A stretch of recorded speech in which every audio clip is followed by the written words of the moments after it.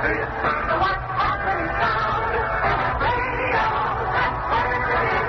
Community activity. Charming people shoot the dream. Get your spirits off the ground. Radio, what's happening now? Weather, traffic, components, the happy beat of the action sound. What's happening gets around on radio. So what's happening now? 10, 9, 8, 7, 6, 5, 4, 3, 2,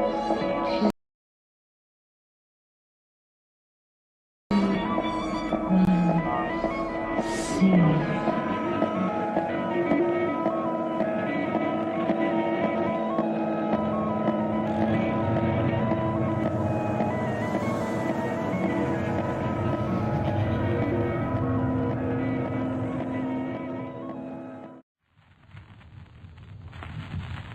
Quiet, please.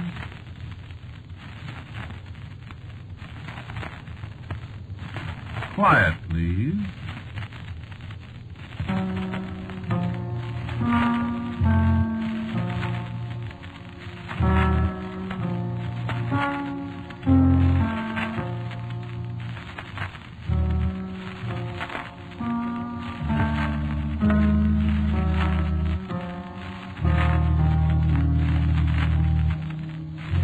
The Mutual Broadcasting System presents Quiet, Please, which is written and directed by Willis Cooper and features Ernest Chappell. Quiet, Please for tonight is called Take Me Out to the Graveyard.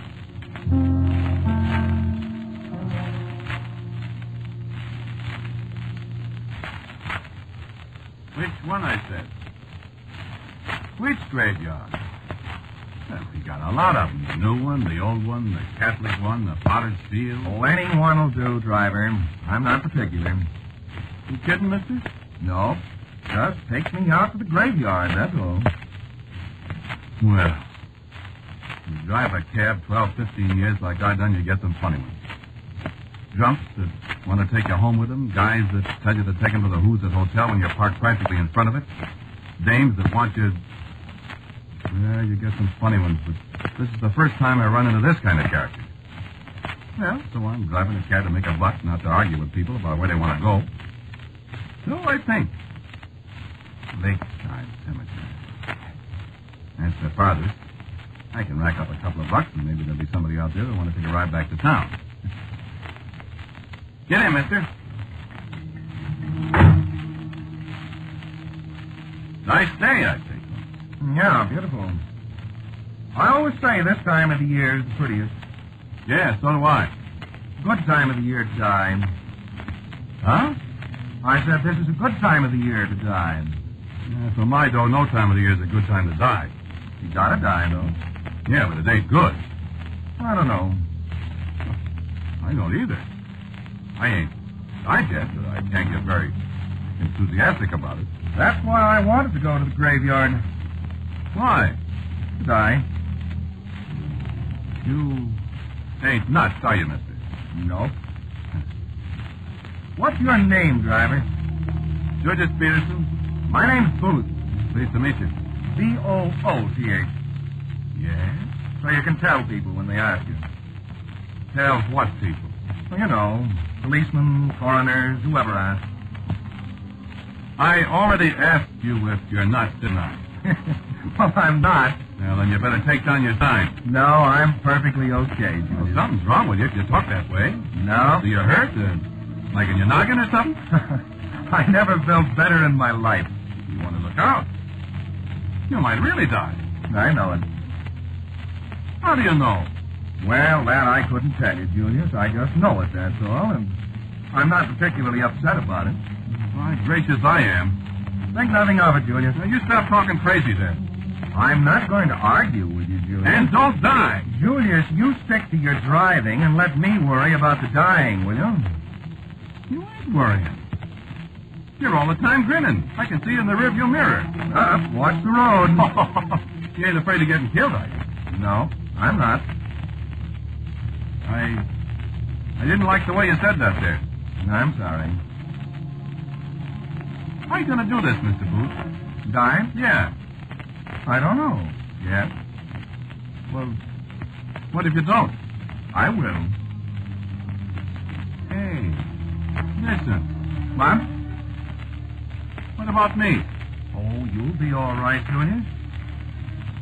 You sure? Positive. Well, that's something. You know, it is a beautiful day. You changing your mind? I can't change my mind. Hey, do you work on the radio or something? Why? Oh, I just thought maybe it was one of them fellas that think up these mystery kind of stories. You know, at night and you was practicing on me. Sorry to disappoint you, Julius. I don't get it. You will. You live here in town? No. Stranger, huh? That's right. A stranger on his last taxi cab ride. I'm beginning to get an idea about you, stranger. You are? I sure am. What kind of idea are you getting, Julius? Listen, mister. No suicides in my cab. I'm not going to commit suicide, Julius. Now, you better not. But I am going to die. Listen. What are you stopping for? This isn't the cemetery. I know it ain't, but this is as far as you're going. What do you mean? I hired you to Get out. Now, look, here, Nick, get out, Mr. Booth. I ain't riding many loose nuts to any cemetery with suicide on their mind. I told you I am not going to commit suicide. I'll say you ain't. Not in my cab, at least. Outside, mister. You say so. But it's certainly... And the clock says 40 cents. Okay. Keep the rest of it. You know, you're not going to make it come out any difference this way. I really wasn't going to die in your cab. Look out!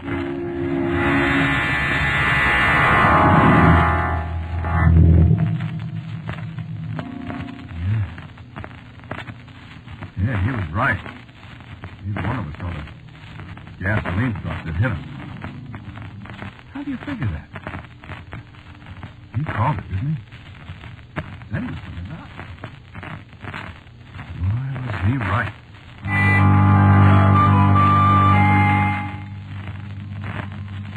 Well, like I said, pretty nearly anything can happen to a cab driver. Only it hardly ever happens twice. So it's a couple of months later, and I'm bucking the line at the corner of Adams and Fulton, and this girl comes out of the store and walks towards me. She's wearing black stockings. Don't seem like gals wearing black stockings these days. She steps towards the cab, so I reach out the window and unbutton the door, and I say, "Where to, lady?" Take me out to the graveyard. What'd you say, lady? I said the graveyard, the cemetery. Lady, you kidding me? Why should I kid you, driver? What cemetery do you want to go to, lady? Oh, is there more than one? Yes, ma'am. Well, you pick one out. I turn around the seat and look at her. She's just an ordinary looking gal, 26, 27. She had on these black stockings. I look at her a minute. I said, "Lady, listen. Yes? Are you sure you want to go to the graveyard?" I certainly am. Why? I don't like to go to the graveyard, lady. You don't? No, lady. Well, that's all very interesting. But I want you to go to the graveyard. So will you please pull down your flag and start? Now, please, Julius. It never occurred to me for the longest time that she called me Julius. How does she know my name? Hey, how do you figure this one, huh? God, I don't like any part of this. One trip to the graveyard started just like this. Look what happened. Well, I figured I'd run out of gas for this thing. I've done before when I had you don't want to take you don't want to go. I just opened my mouth to say it to her, and she says, And don't tell me you're out of gas, Julius, because I know better. I can see your gaze. "Lady, I was just going to tell you The that..." graveyard, Julius. What are you going to do with a thing like this here? I don't like any little bitsy part of it. I tried to jump a red light with a cop standing right there looking at me, then it turns green. Yeah, with the black stockings just giggles and laughs. She was the cheerfulest woman I ever seen. She leans over and talks in my ear. Oh, hurry, Julius. I wanted to say, Why, lady? You know what? I was scared of how she'd answer me. Up Adams to Maine, out Maine to Knoxville, out Knoxville on the way to the graveyard. And after a while, she said something. I was thinking. I said, what'd you say, lady? I said, can't you drive faster? I thought I was saying the lady they got speed laws in this here town, but that wasn't the way it come out. The way it come out was different. Well, I know it come out different because of the way she answered me. Because I have to get there quickly. Because I've got to die. How scared can you get? I missed the streetcar by about 6 inches. Swallowed my heart back down and drove about half a block before I spoke to her again. I said it very careful. I didn't understand you, lady. What? I didn't get you. What you said. Oh, I said I've got to die. I thought that's what you said. You see, that's why we have to hurry. You don't want to go to a hospital? See, I'm trying to make myself, what is it, rationalize this thing. I said, you don't want to go to a hospital, huh? I'm not sick.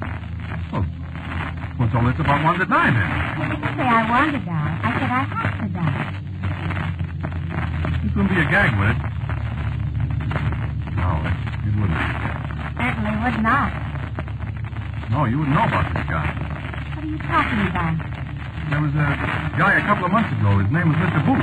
Well? He got in my cab, and he wanted to go to the graveyard. Oh? And he said he was going to die. Did he? You mean did he say so, or did he die? Yes. He done both, lady. What? You see? Lady, get out of my cab. I will not. You're not going to die in my cab now. Well, I will if you don't get to the graveyard pretty quick. You get out. I won't do it. I hired you to take me to the graveyard. You talk just like that Mr. Booth did. Did you make him get out of your cab? You're darn right I did. What would you have done if he hadn't got I out? just throwed him out. Well, you can't throw a woman out. No. But I can just park here till you get out. But I won't get out. You will, too. No, I won't. I'll die right here in your cab. Lady, please don't do that. Then you get along to the graveyard. You better hurry, too. Please. Get a move on. There isn't much time. Lady. You better take my name. Why? You know why. So as I can tell the cops who you are. Who I was. Okay, lady, but I wish you wouldn't. It's Henrietta Gilbert. Miss Gilbert, would you please? Drive on. I'll get in the jam, Miss Gilbert. Drive on. Doggone it. Hurry. Why couldn't you take another cab? Because this is the right thing. What do you mean? I knew it as soon as I saw it. This thing look like a hearse or something? To me, it does. Well, it ain't. That's what you think. I don't see what you're so cheerful about. Why shouldn't I be? Well, if you're going to die... Because I can't help it, so why cry about it? Well, sir, I turned around and I looked at it. That was where I made my mistake. I turned right around again, and where that streetcar come from, I'll never know. Oh, I didn't miss that one. Oh, sure. She was killed. No, I wasn't hurt at all. It was cut on my forehead. You could hardly see it. Cost me $46 to get my front axle straight and the grill work welded, and a trip to the license commissioner's office. Of course, I didn't tell him what I told you. I didn't want to lose my license and get sent to the goofy house besides. You believe it, though, don't you? You will. Yeah, there was another one. A couple of weeks later. It's an old man. Says, take me out to the graveyard. I said, no. He called a cop. On the way, he asked me to stop at the cigar store and get change for a $10 bill. When I come back, he's laying on the floor. Dead. Dead. I took 3 weeks off and stayed home. The first night I took my cab out, a soldier in uniform stopped. Yeah, sure. You know what he said. He didn't get him to the graveyard. I don't know what it was. What happened to him in the war. I just heard a funny noise. It was. That time was kind of rough on me. It was license inspector, a fellow named Rice. You know, you're in a jam, Julius. I haven't done nothing, Inspector. Nothing anybody could hang on you so far. I didn't do a thing. 4 people have died in your cab. Is that nothing? One of them didn't. Huh? He was outside the cab. Now, look, let's not get into any technicalities. All right. Okay, let's hear your story. I already told it to you, Inspector. Well, you don't expect me to believe that. Malarkey, do you? Well, I believe it. You do, huh? Well, I was there when they all happened. And they all wanted to go to the graveyard. I told you that. Yeah, I know you did. And they all told you they was going to die. I told you that, too. All right, all right. Now, I want you to tell me one more thing, Julius. How did they know they was going to die? I don't know. Huh? I don't know. Didn't you ask them? I never thought about it. Why didn't you? Oh, my gosh, Inspector, would you think of that when somebody tells you something like that? I don't know. Never happened. It sure happened to me. What? Oh, yeah. That's what you say anyway. It's true, Inspector, just as true as I'm sitting here. Julius, Sir? you didn't kill them people, did you? No, I didn't. Sir? I just said, Oh, I ought to suspend your license. No, don't. Please don't, Inspector. I ought to. I gotta make a living. You don't have to kill people. I don't. Will they die? Everybody dies. Yeah, but not in your cab. What? I mean they oughtn't to die in your cab. Well, that'd be all right with me, Inspector. You can't figure out any reason, huh? Well, if I could, would I be taking people to the graveyard? Hey, you got something there, Julius. I know it. But, of course, if people tell you to take them somewhere, you have to take them. City Ordinance 809B, 19... I know it. I can't figure it out. Me neither. Must be something in your cab. What? Maybe your cab's haunted. Don't be. I don't think so. Sure you don't say anything to him? Well, I beef about taking them to the graveyard. I mean, besides that. No. You don't put no hex on him or anything? I wouldn't know how. What am I going to do, Inspector? About what? Oh, you can't do anything about these people. They're all dead, ain't they? Yeah, they sure are. Yeah, but don't do it anymore. Don't do what? Or I'll suspend your license. But, Inspector! Don't give me an argument now, Julius. I ain't Inspector. Listen, One more, and I snatch your license. But I tell you that Listen, Julius. What? There must be a reason for it. But what, Inspector? Where's your cab? Outside. Why? I got an idea. Now, listen, Inspector. What? I thought you was... Was what? I guess you ain't, though. Yes, I am. Now, Inspector. Driver, Sir? take me out to the graveyard. Okay, so what could I do? Well, he's a license inspector, ain't he? Okay. How do you feel, Inspector? I feel okay. Goody. You can drive fast if you want to. I'll square a pinch. No, Inspector. Go ahead. I go fast, I bump into something, you get your skull busted, that's all, brother. You won't bump into anything. Yeah, you ain't kidding. You heading for the cemetery? Well, you call the cab, Inspector. I don't feel anything. Stay that way, will you? When did these people tell you they was going to die? Different time. I'll tell you if I feel like it. Yeah, you do that, and I'll stop. Yeah, that'll be all right. And then I'll run. Well, I feel okay. Just keep that way, Inspector. It's all I ask.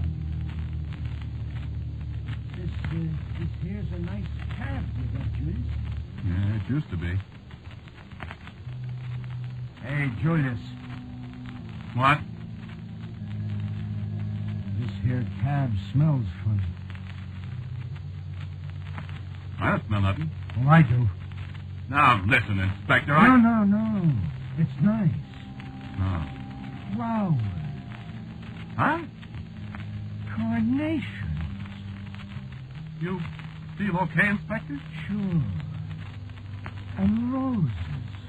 Listen now, sir, And something else. What? Lilies. Oh. By golly, that's right. Oh. Lilies. Oh, boy. Say, Julius, how far are we from the graveyard? Oh, we're getting closer. You still feel okay? Oh, I feel wonderful. Just smell them lilies and things. Well, I'm glad I can't smell them. Just like a greenhouse. Oh, he's not. Or like a funeral.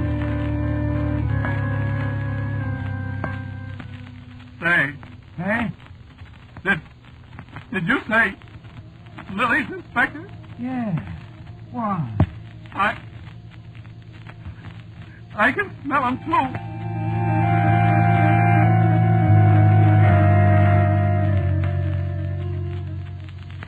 How much further, Julius? We're pretty near there, Inspector. How do you feel? Elegant. How do you feel? Awful. I ain't dead yet. Don't say that, for God's sake. What's the matter, Julius? You sure you feel all right? Oh, I feel swell. Only them lilies smell awful loud. Doggone it, there ain't no lilies. You smell them, don't you? I sure wish I didn't. Look, Julius. What? There's the cemetery. Oh, boy, we made it. Well, don't stop. Well, why not? Go on in. No, sir. Now listen, Julius. I don't want to go in. I hired you to take me to the cemetery. You're on the cuff. Go on in. Look, I don't like graveyards, Inspector. Go on in. I don't want it. Go on. Oh.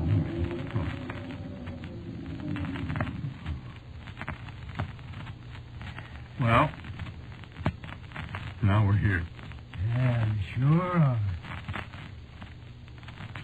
We're here, so let's go back. Yeah, wait a minute. Where you going? Hey, this is a pretty cemetery, Julius. Well, come on. Come on, and let's go back. Yeah, sure is pretty. I'm glad we came. Come on, Inspector. No, Well, why not?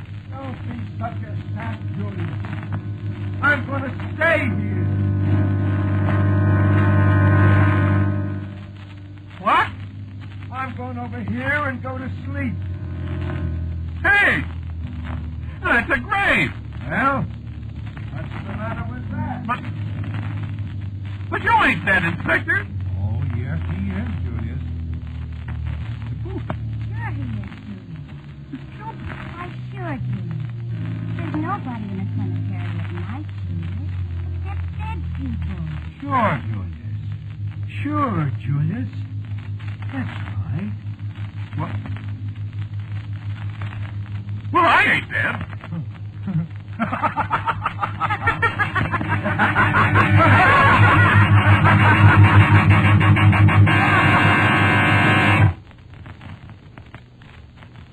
Yeah, they was right.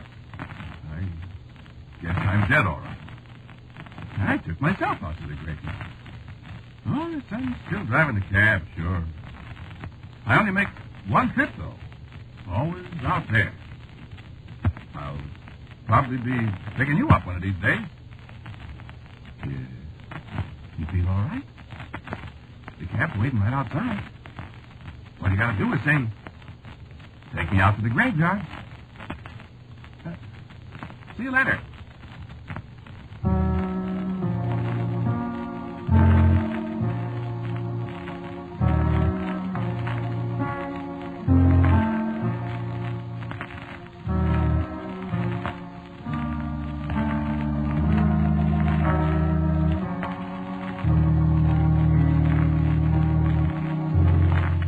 Listen to Quiet, Please, which is written and directed by Willis Cooper. The man who spoke to you was Ernest Chappell. And Mr. Booth was played by Don Briggs. Miss Gilbert was Evelyn Juster. The inspector was Ed Latimer. Music for Quiet Please, as usual, is composed and played by Gene Perazzo. Now, for a word about next week's Quiet Please, here is our writer-director, Willis Cooper. 3. That's next week's story. I've always wanted to write a story with a number instead of a title. 3, of course, isn't written yet, but it might be interesting. Listen next week to 3. And so, until next week at the same time, I am quietly yours, Ernest Chappell. Quiet Please comes to you from New York. This is the Mutual Broadcasting System.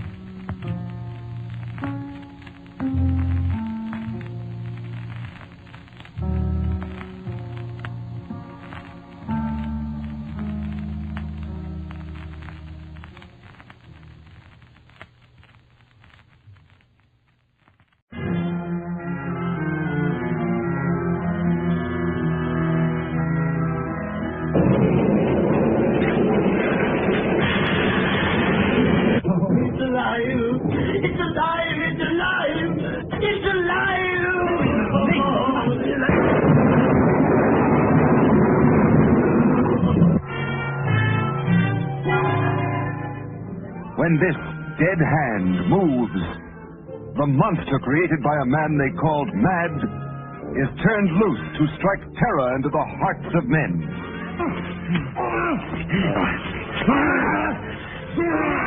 To shock women into uncontrolled hysteria. Elizabeth!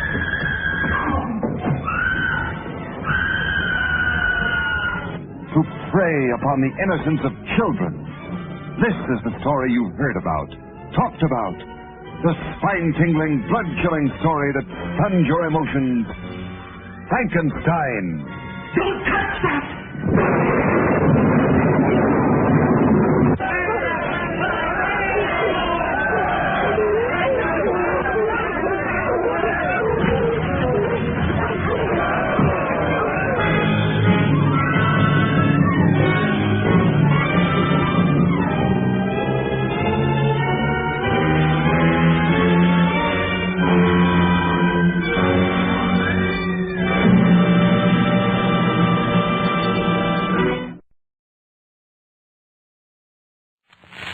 Quiet, please.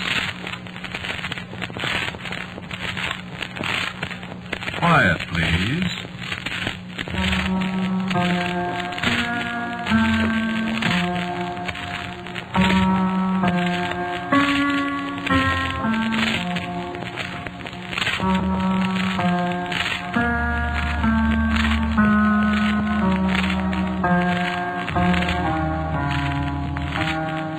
The Mutual Broadcasting System presents Quiet Please, which is written and directed by Willis Cooper and features Ernest Chappell. Quiet Please for tonight is called Camera Obscura.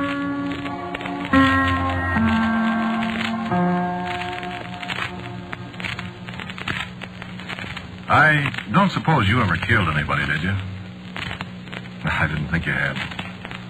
Funny, though, you can't tell, you know. Murderers very seldom look like murderers, and there's lots more of them around you have any idea. I know a fellow, a little squinched up, wheezing gizmo. He's a carpenter, lives on Berenda Street down in L.A. Murdered his wife's brother in 1928, and nobody ever had the faintest idea, except the wife's brother. And the guy's doing fine. He thinks he got away with it. Well, he'll find out. Like that woman in Alameda that killed her husband with that stuff you can buy in any drugstore and never have a clerk raise an eyebrow at you?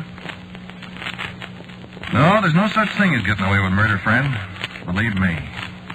And for my money, walking up the 13 steps and standing on a trap door with 9 turns of a hangman's knot rubbing against your left ear, or sitting in a chair smelling burnt almonds with a lot of scared faces staring at you through a little window, or even the hot squat itself. Believe me, any of those legit ways of paying off for murder is pie compared to what you're going to get if you let it ride.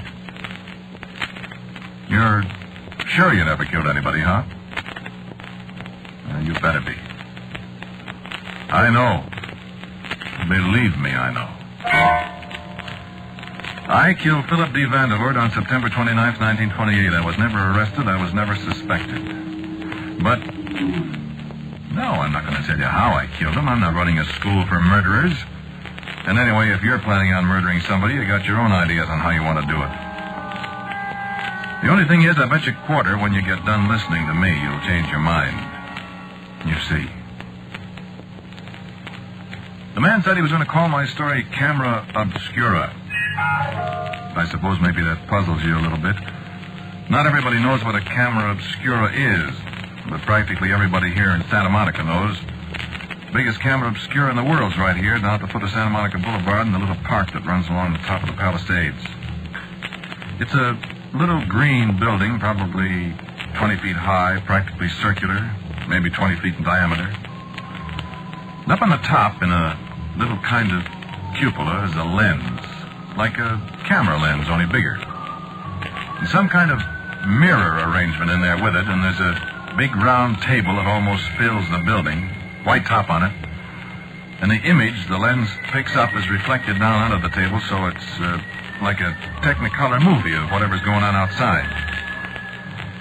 There's a wheel, like a ship's steering wheel, that you turn the lens with it, turn it around so you can point it out towards the bay or up the street or anywhere. That's a cute little gizmo. Tourists have been getting a kick out of it for I don't know how many years. Ask anybody that's ever been in Santa Monica. Everybody's seen it. And an awful lot of people have been in it. And that's the Camera Obscura, a harmless little green building in a park in the sunshine. And black as a murderer's heart inside. And a miniature world lying flat on a table in there. Go see it sometime. You'll get a bang out of it, too. Even if you don't see what I saw.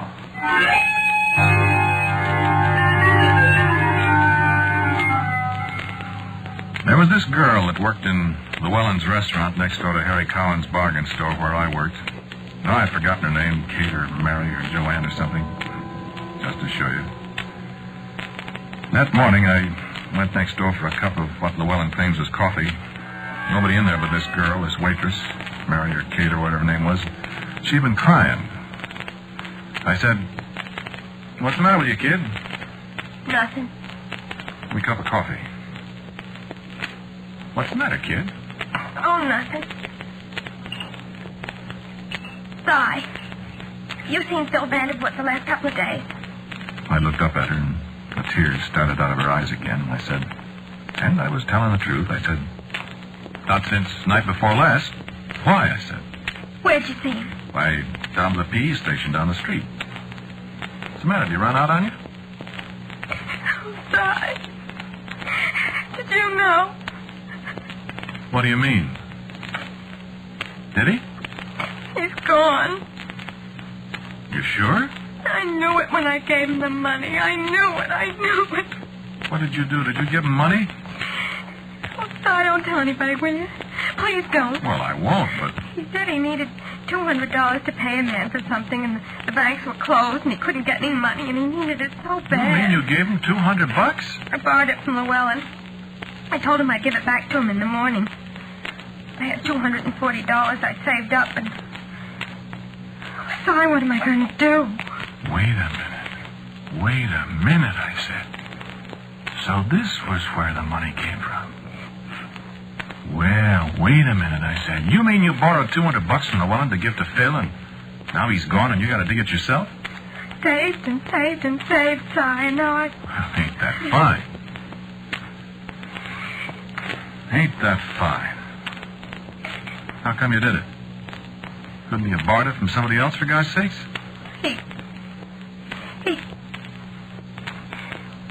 We was going to get married, Sigh. Well, you sap. $200, you sap. I know it. But what am I going to do? I guess pay up. You said anything to the police? Oh, no. You going to? Well, I don't know. Should I? No, I can't. Why not? Well, I don't know if he really ran out on me, but... You were going to marry him, huh? He asked me to. Yeah. Well... Oh, Si, don't say anything about it to anybody, will you? No, I won't say anything. I won't say anything. If he's really gone... He's gone, all right. What should I do? Well, you can go to the cops if you want to, but if I was you, You'll get an awful lot of publicity, you know that. Worth $200 to you? I know it. I don't know what to do. Well, I gotta beat it. Harry will be screaming for me. Here, you got change for a $10 bill? Yeah, I guess so. So, 10, 50, 2, 3, 4, 5, 10. See what I mean? She didn't have the faintest idea that was one of the $10 bills she gave to Phil Vanderbilt a couple of nights ago.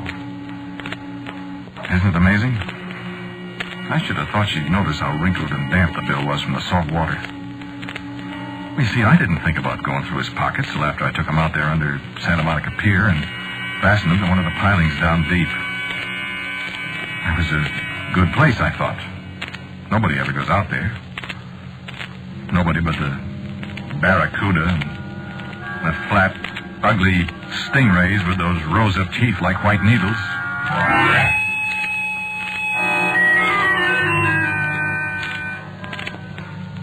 Kind of left the camera obscura sitting out there on the Palisades all by itself, didn't we? Yeah, we'll get back there. I'll say we will. It was funny about Phil Vanderbilt. He was one of those fellas you see around town. You never get to know him. But you see him, and he's like a bus stop sign or one of the kids that sells the Outlook and the Express on the corner across the street from the California Bank. You know, he's there, and you never notice him. Never notice him when he disappears, either. It's like that in California quite a lot. So Philip D. Vanderbilt sort of faded out. And practically the only people in Santa Monica that thought about him was me and the babe in the Wellens restaurant. And she didn't know I thought about him at all.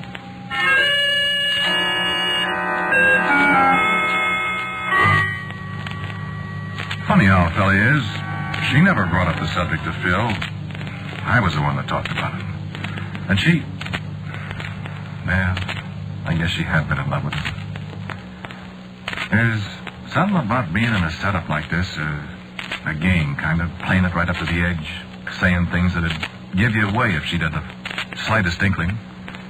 Had a great kick. Yeah, a great kick. I remember one afternoon, I had Wednesday afternoons off, and that day I stopped in the restaurant. She was putting on her hat. Llewellyn had told her her business was slack that day and she could have the half day. So instead of eating a piece of pie, I said, "Come on, let's take a walk." Thought maybe we'd go down to the beach and take one of the trams over to Ocean Park and play tango, eat a couple of hot dogs. So we started down Broadway, and I said, "Hey, you ever been in that camera obscura over there?" No, you? "No, let's go see what it is." Okay. It was one of those afternoons when the sun was still shining bright. There was a big bank of fog sitting offshore a few miles, sort of sneaking in to take over. Those afternoon fogs in Santa Monica are a thing. They slide in, and all of a sudden there's like a great big damp gray seagull sitting down on top of it. So I figured the fog would be in another hour, and the beachfront is pretty dreary when that happens, so maybe we'd kill a little time in this gizmo and then walk on over to the Criterion and see the Rough Riders. That was what was playing then, the Rough Riders. There isn't anybody around the camera obscura when we climb up the steps. No tourists, nobody, just the girl and me, whatever her name was. The wooden door bangs behind us. I didn't know a place could be so dark. Well, we stood there and looked at the white-top table and the moving picture of Santa Monica on it. I have to admit it's quite a kick the first time you see it. But I hadn't seen anything yet. I twisted the wheel around, and the picture slid across the tabletop, and there were the breakers rolling in. There was the Monica Ballroom and the merry-go-round and the pier, and people fishing and people walking around, and I thought about what was under that pier, if it was still there. And then a man walked by real close, so he almost filled the whole picture. He turned, and he seemed to look right at us, up off that tabletop. Look, there's Phil. And there he was, staring right at me and kind of smiling, and right behind him in the picture was the pier I left him on. And he stood there, and she fumbled at the door and threw it open, and the light flooded over the picture, and he was gone. Yes, and when I went outside, he was gone from there, too. But we saw him inside. We both saw him. I don't know. I couldn't tell her it was impossible for Phil Vanderbilt to stand outside the camera obscura that afternoon, could I? I had to go along with her. I had to say, sure, you'll see him again. Sure, you'll get your $200 back. Sure, he'll show up again. Every time I said it, I got that chilly, cold seaweed feeling between my shoulder blades. I should have had sense then and gone up to Clarence Webb's office and turned myself in and said, Clarence, I murdered Phil Vanderbilt, and you'll find him tied to a piling under the pier out there just the other side of the dance hall. I should have done that. All they'd have done to me was send me up to Folsom and put the black cap on me. No, I had to do it the hard way. I had to get away with murder. I had the hunch, and I didn't play it. I wish I had, that's all. Let's go over to the camera obscura again, Si. I didn't want to go to the camera obscura again. I didn't want to go in there in the dark. I didn't want to see that picture. I didn't want to see Phil Vanderbilt. This afternoon, the fog was already coming in. You couldn't see the end of the pier. And as you looked out toward the bay, that white wall kept easing in closer and closer. I had the feeling that when it got to me, I'd disappear too. Right in broad daylight, you get that feeling. It was warm in there in the camera obscura from the sunshine that had been beating down on it all that morning. Look at the fog, Si. Look, Si. And the fog in the picture swirled aside a little. There was somebody coming toward us. I had the illusion that he was actually coming toward us right out of the picture. And then the fog blew away a little more from his face. It's Phil. Look, Si, it's Phil. I know we see him again. Phil! Phil! And she ran out of the place and the door slammed shut. I was all alone in there. She ran down the steps and I could see her in the picture, and Phil came walking steadily toward me, and then I could see her in the picture. She ran toward him outside there, and I could hear her calling outside. Then she ran toward him in the picture, and I could see them both just as plain as I see you. And she ran straight through him as if he was part of the fog himself, and he kept on coming closer toward me. Closer and closer. I don't know how I got out of there. I honestly don't know. I remember I couldn't find the door in the dark, and when I finally did get out, my hands were all full of splinters from pounding on the walls, and there was a gash over my eye where I fell down the stairs, and I'd never been so scared in my life. I mean to say I had never been so scared in my life. You see, something tripped me as I opened the door. Something caught my ankle and threw me. No, it wasn't Phil Vanderbilt hand, as you're probably thinking. It was a long strand of wet seaweed. The kind that gets all tangled around the pilings under the pier.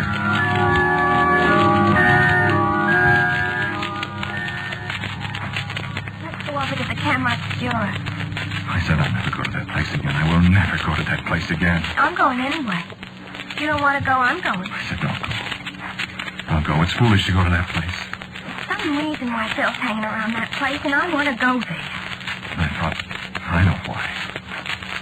I know why he's hanging around there. No, I won't go to the movies with you. Going over to the camera obscura, whether you want to go or not. And I knew I had to go. I said to myself, if you let that girl go over there by herself, she'll see him again, and what if she find out? I said to myself, you got to go with her so you can keep her from finding out whatever she might find out. And I said, well, all right, I'll go just this one time.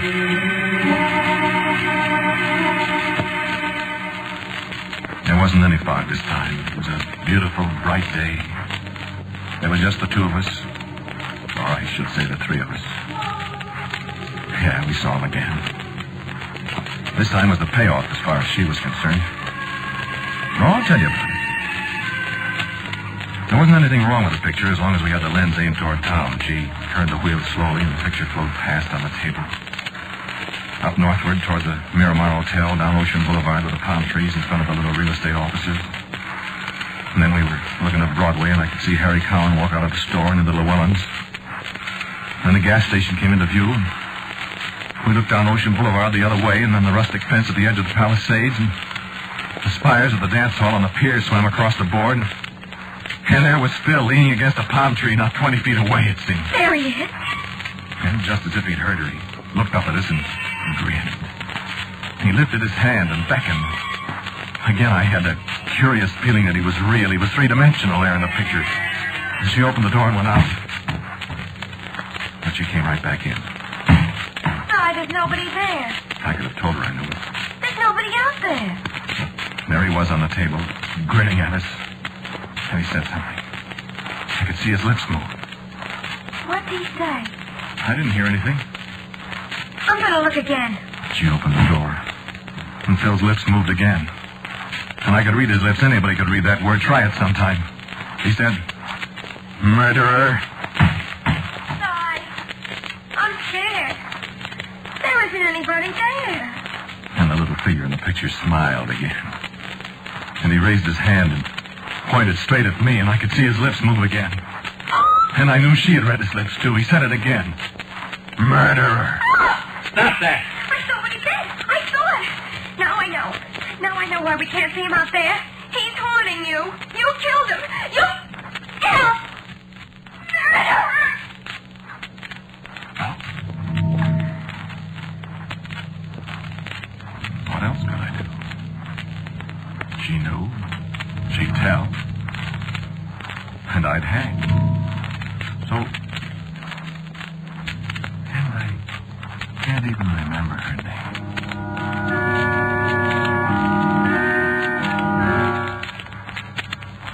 There's quite a bit of space under the table in there. And it's dark, like I said. After a little while, I opened the door and looked out, very casually. Everything seemed to be normal. I saw Bobby Clark, the motor cop, go by on his bike. Harry Collin was walking back into the store. Nobody was looking at me. I was about to start down the stairs when a sudden thought struck me. I hadn't looked at the tabletop of the picture. I closed the door and turned around. Phil was still there in the picture, still looking at me. And there, beside him under the palm tree, was the girl.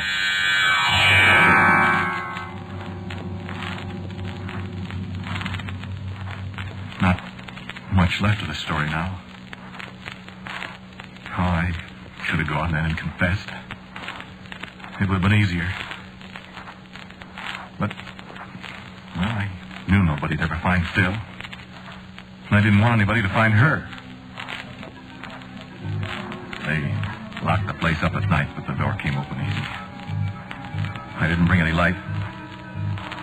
It was 3 o'clock in the morning, and the fog was hanging from the sky like a wet velvet curtain. You couldn't see a streetlight a block away.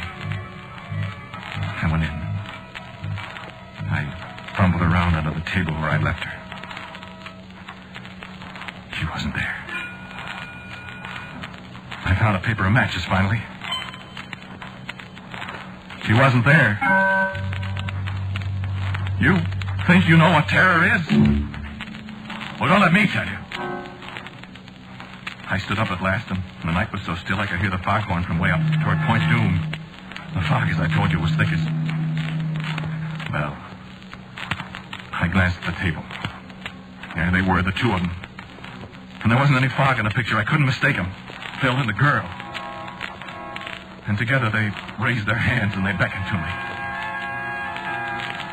I knew I couldn't move. But I opened the door. I went down the steps into the fog.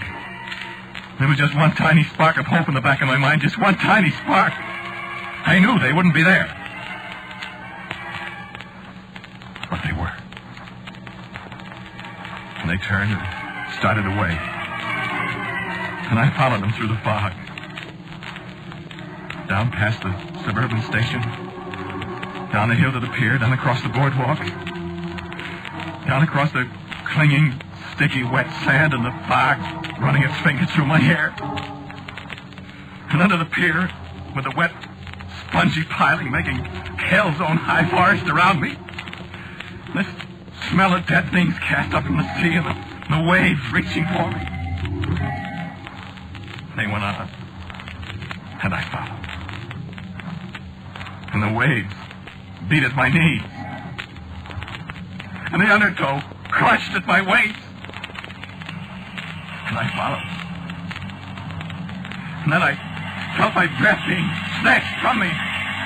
There was a long flutter of seaweed across my face. It's in the taste of salt.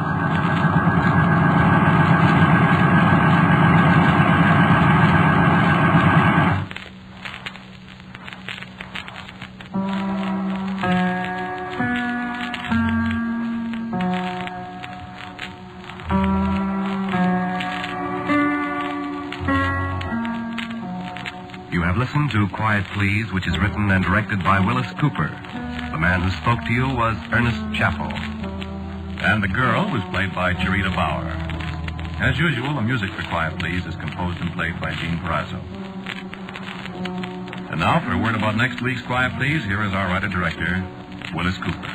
The music of Claude Debussy was the inspiration for next week's story, which, borrowing the composer's title, I have called La Fille aux Cheveux de Laine, the girl with the flaxen hair. If you like charming ghosts, you'll probably like her. And so, until next week at the same time, I am quietly yours, Ernest Chappell. Quiet Please comes to you from New York. This is the Mutual Broadcasting System.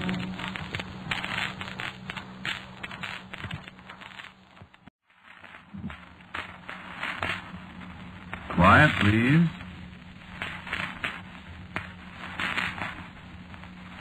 Quiet, please.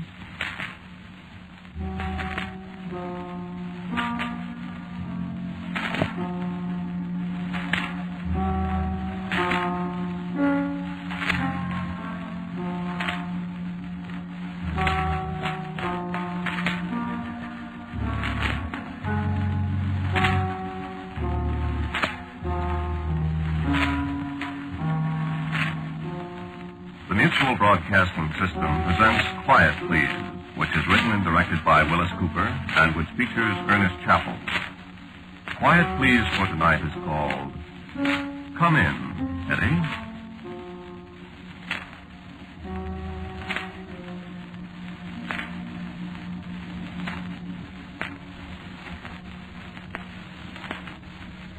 You believe in ghosts? Haunted houses? I got a story for you.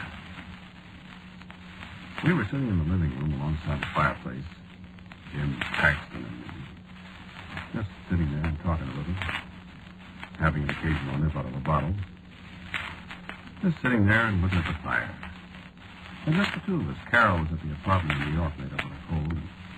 And I'd run into Jim on 39th Street that afternoon. He said, "How's about driving out to the country to your place, huh?" That's what we were talking about this night when it was raining. It was 12:30. We were all alone in the house. How long you been here, Arnold? Where? Here? In Eddie's house? This is my house. It is now. Well, don't forget it. No. You feel funny living here? No. I would.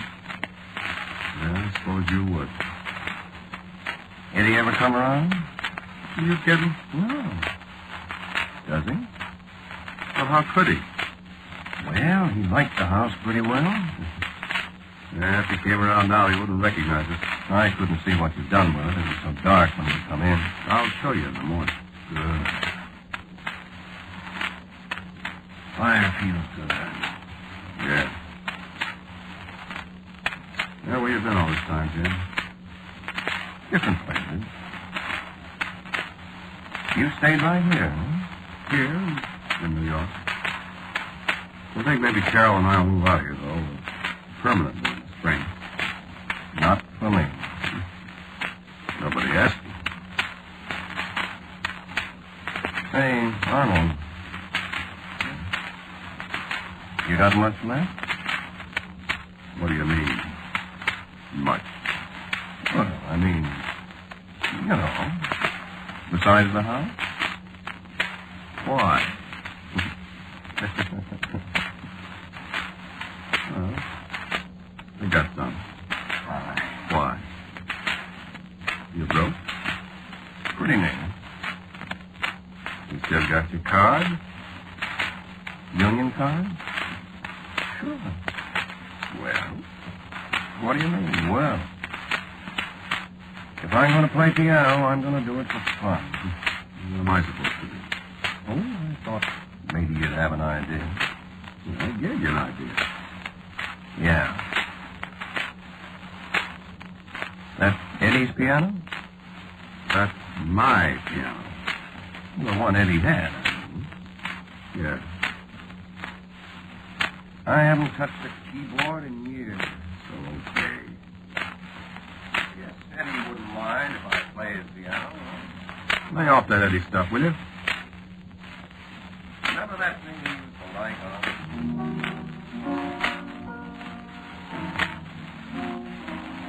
That Cesar Bach D minor symphony thing?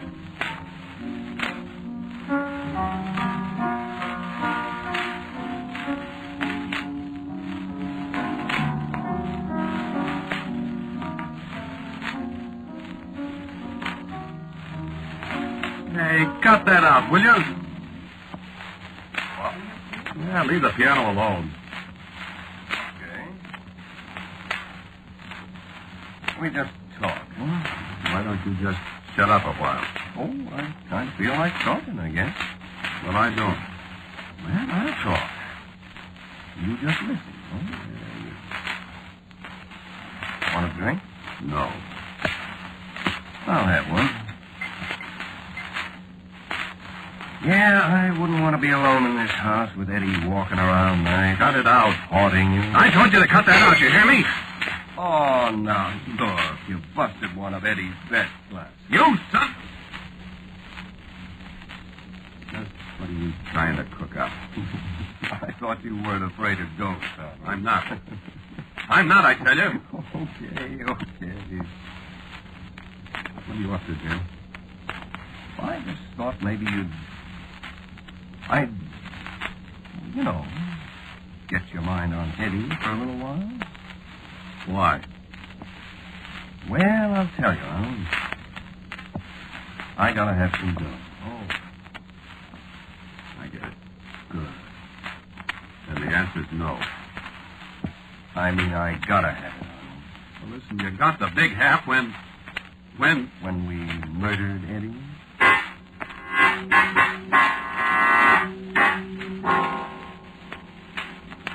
No, don't think it's so big, Arnold. There's nobody here but you and me. What was that? The ashtray fell off the piano onto the keys.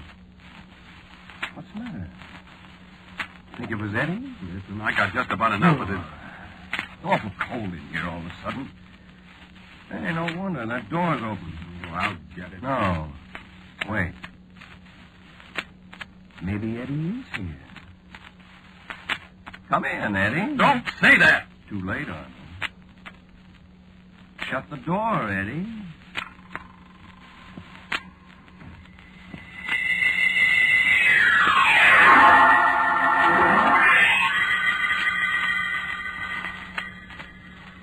It was the wind, I told myself. It must have been the wind. The wind does funny things in an old house like this one. Sure, the wind can open a door, and then the draft through the doorway will close the door sometimes. Won't it? It couldn't be Eddie. Well, Eddie's dead. Eddie died 6 years ago, right here in this house. Right here in this room. Well, I couldn't help it. I liked Eddie. Well, Eddie was my cousin, wasn't he? I couldn't help it. He had more money than he knew what to do with. I couldn't help wanting his money. Well, everybody wants money, don't they? Eddie shouldn't have let me know he'd made that will and I was to get everything. The house and everything. I'm not going to be crazy. Eddie can't be. Well, if he was going to haunt me, he'd have been here before this. Wouldn't he?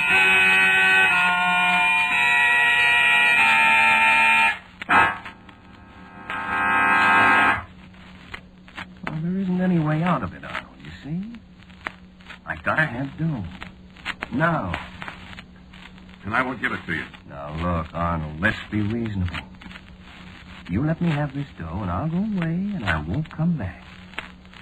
How do I know you won't? Well, kid, you don't. But see, you haven't got any alternative. I won't do it. What do they do to him in this state? Who? Murderers. Stop talking that way. Hang him or burn him? Well, you'll find out, too, if you try to squeal on me. You had just as much to do with it as I did. Yeah, that's right. So I did. No, don't try anything. Oh, Arnold, don't be so dumb. That's the trouble with you. You're always so dumb. What? Listen. Who thought of knocking off Eddie in the prison? You did. Right. And who figured out a way to do it so nobody'd ever even suspicion he was murdered? You did? Well, then, jerk, you don't think I haven't got an out on this thing? How? I should tell you. Look, take my word for it, Arnold. I'm in the clear. And, brother, you ain't. So you might as well lay it on the line and be happy. I don't believe it. Okay, so don't then. But believe me, Arnold, when I tell you it's going to cost you one thing or the other. What do you mean? The dough, Arnold. Or your life. You see? I won't do it. Stir up the fire a little. It's getting cold in here again. Is that door open? No. The door's closed, Arnold. Eddie's in here with us. I didn't touch that poker. Of course you didn't, Arnold. That was Eddie. Starting to stir up the fire for you.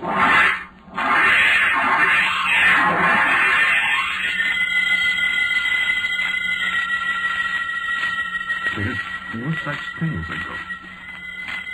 Well, when people are dead, they're dead. They don't come back to haunt other people. Jim Paxton was playing some kind of a trick on me, just like he tricked me into killing Eddie. Well, I would never have thought of it till he suggested it. And I used to lie awake nights thinking how fine it would be if Eddie was dead and I had all his money.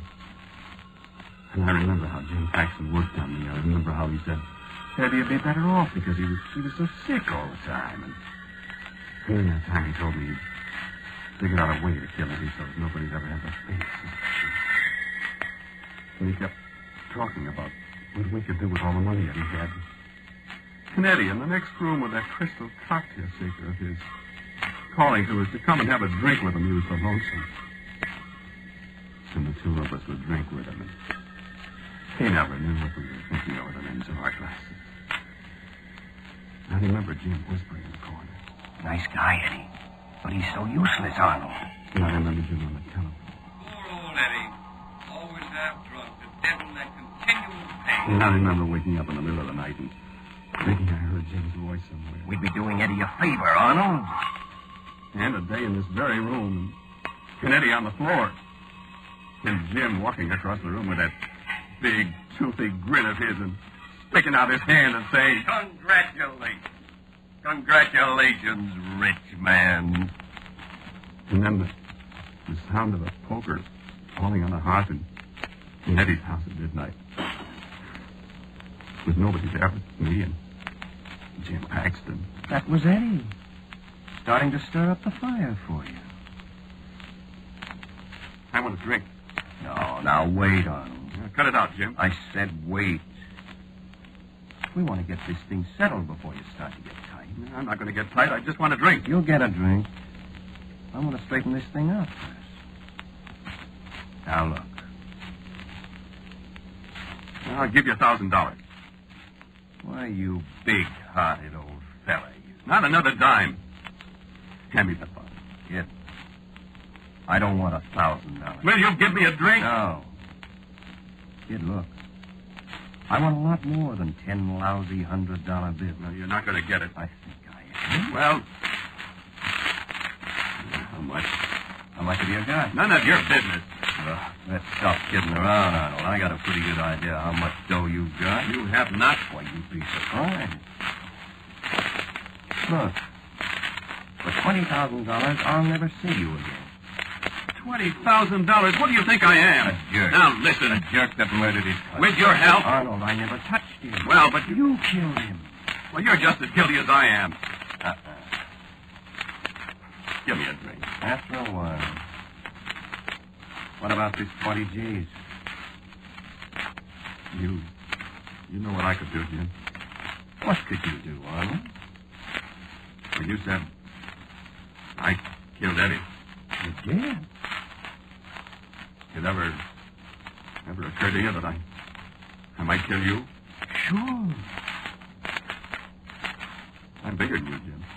Yeah? Why, You could choke me. Or you could hit me with a poker. Or maybe you got guns here. You could shoot me.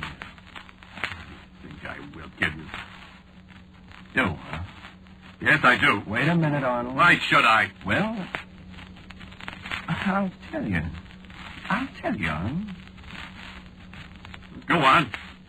See, the trouble with you is you're so dumb. Dumb enough to kill you. Yeah, that sure would be dumb, boy. Yeah? Look, kid. I told you I got an out if I have to turn you in. I was smart enough to figure that out so nobody could touch me. What's that got to do with me killing you? Well, Arnold, boy, if I was smart enough to figure out a foolproof way of knocking off your cousin, and if I was smart enough to dope out a way to keep my nose clean if they hang you, well, wouldn't I be smart enough to have an angle that'd keep you from bumping me? What do you mean? You know, one of the reasons I like you, Arnold, is you're so simple-minded. Look, don't you ever go to the movies, or listen to the radio, or read a book? What are you talking about? Okay. Look, here's a little note written to a certain guy that spills all the works about how Eddie got knocked off.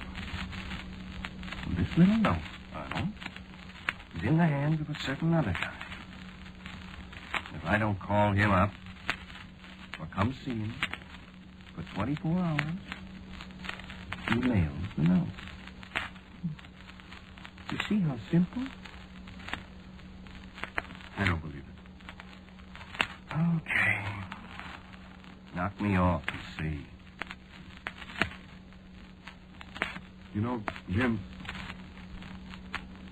I was thinking. Well, what do you know about that? I was thinking, wouldn't it be funny if Eddie was here? Funny? Oh. You know, if Eddie was here, listening to us two talk about how we murdered. The word, Arnold. All right, murdered. How we murdered him. You know, I don't think he knew who did it. I never thought of that. I don't think he did.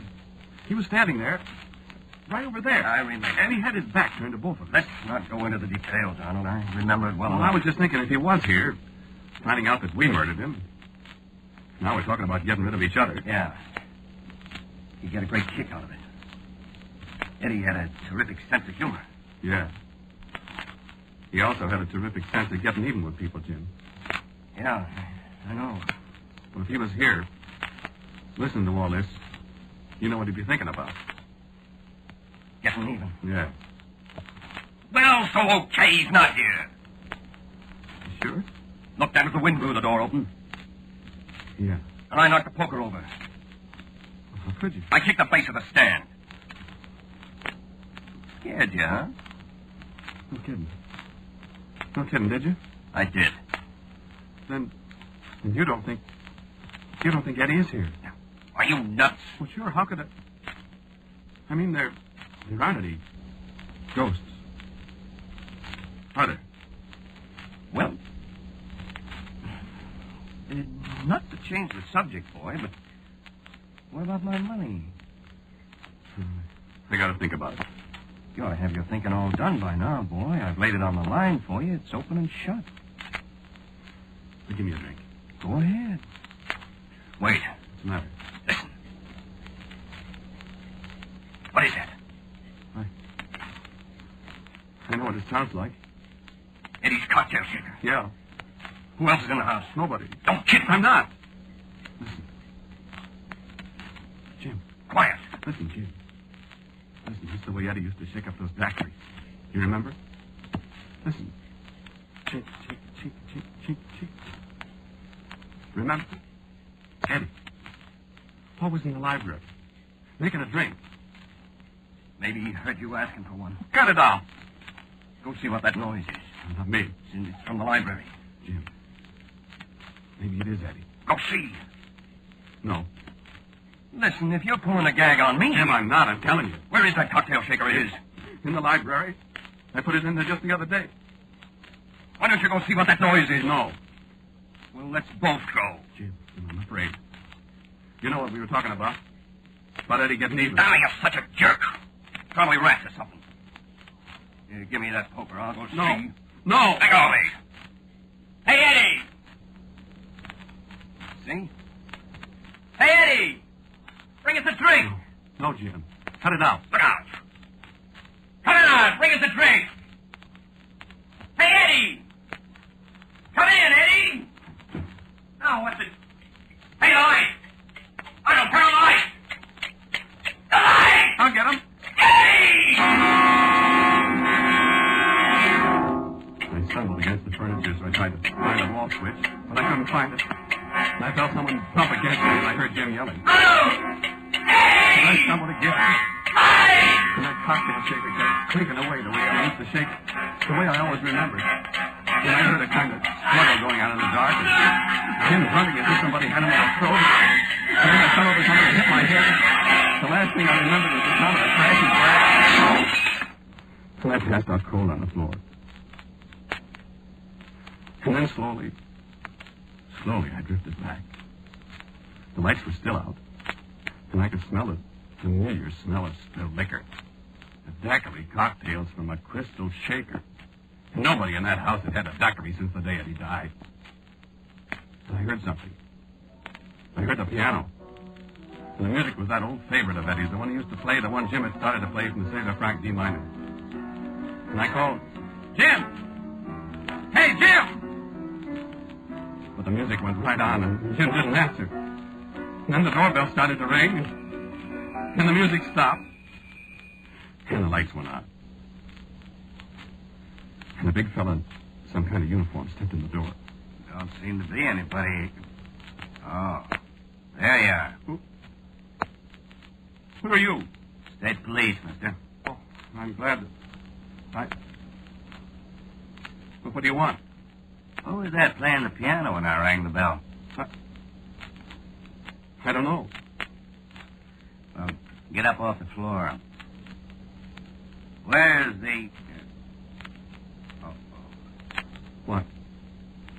Where's Jim? Jim?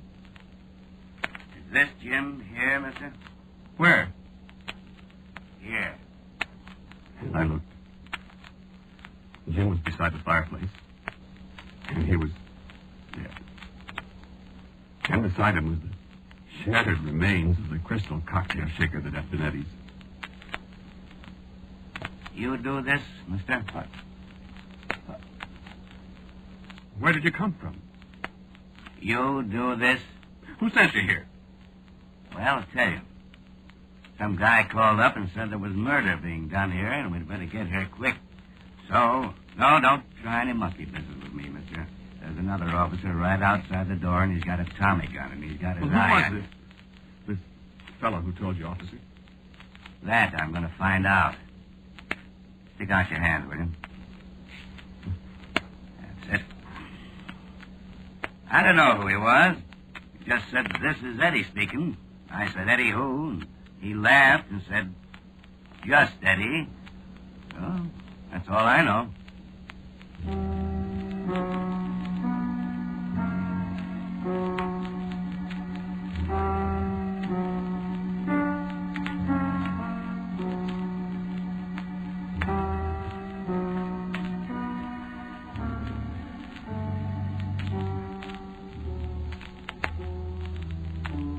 You have listened to Quiet Please, which is written and directed by Willis Cooper. The man who spoke to you was Ernest Chappell. And Les Tremaine played Jim Paxton. Arthur Cole was a police officer. Music for tonight's Quiet Please was composed and played by Albert Berman. And now for a word about next week's Quiet Please, here is my good friend, Bill Cooper. I have a story for you next week about what sometimes happens to explorers who go places they shouldn't go. I call it Some People Can't Die. And so until next week at this time, I'm quietly yours, Ernest Chappell. This is the Mutual Broadcasting System. Now, here's a real solution to many of your Christmas shopping problems. If your friends smoke a long cigarette, give the best of long cigarettes, Fatima. Give Fatima for quality. The name Fatima has always stood for the best in cigarette quality. Give Fatima for flavor. Fatima has a much different, much better flavor and aroma than any other long cigarette. Give Fatima. They're extra mild. Yes, Fatima is the long cigarette which contains the finest Turkish and domestic tobaccos superbly blended to make Fatima extra mild. Yes, extra mild. So give Fatima for Christmas in the attractive golden yellow carton. It's the long cigarette that has doubled and redoubled its smokers. Yes, more and more smokers every day agree Fatima is the best of all long cigarettes. If you want a long cigarette, smoke the best of long cigarettes. Smoke Fatima. Fatima is the long cigarette which contains the finest Turkish and domestic tobaccos superbly blended to make Fatima extra mild. And that's why Fatima has a much different, much better flavor and aroma than any other long cigarette. That's why Fatima is doubling and redoubling its smokers. So, if you want a long cigarette, smoke the best of all long cigarettes. Smoke Fatima. If you want a long cigarette, smoke the best of long cigarettes. Smoke Fatima. Fatima is the long cigarette which contains the finest Turkish and domestic tobaccos superbly blended to make Fatima extra mild. And that's why Fatima has a much different, much better flavor and aroma than any other long cigarette. That's why Fatima is doubling and redoubling its smokers. So, if you want a long cigarette, smoke the best of all long cigarettes. Smoke Fatima. Quiet, please. Quiet, please.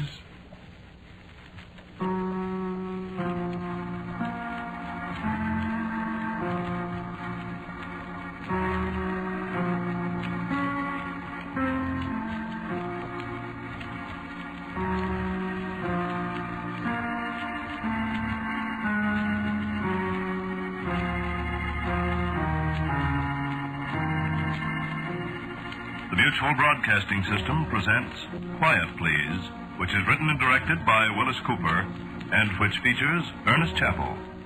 Quiet Please for tonight is called A Night to Forget.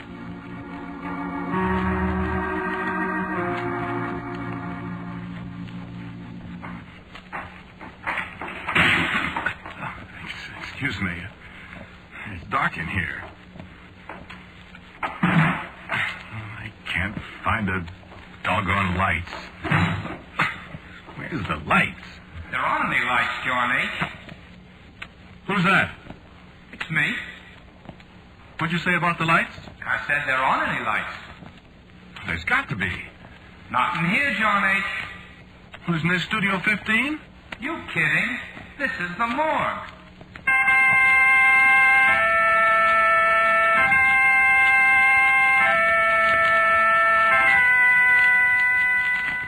That was last night.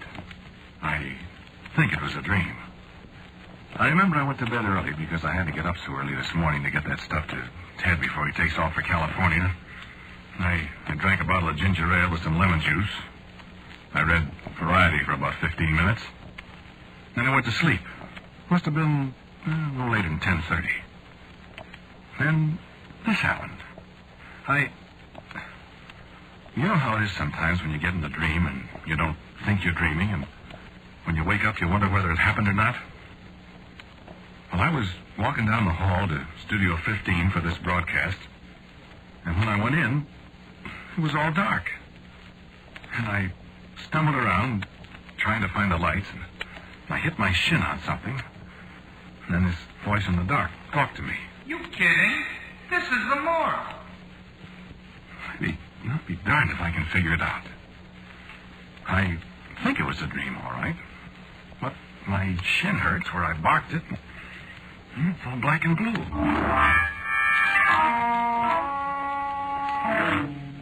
I woke up and I lay there quite a while. You know, half dopey, trying to figure it out. I turned the lights on finally, and I was right there in my room with my shin hurting. I know I hadn't been out of bed because I was all wound up in the covers. And I couldn't get back to sleep again. You know how it is? You have a nightmare and you're afraid to go back to sleep because you might have another one, a worse one. Well, listen. I was just lying there in my own room with the lights on, looking at the ceiling and trying to think. And it began to get dark. No, the lights didn't go out. I could see the lights. But it was dark. Everything just sort of faded. Like in a movie, you know? And pretty soon it was black dark. I tried to get up, but I couldn't. And I just lay there, flat on my back, in the dark and the silence, and I was scared. Doesn't he look nice? Beautiful. He's got that blue and white shirt on that I gave him. I wish I could have got that tie from him in time. I always liked that tie. It is pretty. He certainly looks nice. Certainly does. Look, will you two please get out of my room? What'd you say, John H.? I said get out of my room. Why, this isn't your room, John H. Now, look. Of course it isn't. Now, look, if I have to get up and chase you out of here... Right, John H. You know you can't get up. Of course you can't. You're dead, John H.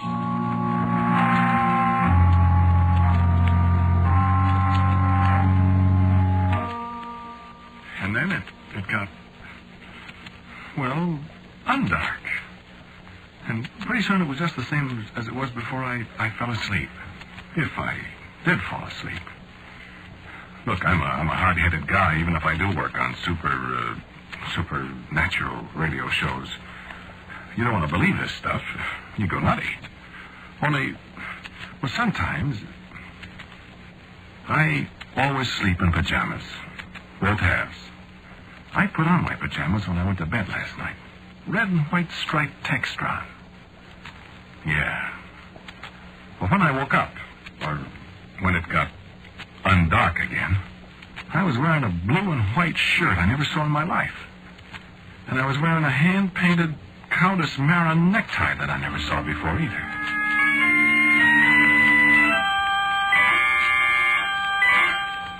So this is too good. Somebody's playing funny jokes on me. I love practical jokers. In a pig's eye, I do. Radio's full of practical jokers. All sorts of bum gags, like Don Amici used to do when he was a radio actor. You used to be reading a commercial, giving it this and data. Don would come up behind you and start to take your coat off. Well, you know you can't stop. You're on the air and you have to make with this thing. So you'd wiggle around. The first thing you'd have your coat. Then he'd unbutton your suspender buttons. Take off your necktie. You can't do a thing but keep that old smile in your voice and go about locked-in goodness and, please, Mrs. Housewife, buy the large economy size and holding out of your pants with one hand, and it's all very, very funny. Especially if the sponsor's sitting there in the booth looking at you. So I say to myself, some practical joker. Only I add a couple of adjectives to that. Only thing is, how did he get the lights to go out? I lie there a while and I think and I try to figure it out. And I shut my eyes, I guess. Anyway, when I opened them, it was dark again.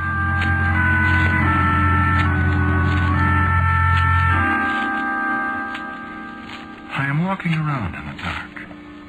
And the ground is springy underfoot. There's a cool wind blowing. What are those things? Those white things. Why, they look like gravestones. They are gravestones. Will you stand to one side, please, Johnny? Excuse me. I gotta get to work, see? This is an extra special rush job. I gotta get it done right away. Did you say something, Johnny? I was just going to ask you, What is this place? My goodness, John H., this is a cemetery. Cemetery? Certainly. Would you move your foot a little? What am I doing in the cemetery? What do people usually do in the cemetery, John H.?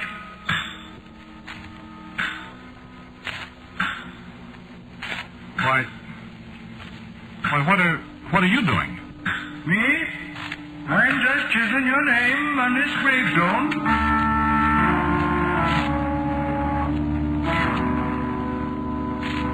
And there it was, laid out in chalk on the gravestone. John H. And I shut my eyes. When I opened them again, I was lying on my bed. Well, you know what people mean when they say their mind reels. Oh, boy, I do. I rubbed my eyes, and I felt like sand on my fingers. It wasn't sand, though. It was marble dust.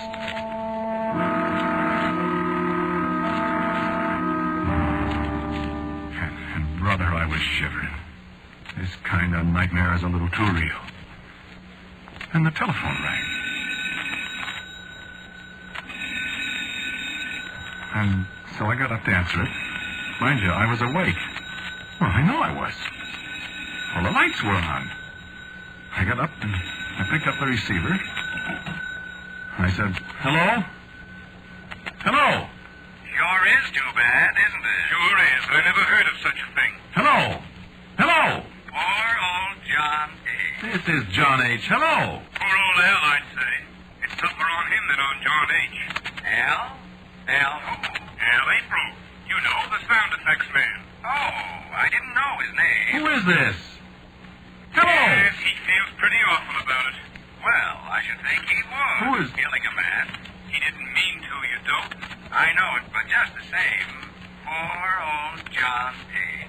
He didn't know it was loaded. I mean, loaded with bullets. Matter of fact, there was just the one bullet. One was enough. Right on the air, too. Yeah. I bet that was the first time a radio audience ever heard a real killing. Yeah. Hello? I want to know who this is. What about its commercials? You know? John H., you mean? Yeah. Well, I'm auditioning for the big one tomorrow. You are? Yeah, they called me this morning. Gee. I wonder if I could get in on that. Well, I don't know. I'm pretty sure they're going to pick me. I think I'll try anyway. Sure you won't mind? No, oh, no. Well, I'll see you. Poor old John H. Yeah, too bad, wasn't it? So long. Who is that? Hello? Hello? Hello? Yes, sir? You got me in on a crossed wire or something. Oh, no, sir. Well, when you rang me, I picked up the phone Well, and... I'm sorry, sir, but I didn't ring you. What? Well, I haven't had a call for you all evening.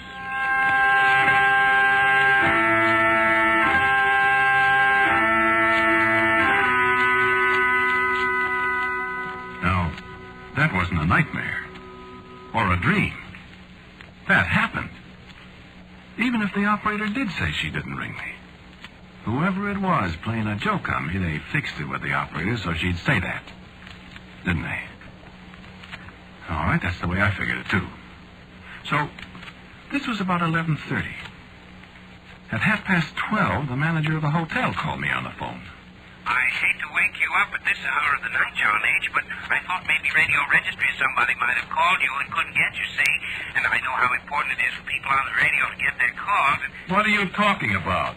I just thought you might want to call registry and see if they've been trying to get you, see? I don't get it. Oh, excuse me. See, something happened to our telephones about 10 o'clock, and nobody's been able to get a call in or out of the hotel since then.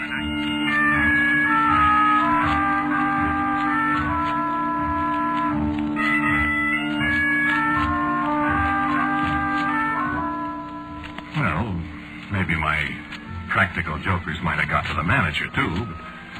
But this morning when I came downstairs, I found he wasn't kidding. The phones had been out for 2 hours and a half. Something blew up in the switchboard or something. Well, that's carrying a practical joke an awful long ways, isn't it?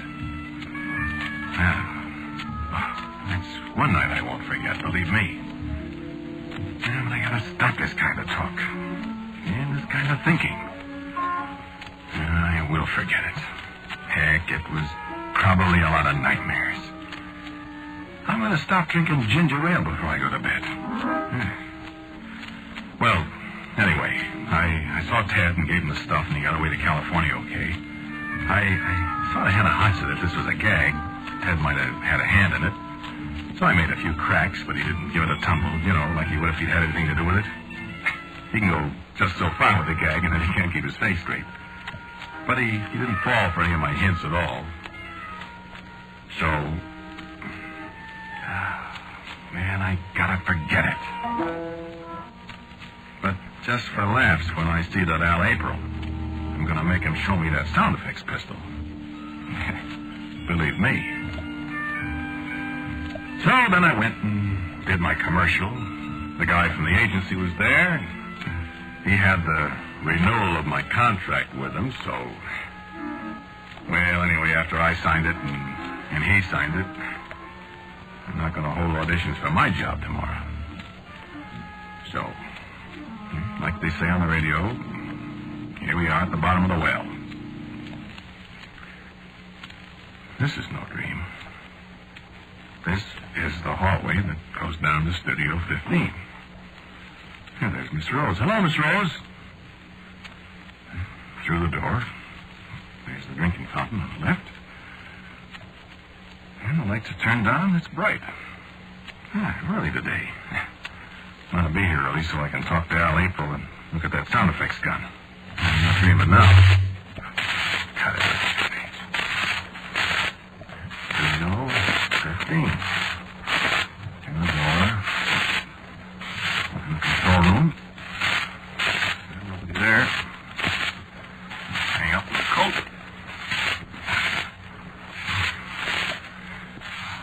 Go in the studio. And the light switch is right where it always was. And the lights go on. Yeah, studio 15, all right. Nobody here yet. You're late, Johnny. Oh. I'm not either. Look at the clock. Oh. Who are you? I'm Mr. D. I got your note and I came right over. Note? What note? The note you wrote me to meet you here tonight. Oh, I didn't write any note. Why, you certainly did. I've got it right here in my briefcase. Now, got it right here. I don't know what you're talking about, mister. Just a second. Oh, my goodness, I don't seem to have it after all. But I'm here, so that's all that matters, isn't it? What'd you say your name is? D.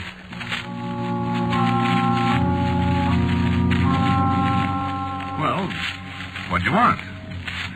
I'm on the air in just a little Oh, while. it won't take long, Johnny. I've got the catalog right here. And you can pick one out in no time. About how high do you want to go? What'd you say your name is again? D. Here's the catalog. How do you spell it? So what? Your name. Oh, D-E-A-T-H.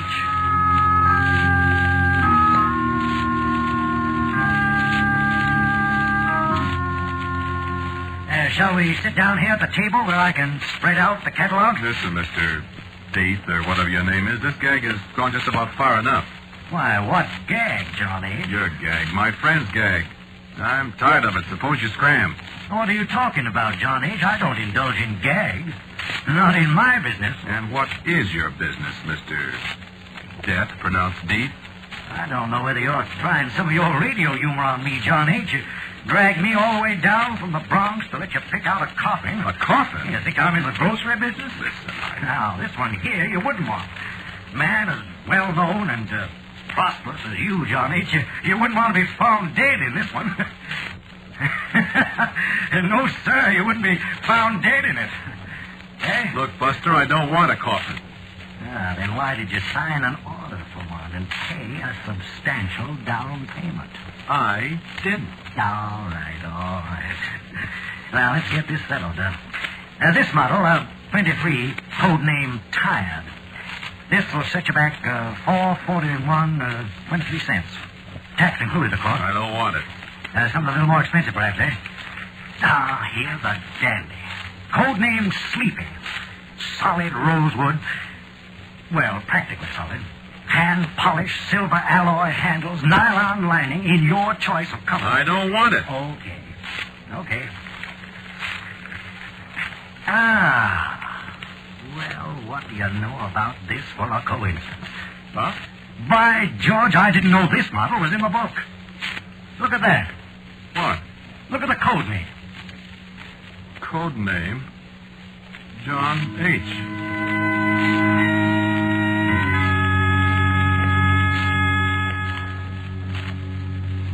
Man, is that a job. You know, I haven't seen this model yet. Look how it's streamlined. Plastics, too. The latest thing. Real built-in factory-engineered dependability. Finest model we've ever made. And look, it's fireproof. And that coincidence about the code name, the John H. You know what, John H? You'll be the very first user of this latest model. Stand up. What for? My goodness, this is a made-to-measure job, John H. Nothing too good for you famous radio people. Stand right up there. That's it. Now, let me see. Dimension A. My, you have broad shoulders, don't you? Now, let me put this down. There. Listen, mister, please, I'm going to get it absolutely right, John H. I tell you, I can hardly wait to see you in it. Stand still. Listen, this has gone far enough. Just hold the tape, Ezra. Now, let me see. 3 inches above your head. Now, 6 feet 4 inches. Now, I didn't realize you were that tall, John H. How much do you weigh? Well, let's see. I've lost 17 pounds since I went on the diet. My. You must tell me about that. If we have time. 17 pounds, and that makes it... 191. Oh, my gracious, I can save you a little money then. The oversized models carry a 4% discount, you see. The little ones are harder to make. You're very fortunate, John H. Now, there's a plaque on the lid. See here? Yeah? Now, well, we can engrave that with any lodge emblem or, you know, an odd fellow or a moose or anything like that. You are a big fellow, and I suppose you could say in slang that you're a big moose. Get it? No. The only thing I belong to is the lambs. Lambs. Oh, my, John H., I really don't think we could do that. You see, we carry all the well-known emblems in stock, but the lambs, we'd have to have that engraved, and I'm terribly afraid there won't be time. Huh? Oh, you said it was a rush job, remember? Matter of fact, it's tonight, isn't it? What's tonight? When you're to be killed. If I remember correctly, you said in your note with the order that a sound effects pistol was... Mr. D, did I write that? Well, I couldn't swear to it in court, of course, John H., but somebody wrote it, and your name was signed to it. Well, look. I'll write my name.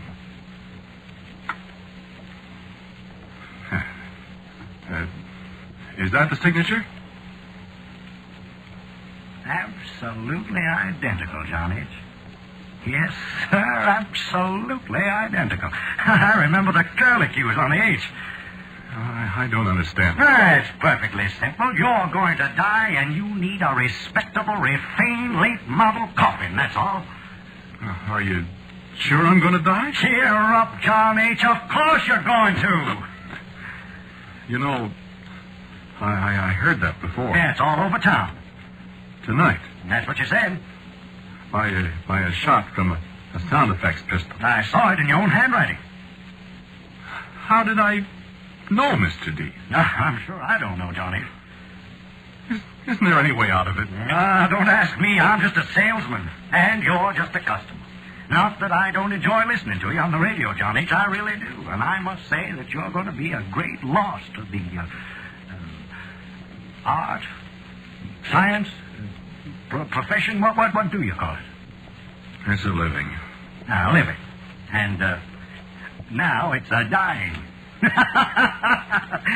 Mustn't mind my little jokes, John H. I'm an inveterate joker. Is this one of your jokes? Oh, no, John H. This is strictly business. Now, did you want to give me a check for the remainder now? Well, I think possibly that'd be wisest, considering that, well, you know how long it takes to get money out of an estate. Now, look, what if I don't die? Oh, I wouldn't worry about that. Well, what if I don't? Well, you will eventually, John H., and at least we'd have time to engrave anything you wanted on the plaque. Mm-hmm. Oh, excuse me. Is this the gentleman that's going to shoot you? Huh? Oh. Hello, Al. Hi, John H. Well, you get killed again tonight. I do, huh? Says here you do. How do I get killed this time, Al? Get shot. I see. Excuse me, Mr. D. Certainly. Is he the one? He's the sound man. Al April. Huh? Mm-hmm. Very interesting. Say, Al. Yeah. You ever have any accidents with those guns? No. How could you? I don't know. What kind of accidents? Really shooting somebody. With these things? No. Look, in the first place, they're loaded with blanks. In the second place, there ain't any place for the bullet to come out, if there was one. And in the third place, I always shoot them at the floor. So how could I shoot somebody? I was just wondering. You know, I always wondered how you do sound effects on the air. This is most interesting. This is Mr. Deeth, Al. How are you, Mr. Deeth? Your face looks familiar. You in radio? Oh, my, no. I'm a salesman. Oh. Can I look at the guns, Al? Sure. Which one you going to use on the show? This one. Say, what's the matter with you, John H.? I'm a little nervous, I guess, Al. Thought you was on the wagon. Well, I am. I'm just a little nervous, I guess. Let's see the bullets. They're not bullets. Blanks. The blanks. Here. How do you load it? Oh, give it to me. There. Can I shoot it? Sure. What do you want to shoot it for? Well, I got to make sure of something. John H. is sure he's going to be shot tonight. Yeah, that's right, Al. I just want to test out these shells. Well, that's silly because... go ahead. But don't point it at me. Oh, I thought you said you couldn't shoot anybody with it. Well, you know, the wadding. It stings, kind of. You'd use these same shells on the show, huh? Sure. What you scared of? I got a hunch, Al. Well, those are the same shells I'll use on the show. Go ahead and shoot. I'm going to get set up. Okay, Al. You asked for it. Hey, don't point that gun at me. Doggone it. Hey, I told you about that wadding. It stings. Doggone it. I'm sorry, Al.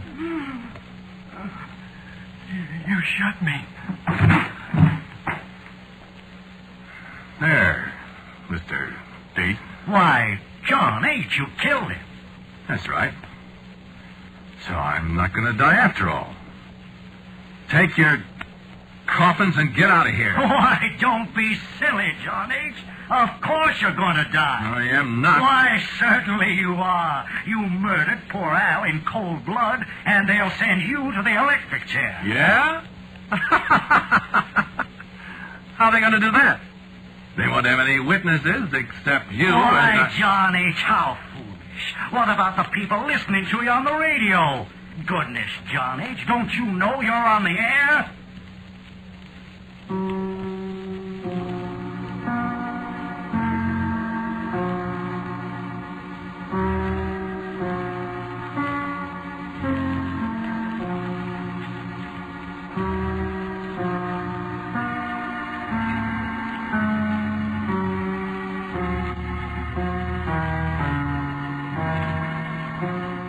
The title of the Quiet Please story you have listened to is A Night to Forget.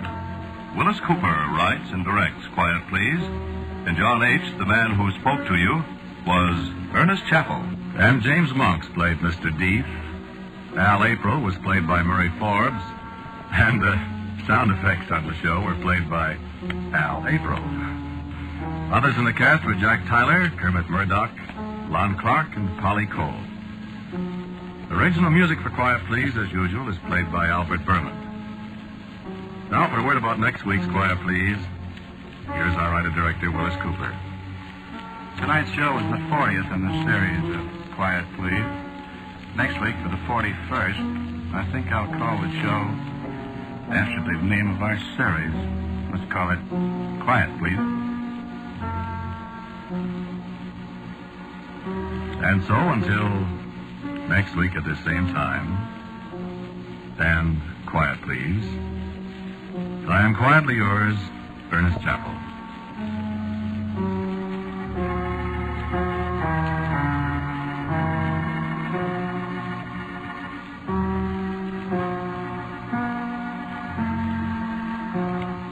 Quiet Please comes to you from New York. This is the Mutual Broadcasting System.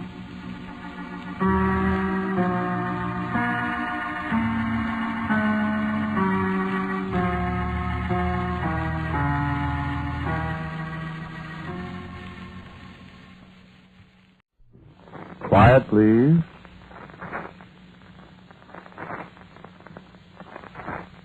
Quiet, please.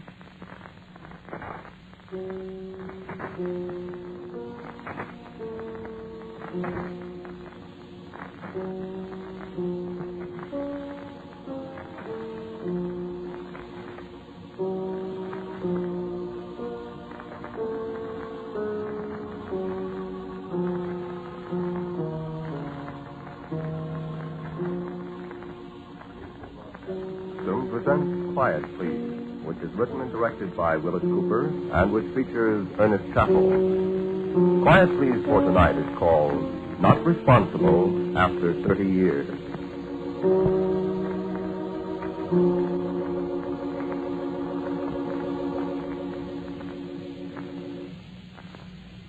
I suppose I'm glad to be out again. It's close to Midsummer's Eve again. I've got a date for that night.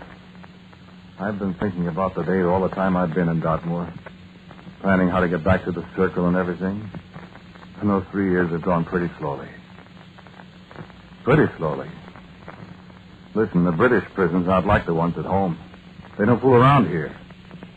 Well, they're fair, all right, I suppose, but British prison food isn't exactly what I'd order. And those gray uniforms stamped with a broad arrow are pretty depressing. In for? Why, I was in for stealing. Stealing a wristwatch, to be exact. 3 years ago, just about this time of the year. Stealing a wristwatch. Off a skeleton's arm.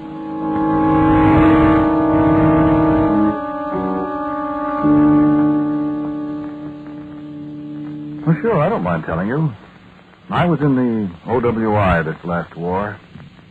I'd been in the other war, first in the British Army. Oh, I'm an American. I just got kind of carried away in 1914. And when this one came along, I put in for OWI and made it. They sent me to England.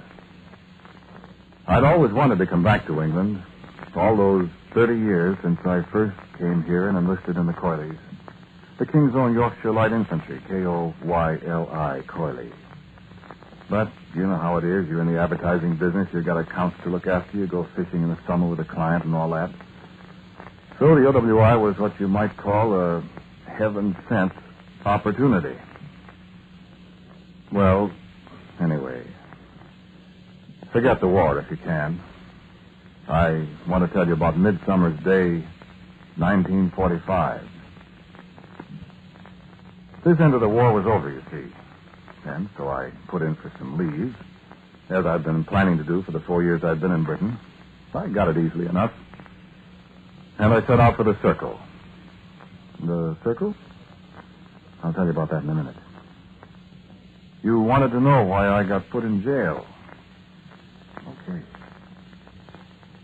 So, When I got to the circle, it was the morning of Midsummer's Day, the 24th day of June in England, a quarter day, the morning after Midsummer Eve.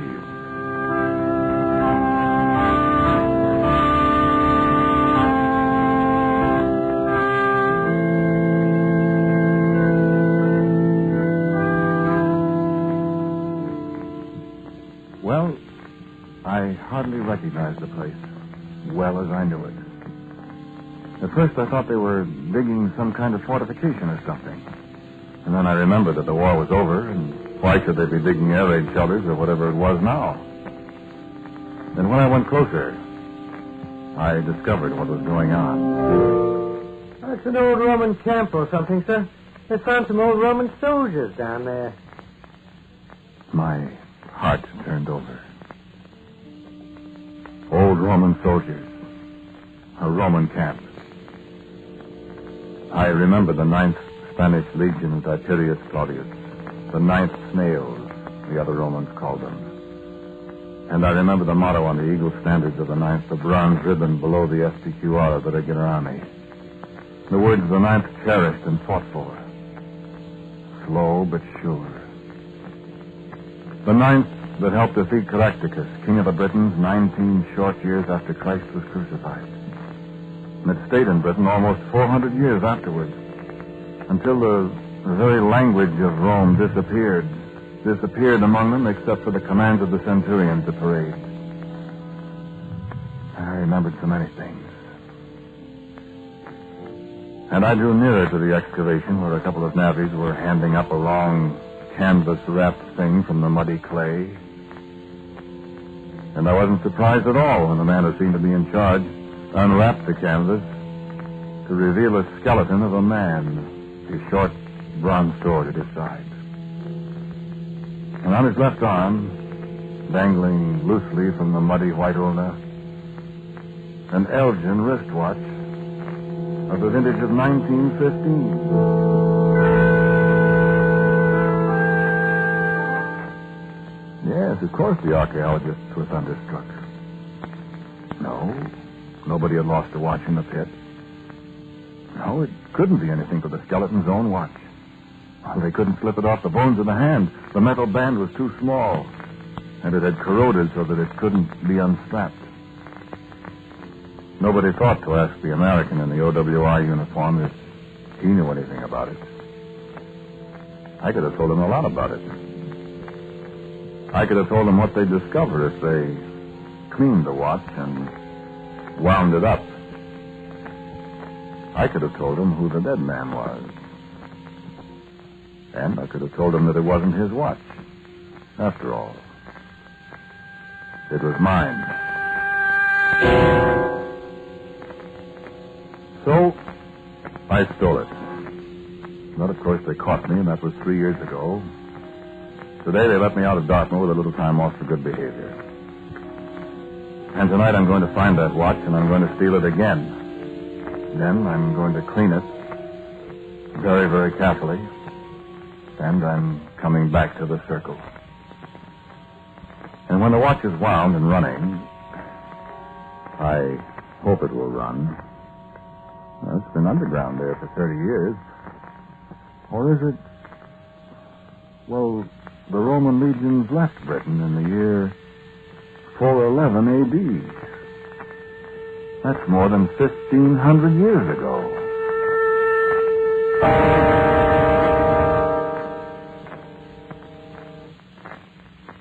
Lance Corporal Edward Mullen was my friend. I was the only American in the battalion, and the hard-headed Yorkshire dalesmen don't take up easily with foreigners. But Mullen, who had been my drill master, took rather a liking to me somehow. Then, between the chores of slope height and Form 4's 2-deep quick march, we found quite a good deal in the way of common interest, particularly English history. We could see the towers of York Minster from our drill ground, But I wish you could meet Edward Mullen. Aye, lad. The old wall that Severus built in the year 208 ran straight across yon field over there.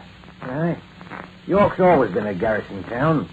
There was Severus, and then Constantius about 100 years later. And Constantius, he died by yonder clump of trees, they say. I suppose they dig up a lot of Roman relics and stuff, huh? Around here? Oh, aye.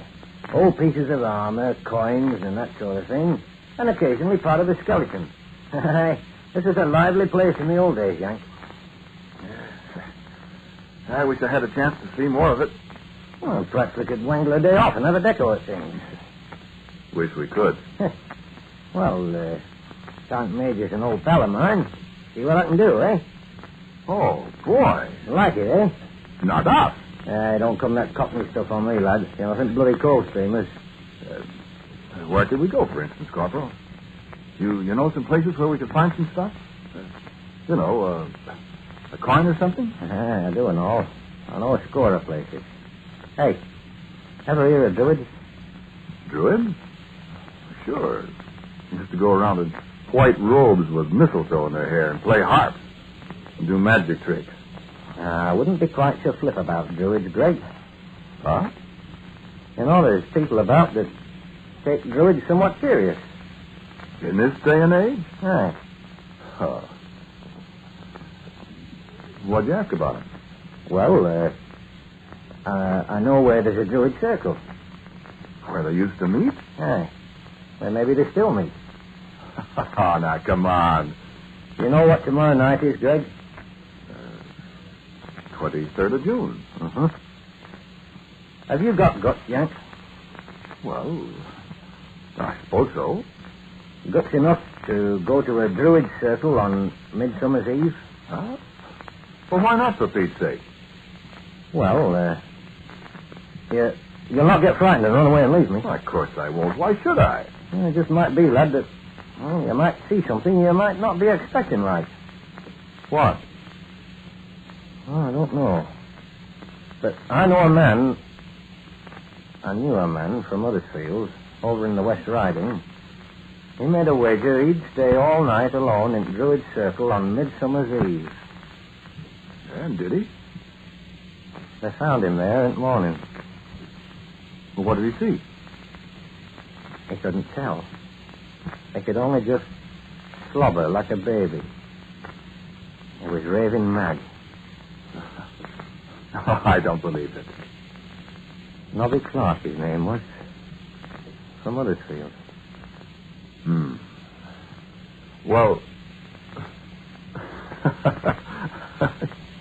oh, I don't know.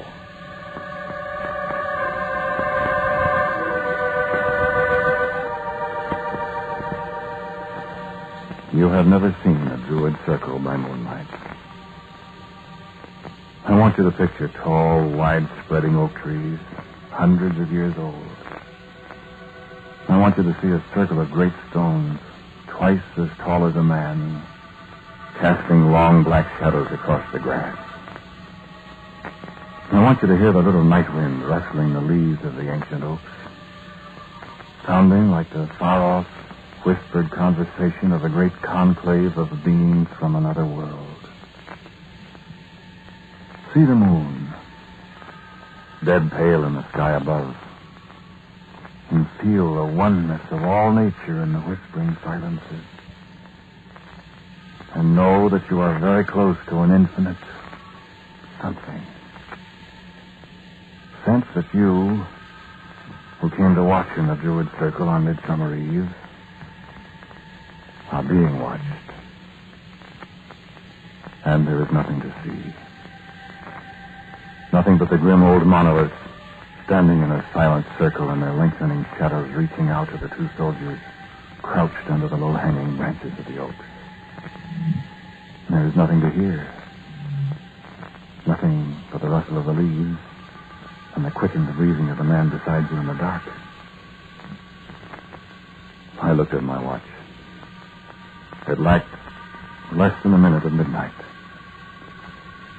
And as the hand slowly crept to the hour, a veil seemed to come over the moon, though the sky was cloudless. And there was the sound of a deep-toned bell, clanging thunderously once and echoing across the empty glade. And suddenly the glade wasn't empty anymore.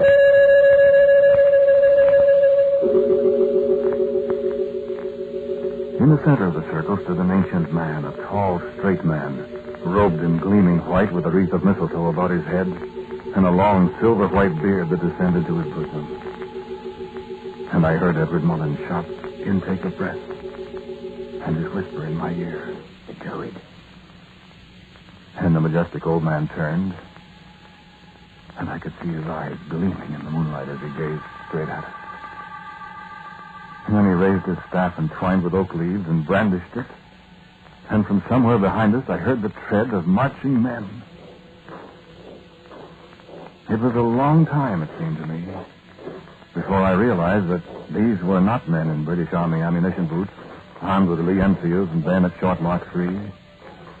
It wasn't until they marched out into the moonlight in the circle that I recognized them in their tight leather helmets and kilted battle dress, with their lances aloft and their short drawn swords clanking at their hips.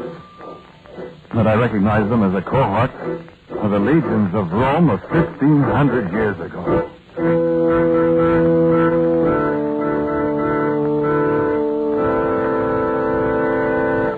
I have not much memory of what happened after that for a while. I remember how the glade seemed to have changed, how the sagging monoliths seemed to have straightened up, how there seemed to be more trees there than there had been at first. The shapes of the hills seemed altered somehow. And there was a high wall stretching across the field beyond us, a wall shoulder high, built of heavy stones and with guard platforms at regular intervals. I was looking at Severus Wall, built by the Romans in the year 208, and as I was to learn very shortly, now only a scant 2 centuries old. I heard Edward Mullen speaking to one of the legionaries. We're British soldiers, friend. We mean no harm. And I heard the legionary reply to him. And the tongue he spoke was English of a fashion. We be British soldiers too, man, of the 9th. Why, you're a Roman. Aye, so. Civis Romanus sum. I have not the Latin, see. Though I'm a Roman citizen, you're British? Aye, so we all are. All English born, but Romans. There have been no true born Roman in the 9th since days of Constantius, more than 100 years ago. What year is this? Why, 1163. This can't. There were no Romans in Britain in 1163. Why, Henry II was King of England then. What age they? Wait. Anno Domini? No, ad orbis conditae. The army we use the old style from the founding of Rome. Well, aren't you Christians then?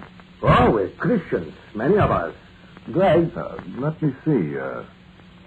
Rome was founded in 753 B.C. 753 from 1163, 410. This is A.D. 410. Look, soldier, the legions go back to Rome next year, don't they? How know you that? I just know it. Aye, it's true. It would be a sad day of parting for most of us, for we have never known any other land save this where we were born. Yes, I remember reading about that. What? Look, man. Huh? What about us? Why, man, come and have supper with us, comrades. There's always room at the mess for a British soldier. And there'll be wine issue later, and our wives and our families are coming to join us. This is Midsummer's Eve, my friend.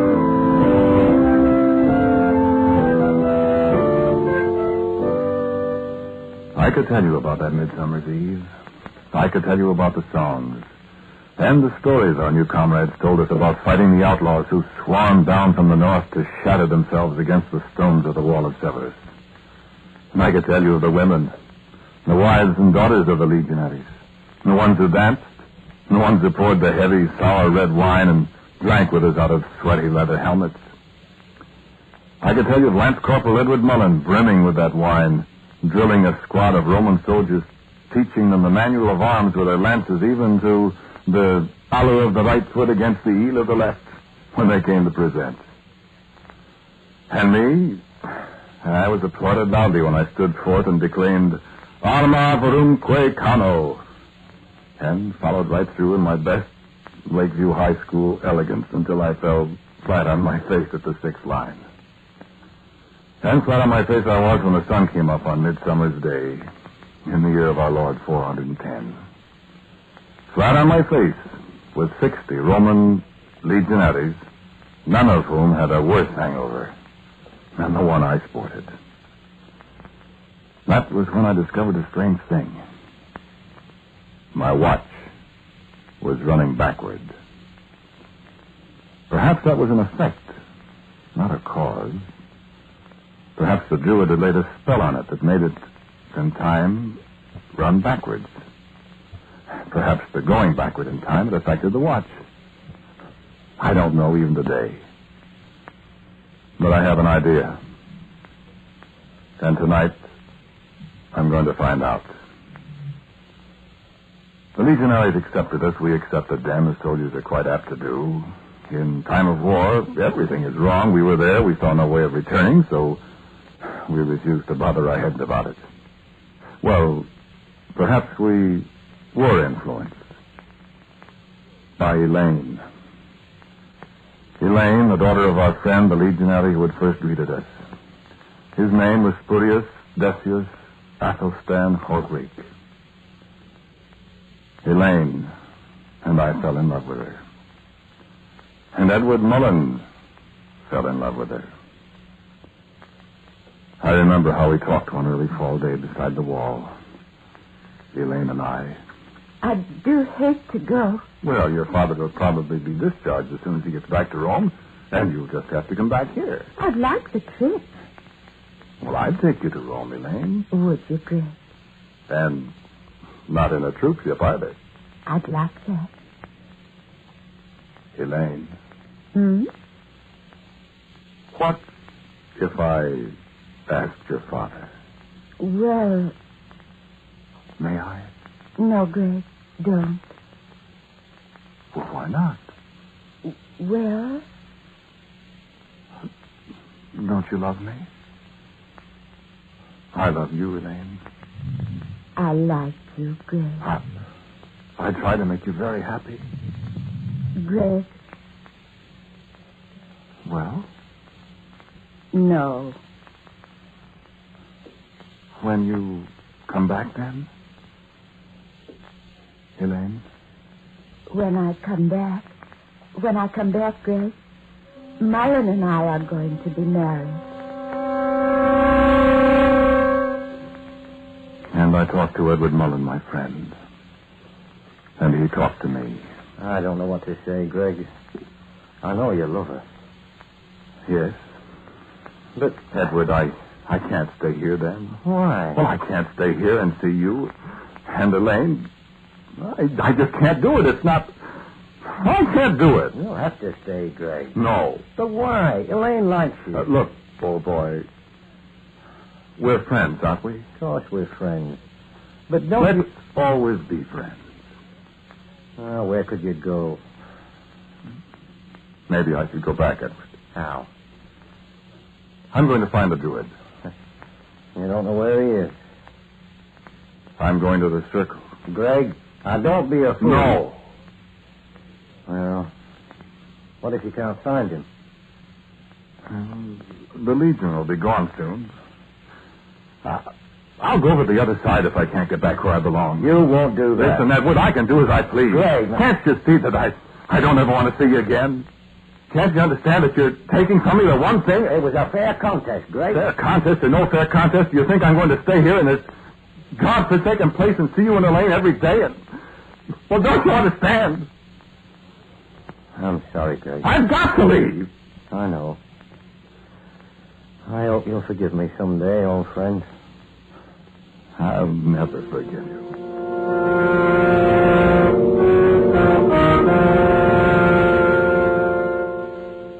I wish I hadn't said that to Edward Mullen.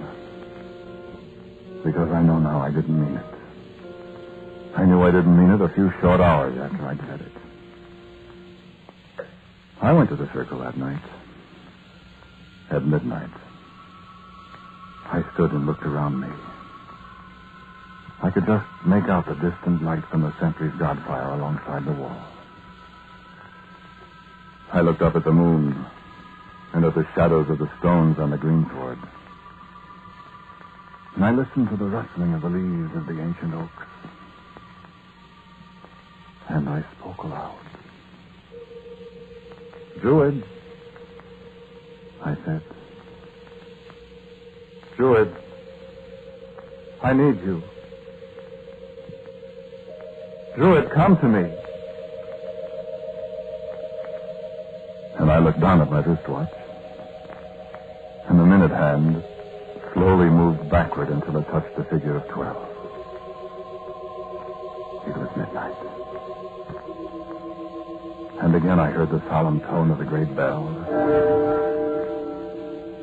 And from the shadows, the old Druid walked slowly toward me.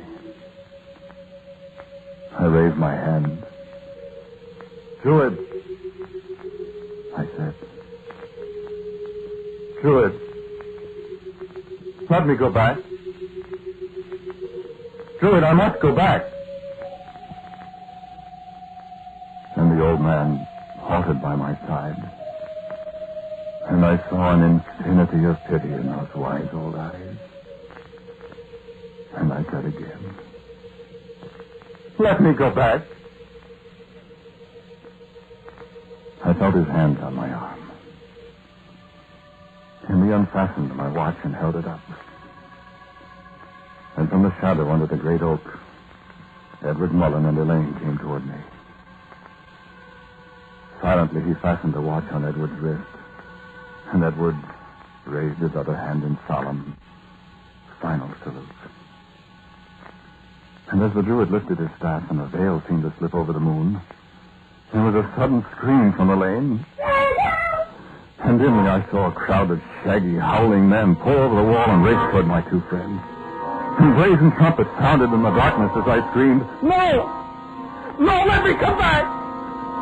The wild, savage men of the North had chosen that moment for their attack. And I had deserted my friend and the woman I loved in the hour of their direst need.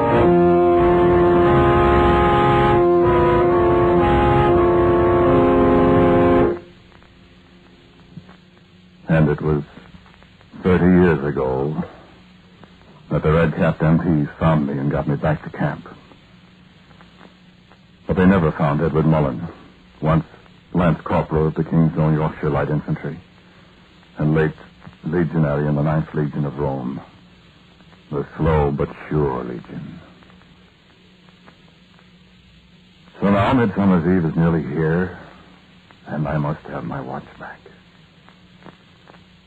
And perhaps the Druid will let me come back to the 9th and start over. Maybe I can help if I can get there in time. Maybe not. That skeleton with the wristwatch, with my wristwatch.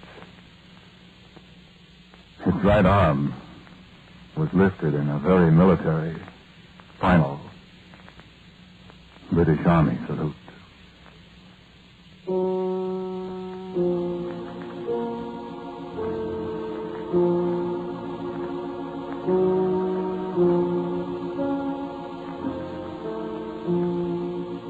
The title of tonight's Quiet Please story was Not Responsible After 30 Years. It was written and directed by Willis Cooper, and the man who spoke to you was Ernest Chappell. And J. Pat O'Malley played Edward Mullen. The legionary was Court Benson, and his daughter Elaine was Nancy Sheridan. As usual, music for Quiet Please is played by Albert Berman. Now for a word about next week, my good friend Willis Cooper. The people you heard tonight are not intended to be anyone you know or even anyone you don't know. They're products of my typewriter and as fictitious as all get out. And next week's Quiet Please story will be entitled What the Lilies Consider. It's about a man who loves flowers and vice versa. And so, until next week at the same time, I am quietly yours, Ernest Chappell. Tonight's Quiet Please show was especially written for your enjoyment, with the hope we would please many people with many different tastes for many different reasons. You like Quiet Please for one reason, and you for another. And that's just as it should be. For we in America aren't stamped with a mold. We have our differences in tastes and talents, in hopes and ambitions, in color and creed. Our American differences have resulted in a variety of contributions which have made our country great and kept us free. Today, as America seeks to establish peace in the world and to continue prosperity at home, our differences must not divide us or hamper our efforts. On this Flag Day of 1948, let each of us pledge to wipe group prejudice out of our lives by meeting every American as an individual. This program was heard in Canada through the facilities of the Canadian Broadcasting Corporation. This is the Mutual Broadcasting System.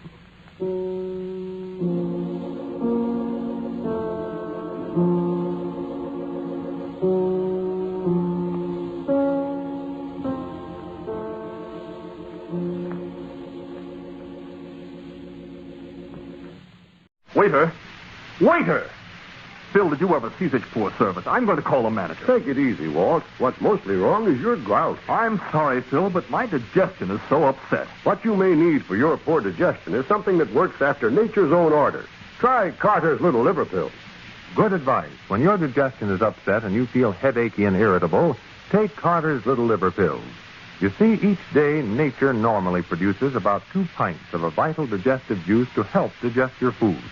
If nature fails, your food may remain undigested, leaving you headachy and irritable. To feel cheerful and happy again, take Carter's Little Liver Pills. They increase the flow of this vital digestive juice quickly, often in as little as 30 minutes, and you're on the road to feeling better. Don't depend on artificial aids to counteract indigestion when Carter's Little Liver Pills aid digestion after nature's own order. Take Carter's Little Liver Pills as directed. Get them at any drugstore, only 25 cents. Quiet, please. Quiet, please.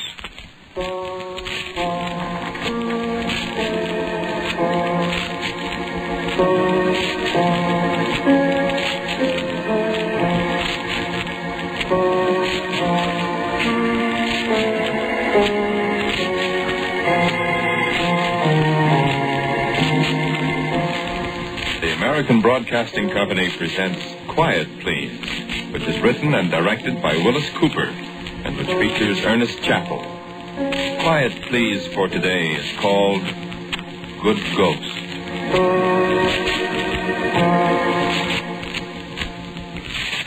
I never did anything wrong in my life.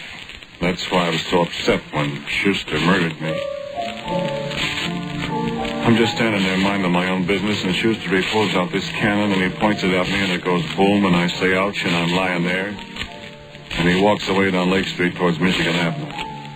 Yeah, right there on the corner of Lake and Wabash at 1:15 in the morning. Ouch, I said, and I just laid there. After a while, I got up, and I walked away. I was all mixed up. I guess I didn't realize I was dead, because I walked over to Randolph Street. I started up the elevated steps, but something stopped me, something like a rope or something across the bottom of the stair steps, and I couldn't get up. So I looked around to see what it was, and there was nothing. There was a voice speaking kind of in my ear. You can't go up there, Gus. That's what the voice said. And there wasn't anybody there. I looked. Well, all right, I says to myself, there's more than one way to skin a cat, so I walked over to State Street, and I started down the subway stairs. You know what? I couldn't go down there either. There was this same voice whispering in my ear. You can't go down there, Gus. Well, I said, where am I going to go? But I didn't hear any answer to that. So I put one foot in front of the other, and you know what I did? I walked. And for the first time in my life, for the first time, my feet didn't hurt. Sure, that's one consolation, I said, being a ghost, your feet don't hurt. Well, I was bewildered, see. I walked, and I walked, and I walked, and pretty soon, about 5 o'clock in the morning, I'm out in Logan Square. And I said to myself, why, Schuster lives around here someplace, don't he? And I am in Schuster's house. See, I was a pretty new, inexperienced ghost then. Gosh, if I'd have known, I wouldn't have had to walk all the way out to Logan Square. I could have flew or whatever it is I do. But I've learned now. I'll tell you about it. Well, like I said, there I am in Schuster's house. Well, you didn't know Schuster, did you? He was laying there, sound asleep on the bed, and he was a pretty good-looking fella in a kind of that way.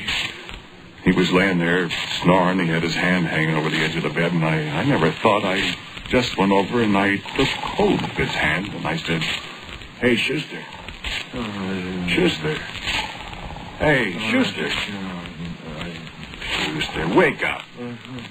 Who's that? Wake up, Schuster. It's me. No! Who's that? Well, gee whiz, Schuster, it's bad enough to murder a guy. You have to scare the life out of him? Somebody had hold of my hand. It was me. A cold hand. It was me, I told you. Who's that? It's me, Schuster. That's a hand? It's Gus. Gus! Gus! You awake now? You get away from me! You're dead! Yeah, I know it. I didn't mean to wake you up so violent, Schuster. I'm asleep. I'm dreaming. No, honest, Schuster. I'm sorry. I'm hearing things. Oh, why did I knock him off? Hey. Huh? Why did you knock me off? Is that really you guys? Sure. Did you come to haunt me? No, not especially. I was just wondering, why did you shoot me? I'm going to turn on the light. There ain't nobody here. I had a nightmare. There. You see, you chump? There ain't nobody here. I'm here. It's a nightmare. Guys, I hear you. Sure. What do you want? I told you. Why did you kill me? Will you go away if I tell you? Well... It was on account of Ada. Ada? Yeah, Ada. Will you go away now and leave me? Schuster. Huh? Schuster, is your intentions towards Ada honorable? Oh, why, sure, Gus. Will you go away now? Move over, Schuster. I want to do a little thinking. Well, Schuster, he put his head underneath the covers and he shriveled all up in a knot, and I thought and thought, and he kept shivering and shaking the bed, and so pretty soon I went to sleep. And when I awoke, Schuster was gone. So I got to thinking about Ada. Gee whiz, Ada was cute. I sure did like Ada. Ada always wore hair and a pompadour, and her hair was so black, and her eyebrows were so cute. And she always smelled so nice. Gee, Ada. I always thought Ada liked me pretty much, too. Whenever I had a couple of bucks, I used to take Ada out to the Trianon and dance. She was about 3-4 inches taller than me, but we danced all right together. That's where Schuster run into us at the Trianon. Gee whiz, I never thought Ada'd fall for Schuster. Funny, that you're always the last one to find out. I thought she'd like me. I never even had a chance to be jealous of Schuster. I sure did like Ada. I was thinking about the time Schuster drove us out to the forest preserve, Ada and me. And the three of us had a picnic, weenies, and she made potato salad, and we had a swell time. And then I remember, I didn't notice it then, she kept sitting next to Schuster all the time. Man, I thought, laying there on Schuster's bed, I'm too late. And if Ada likes Schuster, well, all I can do is try to help him out. Schuster, well, I could do without him, but Ada, I want her to be happy. And thinking about it, all of a sudden, I'm in Ada's apartment, and Schuster's there with her, and Ada's crying a little bit. It sure is too bad, Ada. He was a nice little fella. I can't hardly believe he's dead, Schuster. Well, he is. I'll say it again. What did you say? I didn't say nothing. I thought you did. Oh, poor little fella. To go so sudden. Too bad. Gee whiz, Schuster, you done it. I was so fond of him. I know you was, Ada. And now I'm all alone in the world. Oh, no, you ain't, Ada. I'm here. Sure, Ada, he's here. Oh, Schuster. I'm so lonesome. Put your head on my shoulder, Ada, honey, and leave us weep together. Oh, Schuster. And so she put her head on the Schuster's shoulder, but she didn't weep.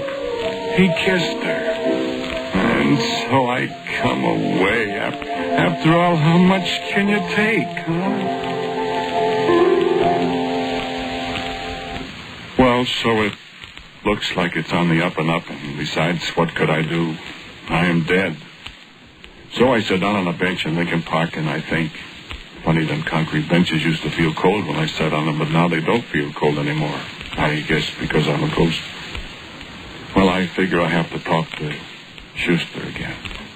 What? Well, I figure I have to help him out, help Ada out, I mean. I don't want Ada to go around being unhappy, and so if her and Schuster is going to get married, well, then the least I can do is give him a hand. I know Schuster ain't got a quarter, and there's ways a guy in my position can help, see? No, I don't know how I know it, but it's true. A ghost can do pretty nearly anything if he works it right. So I wait till night, and I start to walk out to Logan Square. And then I remember I don't have to walk. And zing, I am in Schuster's room. Schuster is sitting there thinking, and I say, Schuster. Hey, Schuster. He don't give me a tumble, but I can see his eyes moving, looking around the room. Hey, Schuster, I say again. I want to talk to you. And you know what he done? He jumped out the window. Well, I'm so surprised I can't even follow him out the window. You know what? That Schuster, he was the hardest guy to haunt I ever seen. And look, I didn't want to do nothing. All I wanted to do was help Ada. Sure, what if he does shoot me? That's over. I gotta help Ada. Heck, I loved Ada, see? A couple of nights later, I seen him get in his car. I got in alongside him, and I figured, this is fine. We're all alone in the car. And then I begin to worry. If I say something while we're driving, he'll probably wreck the car. So I wait till we're stopped by the light at Diversity in Lincoln Park. We're standing still. What can happen? So I put my hand on top of his on the gear shift, and I say, hey, Schuster. Bam, crash, jingle, bounce. He takes his foot off in the clutch, and we're through a high iron fence, and the car is upside down, and Schuster has got a sprained ankle. Gee whiz, I said, I'm a heck of a ghost. But he's laying there, and I think this is a good time to talk to him before the ambulance comes. He can't move. But he crosses me up. He faints.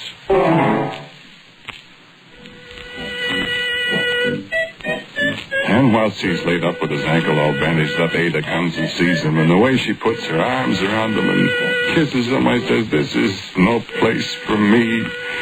So I come away again. I couldn't take it. But that only made it worse. I should talk to him and see what I can do for Ada and him.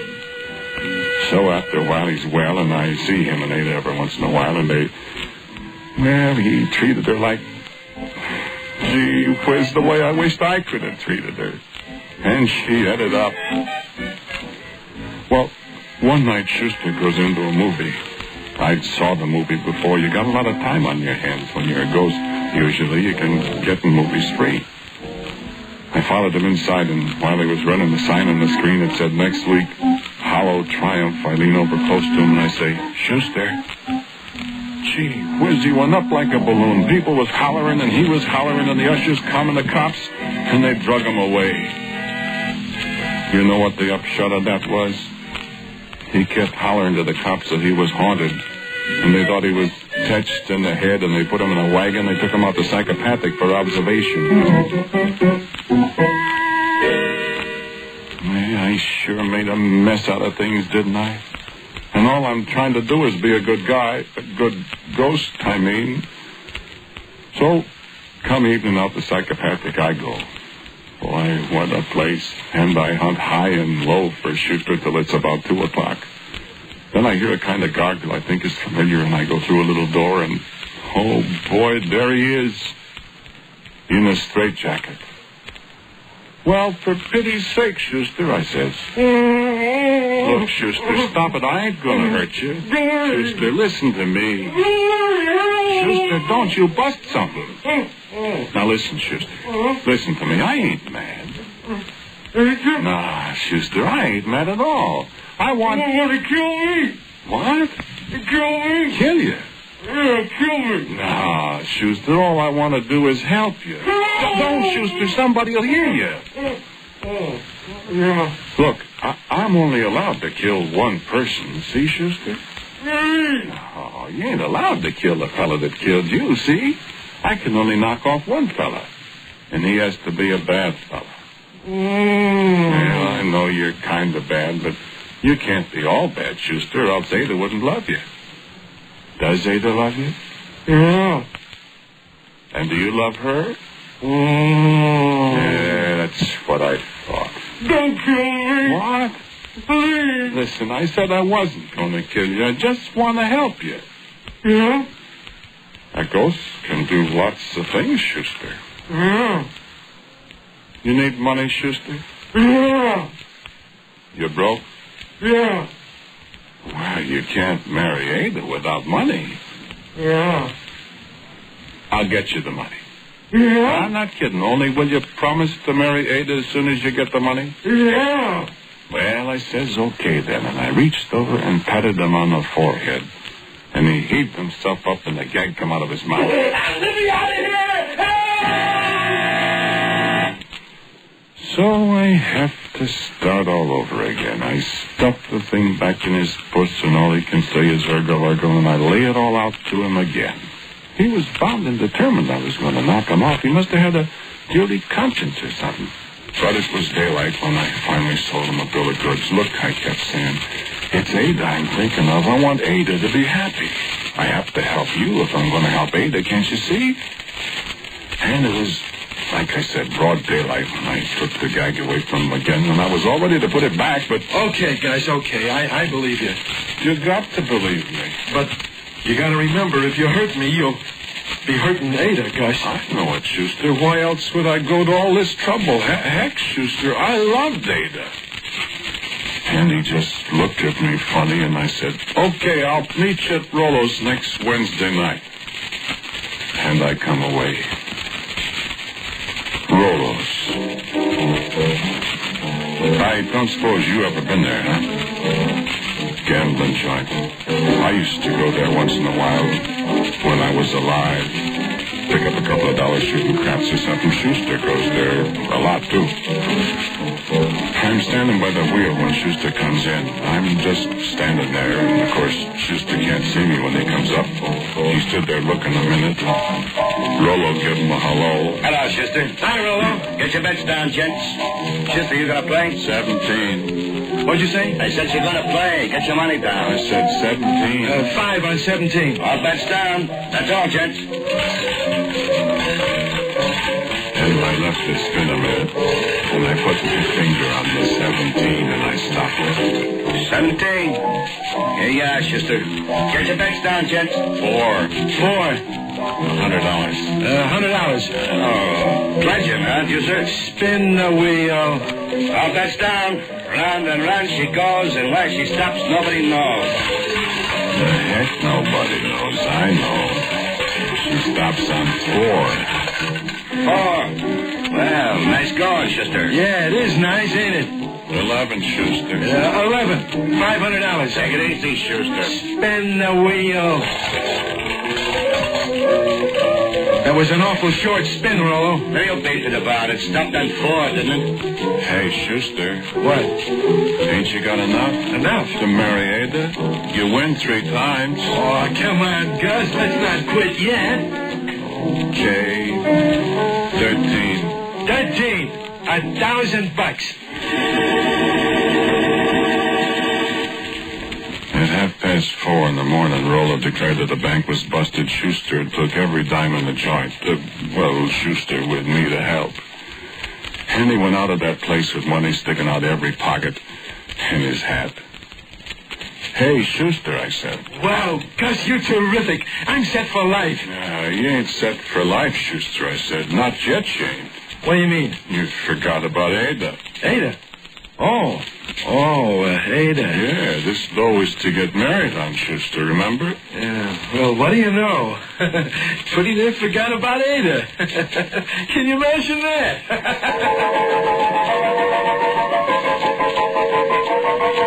And so 2 days afterwards, Schuster and Ada drive over the Crown Point to a little justice of the peace and they get married. Gee whiz, it was a happy day. Ada sure looked pretty with her pompadour and the new dress from Carson Peary's and her eyes shining, and she was nervous and cute. And even Schuster looked pretty good in a double-breasted green suit. I got sentimental and I kind of bawled, standing there watching. Only, of course, nobody knowed I was there, and I thought, gee, that might have been me, maybe. Only it's too late. I do. And the least I can do is to see that she has everything she wants. I can do that. On account I'm a ghost, and I can do practically anything. And there's Ada looking all pink and about to bust. She's so happy, and Schuster holding his arms around her and grinning, and the old JP grinning too and looking at the $100 bill. And I couldn't help it. I stepped right up close.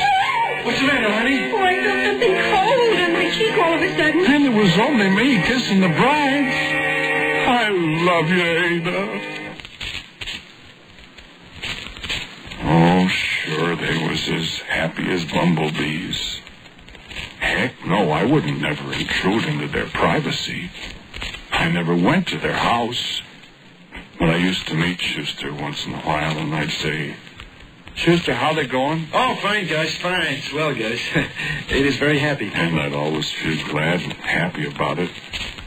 And then one day I meet Schuster and I ask him the same question. He kind of stutters and stammers for a minute. Well, look, Gus, Ada wants some mink coat. Why don't you get her one? Well, I'm not holding, Gus. I made a couple of bad investments. So Schuster and me, we busted the bank at Rollo's again.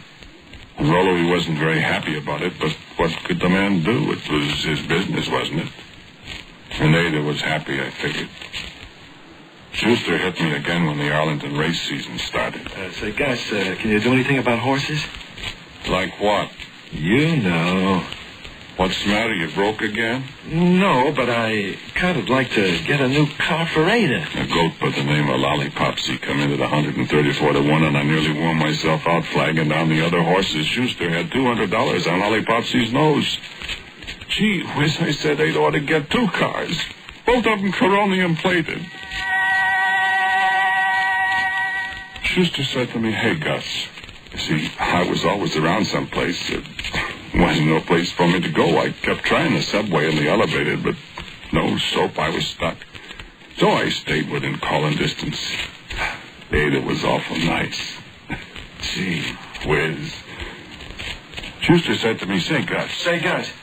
What? You know the sweepstakes? Yeah. Well? What? I got a ticket. Gee whiz, Schuster. Well, Ada wants a house in Lake Forest. That costs bucks. Oh, wow. Well, Ireland is a nice place, but sorting through all of them ticket stubs to find BB 46, 37, 28, 29 was quite a job of work. What? $110,000? You can buy quite a joint in Lake Forest for that kind of moolah. Oh, boy, I thought Ada's doing all right. And I'm glad, even if Schuster is getting to be kind of a pain in the neck. Ever think about the stock market, Gus?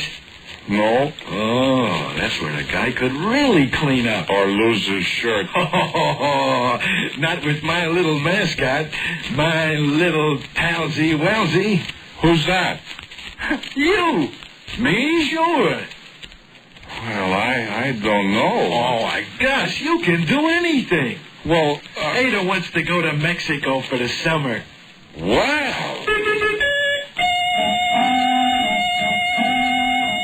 Oh, boy, $1 million. Gus, Let's get another million. Another million? What for pity's sake? Why, for Ada, guys. Her birthday's tomorrow.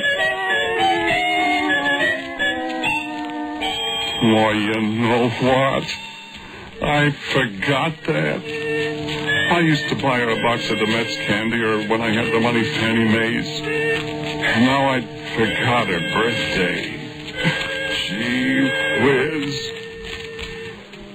Well, first I went over to LaSalle Street, and I went up to the stock exchange, and I sent Consolidated something up 81 points. And then I said to myself, I just gotta see Ada on her birthday and see how happy she is. Gee, a mink coat and a new automobile. I bet it's a Rolls Royce. The house in Lake Forest. No, she's in Mexico, I thought. But I'll say happy birthday in Mexican, even if she won't hear it. And so, she wasn't in Mexico. I looked all over Lake Forest, and there wasn't any Schuster living there. And then I just thought, Ada. I want to see Ada.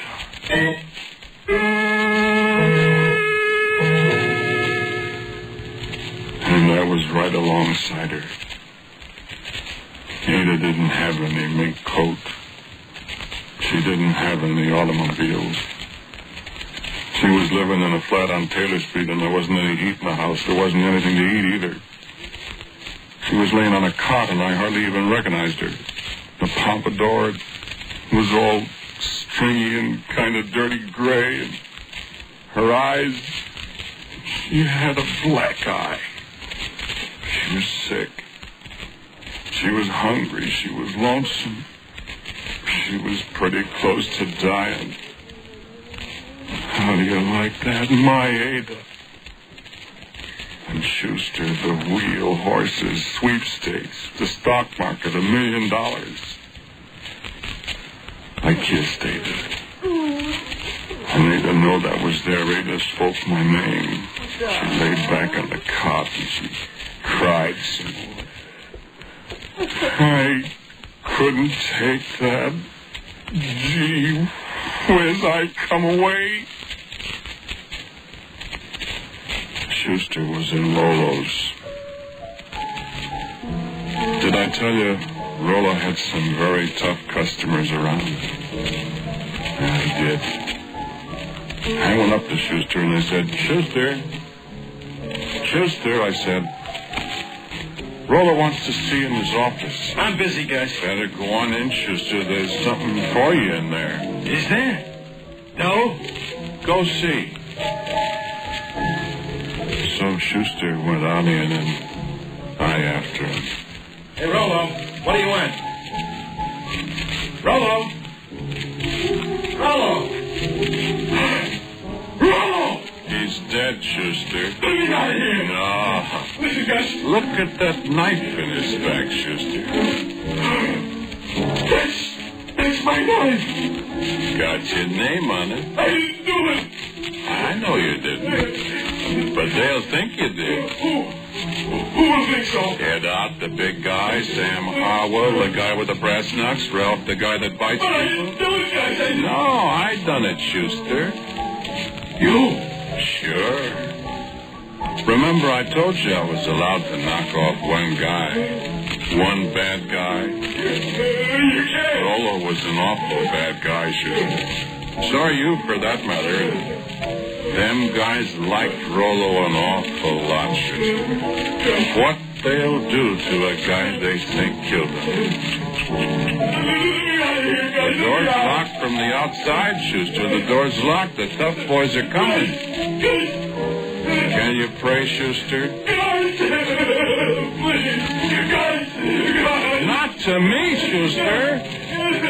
So long, lad.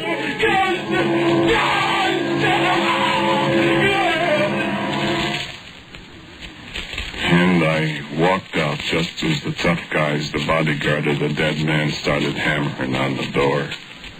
I could still hear Schuster crying and moaning in there. And you know what? Out there in the big room, there was a set of stairs I never seen before. I started up the stair steps, and there wasn't anybody to stop me. And I climbed up and up and up, and the stairway went right on up ahead of me. And there was somebody at the top. Black pompadour, shining eyes.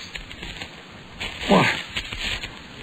I'm not such a bad ghost after all, am I?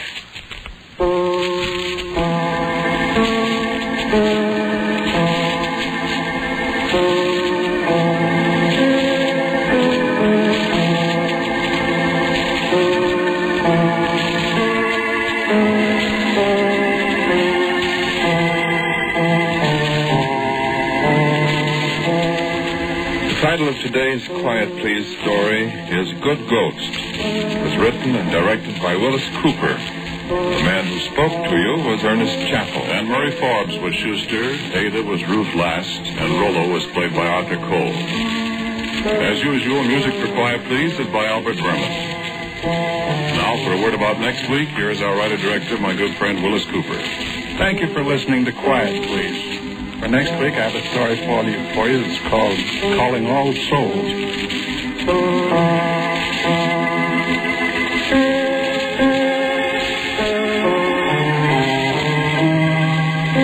And so, until next week at the same time, I am quietly yours, Ernest Chappell.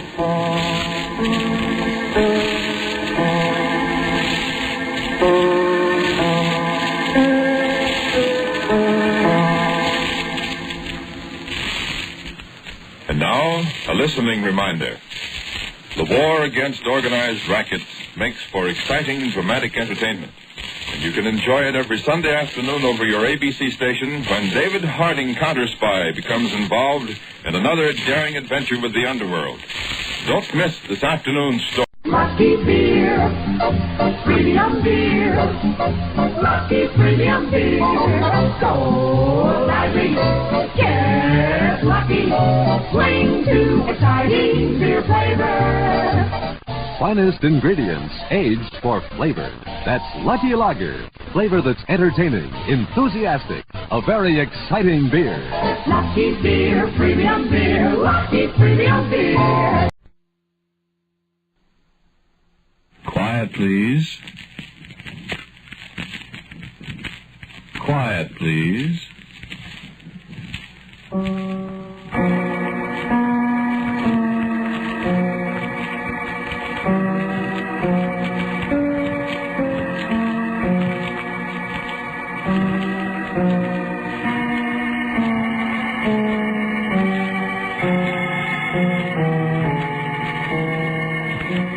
The American Broadcasting Company presents Quiet, Please, which is written and directed by Willis Cooper, and which features Ernest Chappell.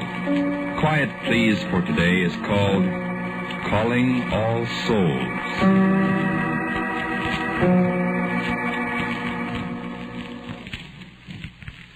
I tell you what happened last Halloween, or All Souls, or All Hallows, or whatever you call it in your part of the country. I bet you can't guess where I was. Well, I was a couple of places. But where I started, I was sitting in a tight little room in a great big house. You ever been west? Well, you know when you cross the Mississippi River on the Santa Fe from Illinois to Iowa, about 4 or 5 hours out of Chicago, Fort Madison, Iowa? Ever notice that great big place right alongside the riverbank to your right? The big high walls and the towers and the big gates. That's right, the Iowa State Prison. That's where I was last Halloween. In a little cell. Oh, very comfortable. All by myself. Waiting. And not much more time to wait. Sure. The death cell.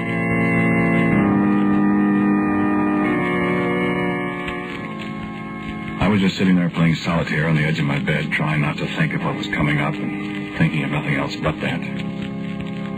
I was was pretending I paid the house $52 for the deck, and the house would pay off $5 for every card I got in the top row. I was $32 to the good this particular hand.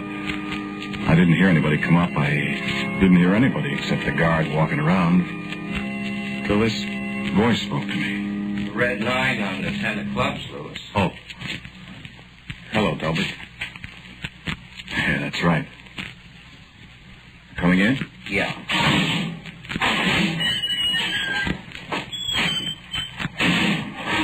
How are you? Yeah, I'm all right. So far. How are you? All right. Sit down. Yeah. No soap, huh? Turn this down. That's right. What'd he say? Oh, a lot of things. What? What's the difference? He said no. It's tough, Delbert, when I didn't do it. It's tough on me, too, Louis. Yes, but they're not going to hang you. I begged him to give you a 2-week stay at least, but he said his conscience wouldn't let him. Conscience, huh?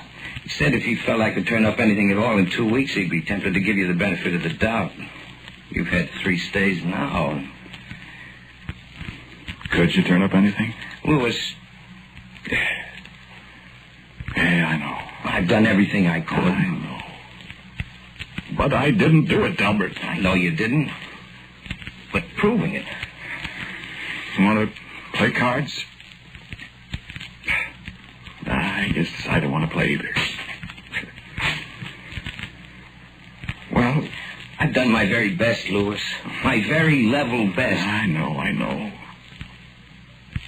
It's pretty tough on me, though. Ain't it? Certainly is. No hope at all? No hope at all. No witnesses, plenty of motive, your fingerprints all over everything? I remember. Only I didn't do it. Who did you? Got any idea, Louis? No idea at all. I thought maybe. I just opened the door. After I'd knocked a dozen times, I just opened the door, and they were on the floor, I told you. I know. And I was so shocked. You know, I couldn't help it. I tried to... That's how I got the fingerprints all over. You told me. I admit I didn't like Harris. I didn't go for Etta very much either. But I didn't kill him, Delbert. You told me. I just went out there to ask him to let me have however much he could of that $2,000 he owed me for the pigs. You should have made all those statements about how you were going to get the money or else. I know it. He shouldn't have gone through his desk looking for the money either. I don't know why the dickens you did that. Well, I don't know either, but I said I was shocked. I just thought this was a good way to get the money if I could find it. Nobody would know, I figured. I knew if I didn't get it done, I'd never get it. They were lying there on the floor. Louis, listen, it was pretty hard to convince a jury you didn't do it with them lying on the floor and you going through the desk and blood spots on your suit and everything. I know it, Delbert. I was crazy to do it. But I didn't murder him. I know that, I told you. Delbert, are they sure enough going to hang me? Unless what? They discover new evidence. Where are they going to discover that? They'll have to do it awful fast. Where are they going to discover it? You tell me. There isn't any more evidence. Whoever really did it covered his tracks too good. I'll say he did. Oh, you smooched it up fooling around? Oh, my gosh, Delbert, I was just trying to see if I could help. And seeing if you could find the money, Harris, okay? I know it was foolish, but... Honestly, Louis, now, you wouldn't expect anybody in his right mind to believe your story. But it's true, I tell you. I know it's true, but I couldn't make the jury believe it. Or the governor. How do you know it's true? What? How do you know it's true? Why, I just know it, Louis. I've seen murderers before, you know. You don't think I'm a murderer? Of course not. Delbert, don't you really think there's a chance of uncovering some new evidence? Really? I think the only people who saw the murder, the only people who know who did it, are Harris and Etta themselves. But they're dead. That's right, they're dead, Louis. Look, what I stopped in for, you want me to Ask Father McIntyre to come round and see you now.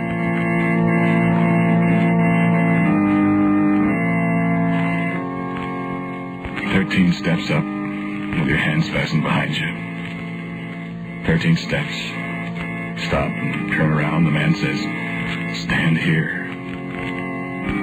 Look down the 13 steps at the reporters, the doctor with a stethoscope hanging around his neck. Feel a man tying your feet together. Feel the floor give a little underfoot.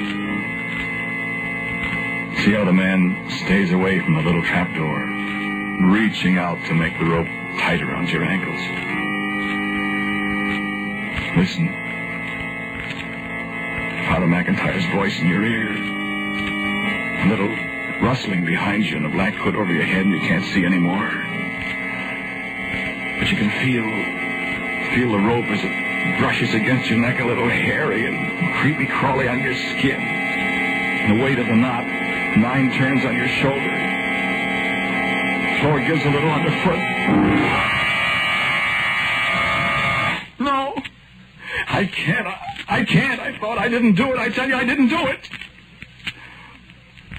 All I could think of was what my lawyer said, what Delbert said before he got up and opened the door and went away. The only people who saw the murder, the only people who know who did it, are Harris and Etta themselves. And Harris and Etta knew I didn't do it. Maybe they didn't know who it was that did it, but they did know that I didn't do it. Maybe they didn't. And maybe they did. Maybe they did know. Maybe they could tell me. Maybe they could discover some new evidence, the way Delbert put it.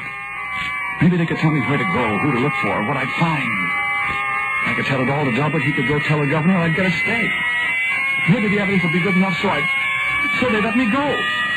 Maybe they wouldn't hang. But Harris is dead. And Etta's dead. I saw them dead on the floor of their house when I went. And they accused me of murdering them. They found me guilty. I'm in the death cell, waiting. Harris, Etta, don't let me die. Don't let them. Etta, Harris, have mercy on my soul.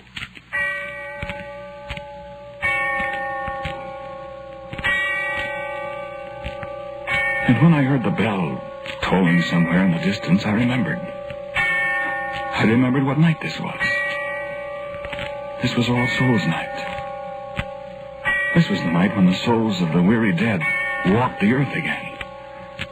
I remembered when graveyards yawn and tombs give up their dead. And the sound of the bell tolling away in the darkness of early evening. Calling all souls. Calling all souls.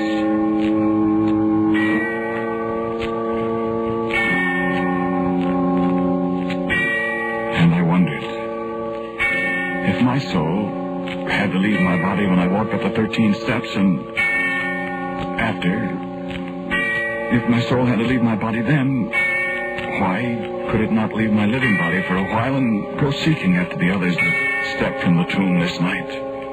The souls of the weary dead, the souls of the unhappy dead, the murdered, the kindly souls that knew.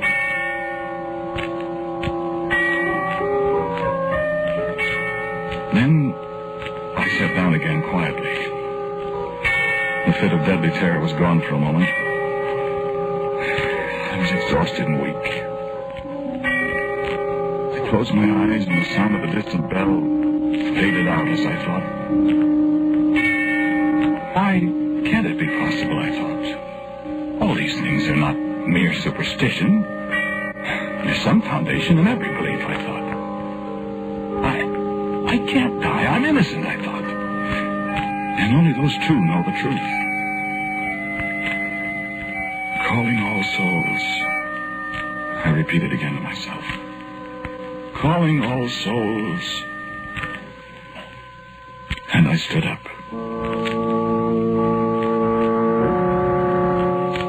I I stood up in that brightly lighted, sorrowful place. And as I rose, I turned to look behind me.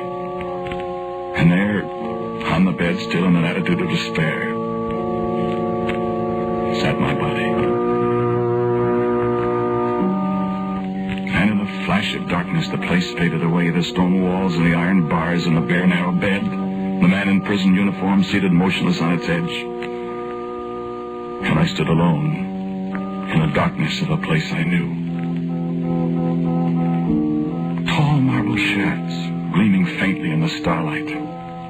Curving gravel roadways hedge-bordered. And the scent of moldering flowers in the darkness. A dry rustle of a weather-beaten flag at the head of a low mound beside me. And loneliness, all aloneness pressing inward upon me like a living thing.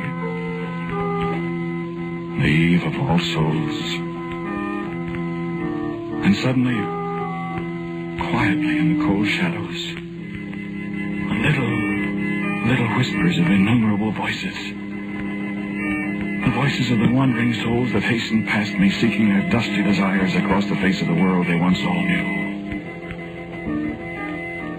And then a voice, speaking to me in the dark, speaking my name in the darkness, calling me. Louis!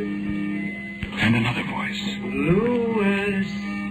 And I knew I had won, for these were the voices of the two they said I murdered. Why, of course you didn't, Louis. Of course you didn't. And a little child, a little boy, ran up in the darkness and took my hand and laughed to hear my name. Do you remember little Tommy, our little boy that died when he was 6? And I remembered. And in the darkness I saw many another I'd all but forgotten. Charlie Cullum, that was killed at Romaine in the Argonne 30 years ago. Albert Newhouse, my Boy Scout comrade that drowned so many years ago. Grace Williams, who died at her husband's hand. Crowds and crowds of the ones who had gone before, spending this, their brief holiday on their well-loved earth. And I, the only living soul among them, spending my brief moment with them to seek my life from them. On All Souls' Eve a year ago. And I said, help me. And Etta answered me. What is there we can do now, Louis? You know I didn't kill you, Etta. Of course. Of course. They're going to hang me for it. You didn't do it. But how can I prove it? Delbert said if we could find new evidence. There's plenty of evidence, Louis, to be found. Where? How? Why, let me see. He found the money. That's why you couldn't find it, Louis. But if he found the money, it must be gone by now. No, he has some of it left. But what good does that do? Why, there's a list of the numbers of the bills somewhere. They looked for it. They couldn't find it. Have them look in the bedroom, Louis, behind the 3rd drawer in my chest of drawers. I know where it is. It fell down there. Oh, that's wonderful. But what good will it do now? Unless you tell me. There's plenty of evidence, Louis, if you'll just look for it. He ripped his coat on the catch of the living room door. There's threads there that could be identified. You know who did it? You know who did it? Yes, we know. Yes, we know. Then tell me. Tell me, and I'll see. Delbert will see that he confesses. Look, I tell you, they're going to hang me for it. Do you hear? Tell me. Oh. And you still hate me. And you haven't learned mercy since you... You're going to let me die because you hated me while you were alive. Louis. You're going to carry it beyond the grave. You're going to keep it to yourself and let me hang. You hated us, Louis. Yes, I hated you and I hate you now. Ghost or no ghost, soul or no soul, I hate... No, Harris, have pity on me. It's all over now. There's no use hating me. Don't you hate the man that killed you? Don't you? No, Louis, no. We don't hate him. But you hate me. You're going to let me die. You know I'm innocent. You're going to let me die just because we didn't like each other on Earth. Louis, listen to us. There's no such thing as hate anymore with us. Then why don't you give me a chance to live? Go back, Louis. Go back to your body. Go back. Go back. To die. Dying isn't so bad, Louis. You don't see any unhappiness among all these souls, do you? I don't want to die. You'd rather save your life for a while at the expense of somebody else's life? But I'm not guilty. And he is. Go back, Louis. Go back. I won't go back till you tell me who killed you. Listen to me, Louis. You're tampering with things that you have no right to know. Your soul has left your body before its time.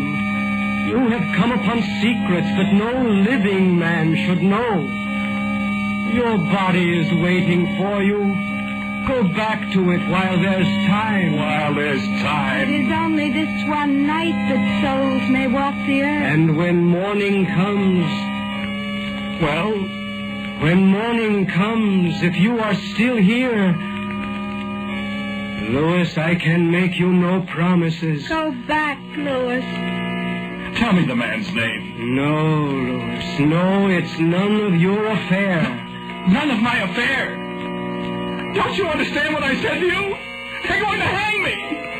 None of my affair. Listen. There was no need for you to send your soul out seeking us, Louis. I don't get that. We have been waiting for this night, Louis. Well? Tell him, Harris. He will have to come with us now. Yes, that is the law. You should not have come here. Louis, there is still time, but only a little time.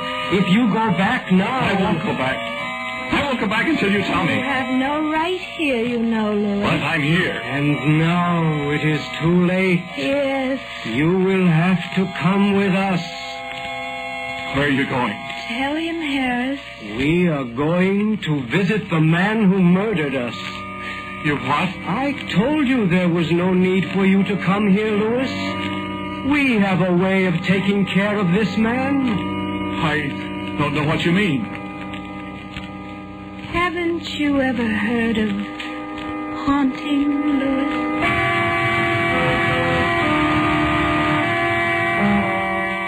Come with us now, Louis. No. You must come. You're really going to haunt him? And make him confess? We are going to appear to him, Louis. What he will do, we cannot say. But when he sees us... Well, then I'm going back to the prison. No. I'll go back and I'll call the warden. I'll get Delbert. Tell him that there'll be a confession. Delbert will get me a stay of execution. Then when he confesses, I'll be... Who is it, Harris? Come with us and you will see. No, I'm going back to the prison. I told you, get things all set up. No, you changed your mind too late, Louis. Too late? Why? No, Louis. You have meddled too much. You have gone too far. The souls of the living have no place here. But you have come. We told you to go back while there was time, Louis. Yes, but... Now you must come with us. No, I want to go back. Come, Louis.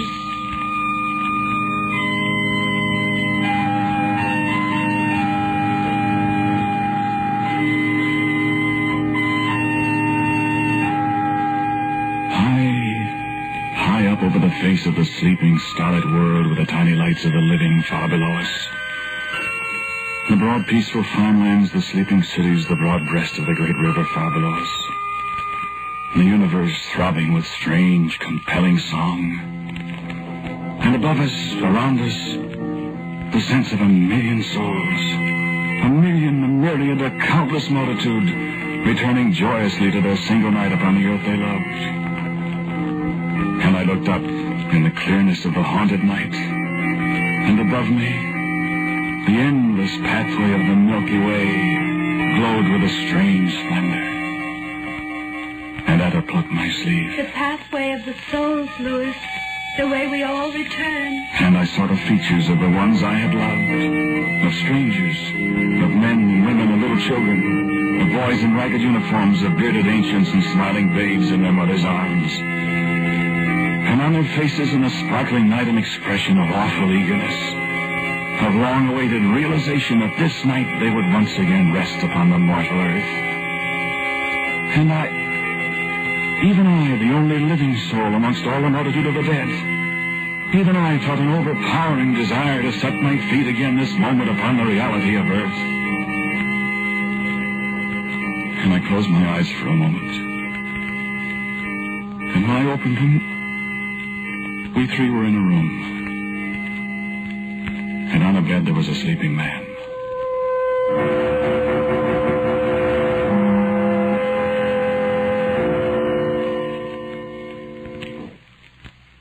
Where are we? Is this the man?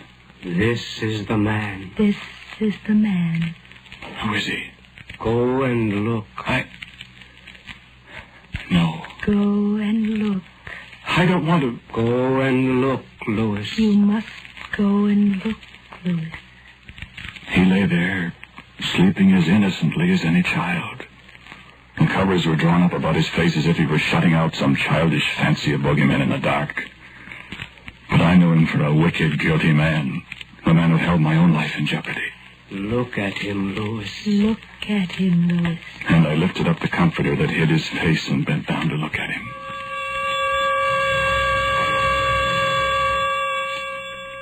Delbert. Delbert. My friend. The man who had defended me in the courtroom and lost. The man who had gone to the governor, or had he gone, to plead for my life. Delbert. The man who told me, of course I know you didn't do it. Of course he knew. He alone of mortal men knew the murderer. For the defender of the accused man was the murderer himself. Wake him, Louis. No. Wake him. Delbert. Delbert. Delbert, wake up.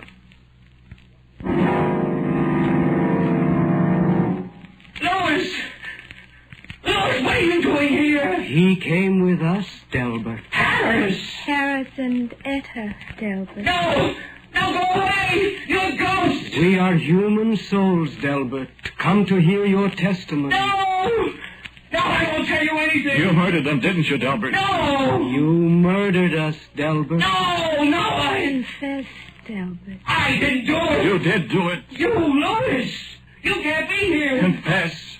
Well, I... Confess. Louis must hear you, Delbert. Louis! Louis, I did do it! I killed them, Louis! I murdered them! I knew I could throw the blame on you! I knew I could get you convicted and I could save myself!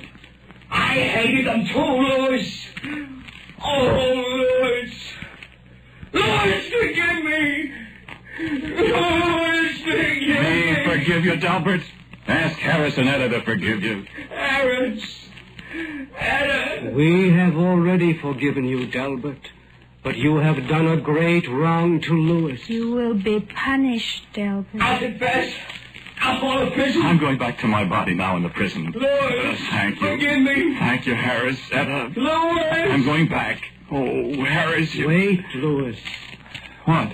Louis! Be quiet, murderer. What, Harris? You can't go back, Louis. I can't go back. Why, what have I... What? You must stay. Louis. Stay? Stay? Why must I stay? My body's back there in the prison waiting for me. I've got to go back and live. No, Louis. Why? Tell me why. Everything's all... What's the matter? You tell him, Delbert. Louis. Well? Louis.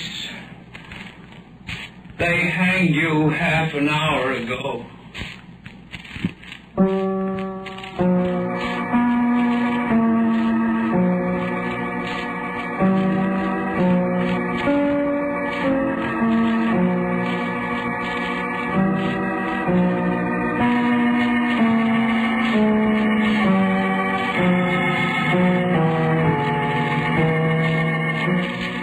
The title of today's Quiet Please story is Calling All Souls. The was written and directed by Willis Cooper. And the man who spoke to you was Ernest Chappell. And Kermit Murdoch played Delbert. Harris and Etta were respectively Ralph Schoolman and Mary Patton.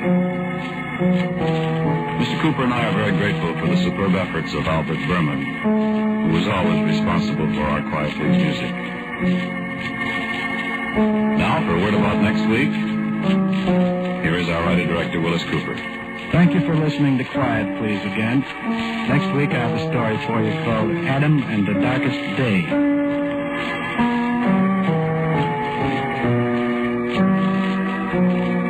And so, until next week at the same time, I am quietly yours, Ernest Chappell.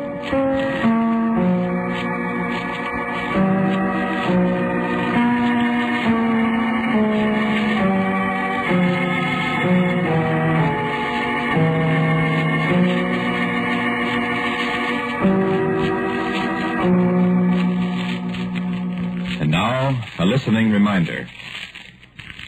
David Harding Counter Spy is a name that means action, excitement, drama each time his efficient law enforcement organization exposes another racket. Hear Counter Spy this afternoon over these ABC stations. This is ABC, the American Broadcasting Company.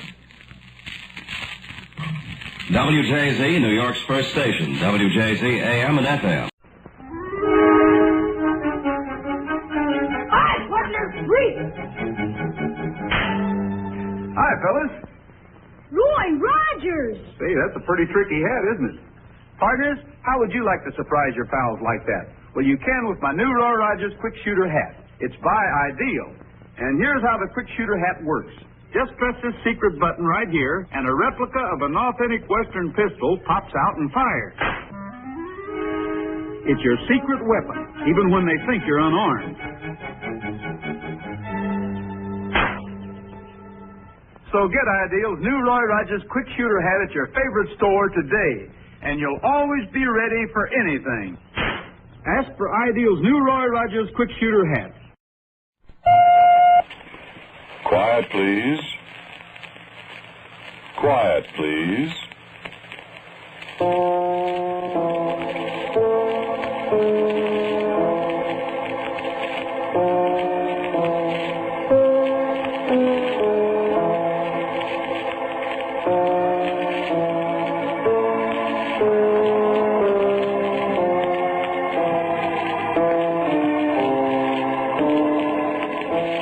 American Broadcasting Company presents Quiet Please, which is written and directed by Willis Cooper, which features Ernest Chappell.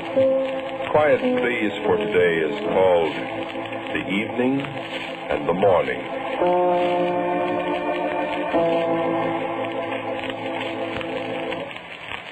They're all gone now, aren't they? That was the last car going out the gate, wasn't it? There's nobody there but the grave diggers. Can we walk over there for a minute? Please? It's getting dark, isn't it? Is that what's bothering you? There isn't anything here that'll hurt you. My grandfather always taught me not to be afraid of cemeteries. They're sad places, he always said. They're sad and they're lonesome. But there's nothing there to harm you. I'll only be a minute, really. I'm not going to break down or anything like that. There's something I have to do. No, I won't run away. You're not worried about that, are you? Well, after all, you've got a gun. You could shoot me if I tried to run away. I couldn't very well attack you suddenly, could I? Not with these handcuffs. Of course not. So let's walk over there for just a minute. Please? Don't you think you're overdoing it a little bit, Dean? I'm sorry if you think so. I do think so. Please, may we walk over to the grave? Listen here. You don't have to impress me, you know. I was good enough to bring you out here and take the responsibility for you. And I'm very grateful to you for that, Mr. Thorpe. You know, if some of her friends had seen you here, you'd have stood a good chance of getting lynched. I know that. I was sympathetic, and I listened to you, and it was against my better judgment that I brought you out here. I'm more than grateful, Mr. Thorpe. If I could have come out here alone, I would have. We haven't started letting confessed murderers run around loose yet, especially to attend the funerals of the people they've killed. May we walk over to the grave, please? Oh, come on. Thank you. You're not doing yourself any good this way, Dean. I'm not trying to, Mr. Thorpe. What do you want to see the grave for? How can you stand looking at it? Haven't you got any heart at all? I killed her, didn't I? They won't have any trouble hanging you for it. I expect that. Well, what do you want, then? Why do you... This isn't easy, Mr. Thorpe. It was hard enough doing what I did. And coming out here... Well, it has to be done. I don't know what you're talking about. I loved Alice, Mr. Thorpe. You did? I did. And you murdered her. Here, where are you going? A flower, that's all. I want a flower from her grave. Put that back. No, I won't put it back, Mr. Thorpe. I tell you... No, please, don't ask me to put it back. This is a very precious thing, this flower. What are you talking about? Why, this is why I murdered Alice, Mr. Thorpe.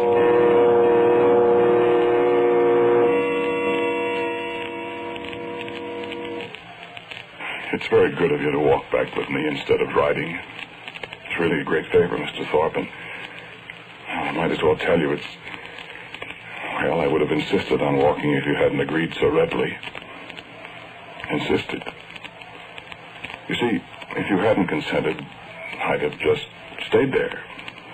And it would have been awkward for you because I think I'm stronger than you and I could have resisted you.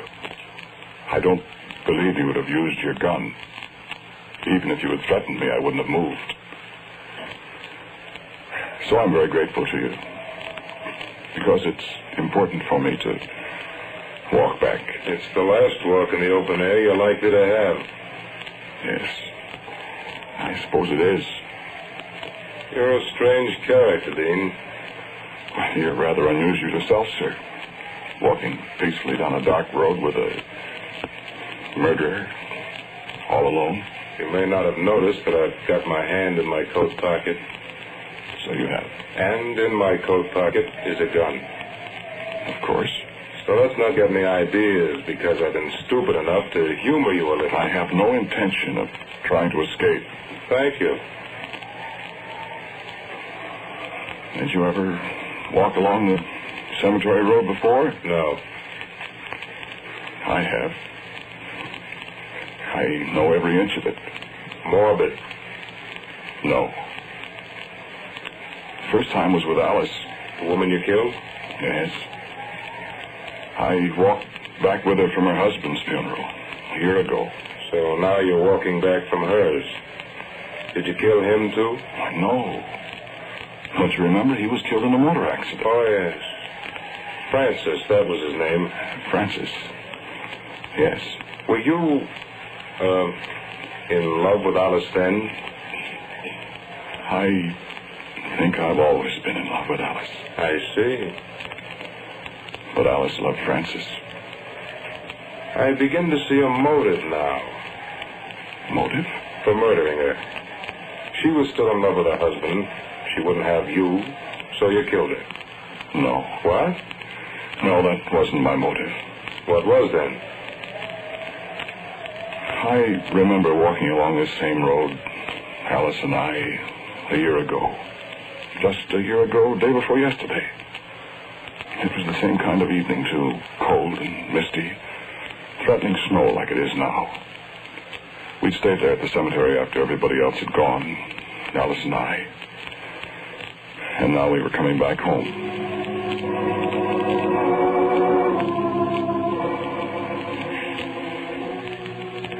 Francis would have liked the flowers, wouldn't he, Dean? Yes. So many, many flowers. Such beautiful ones. So bright and lovely. And a cold rain on them, and pretty soon the snow. Alice. Francis and the flowers. All alone. Dean, let's go back for a little while. Can't we? No, we mustn't do that, Alice, dear. Just come to me, Dean. I'm alone. All this time I thought I couldn't help thinking that it's some ghastly joke. That Francis isn't really dead. It's a dream, maybe.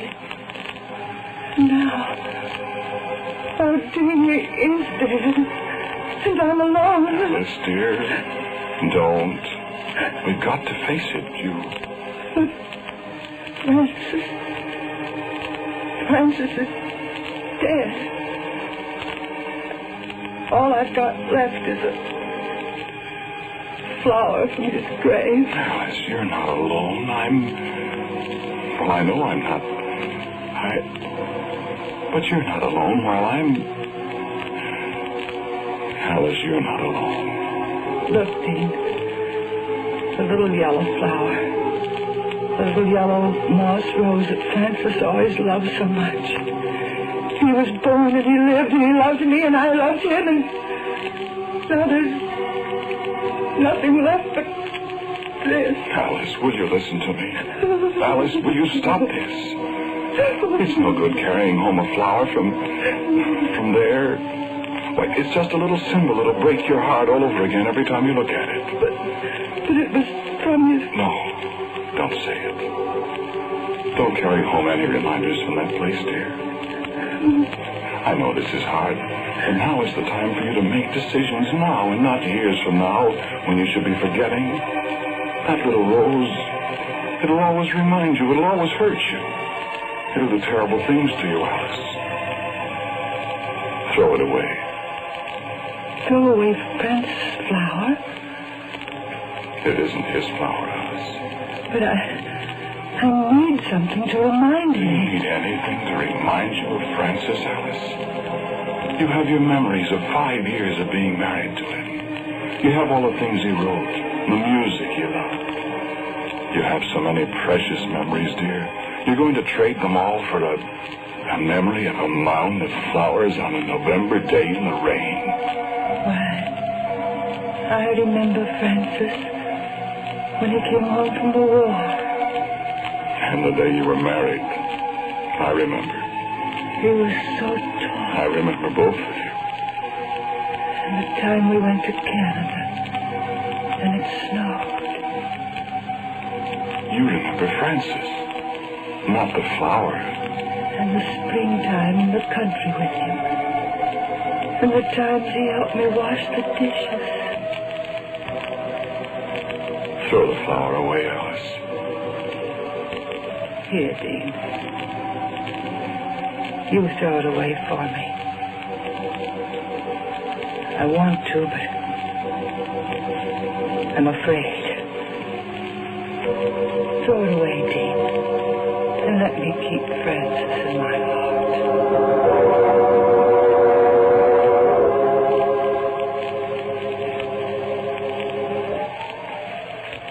There's an old elm tree beside the road, the biggest old elm tree you ever saw. We'll be walking past it in a few minutes. I'll show it to you, Mr. Thorpe. You certainly talk as if you loved that woman, Dean. I did love her. I do love her. Well, why did you kill her then? Because I loved her. And because she loved Francis. I said that was it. No.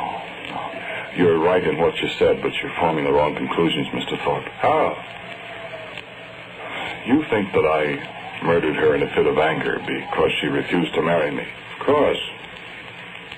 Well, that isn't true. I don't understand you.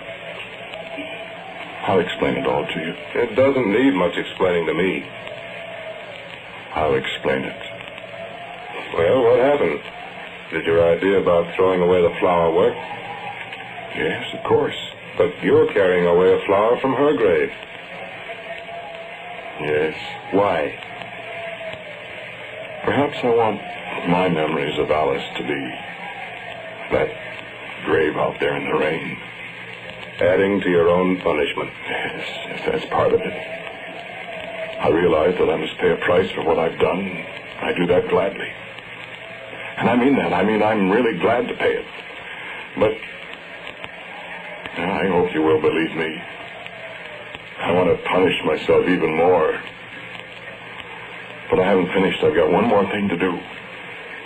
That's why I begged you to let me come to the funeral. And why I plucked the flower from her grave. You're over my head, Dean. Oh, bear with me, Mr. Thorpe. It's only a little while. That's the big elm tree I told you about. You see it? There's a little street light just beyond it. What about it? There's a bus stop just beyond it. We can wait there for a bus if you like. Yes, I see somebody waiting there now. I think it's a good idea. I'm tired. I wish you'd tell me, though, why you did do it, Dean. Not that it'll make any difference. Not with your confession and all that. Mr. Thorpe, are you superstitious? Me? No. It's nonsense. No, it isn't nonsense. A great many superstitions are founded on fact. A great many. I don't believe in ghosts, if that's what you mean. You know, Francis was a writer. Yes? A writer of supernatural stories. I didn't know that. He had a very thorough understanding of superstitions, beliefs of all kinds. He had a large library of source material on that subject. Did he believe in ghosts? He was a rational man, Mr. Thorpe. And my very good friend. All right. I saw a good deal of Alice in the years since Francis was killed. In the first few months when she was having to reconstruct her life, when she was having to reconcile herself to the fact that she was alone, that Francis was gone out of her world, I spent a good deal of time with her. And I was gratified that she was taking it very well. She did the house over completely, with the exception of the room he'd used for study. That she left exactly as he'd left it. A typewriter, a stack of paper, the pottery jar full of sharpened pencils, half a pack of cigarettes and a torn match package. Even the wastebasket crammed full of torn sheets of paper. Exactly the way he'd left it. That, she said, was to be her living memory of Francis. And always when I came to visit her, we sat in Francis' study. And talk was mostly of him. His publishers called today and wondered what about the book he was working on. What about it? I told him it wouldn't be finished. He only had a few pages to go, as I remember it. It won't be finished. I don't think you ought to do that, Alice. I want it that way, Dean. Do you still feel... I'm very glad you made me throw away that flower. That's what you mean. It was an ugly thing. Bringing it away from there. Yes. I'm very content now. It's been hard to make myself realize that, you know, it's not really so bad when there are people around. But at night, alone by myself, I think I've cried myself out, Dean. I'm glad You've been an angel. Well... You have. Well, you see, Alice, I love you. I know you do. Well, that's all I can say, Alice. I love you. It's a horrible thing to have to say to the widow of my best friend, but... Widow? Well, Alice... Widow, you said. But Alice... You call me his widow. I'm not. Stop. No. Get away from me. I'm not his widow. Do you hear me? I'm Francis White.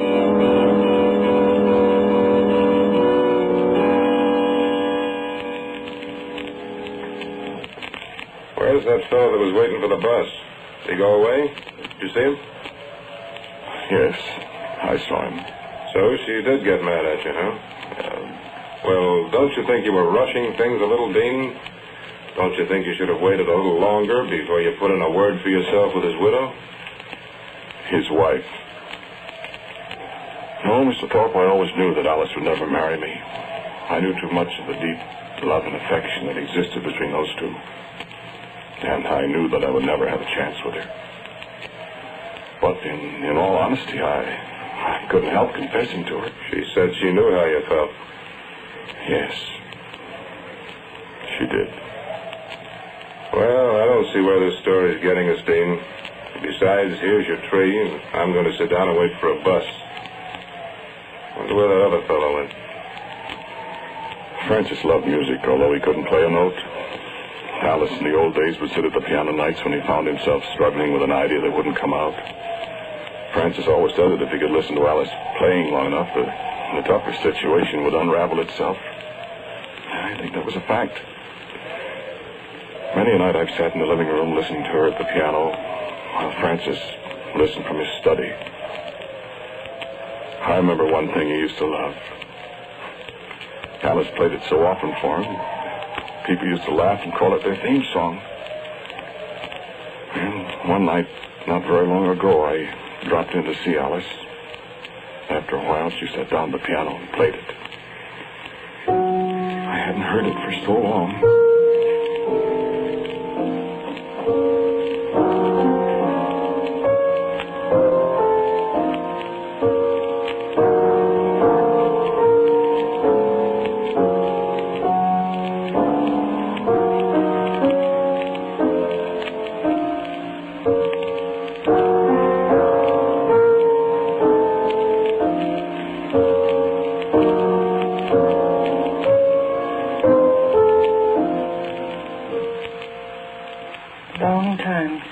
Played that, isn't it, Dean? It still sounds wonderful to me. I felt so lonesome tonight. It's an unpleasant night. Like it was a year ago. Out there and... You weren't going to think of that. I can't help it, Dean. Play something else. No.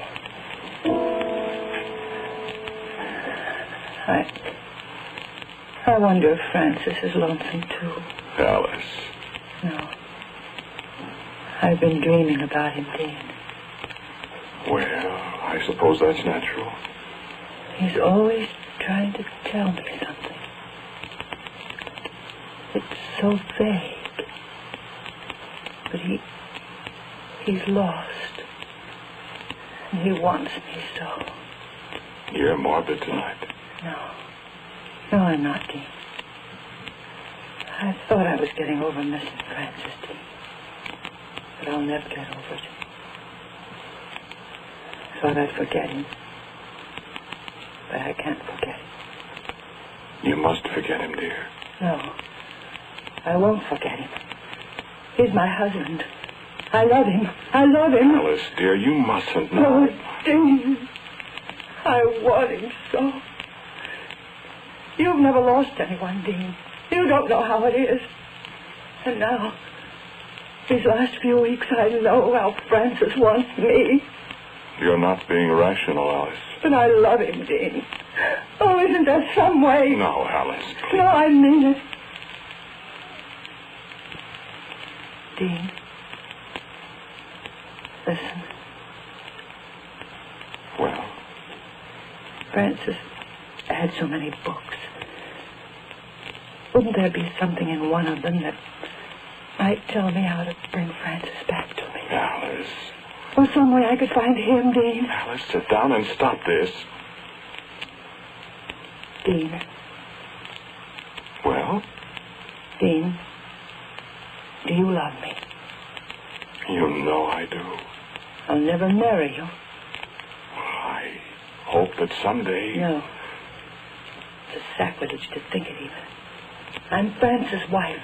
I'll be Francis' wife forever. Forever and ever. Oh, darling. No, wait. Dean, as sure as I'm sitting here, I swear to you I'll always love Francis. Yes. And I can't live without him. What do you mean by that? I've thought about it. I've thought about it until my head hurts. You think I'm losing my mind, don't you? No. Dean, I won't marry you. Yes, you said that. But do you want to earn my everlasting gratitude? And Francis' gratitude, too. I don't understand you. Yes, you do. Yes, you do. I won't do it. Dean, listen. If I kill myself, that'll be a sin, won't it? Yes. And I won't go to heaven and be with Francis, No. will I? Then will you do it? Alice, you've lost your mind. No. You said you loved me. Then prove it. Give me back to Francis.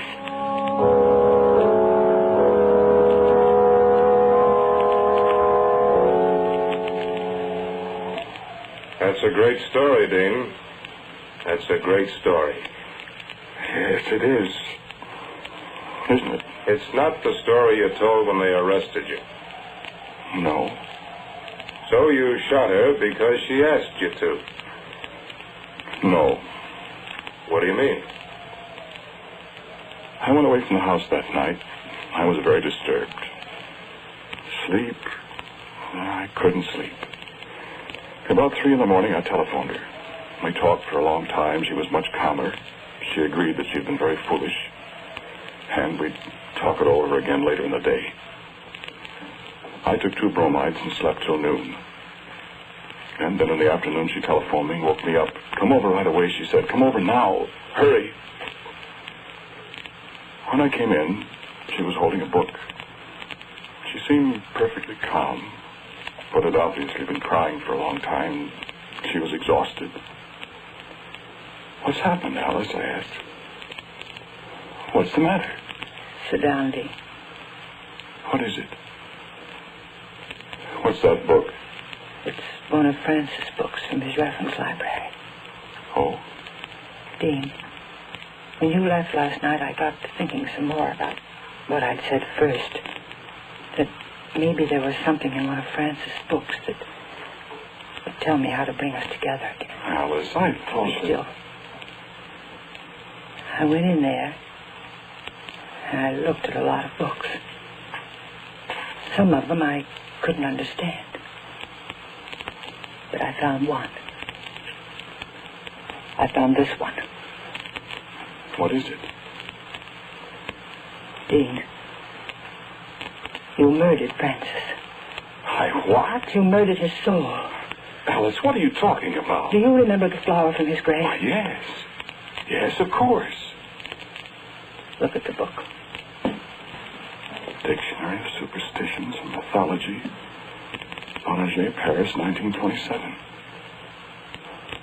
Well, what about it? Page 101. I've marked it. Read it. Flowers. If a flower be plucked from the grave that hath been afterwards thrown away, the place where the flower falls will be haunted. Alice, what is this? It's true, Dean. It's superstition, for heaven's sake. It's true. Oh, now, come now. It's true. How do you know? Because I went out to the cemetery road.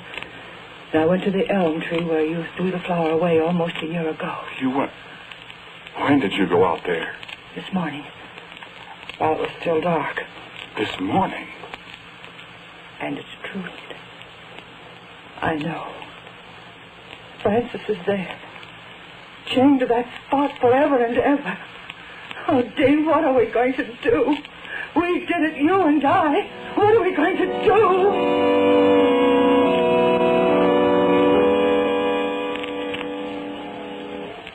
And what did you do? I did what I thought best. You mean to say you believe in a stupid superstition? You mean you murdered the woman because of... I came out here to this tree with Alice, Mr. Thorpe. You did? And I knew Francis was here, too. He's here now. You saw him, didn't you? The man you thought was waiting for the bus. Here, where are you going? I threw away a flower from his grave here a year ago. Now, here's your flower, Alice. I've kept my promise, dear. Alice and Francis together now. Forever. You don't believe that. Listen.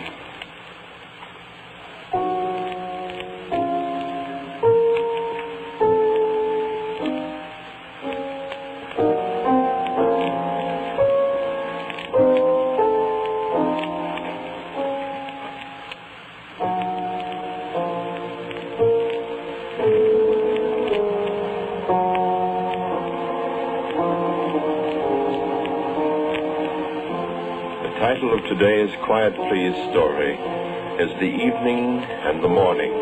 It was written and directed by Willis Cooper. Ernest Chappell was the man who spoke to him. Dan Bess Johnson played Alice. Martin Lawrence was Mr. Thorpe. As usual, music for Quiet Please is by Albert Berman. Now, for a word about next week, our writer-director, Willis Cooper. Thank you for listening to Quiet Please. For next week, I have a story which I call One for the Book. And so, until next week at the same time, I am quietly yours, Ernest Chappell.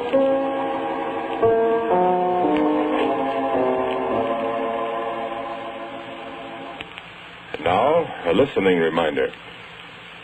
A great number of our citizens are unaware of the insidious rackets that are constantly challenging our law enforcement agencies. You can hear about them on David Harding Counterspy. Tune in Counterspy this afternoon on your ABC station. This is ABC, the American Broadcasting Company.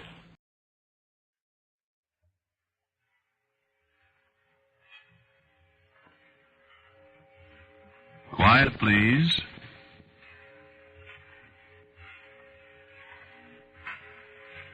Quiet, please.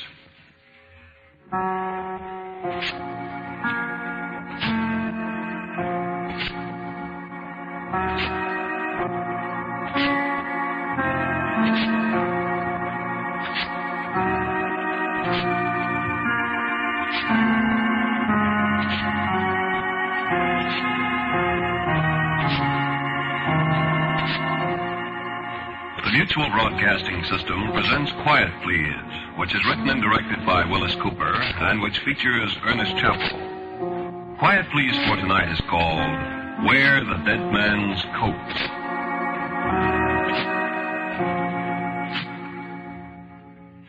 Let me see. Yesterday, that's 1 day. The day before, that's 2. The day before that, that's 3. 3 days. It's 3 days, all right. Doc was right. So that fixes me. You think it don't? Well, listen.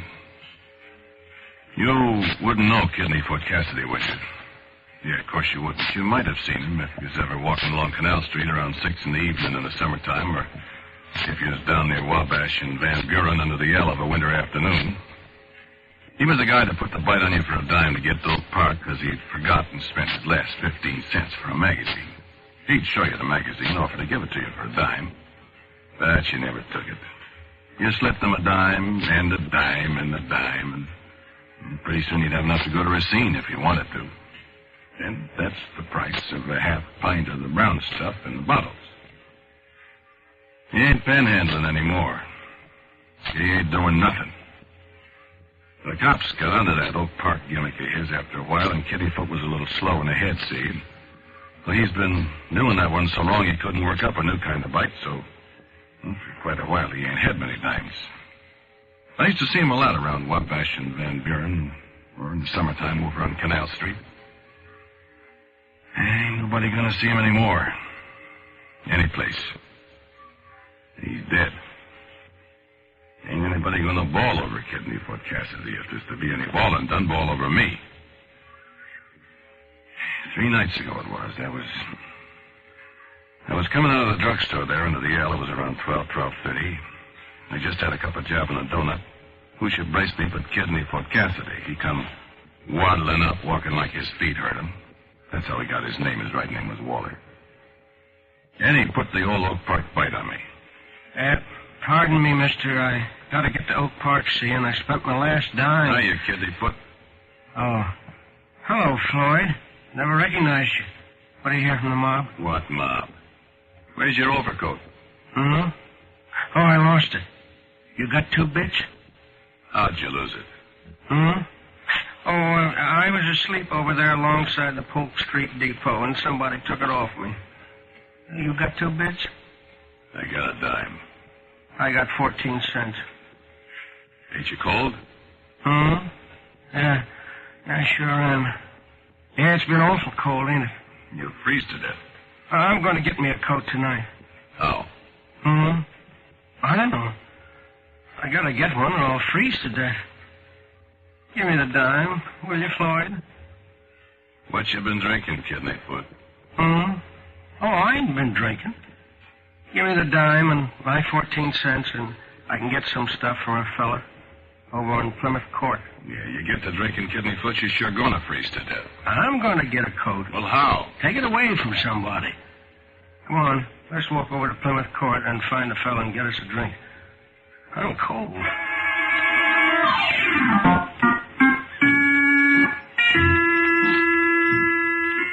There was a time when I first come to Chicago. That's been many a year ago, and I was broke and had no place to stay. I was walking along Canal Street one night, and Kidney Foot Cassidy was the only guy in Chicago who took pity on me, bought me a cup of coffee, and left me sleep in his room over on West Madison Street, see? So we've had quite a winter in Chicago this year, and I got a place to stay. I got a room on North LaSalle Street, at least while the dough lasts, and I ain't seen Kidney Foot for a long time, and he's a lot older. The poor guy is starving. What am I going to do? And all I got to say is I wish I hadn't. I got more than a dime I tell him about, and I offered to buy him a cup of java and a hot dog over on South State in the shooting galleries where the dogs are bigger, even if they are staler. The Kidney Foot, he don't go for eating. Drinking is his racket, and it hasn't killed him. He ain't dead. Yet. So I walk over to Plymouth Court with him. That's a little kind of alley off Van Buren between State and Dearborn. It's all full of printing houses. It's dark there at night, especially this time of night. You could hear his teeth chatter for 2 blocks. Now, this 3 nights ago, see, I say to Kidney Foot, why don't he come home with me, but he ain't interested. All he can think of is a bottle. And I guess, Coke. So, we get the bottle from a little guy in a big overcoat like a Mackinaw with a sheepskin collar that come out from between a couple of buildings in the dark.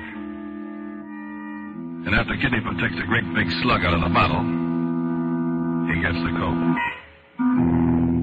Kidney Foot was sore because the bottle busted when he clouted the guy, but when he took the coat off him, there was 2 more bottles in the guy's suit coat. Me? I never done a thing.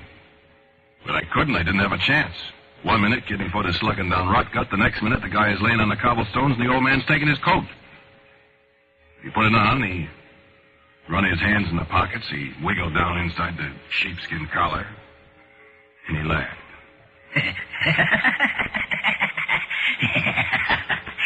Hey, I'm warm, Floyd. I'm standing there with my face hanging out a foot. Warm, I think. Warm. Boy, you're hotter than a pistol. You know, that's the thing. This little guy, you never think he never heard a flea, and he takes this fella like that. I don't need to ask, is he dead? I'm so surprised I can't move. I just popped my eyes. Oh, Kidney Foot, he giggles again. How you like it, Floyd, huh? And I just say, gig. Then Kidney Foot, he takes another drink of the stuff, and he grabs him by the arm. Come on, Floyd. Let's go. Go? Go where? Up to your place. Now, listen. You're going to put me up for a couple of days, kid, ain't you? Well, but I... Kid, look, I just knocked the guy off. I'm hot, kid. Are you my friend or ain't you? Listen, Kidney Foot, Who was it staked you when you was a punk right here in town without a nickel, huh? Who was it? Well, it was you, Kidney Foot, but And I'm if not... it comes to that, kid, why, you was right here with me when the guy was knocked off. You know, them cops is awful good persuaders. Ah, looky here. I might get all mixed up, see, and put the finger on you. Not meaning to, you see, but, see?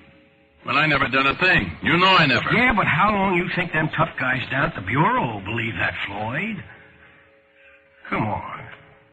Leave us go home.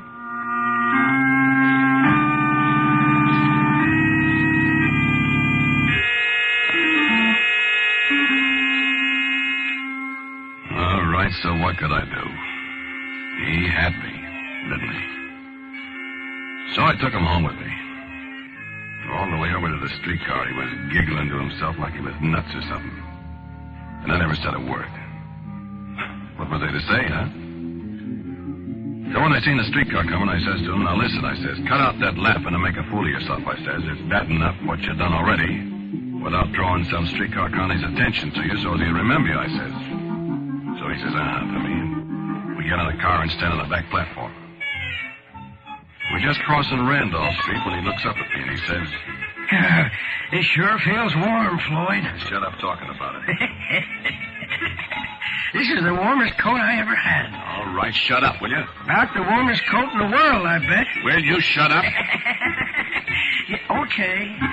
Then I notice the streetcar Connie's looking at me as if I'm nuts or something. I never said nothing. What? I said I didn't say anything. Well, so what? So don't tell me to shut up, Billy. I wasn't talking to you. Well, don't get heavy with me, Billy. If you knew how stupid you look standing there talking to yourself. I wasn't talking to myself. Okay, so I'm nuts. Lake Street next.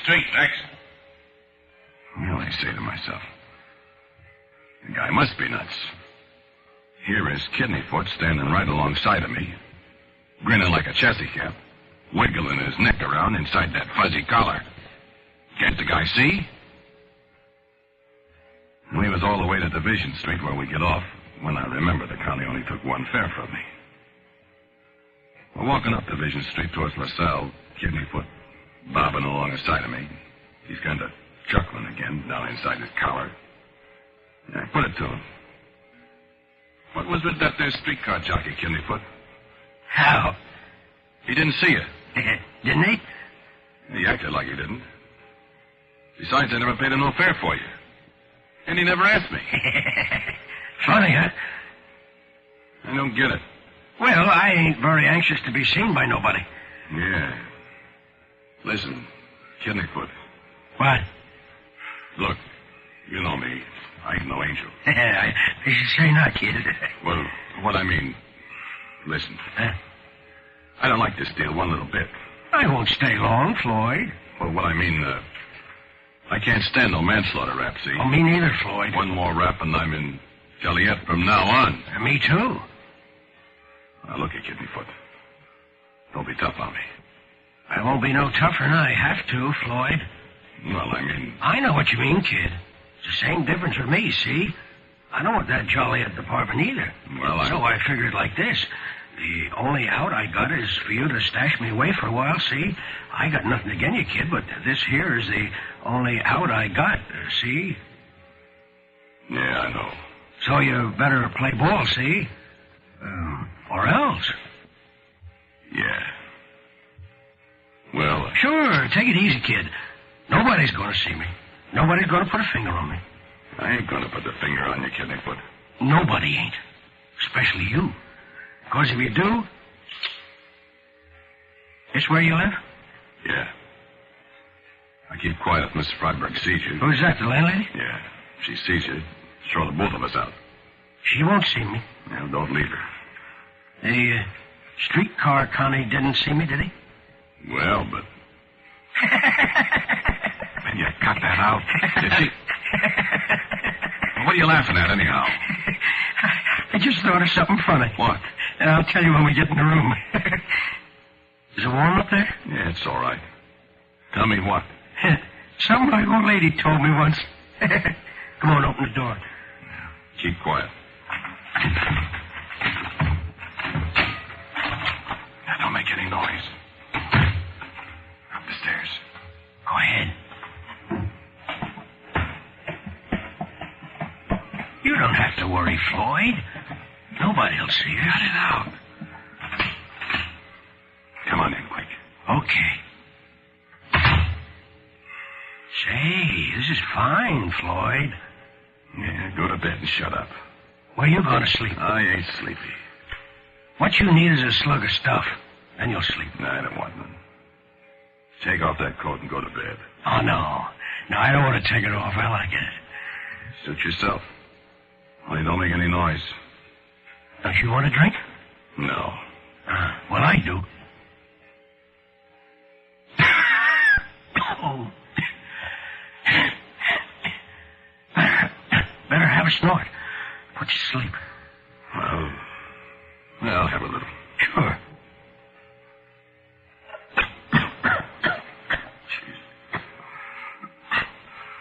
What was you going to tell me? Huh? What you was laughing about? Oh.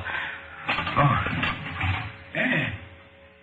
This here bed ain't so bad. Yeah, it's all right. Better where I've been sleeping.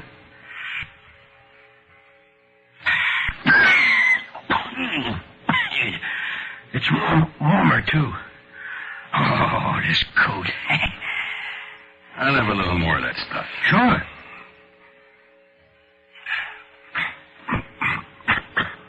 Fine stuff, huh? Yeah. What was you laughing at? Oh. Nix, be quiet. Oh, I have to laugh. You know, my old lady told me once when I was a kid. Keep it down. Yeah, there was an old saying. Let me see now. Wear the dead man's coat, none will take note. See? What's so funny about that? Well, I got on the dead guy's coat. Nobody takes note. Ah, you're drunk. Oh, no, I'm not. Give me another slug. Yeah, sure.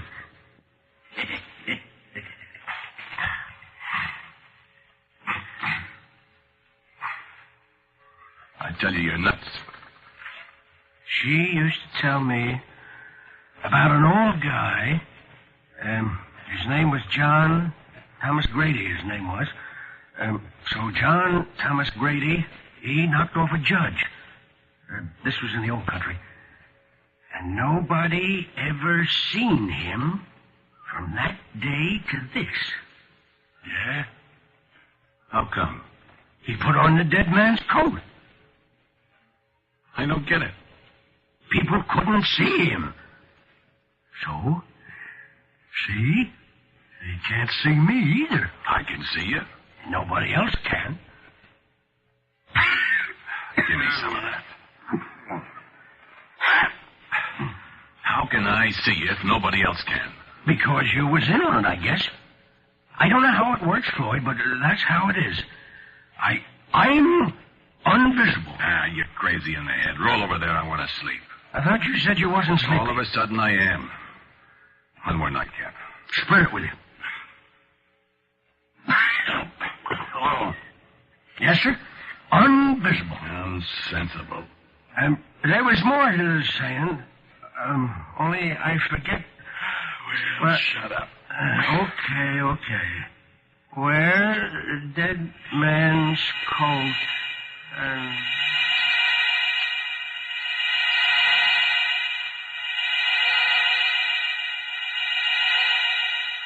I woke up and I was freezing to death. Cassidy, he was all right. He was bundled up in that coat, snoozing away as peaceful as if he had nothing on his conscience. I guess he didn't. Didn't have a conscience, I mean. My head was banging like a boiler factory. That there two-bit whiskey jars your teeth loose if you ain't used to it like Kitty's with Cassidy was. Yeah. I sat there on the edge of the bed and I thought. The more I thought, the worse it got. I was stuck. He had me. If I beeped, he put the mark on me, and where he went, I'd go too. Didn't do no good to think. No, because I'm a good guy. Because Cassidy had to have an overcoat. No cop in the world would believe me for a minute. Oh, I need a drink. The bottle's empty. I sit and look out at the brick wall next to the window. I look at Cassidy all warm in his new coat and sleeping the sleep of the just. Yeah, I'm going to wake him up, too. Then there's a rap on the door, and it opens, and I'm pretty near jumping on my skin. Boy, am I scared. Good morning, Floyd. Good morning, Mrs. Freiberg. I tried to throw the blanket over Cassidy. Good morning. Didn't you forget something yesterday, Floyd? Forget?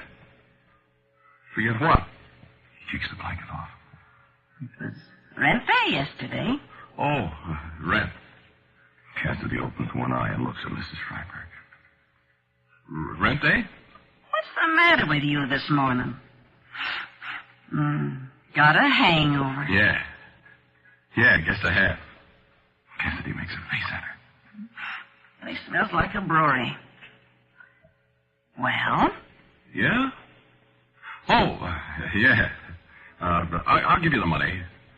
Trying to keep eye on Cassidy. How much is it? You sure have got a hangover, ain't you? It's $4, just the same as it always was. Okay, $4. Cassidy's climbing out of bed. $4. Listen, Floyd, I got my cleaning to do. I can't take up the whole morning talking to you. All right. I reach in my pocket, I take out the $4 and I hand it to her.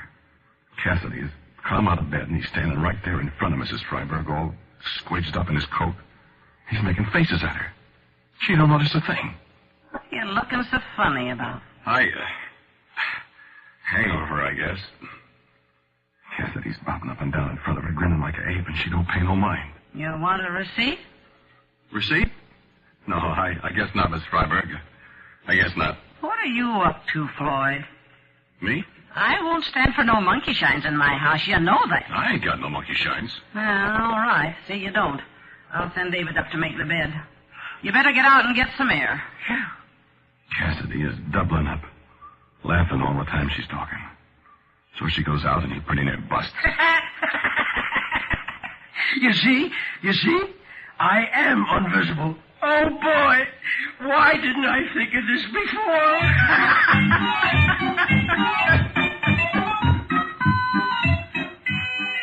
Well, what you gonna think? He was right there. He done everything but pinch the old lady, and she never seen him. Did you ever hear that before, getting invisible wearing the coat of a guy you killed? Yeah, I never did either. But boy, it's no kidding.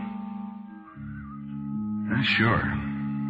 Him and me went out right past the houseboy David. He speaks to me, don't give Kittyfoot a tumble. They walk down the street, and Kittyfoot deliberately walks right into a guy, and the guy begs my pardon. The guy at Thompson's thought I was cuckoo when I ordered 2 breakfasts. He sure thought we was only me. Kittyfoot slips his mid into the cash drawer, lifts a couple of $10 bills. He snatches a handful of nickels and dimes from a newsstand. Just like everybody but me was blind to him. And then we're back at the house and we read the newspapers he pinched. There's the item about that fella that got killed. Mystery. And the old chills begin to crawl up my spine when it says the cops have got a clue. Maybe they have, maybe they haven't, but there was 2 of us there. There's only one of us that anybody can see. It's me. All the time, Cassidy's sitting there wrapped up in that coat, that dead man's coat. And I say to him finally, Cassidy, will you take that coat off? Floyd, I can't take it off. Why not? I tried it. It won't come off. Ah, stop it. Unbutton it and take it off. Floyd, I tell you, I can't take it off. Are you kidding? I'm not kidding. The buttons won't unbutton. I gotta keep on wearing it. Hey, let me try. Gosh, I can't get it unfastened. I know you can't, Floyd. I remember the rest of the saying. What saying? About the dead man's coat. It's something about how you're dead when you take it off.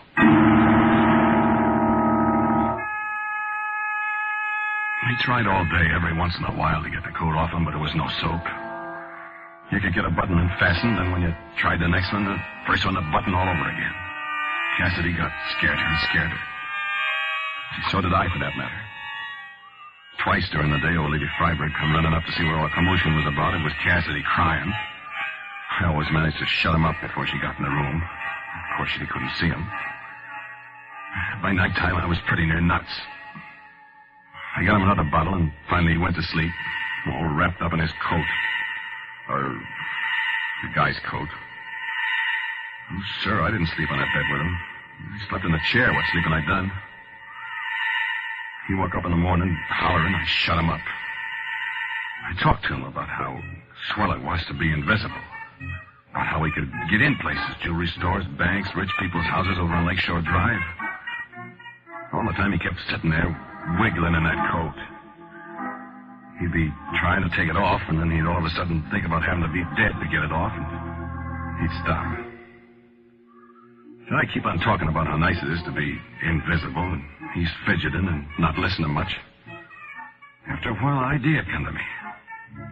It would be nice to be invisible.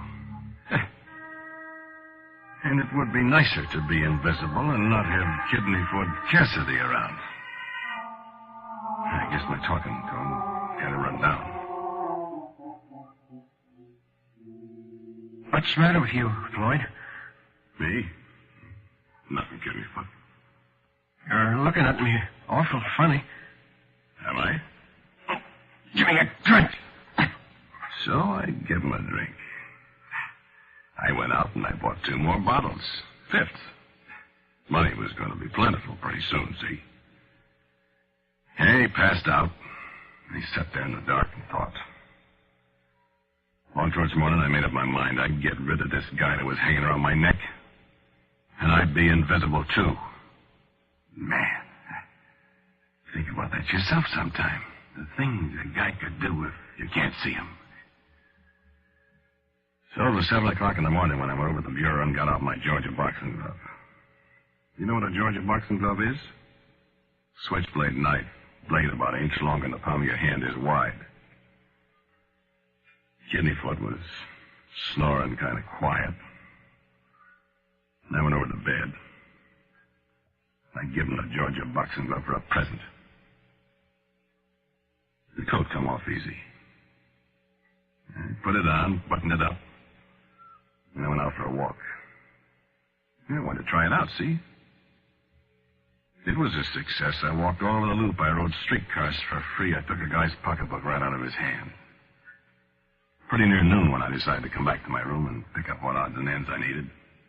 Oh, nobody see me go in. I went right up to the room. Did I get a surprise? Cassidy was still laying there. He hadn't bled at all. But old Lady Freiberg was there, too, having a cat fit. There was 2 guys with her. One I spotted for a dick right away. You couldn't miss. The other guy was bending over Cassidy. He was a doctor. I seen his grip. Old Lady Freiberg was talking. I came up to change the bedclothes, and there he was.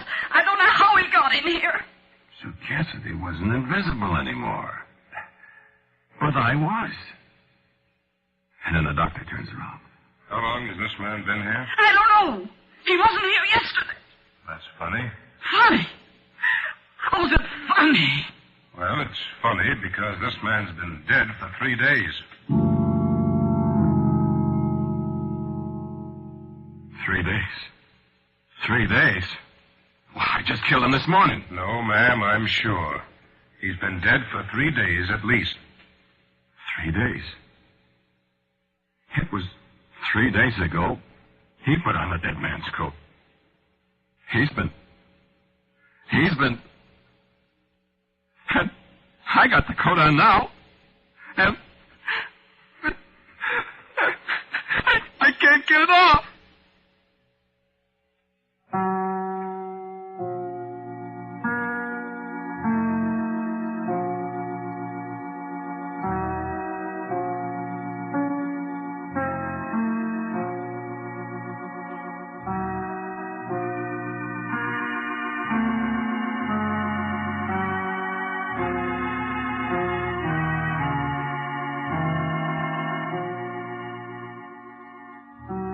Listen to Quiet Please, which is written and directed by Willis Cooper.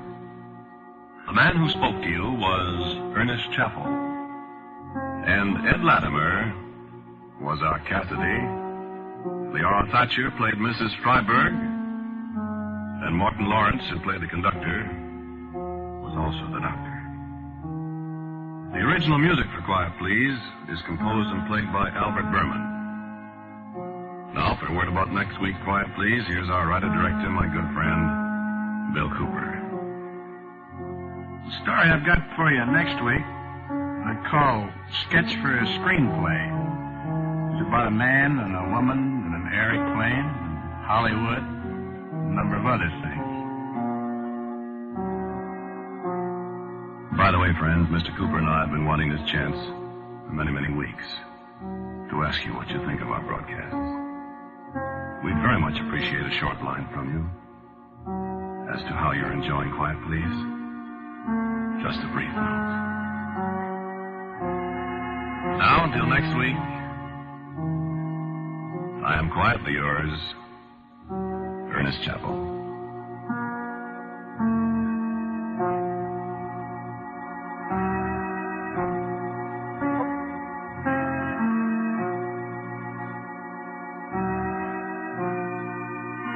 Quiet Please comes to you from New York. This is the world's largest network, serving more than 450 radio stations, the Mutual Broadcasting System.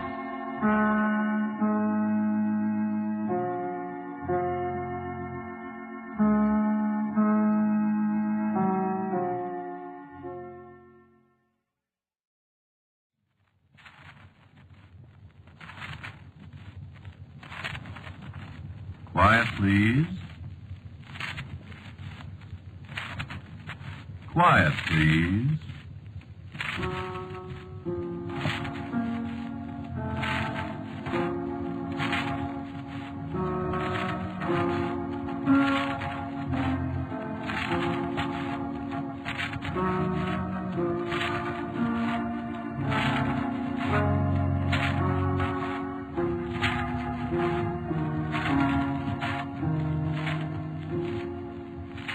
The Mutual Broadcasting System presents Quiet Please, which is written and directed by Willis Cooper and which features Ernest Chappell.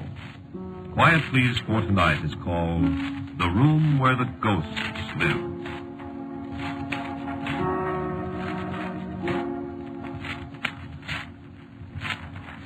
No, I won't let you take me out of the house. No, I'm going to stay right here. I'm sorry, Doctor. But, Lawrence, we've got to get you to a hospital. Now stop being a fool. I won't.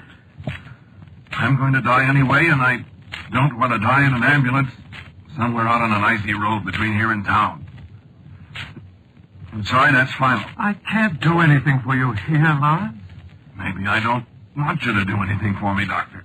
I'm going to call the ambulance. How? By telephone, of course. The telephone isn't working. Oh, that's right, I forgot. That's funny, isn't it? What? What a couple of days of snow can do. No lights, no heat, no water. Just like the days when they lived here. When who lived here? The ghosts. Open your mouth. What for? Thermometer. I'm not raving, Doctor. Well, let's see anyway. Feel any pain? Sure. Worse than it was? Little. A little morphia won't hurt. It's a good thing I decided to stop him for a cup of coffee. You might have died here all by yourself. I'm going to die anyway. Not if I can help it. Can't help. Oh, stop that nonsense. Let me have your ball. All right, now. That'll relieve the pain in a minute or two. Okay. I could take you to the hospital in my car. No. And I think I will. No. Lawrence, what got into you? What do you want to die for? Take some hours. No, not yet. There's nothing wrong with you. You've been the happiest. You've got everything to live for. No. Then you go and shoot yourself. Yep. Where did you get this pistol, anyway? Gift. Didn't you know it was loaded? Sure. That powder and ball have probably been in there for 50 years. Longer than that. What? Longer than that. Well, there's no telling what kind of infection you can get from that bullet. No. Don't die, asshole. Let's see that thermometer. High temperature, huh? Yeah, it's just pretty high. I guess you're not going to the hospital after all, though. I told you that, Doctor. I couldn't move you with that high temperature. That's fine. But I told you I wasn't going to be moved anyway. So you see, Who gave you this pistol? A British colonel. What British colonel? His name's on the lock plate. Lieutenant Colonel Robert Charles Graves, 17th Regiment of Foot, 1774. Ancestor of the fellow that gave it to you? No. He gave it to me himself. Yesterday. Lawrence, how could he? He's one of the ghosts. I see. No, you don't. I'm not delirious, Doctor. He really is. No, just relax, Lawrence. Of course. I'm going to die anyway. Isn't it so? I'm afraid it is. Good. Lawrence. What? Why did you do it? Well, I'm not sure whether I did it on purpose or not. I wanted to, but maybe it was an accident. Or maybe what? Maybe one of the ghosts. No, I don't think so. I guess it was an accident. I'm glad, though. But why? Well, on account of Melanie. Melanie? Melanie who? Who's Melanie? Melanie is a girl who lived here 170 years ago. What? And who still lives here.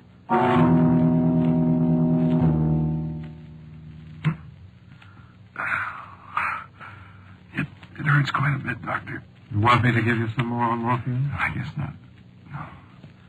I want to tell you things. Well... You won't believe me, of course. You think my mind's wandering. Don't you? Well, What difference does it make? Yeah, that's right. Nothing makes any difference now. A fellow takes a long time dying, doesn't he? After a while, we have the time, huh? Pretty soon, I'll be a ghost to see Melanie. I'd like a little drink of brandy. Oh, just a second. Here, now take it easy. Thanks. Good brandy.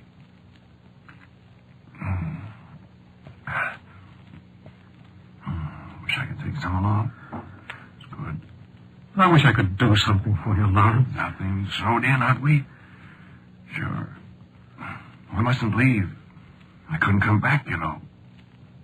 I have to stay here. I don't understand that. I have to stay here, I said. My house.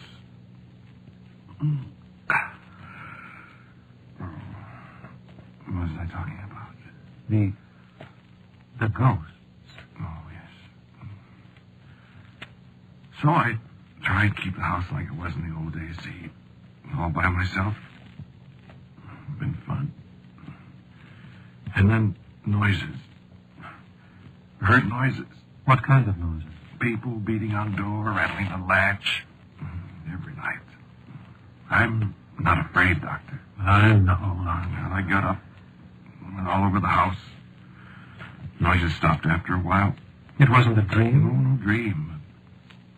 Beating on the door someplace. Always sounded like it came from right over there. You see? Well, there isn't any door there, Lawrence.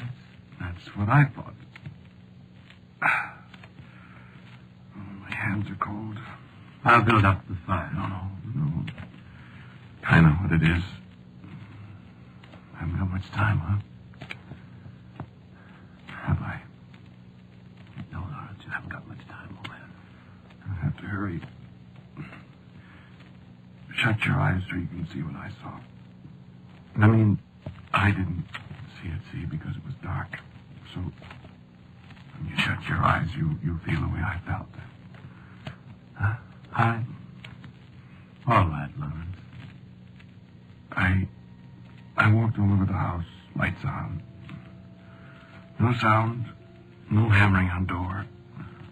No door. I turn off the lights. It starts again. From right over there. I turn on the lights. No door. No noise. And then I get an idea.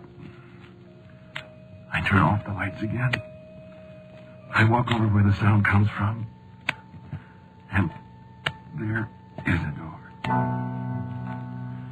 And I think I hear a woman crying. And footsteps and furniture being shoved around. I said I wasn't scared, didn't I? Well, I was then. You'd be scared, too. Finding a door where there isn't any door, and there's somebody on the other side. But that's the outside wall of the house, Lawrence. No. What? There's a room there. The room where the ghosts live. You see? No, I don't. I didn't know it, too. You got your eyes shut? Yes. If you could hear the noise, like I heard it. Random pounding. People pushing their shoulders against the locked door. And I could smell smoke. You see, I didn't know about the ghosts then. Well, how do you know now? I'm trying to tell you. I'm sorry. Keep your eyes shut. I want you to feel the way I felt. And believe. I reached for the lights again. I turned them on. Nothing happens, just nothing. Except pounding on the door. Slower now. And the woman crying. And I hear her scream. Oh, screw, she said. It's French. It means help, help. I heard her voice again. Frightened. Every love for what she said.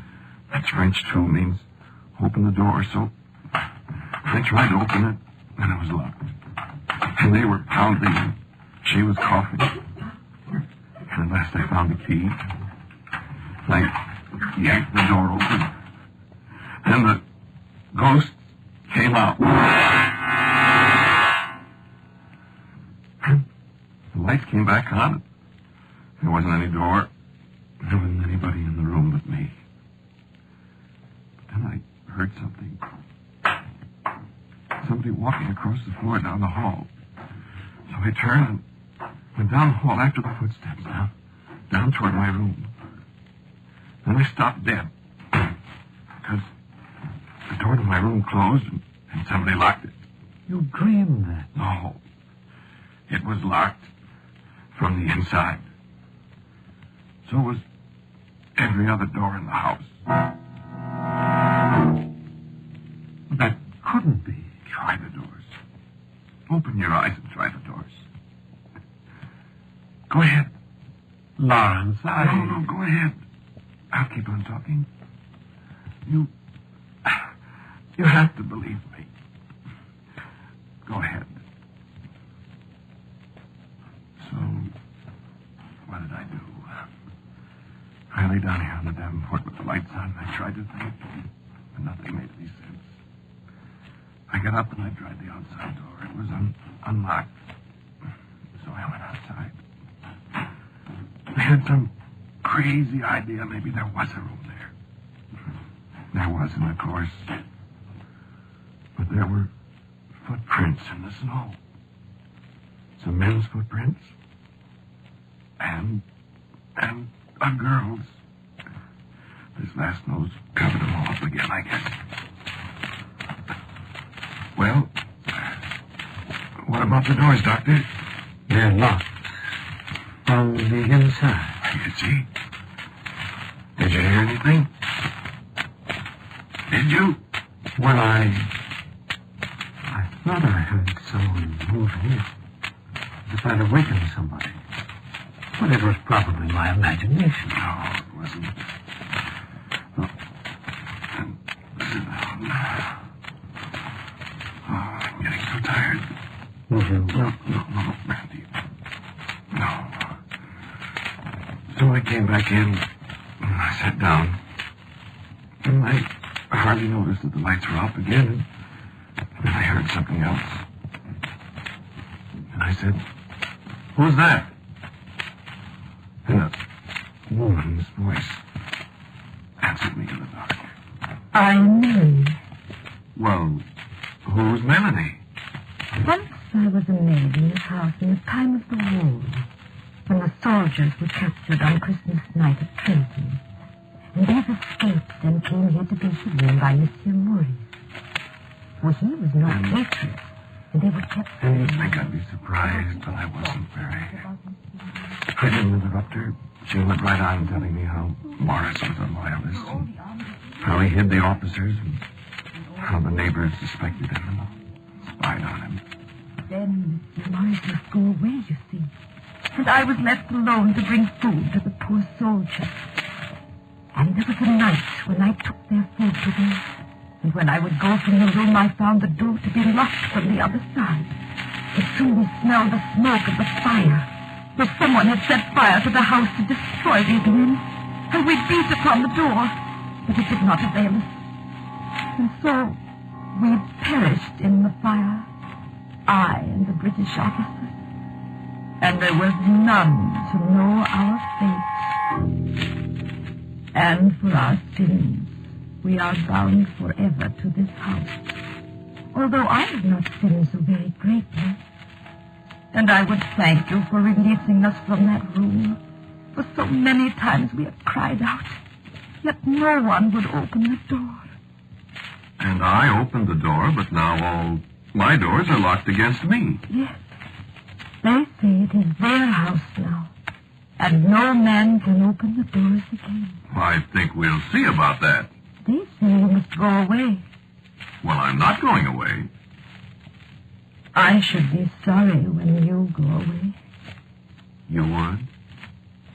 You have released us. I am grateful. Thanks.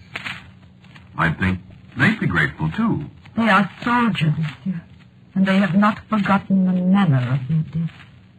This is their revenge, that no man shall live in this house. Well, that's fine. I'm to be chased out of my house by a bunch of ghosts. It is so, monsieur. How do you feel about it? I could wish you could always be here, monsieur. So? Yes, monsieur. But it cannot be. Unless... Unless what? It cannot be. If I turned on the lights, could I see you? No, monsieur. The eyes of the living cannot see us. What did you look like? I did have blue eyes, monsieur. And my hair was black. And I was not very tall. And my feet were very small. And your clothes? Once I had a gown of taffeta. And it was blue, like my eyes, I remember. And there was a cap of lace for my grandmother in Brittany. And I was struck with a sudden impulse to see this girl with the black hair and the taffeta dress that matched her eyes. And I jumped up and snapped the lights on. And the room was empty. And so I knew I'd been dreaming. Oh, cool. But I wasn't dreaming, my friend. She came to me the next night. And the next. Oh, it's so cold. Am I dying now? Is this what it feels like? Here, take a little sip of this. Oh.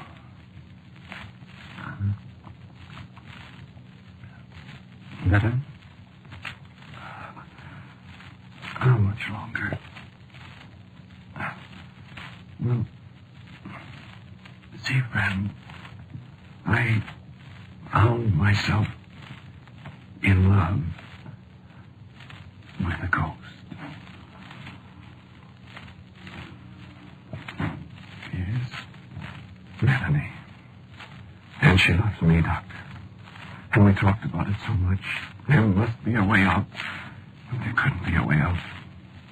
And the others kept telling her I must go on, and I asked her to go to them. I'm sorry. Go to them and beg them to let me stay. It was the only way. But she told me they said no, they'd made a pact between themselves and they'd not alter it. And the time was getting short. They were sorry, they said, but...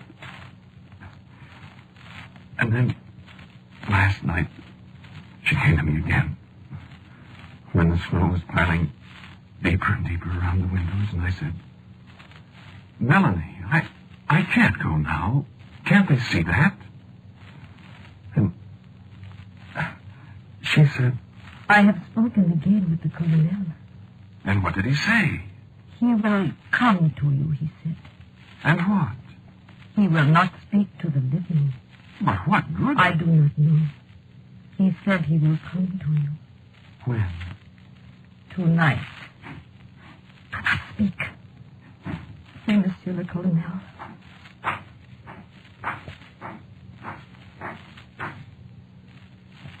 I have the honor to present Monsieur the Lieutenant Colonel Robert Charles Graves of His Majesty's 17th Regiment of Foot.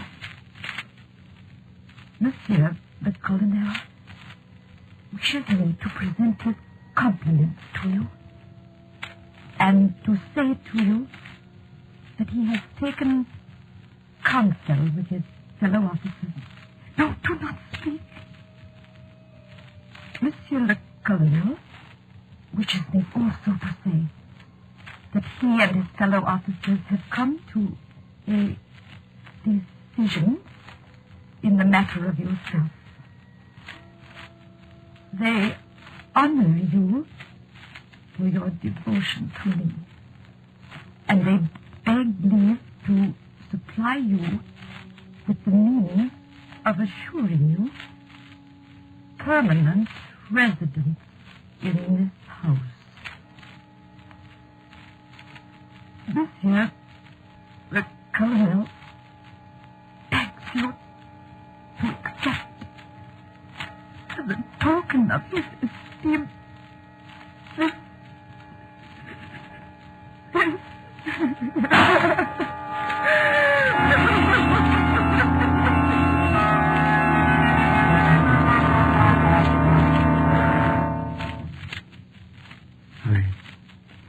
They turned on the lights. It was there on the floor. Flintlock pistol loaded Goretia black flint. Personal gift from Robert Charles Graves, 17th Foot. Well, I thought a long time. Turned off the lights. Called her. No answer. Talked to her. Told her I loved her. Wasn't brave enough to... Said I loved her. Couldn't do it. Tried. No, I didn't do it. No, I didn't. Long toward morning, I heard footsteps again. Boots, sword, spurs clicking. Knew who it was. Said, hello, Colonel. Said, Colonel, thanks, only haven't got courage enough. Always love her, Colonel, I said. Said, here's your pistol. I'm a coward. Oh. Drink, please.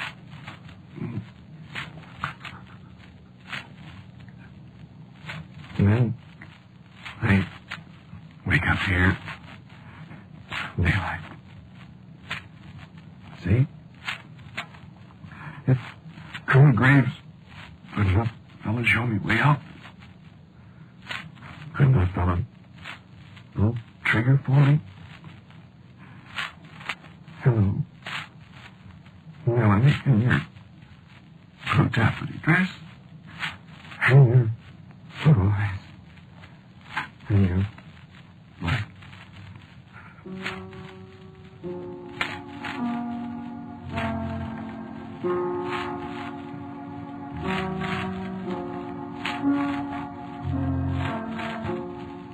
You have listened to Quiet Please, which is written and directed by Willis Cooper. Lawrence, the man who spoke to you, was Ernest Chappell. And Melanie was Claudia Morgan. The doctor was played by James Van Dyke. Our sound effects by Albert Afro. Music for Quiet Please, except for our theme, which is from the Allegretto movement of the César Franck Symphony in D minor, is composed and played by Albert Berman. Now, for a word about next week's Quiet Please, here is our writer-director, Willis Cooper. Baker's Dozen is the title of next week's story, the story of One Man, Two Men. This is the Mutual Broadcasting System.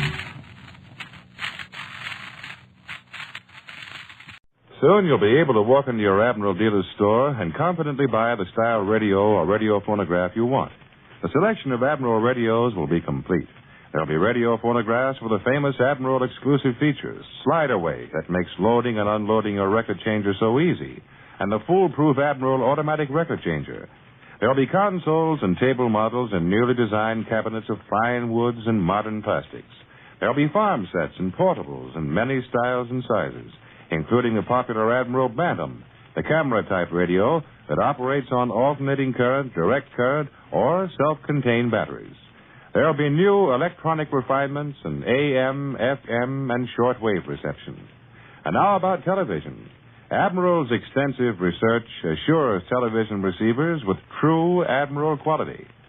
So, whatever you want in radio, you'll find it in an Admiral, America's smart set.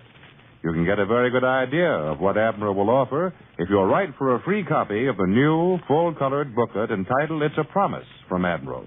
Just write your name and address on a penny postcard and mail it to Admiral in care of this radio station. That's all. Just your name and address mailed to Admiral at this station. Quiet, please.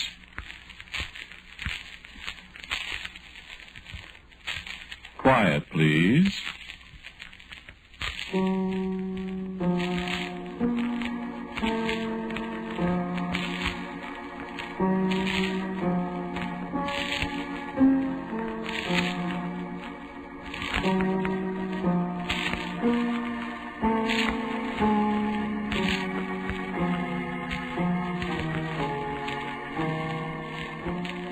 Mutual Broadcasting System presents Quiet Please, which is written and directed by Willis Cooper and which features Ernest Chappell. Quiet Please for tonight is called It Is Later Than You Think.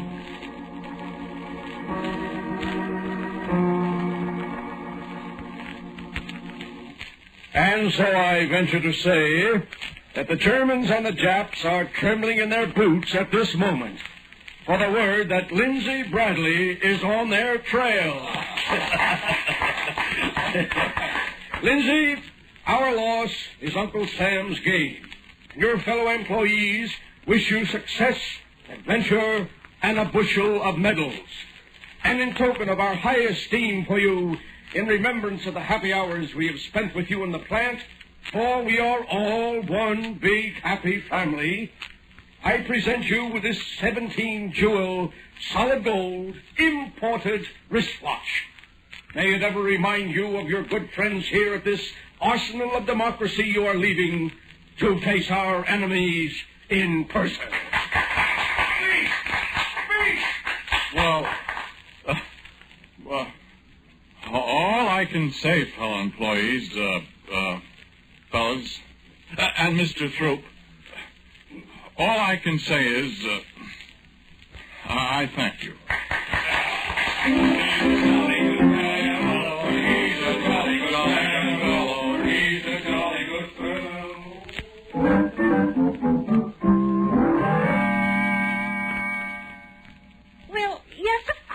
Beautiful watch, Lindsay. But for heaven's sake, this is your last night before you go to camp. And I do wish you could pay a little attention to me. Oh, well, Verna, I'm sorry. I never had such a nice watch, though, and I get carried away. I'm sorry, honey, really. Oh, for goodness sake, act like it then. Huh? Act like what? Act like you're sorry. Kiss me. Oh. I should say so. I am going to miss you, Lindsay. Oh, heck, it isn't as if I was going overseas right away, honey. Oh, my goodness, I'll probably be in the camp for quite a while, learning things. Heck, you could come and see me often. Maybe I could get an apartment in the town where the camp is, and the sergeants, or whoever it is, would let you live at home and just go to the camp, please. Well, I don't know about that. It'd be wonderful, Lindsay. You could come home for meals, and you could have Colonel in for dinner. It'd be just like home. Uh-huh. First thing you do when you get to camp is find a nice apartment, about 4 rooms, maybe 5, and I'll come right away, huh? Well, I'll see, honey. You don't seem to be very excited about it. Well, I don't know how it'll be at camp. You know, I might not be able to find an apartment, and maybe I wouldn't be staying there long. You don't want me to be with you. Why, sure I do, Verna, but I... You just want to leave me here all alone in this old place while you go off camping out and being in parades and having a wonderful time. Well, I don't think it'll be like that, Verna. Francis Felton wrote last week from Camp Breckenridge, and he said he'd lost 13 pounds. Well, he could stand it. Goodness, I just bet it's wonderful for the boys in camp, marching and having sham battles, and goodness, I wonder what you'll be doing this time tomorrow. It's 11 hours now, and I'll be arriving. What are you doing with that watch? Huh? I was just setting it ahead 11 hours. All right. Get your heels together, all of you. Chin in, chest out. You're at attention. My goodness gracious. Quiet. But I just... And I said silence. Could I ask a question, Lieutenant? I'm a sergeant. Could I ask a question, Sergeant? Please? What? Where am I? You crazy, Mac? Well, gee, honest, sir, I'm not sure. Well, I'll just refresh your memory, Bud. You're at Camp Dix, New Jersey. And you're a great, big, ugly, flat-footed private in the infantry, whether you like it or not. Well, for heaven's sake.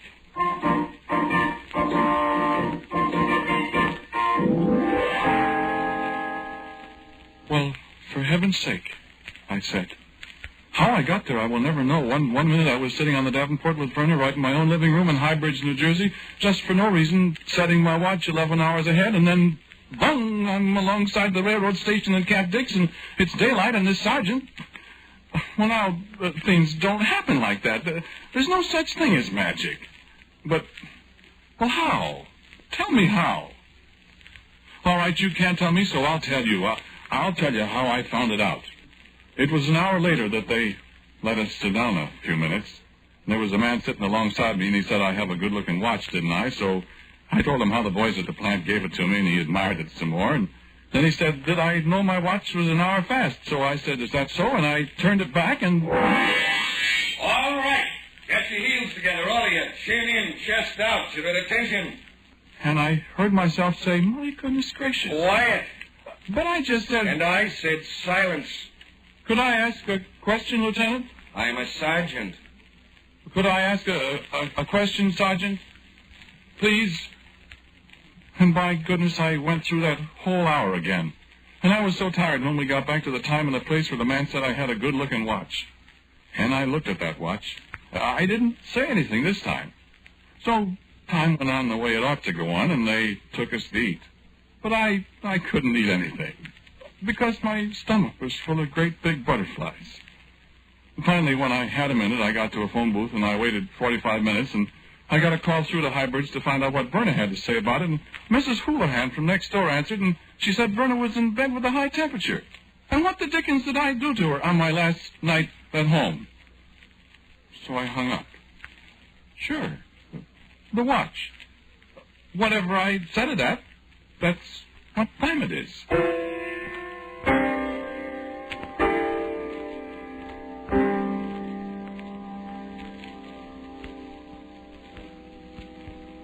Well, now, thinks I, this could be a very handy thing. But I have to be careful. Say, where do you suppose they got that watch? It's really... And then I happened to think of something. My gosh, what would happen if that watch ran down someday if I forgot to wind it and it stopped? Would time stop? Wow. Well, I'm not going to try to find out. You know, this sergeant, he wasn't such a bad fellow at that. I was sitting on my bunk one night after supper. There wasn't anybody else in the barracks, and he walked in. I said, hi, Sergeant. What's with you, Bradley? Oh, I'm just tired. Ain't you going to the movies? Oh, they run that picture in High Bridge 2 months ago. Cigarette? Thanks. You going? I feel kind of low. Oh, that's so? Yeah. Got a Dear John. Which? Letter from my girlfriend. Oh? You know. Dear John, I don't know how to tell you, but I have fallen in love with another guy, and you and I will always be good friends. Oh. Yeah, great. We'll never get married, kid. I am married. Oh, excuse me. You happy? Well, sure. Sure. Yeah, sure. Great. We've been married 4 years. Miss her, huh? You bet. This is a kind of vacation, though. You know. She said she might come down here to live, near the camp. You like that? Well... What you monkeying with that watch? Huh? I was just thinking of an experiment. What kind of experiment? Oh, nothing. There's nothing. Want a beer? Let's walk over to the PX. So, we walked over to the PX and we had a beer, and then we had another, and me and my big mouth, beer always makes me talkative. The sergeant noticed I was fiddling with my watch. I couldn't get it off my mind, and finally the beer and I told him the story. Of course, he didn't believe it. He laughed a lot. He said I had a great imagination, and then after a while he walked back to the barracks with me, and we sat down in my bunk again, and well, the place was still empty, and he was still laughing about my imagination. I got huffy. I told him I'd prove it to him. How will you prove it to me? Well, how soon will the movie be out and the fellas come back to the barracks? An hour? Okay. Watch. What are you doing? Setting it ahead an hour. Why don't you guys shut up and let me go to sleep? Turn it back! Turn it back! Okay, Sergeant. Brother. Yeah. See, it works. They all appeared. Just out of nothing. That's the way it'll be an hour from now. Oh, gosh. What you can do with that thing? Well, I've been using it. Yeah?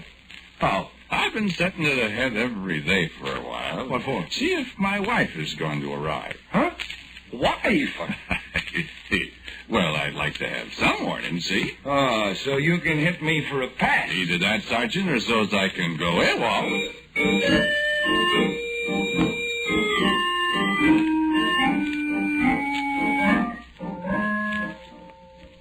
No, Verna's all right. We get along all right, but, well, heck, she demands. I mean, I never got out before I was drafted, and, well, darn it, I kind of like being my own boss. That is, as far as the Army had let you know what I mean? I love Verna all right, but I knew what it'd be once she got settled in an apartment here in town. Heck, Highbridge isn't far away. I could get a pass once in a while, but here in town, no, I figured that was too close. Yeah, I feel a lot different about it now, but this was quite a while ago. See, 1944, and I'd only been away from her a few months. You know what I mean? Okay. So she snuck up on me after all. I forgot one night to set my watch ahead, and first thing the next morning, I got the word that she was here. So I talked to the sergeant how to talk to her out of a pass. We kidded a little. I went to town to meet her. It was kind of nice.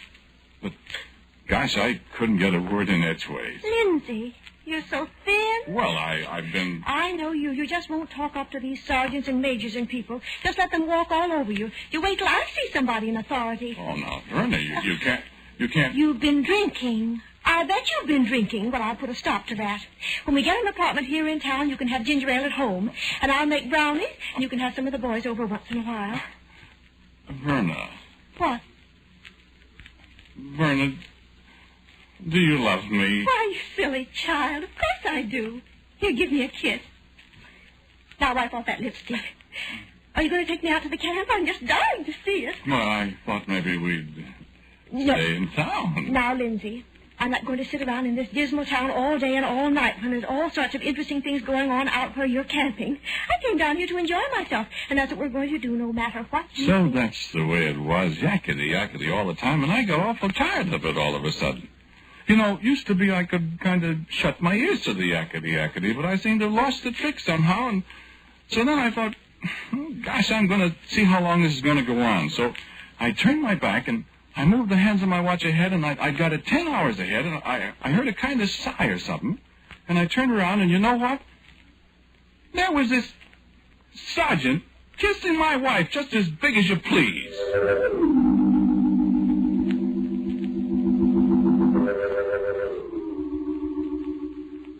Well, I grabbed his arm, and I tried to yank him away, but it was just like I wasn't there. And Verna spoke to him, and it didn't sound like the yakety-yakety she used on me. Oh, Sergeant Kilroy, you're so impulsive. And then I remembered that what I was seeing was 10 hours away, and I quick spun the hands of my watch back again, and well, doggone it, I went too far back. Andy, you're so thin. And that was where I came in, and I had to go through all of it again. But doing a repeat on the kisses wasn't so bad. Till I remembered the way she was going to talk to Sergeant Kilroy about 10 hours from now.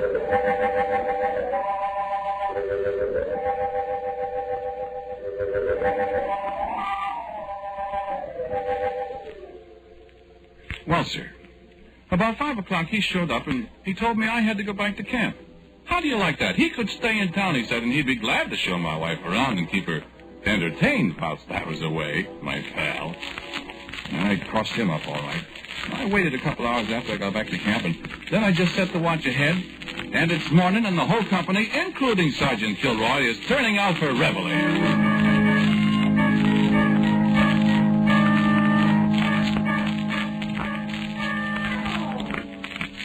Well, she stayed there. She got an apartment such as it was. I got a lot of passes. I took the sergeant in with me every once in a while, and everything was as nice as pie. I didn't do much with the watch because I was scared of it. I took awful good care it was wound all the time. I tried once to see if I could turn it ahead farther than 12 hours, but I couldn't. When the hands got to 12 hours ahead, everything just clicked right back.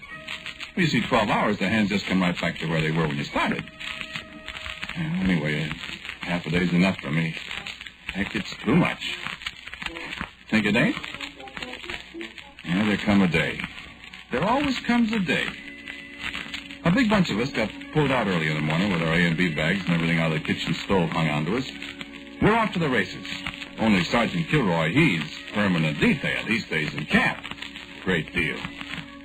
Well, I'm smart. I get myself lost in the dark. And I beat it for a taxi, and I haul down to town our apartment. No, Verna doesn't know I'm leaving. I don't know where I'm going. And no, I'm not trying to desert. I want to find out something. I get in the apartment, and Verna doesn't wake up. And she looks awful cute asleep. But I turn the hands of my watch ahead 3 hours. Nothing happened. Except the bed was all of a sudden empty, and I could hear Verna out in the other room, and, of course, it was full daylight now. So I heaved a big sigh of relief. Everything's all right. And then... Who is it? Who is it? Kilroy's here, darling.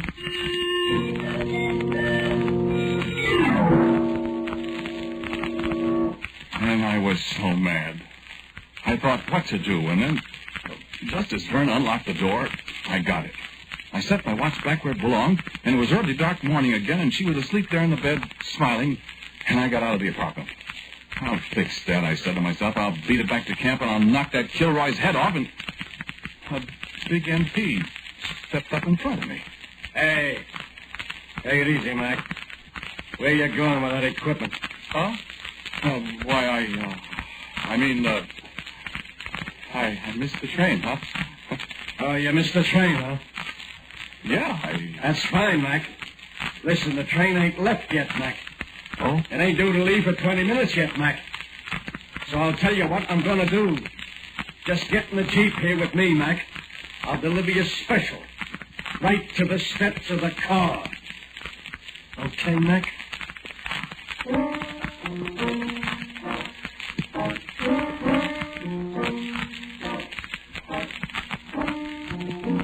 And so I started my trip overseas handcuffed to an MP. And there wasn't any kidding about it. I was on that train for good. And all the jumping up and down in the world wasn't going to do me any good, because in an hour and a half I was sitting on a bunk about a foot above sea level in the hold of a great big transport, and the ship was aiming for Africa as fast as they could turn over the propeller.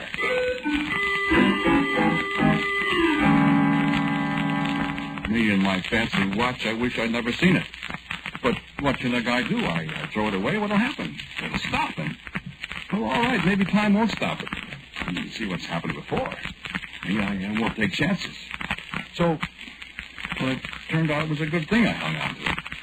Because I'm in a hole a few weeks later with another guy in a bazooka, and Mr. Ramos' tanks are doing all right, and I'm scared. This fella, Red Felbinger, his name was, he's my loader, and we're popping away at Krauts whenever we can get a beat on one, and then there's a kind of lull, and we don't see anybody, so we light up a smoke. Red leans his arms up on the edge of the hole and looks out. Looks like they blowed the whistle, Lindsay. Huh? What you mean? I don't see anybody anyplace. Let me see.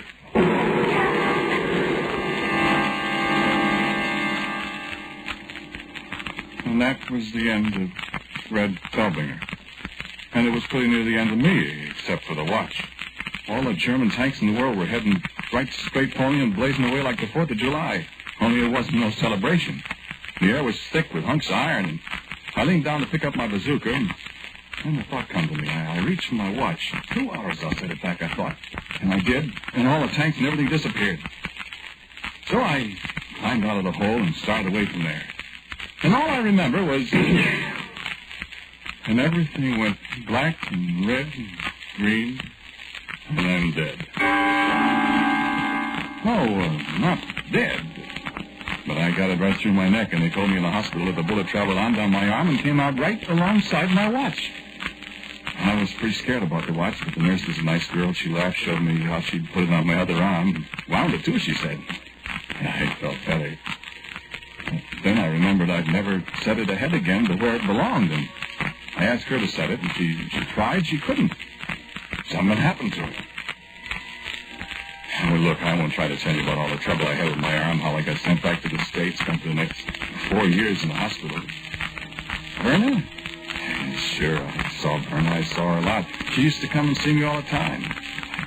And she was different. Seemed like all I'd been through kind of changed her. She felt so sorry for me. Gosh, I got to feeling sorry for myself. You know how it is. Well, it was a long time those years with all I had to do to my neck and my arm. Once in a while I'd think about Sergeant Kilroy. But gosh, Verna was so different now. I knew everything was okay, so I forgot it. Funny thing was, though, I couldn't turn the watch up to where it belonged all that time. I tried. The nurses tried. The doctors... I couldn't do it. There was no soap. And all this time I got nervous and irritable. I used to have, delusions. One day last month, it was the first day I had my artificial arm. I woke up kind of dopey. I thought I seen somebody leaving my room at Walter Reed. I sort of heard the nurse talking to a guy in civilian clothes that looked kind of familiar, and I thought I heard him answer her. Oh, no, just tell him Gilroy was here. Well, I was going to tell Verna, but the new arm and everything, I forgot. So I got out last week. It was kind of fun. I went back to High Bridge. Verna fixed up her old place swell, and she was special nice to me. I pretty near felt I could afford to lose that arm to make that difference in Verna. She was all right. Only she kept kidding me about the way I fiddled with my watch. I couldn't tell her I was trying to get it set back to where it belonged. There was 2 hours worth of difference in that watch. I guess I got into the habit when I felt so lousy, always twiddling at it, that there's somebody at the door. Verna's downtown getting her hair fixed. I wonder who it is. Hi, Leslie. Kilroy! Mind if I come in a minute, kid? Why, sure. Sure, Kilroy. Thank you. I'm glad to see you. Gee, Vern, I'd be glad to see you, too. Sit down. Much obliged. Well, I see you still got the trick watch. Yeah, still got it. How you been? What are you fiddling with the watch for, Lindsay? It got stuck. Stuck? Yeah, I keep fooling with it. Well, tell me where you've been since you got out. I wish you'd stop fooling with that watch. I'm sorry. Hey! By golly, I got it. I got it. I'll just set it ahead 2 hours to make...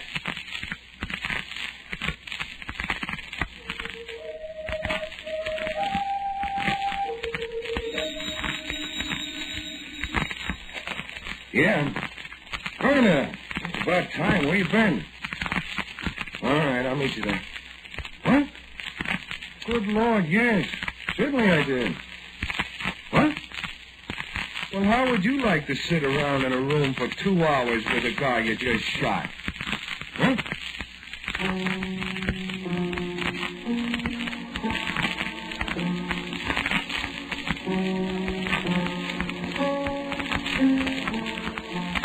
Quiet Please for Tonight was called It Is Later Than You Think. It was written and directed by Willis Cooper, and the man who spoke to you was Ernest Chappell. And Abby Lewis played Verna. Don Briggs was the sergeant. Miscellaneous voices and colorful characterizations with creations of Ornette Latimer. Music for Quiet Please is played by Albert Berman. Now, a word from Willis Cooper. The characters in tonight's stories were all fictional, of course. For next week, I have a story for you called The Thing on the Portal Board. And so until next week at the same time, I am quietly yours, Ernest Chappell. This program was heard in Canada through the Canadian Broadcasting Corporation. This is the Mutual Broadcasting System.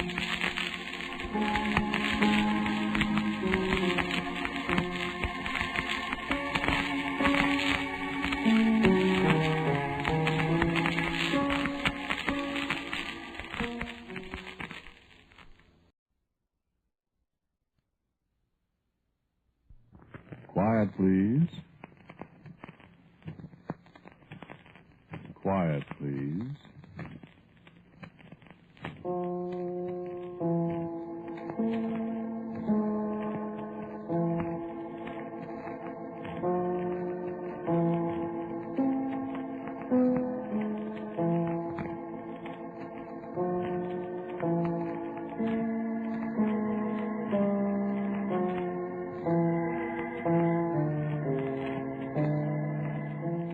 The American Broadcasting Company presents Quiet, Please, which is written and directed by Willis Cooper and which features Ernest Chappell.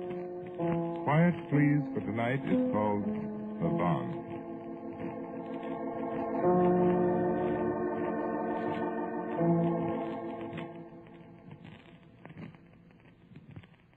You would think that a man going home after more than half a year here in a little town in France would be happy.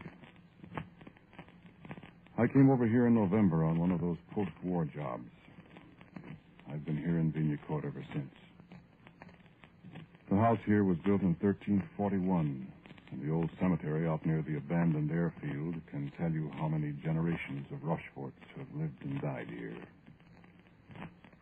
It was, of course, the oddest kind of coincidence that I, Andrew Pierre Etienne Rochefort, whose family had been American since the days of Lafayette, should return to his ancestral home. I am the first Rochefort who has stepped inside this house since the First World War, when Colonel Paul Marie Rochefort died at Chemin des Dames. Madame Simone, who owns the house now, has been a most satisfactory doyenne to me and to Ahmed Ali ibn Musa, my Algerian assistant. Even if she does have difficulty comprehending my French, and I hers. I have succeeded in having the ancient piano tuned. There's an American cook here in town who was a piano tuner in civilian life. And Ahmed Ali and I have spent some pleasant evenings, alternately at the piano and in long and complicated discussions of Christian and Mohammedan theology. Ahmed shares with me an inordinate admiration for the works of Ravel, and in particular the one called Pavane pour une enfant défunte, Pavane for a dead princess. You remember?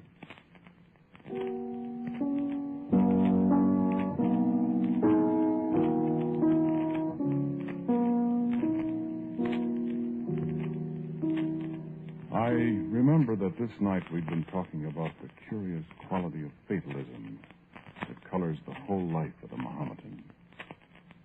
It's all prescribed for us, the prophet said, before we're born, you see. But you do admit that individuals can alter the patterns of their own lives and of others. Don't you, Hoffman? We only think we alter them, Andrew. Whatever we may do is merely bringing to life the cosmic play script that is already written for us. We're bound by the script as actors are.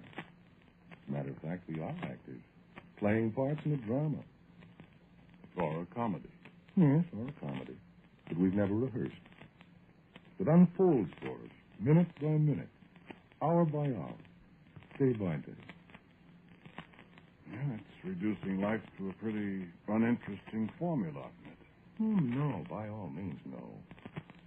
On the contrary, I find it provides me, at least, with a consuming curiosity to see what's on the next page. Well, it certainly simplifies things, doesn't it? It occasionally provides a surprise. Such as the fact that I'm not going to play the Pavan again for you tonight. What is written is written. In that case, I'll just cross up the prophet and play it for you then.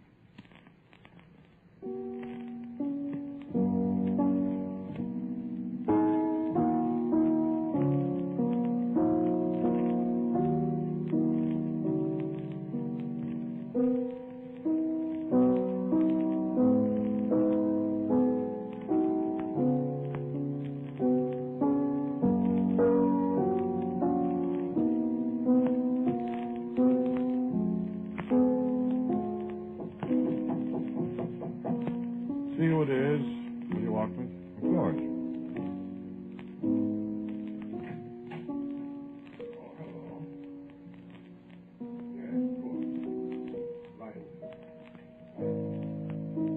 Sorry, Andrew. What's the matter? Well, it seems the old gentleman is in some kind of trouble and needs me again. Can't he get through one evening without calling for help? I'm sorry. I'll really have to go, you know. Well, all right. See you in the morning, then. Right. Good night. Ahmed. Yeah? Was that written too? Turn out the lights, will you, Ahmed? Thanks. Right.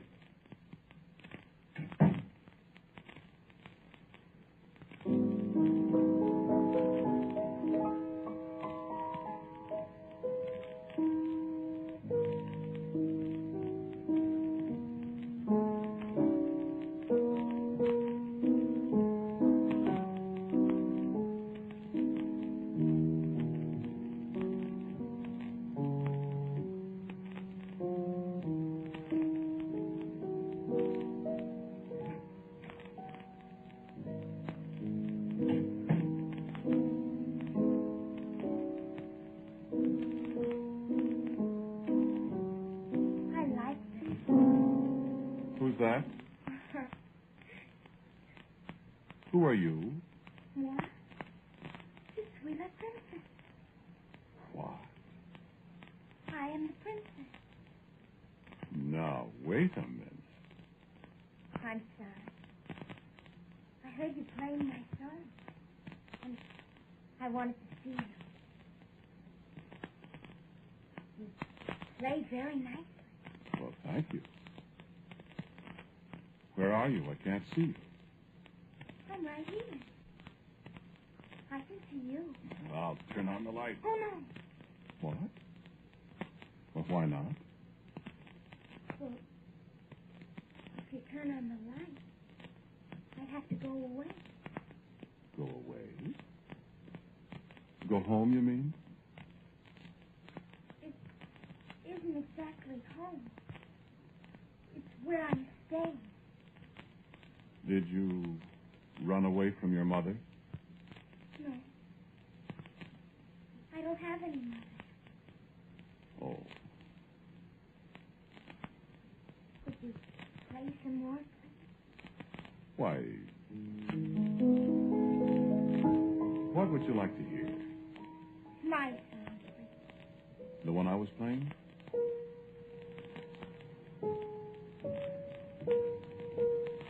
Yes, please. Why do you call it your song? Because name, though. Oh, yes. John. In French, it's Jean. That's a very pretty name. Yes. Please play. All right.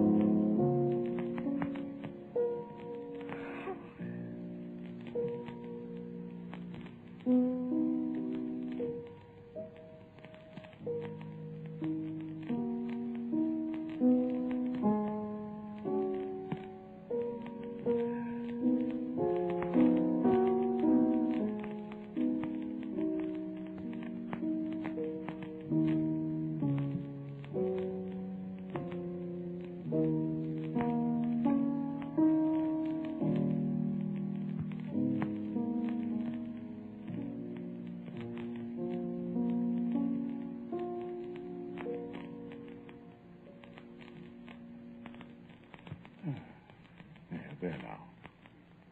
Oh, it was beautiful. Well, thank you. I must go now. Wouldn't you like a chocolate bar to take with you? I don't know what that is. It's nice to eat. No, thank you.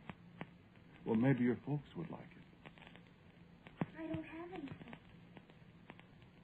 Do you have? Me? Oh, yes. I have a wife. You don't have a little girl? No. Not yet. I could be a little girl if you wanted me to. You could. Maybe you wouldn't want me to. Well, I don't know, Joan. I haven't seen you yet. Well, someday you can see me. If you really want to. I'd like to very much. But now I have to go. Would you like me to go with you? It's awfully dark out. And it's late. Oh, no. I'm not afraid of the dark. I will kiss him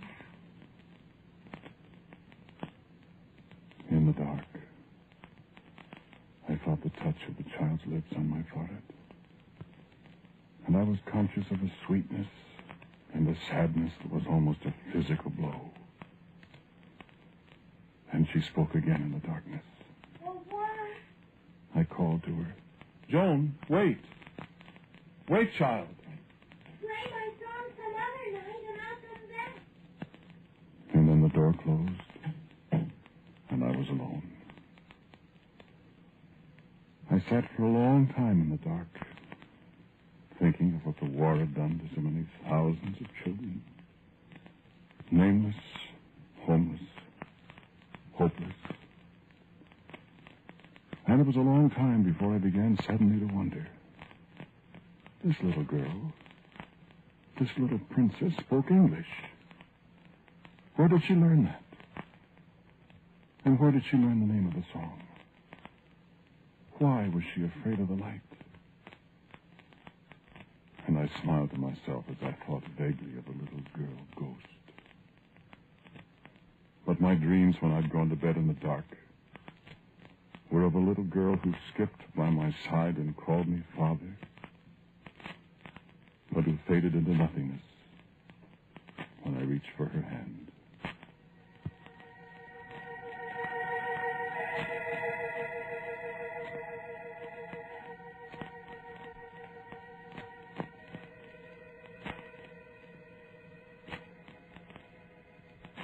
I questioned Ahmed about her. He knew nearly all the unhappy, skinny children of Vinya Court. None of that description, Andrew. I'm sure I remember. I asked Miss Lewis, the Quaker girl at the little hospital. No. I'm certain I've never seen a child that answers to that. You say her name is Joan? Joan. That's right. I've never seen her. Well, new children appear almost every day. I'll watch for her, Andrew.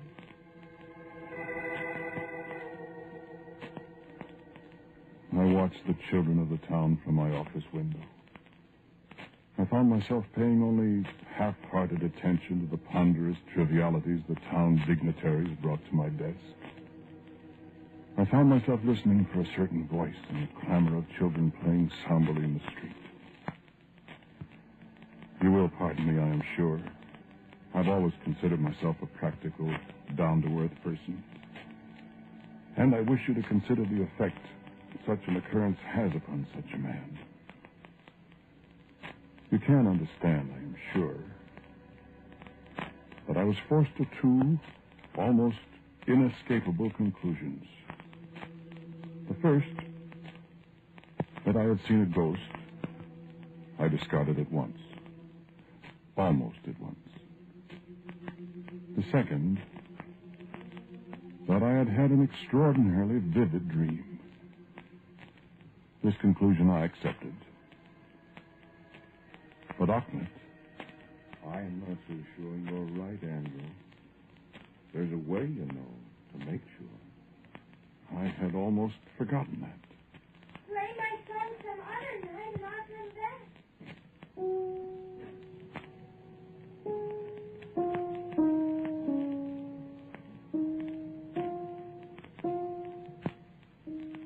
It wasn't merely curiosity. Something about this sweet, childish voice had aroused sentiments in me that I didn't know I possessed.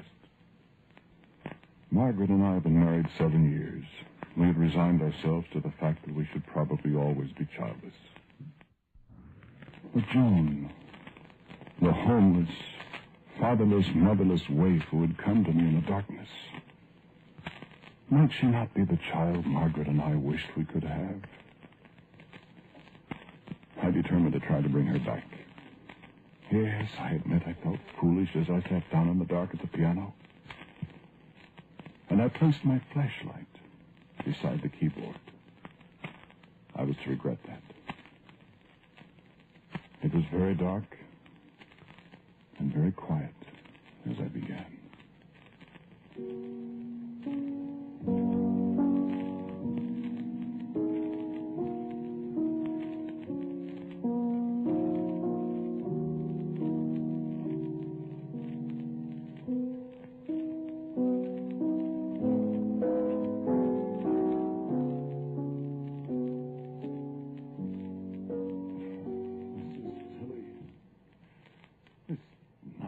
Won't bring her.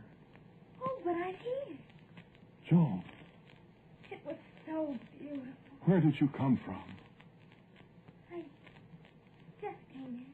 Where have you been all this time, child? Out there. I've been looking everywhere for you. But you didn't play my song. I was afraid it wouldn't bring you. Did you really want? I wanted you very much. I'm very glad. I was afraid nobody would want me. Joan, where do you live?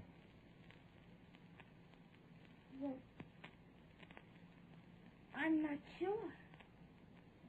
Well, what do you mean by that? I'm just not sure. I don't remember very well. Well, but... Well, Joan, haven't you any parents? Parents? No. Are they... Well, they're not dead. They're just not. I don't understand you, dear. Why did you call me dear? Well, Is it because you love me? Why, Is it? Do you love me? Yes, Joan. Do you have a little girl of your own? No. I wish I could be a little girl. Well, perhaps you could. I could call you Mommy. Why, yes. And I would have a mama, too. Oh, yes. I would like it. Oh, I would like it very much. Shall I turn on the lights now so we can see each other? No. You couldn't see me if you turned on the light. Are you afraid I'm not pretty? I'm sure you're pretty. I don't know. You'd have blue eyes and dark hair. Yes. And you'd have a pretty little snub nose. With freckles? With freckles. Is that the way you want me? Exactly. Would my mama love me, too?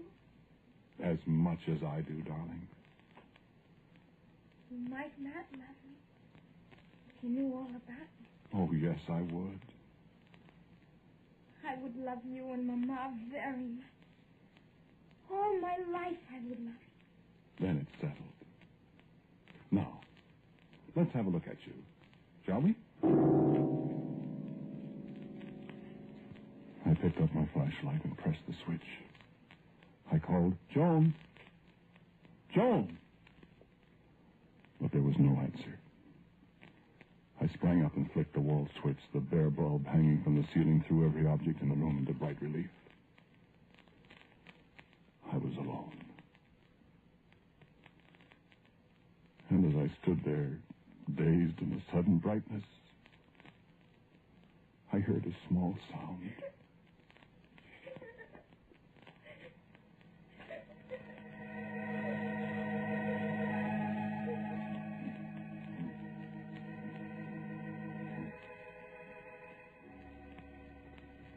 I need not tell you of the bitterness in my heart when I realized what I had done. I need not tell you of the agony that sent me racing into the night outside, calling frantically for the child. I needn't tell you of the doubt and wonder, the wild thoughts that clutched at me. Was it a dream? It couldn't have been a dream. Was it a ghost I had seen? I couldn't bring myself to believe that. And yet, I took leave of absence. Achman and I and Miss Lewis searched every corner of the town. We took long trips into the country, delved into ancient, deserted houses, questioned hundreds of people. There is another single place to look, Andrew. It was a dream, Andrew. But I knew it couldn't have been a dream. And though my friends tried their best to dissuade me, I could not give up my search. Night after night I sat at the piano, but never the sound of a softly opening door, never anything but silence and solitude and an overpowering sense of guilt. And I fell ill. Ahmed and Miss Lewis were with me a great deal, Can we drop this, Andrew? watching me, nursing me, stilling my delirium. At last the fever passed, and I opened my eyes to the same dingy, ancient room in the house of my forefathers. Then, lying alone in my bed at night, I came to the final, inescapable conclusion. Joan did not exist. Joan had lived in this house in some other time. Joan did not exist. This was a haunted house. And I remember how I wept alone in the dark one night, thinking how I had banished her from me forever. I whispered her name in the darkness.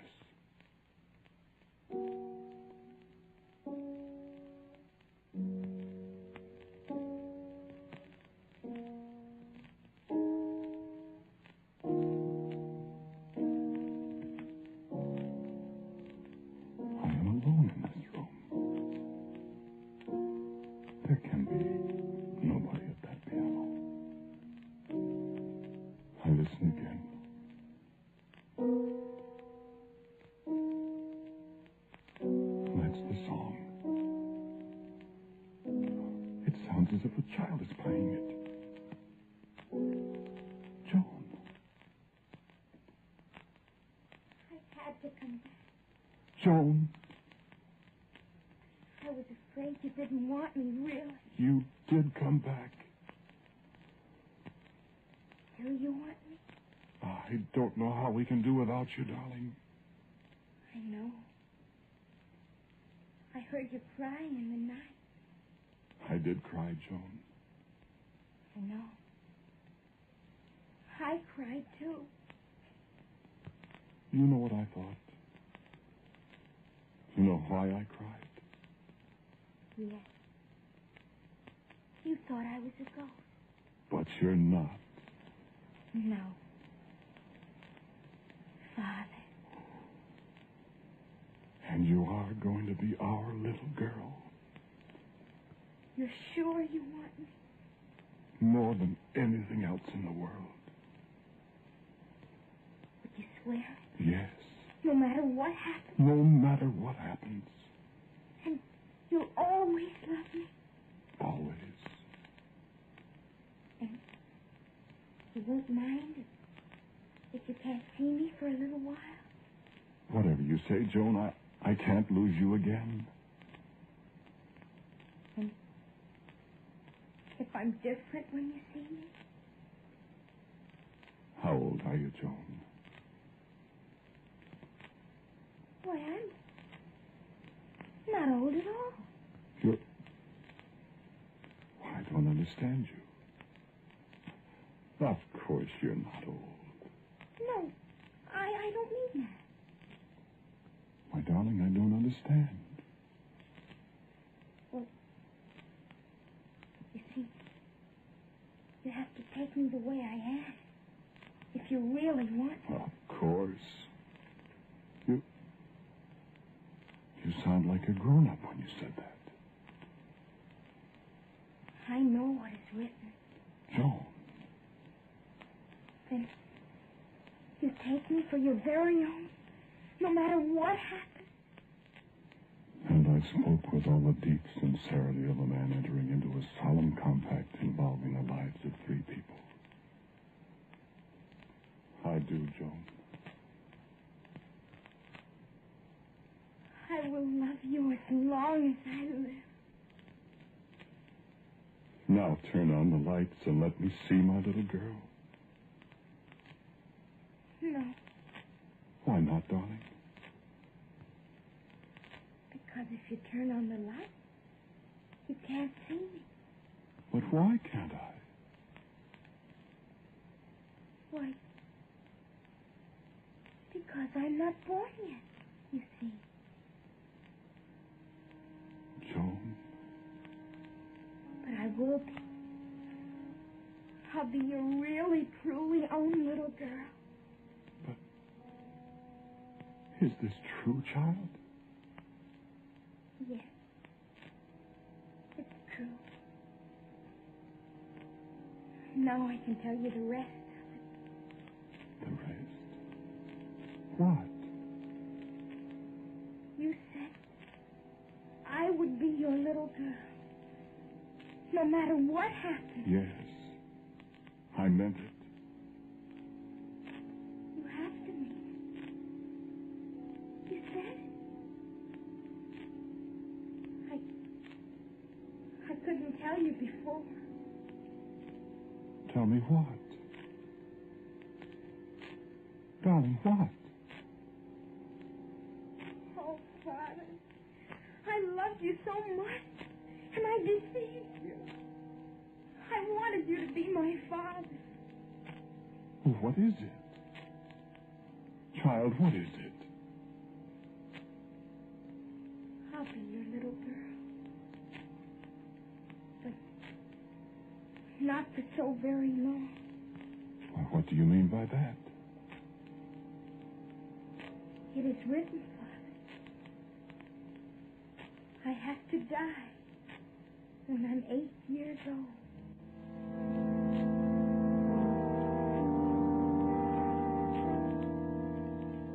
And it was the next morning that Ahmed brought me the cablegram from Margaret. He read it to me. Our daughter born this morning, 7 o'clock.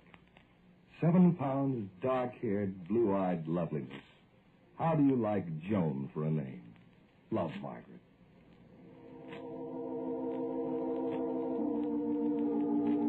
You would think that a man going home after 8 months in a little town in France would be a happy man.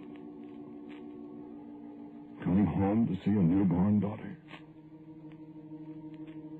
You'd think so, wouldn't you?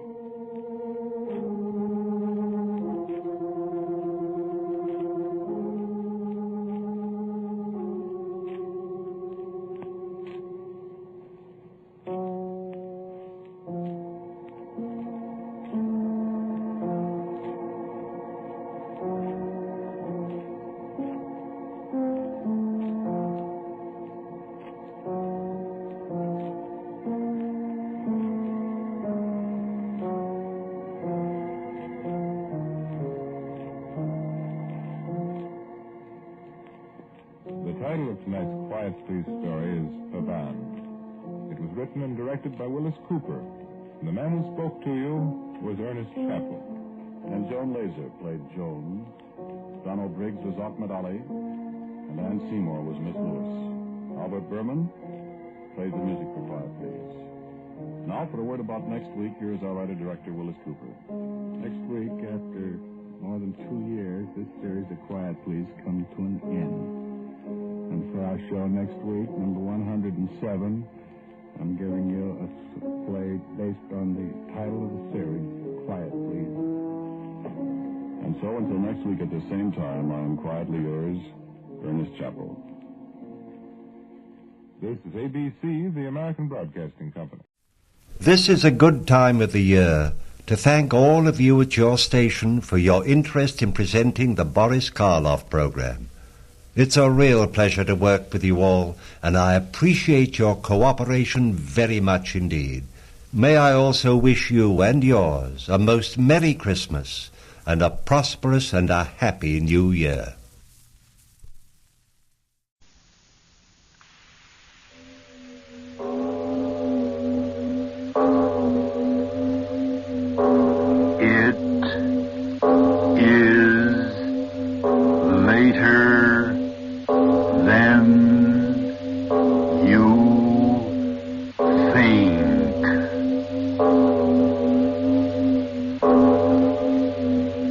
This is Arch Obler bringing you another in our series of stories of the unusual. And once again we caution you, these lights-out stories are definitely not for the timid soul. So we tell you calmly and very sincerely, if you frighten easily, turn off your radio now. And now, if you haven't already done so, turn off your lights now and listen to Revolt of the Worms.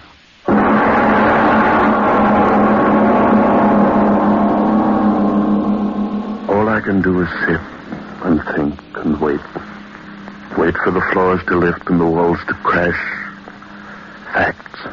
Think of facts. Yes, a journal of facts. Think how it began, why it's happening. Journal of facts until the walls crash in and the thick flesh. Charles Prentice. There's a fact. Chemist and fool. Fool. Run away. Run away. Run away.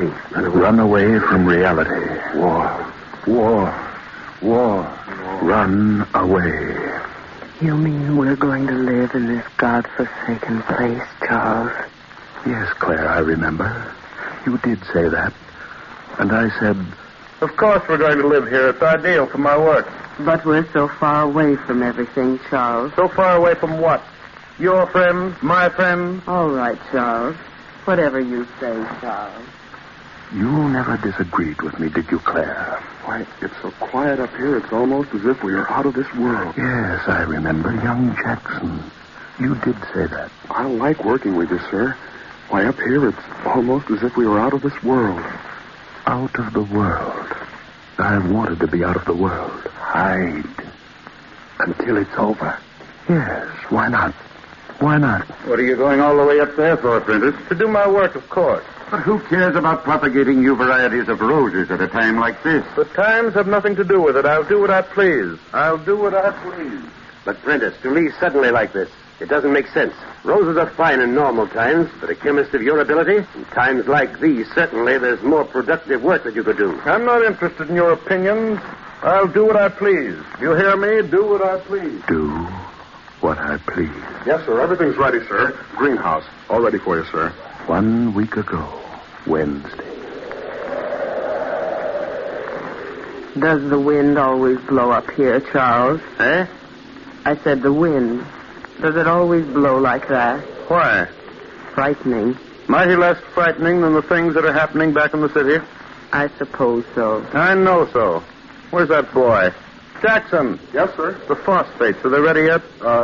Not quite, sir. We'll get them ready. Every one of the plants. We work late tonight. Very late. Work late and hard. That was the answer to everything. Chemist of your ability. In times like these, there certainly must be more important work than propagating roses that you could do. A chemist of your ability.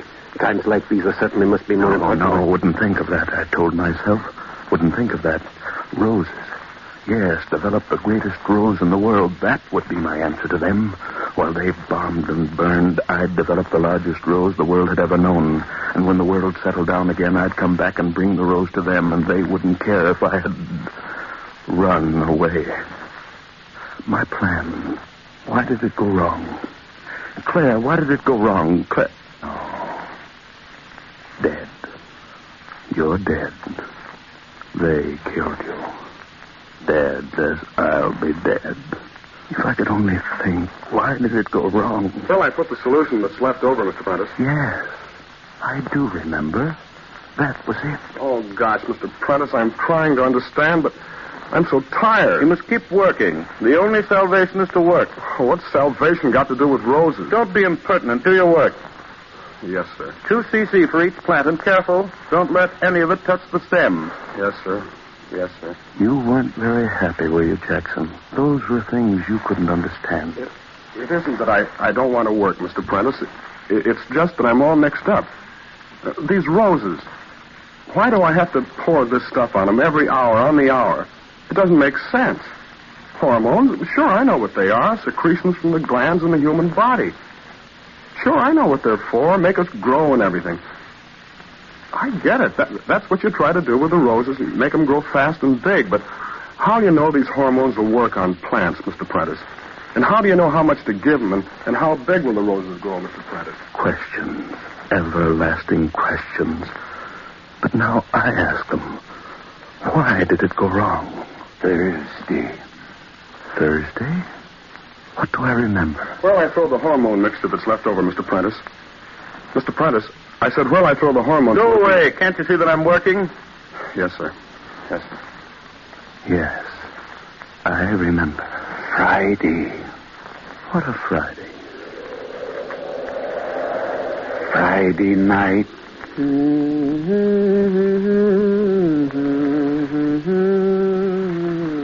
Claire? Yes? Is that you? Yes, Charles. What are you doing walking out here in the dark?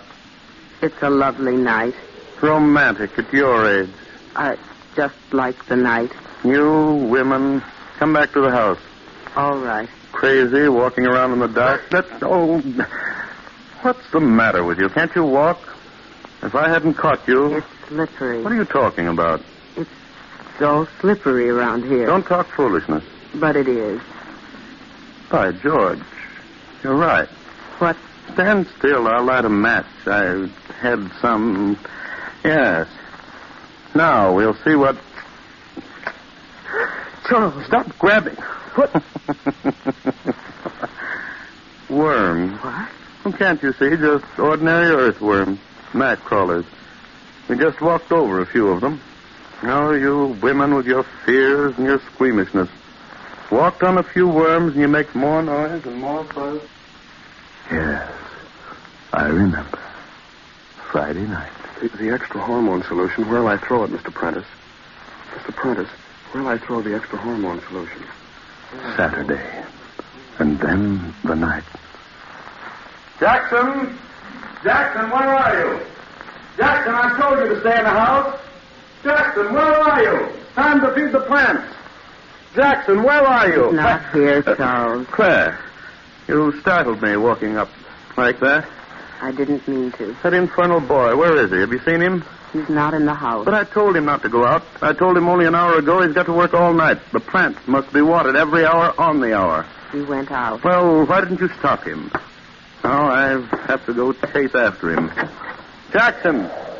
Jackson, are you out there? Come in. What did you think it was? Thunder. It's starting to rain. Shut the door. Shut the door, I say. But the boy... If he hasn't the sense to come in out of the rain, it's just too bad. I've got enough to do with worrying about my roses without worrying about him. And don't you go out after him. He'll come back. He'll come back. Saturday night. And when it was day again... Charles, wake up. Please wake up. Oh, where? You're on the couch. You fell asleep on the couch. Charles, get up right away. Well, what's the matter with you? Why should I get up? What difference does it make? Listen to me, please. The boy, he isn't back yet. Huh? Jackson, he isn't back yet. Charles, where can he be? The storm, you slept. I waited. Wait a minute. Have you looked in his room? I just came from there. Charles, where could he have gone to? All through the storm. Stop talking so much and let me get up. Let's go see. Oh. Must you follow me? Why didn't you wake me up? Why did you let me sleep? I must have fallen asleep, too. I opened my eyes. It was day. Oh, Charles. Oh, stop old Charlesing me. Crazy young fool, so he spent the night outside. So what's the difference? Teach him a lesson. Well, no wonder he isn't back yet. Fog like this, it's as bad as night. Charles. All right. What am I supposed to do? Go wandering through fog like a bloodhound, like a fool? Don't worry, he'll be back. He'll be back. But you never did come back, did you, Jackson? When the sun came out and that everlasting wind came up and lifted the fog. Charles, come here. Where are you? Back of the house, Charles. Come quick. Oh, what is it? What do you want now? The boy isn't around. I've looked everywhere now. Charles, what's happened back here? What? Look at the ground. Well, who plowed this ground up? Plowed? Yes, certainly plowed. Can't you see? Some crazy drunken fool plowed up the ground. But during the night? Charles, how could that be? You believe what you see, don't you? It's that boy. What? Yes, that Jackson went crazy, found the plow, tore up the ground, and ran away. Went out of his mind, that's it. The boy's gone crazy, tearing up the ground. Gone crazy. Gone crazy.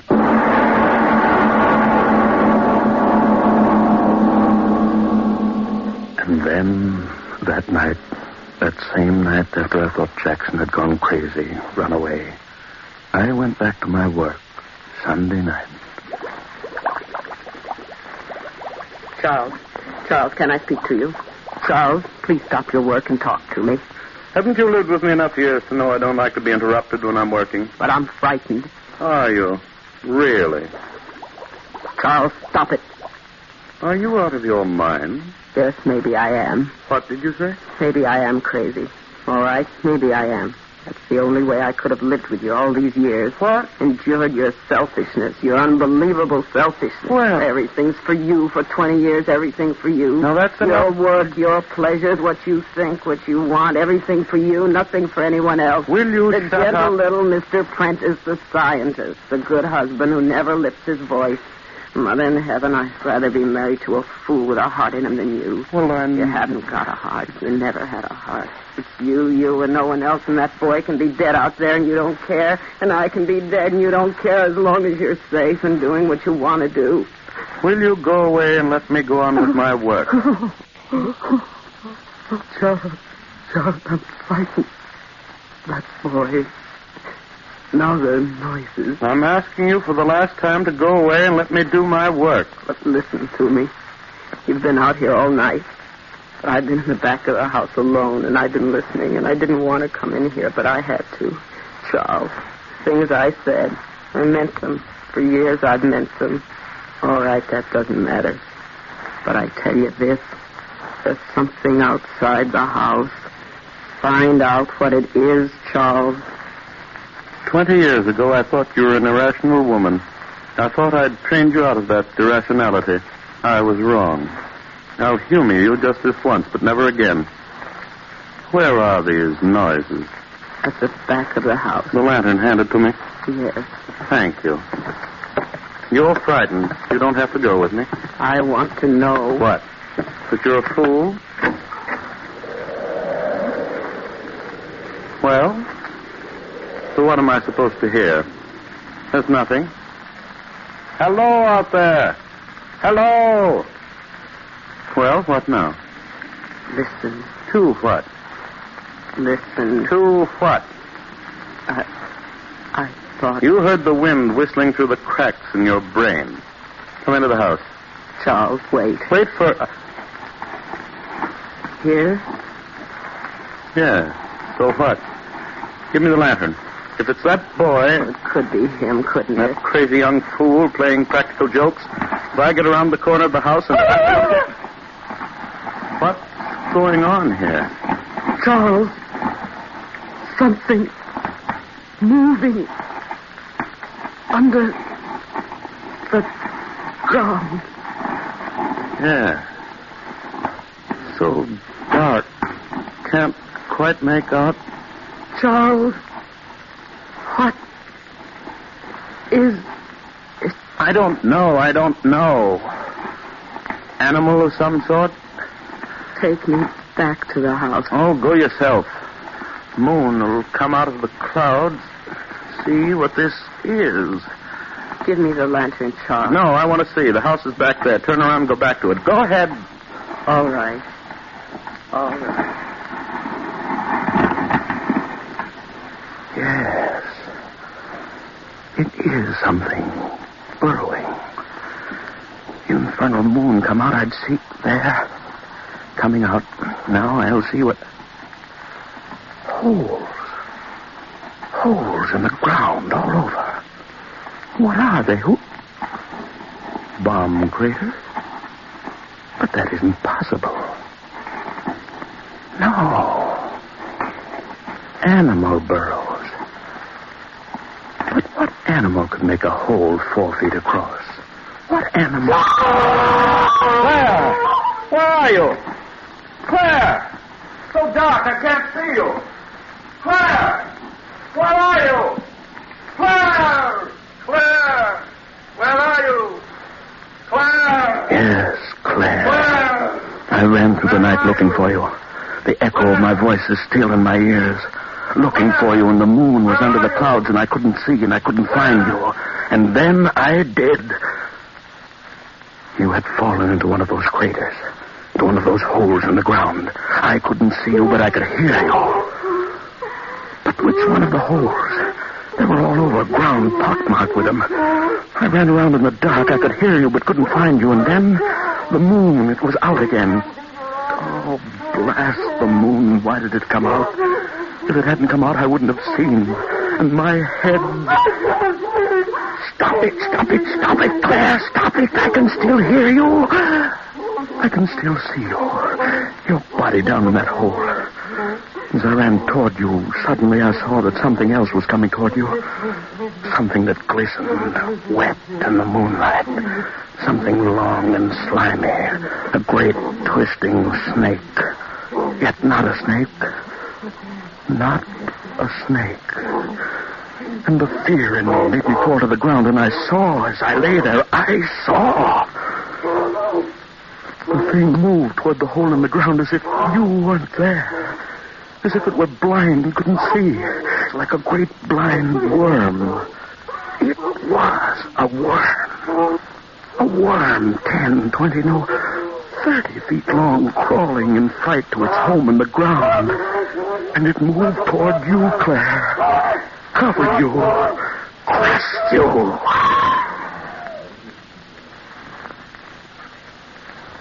You're dead, Claire. You've been dead for 2 days. Why should I tear out of my memory all the horror of how you died?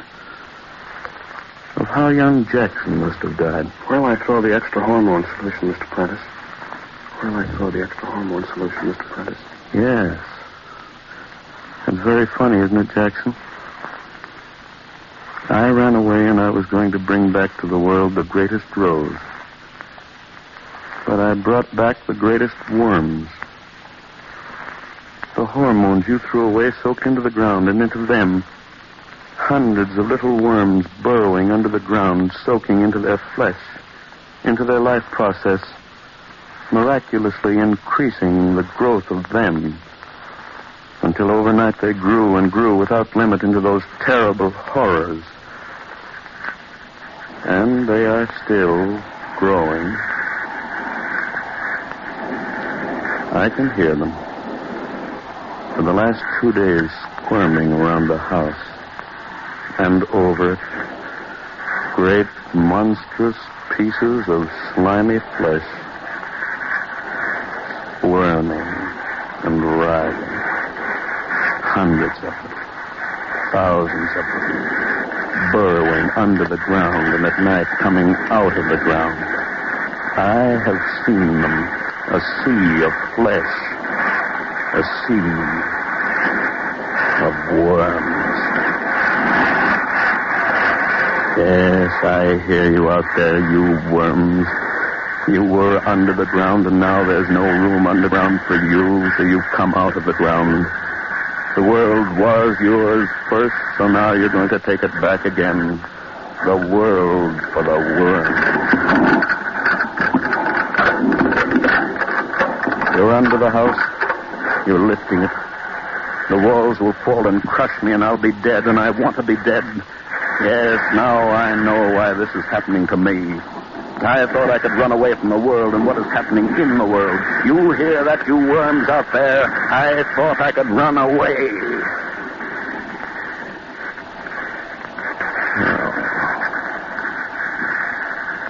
Oh, I'm very tired. Just sit here and wait for them. I know how I'll die. The walls falling, crushing. Ooh. Window. Something behind me.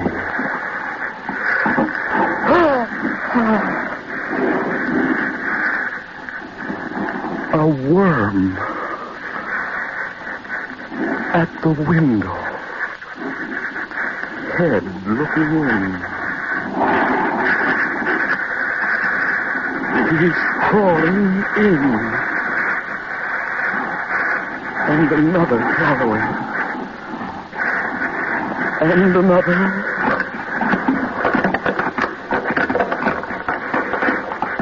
They're filling the room. Worms all around me. The worms. The worms around me. Worms covering. Cold flesh. Wet flesh. Worms. The worms. Covering me. The worms.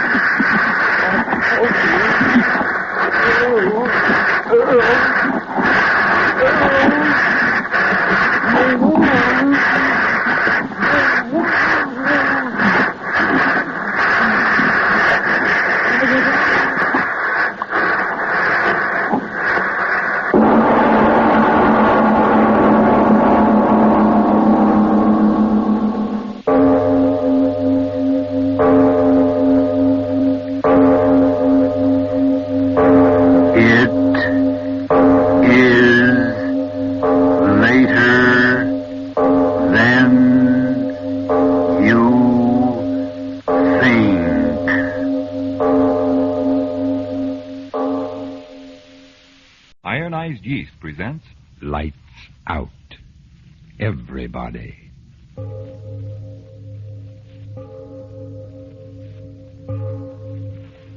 It is later than you think. Lights Out brings you stories of the supernatural and the supernormal, dramatizing the fantasies and the mysteries of the unknown. We tell you this frankly. So if you wish to avoid the excitement and tension of these imaginative plays, we urge you, calmly but sincerely, to turn off your radio now. My name, Arch Obler. Tonight, a story I enjoyed writing for you because, well, frightening as the thought may be, it could happen.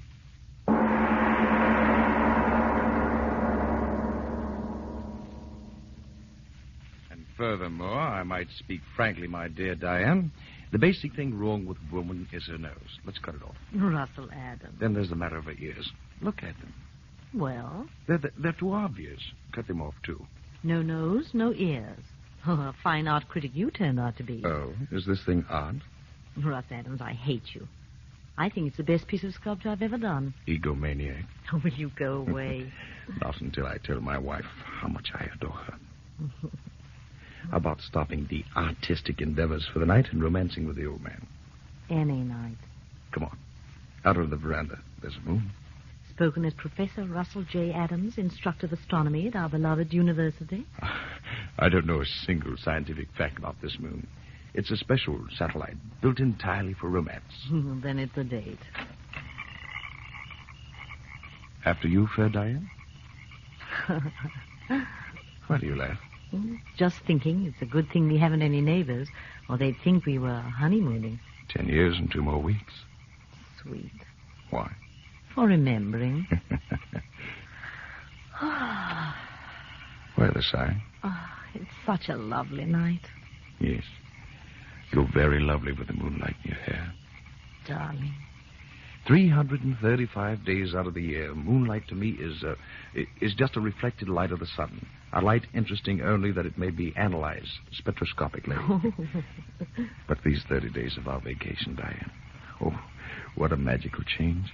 It's a soft lover's moon hanging in the heavens only to brighten your loveliness. Oh, and people wonder why I can't get excited about Ronald Coleman. Coleman?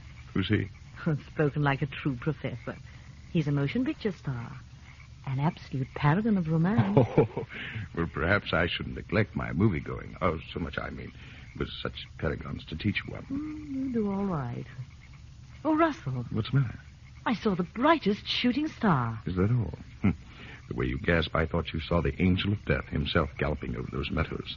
There's another one. Look, Russell. My dear, for 11 months out of the year, the heavens have my full and undivided attention. Oh, but during this blessed month, let the heavens fall, I can't be bothered. I never saw such bright shooting stars. Yes, and another thing, my dear. As the wife of an accredited professor of astronomy, I think it no more than fitting that you give the phenomena that you observed its proper name, namely the fall of a meteor. There's another one. And another. Oh, Russ, how bright and beautiful. They travel at such a tremendous rate, the friction of our atmosphere burns them into a fiery vapor. There's more of them. Look, one after the other. I've never seen so many shooting stars. I mean so many meteors in all my life. Oh, so that's why you wanted me out here.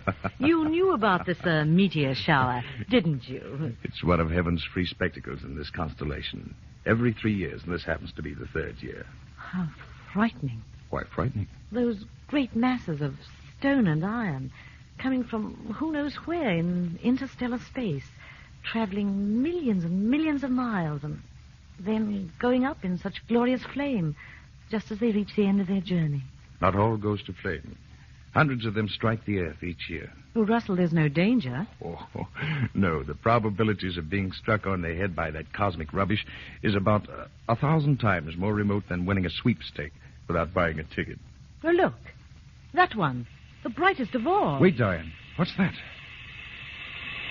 I don't know. Something from Look the up. sky. It's shooting star. Look out, Diane.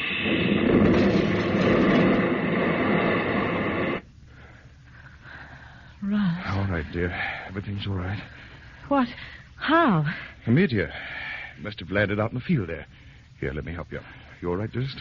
Yes, I'm all right. Russ, where are you going? Out there. Where it must have buried itself. Wait here. I'll be right back. No, I'm going with you. All right, if you want to. Oh, Diane, what an experience we've had. The one chance in a million I spoke about almost occurred to us. But But, Ross, was it really a shooting star? That explosion like a bombshell? A bombshell of the universe. What will we find out there? A fragment of the meteorite, I But hope. it'll burn. No. All of its heat will have been dissipated. Then again, it may have exploded into 1,000 minute pieces. I pray to heaven that it hasn't. I'm afraid. No. The danger's all over. Here. The moon's so bright. If any of the mass landed, I should be able to find the torn ground where it smashed through the turf. Oh, please, darling, let's wait until morning. No, I must find the thing at once. The moon gives plenty of light. From the brightness of the flash, I'm positive that the meteor landed someplace right in here. I'll tell you. Look. What? The turf, all torn up. This is the place. Russell, are you mad? Get up off the ground. Right here. It must have struck a glancing blow off the brow of the ridge. I've got it. What? A fragment of it. Still warm. See? No larger than a baseball. All that was left of it. That's a meteor. A meteorite. All that's left of the meteor that burned and exploded. What a find. Drop it, Russ. What are you talking Throw about? it away. Yeah, come back to the house. What are you going to do with it? Diane, what's the matter with you? Your face. I don't know. Somehow I'm afraid for all of us. Afraid? Good heavens, my dear. There's nothing dangerous about this.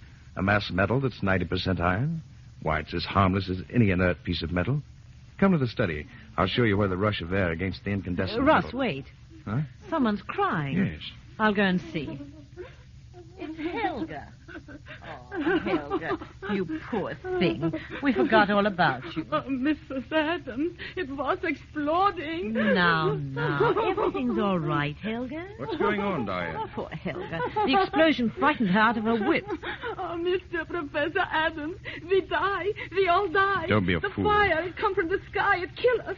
It kill you and me and everybody. We die. Everybody die. Stop it. For heaven's sake, stop that. Sky. Take care of her, Diane. Give her a sedative or something. All right, Russell. All right now, Helga. Everything's all right. I'm going to get at this meteorite, so please quiet the dumb fool down as quickly as you can. Superstitious idiot. Simple phenomena, and she thinks the world's ending. Simple little meteorite. Iron, a bit of nickel content. Nothing particularly unusual. Oh, Diane, quiet her down, will you? Yes. She'll be all right. You look a little rocky yourself. Here, sit here. She's very frightened. Yeah, and even you, Diane. Well, you've acted so strangely. As if this inert piece of cosmic metal could cause some supernatural ability. What are you going to do with it? Nothing. Examine it. Here. I'll take some of this nitric acid. Where's that bottle? There. Now watch closely, and I'll show you that the stone consists of ordinary elements. Iron. Russell. What? This mark on it. How strange. Yeah. Funny I hadn't noticed it before. Circles the entire stone. I wouldn't be a bit surprised that a blow right here would break it in half. Yes, I think I'll try to do that. No, Russ. Leave it alone. Good heavens, Diane.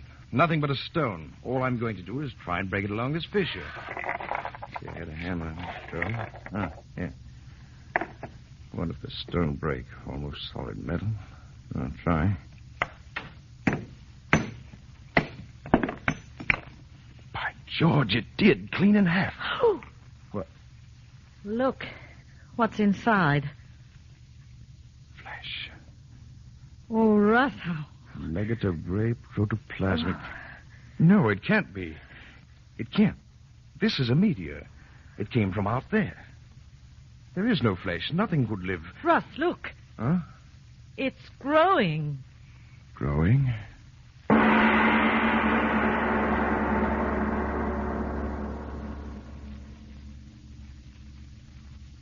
Ladies and gentlemen, a shooting star flashes out of the sky and falls to Earth. And in it, something living from out of interstellar space. Yes, this is the time to take a breath before going on with tonight's lights-out play, the story of Professor Adams and his wife and the thing from out beyond our world. A meteorite had fallen, and Professor Adams had broken it open, and there was a gray nugget of flesh inside, which, even as the professor and his wife stood watching, began to grow.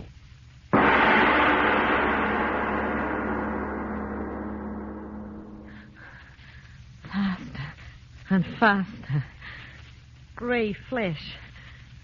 Growing. Oh, Russ, I'm afraid. No, Diane, no. Wait, control yourself.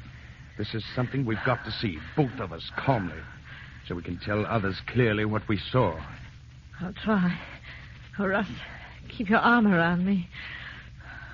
Larger and larger. Listen, the noise as it grows. I hear it. When will it stop? When? Look. I can't. That horrible gray flesh. But you must see it. Look. It's forming into something. What? A head. It's forming into a head. Oh! How can it be, Diane? Flesh in a meteor growing into a head. I see it. A head. Horrible head. Diane, you heard. Yes. A head without body speaking.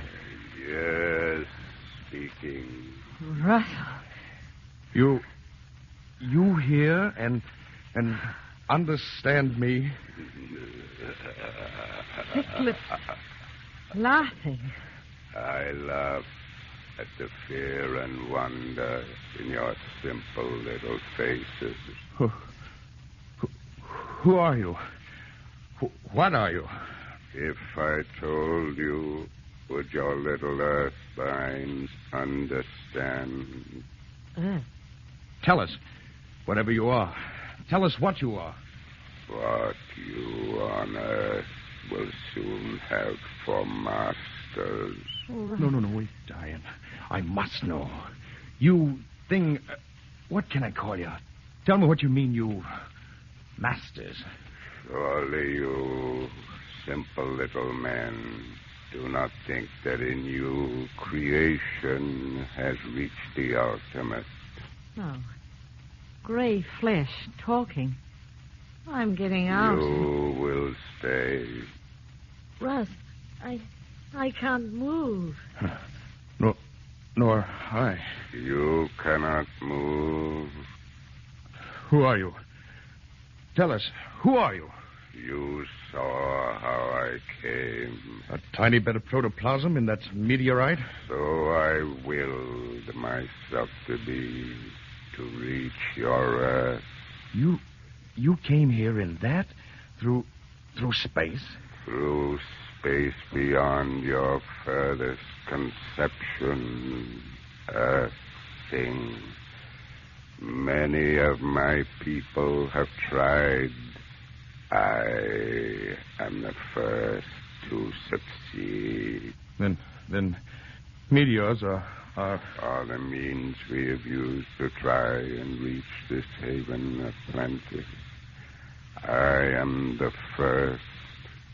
Now there will be others. No. You're from another planet? An old world. Old beyond your understanding. A world grown cold in its age.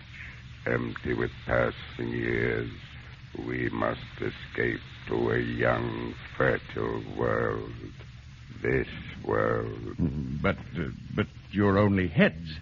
Heads without bodies. Oh, Russ, I'm so afraid. No, please. I must hear him speak. This that is happening to us is a miracle of all times. Tell me, you there, are you only heads in that world you speak of? Heads. You see what I will you to see. But what are you? A mind and a will beyond your feeble understanding. As far above you as you are above the apes that still must crawl in your jungle. But how can it be that you speak as I speak and understand what I say?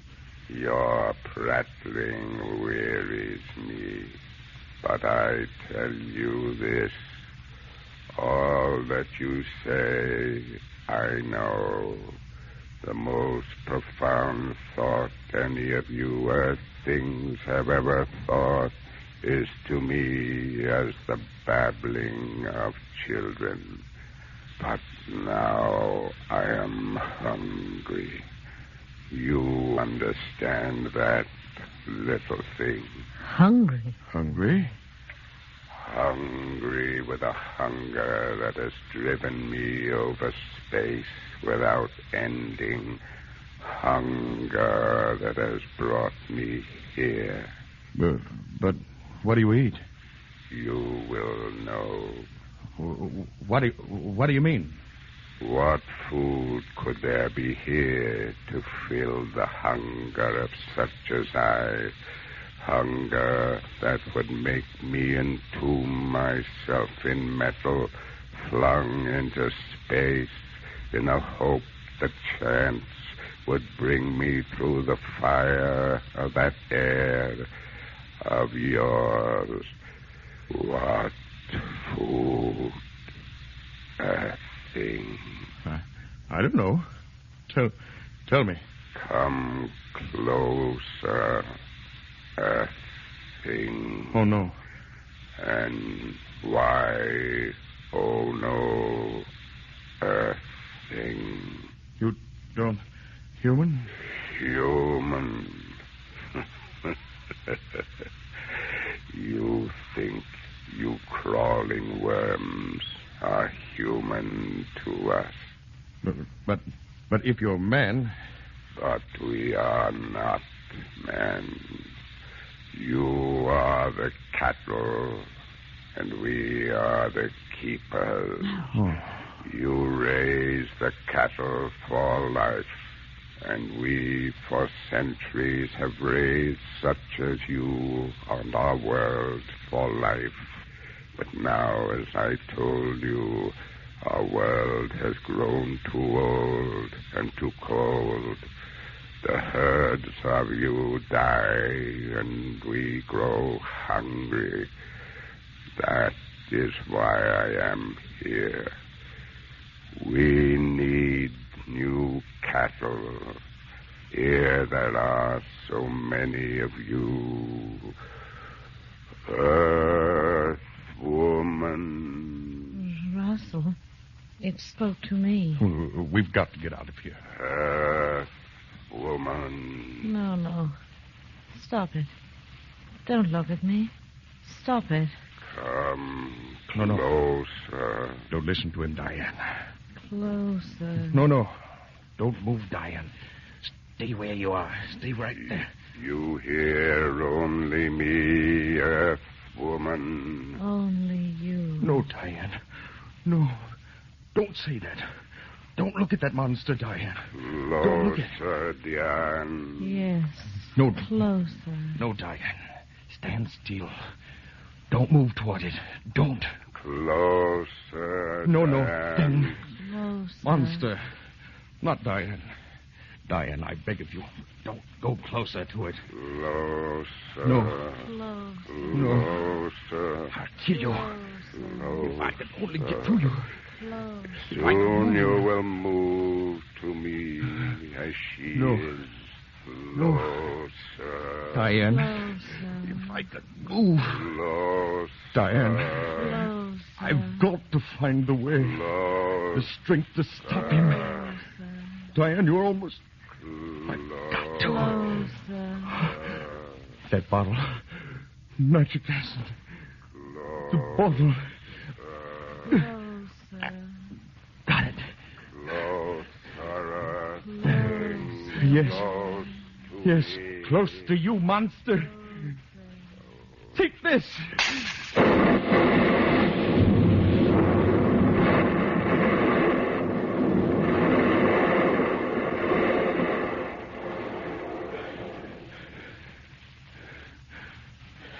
Pool of flesh. Flesh. That's all. Diane, wake up. Open your eyes. I've killed the thing. I killed it. Oh. Diane, it's all right. Russell. I've killed it. Oh. Diane, look. Outside, it's still dark. Yes, the sky's still streaked with the Russian meteorites. And that thing said more of the monsters of his breed are trying to reach this earth. To feel that devil's hunger in them. Another meteorite is just there. And in it, perhaps... Oh, Diane. Diane. Is that truly to be in for mankind?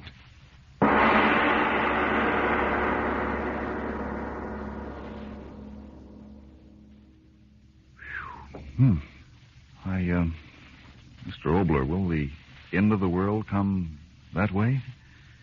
Well, Frank, if you mean will the end for mankind come out of interstellar space in the form of a flying meteor, well, there are some mighty interesting theories along that line. The amazing thing about it, Frank, is that there are so many logical and thoroughly possible ways in which the entire tribe of mankind could be wiped off the earth at any moment. I'm not talking about famine or what's close to all of us, war.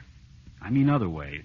A star moves into our darkness from somewhere out there in the blackness of interstellar space, and the pull of its presence might turn our spinning globe headlong into the sun. In a split second, all of mankind, all his buildings, his wonderful possessions, his precious little pile, would go up in a flash of fire. Or, out of the sun itself, the very source of our life, as we all know, could shoot a long stream of explosive flame that would curl around us and again, well, so quickly that no man would know what had happened. In split seconds, this earth would be a charred, uninhabited spheroid. Yes, when one stops to think what a tiny little grain of sand this haughty world of ours actually is in the dark sea of space, and when one realizes how precarious little mankind's hold is on this earth, the spectacle of man's inhumanity to man becomes a cosmic joke. Well, all of those things are certainly interesting to think about, Mr. Obler, but tell us now what's going to happen next week. Next week, Ball's Triste. No, that's not a dance. It's a story of chance. That unpredictable chance that makes one man a saint and the next man a Hitler. The flip of a coin, the turn of a card, the bend of a road. I think you'll like what we have to offer you, but as usual, next week. Lights Out will come to you again next Tuesday at this same time. Be sure to listen to Arch Obler's weird story of Valse Triste.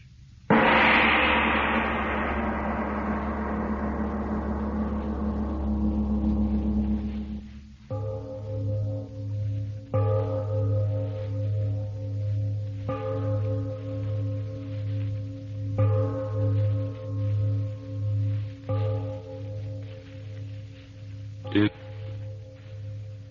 is later than you think.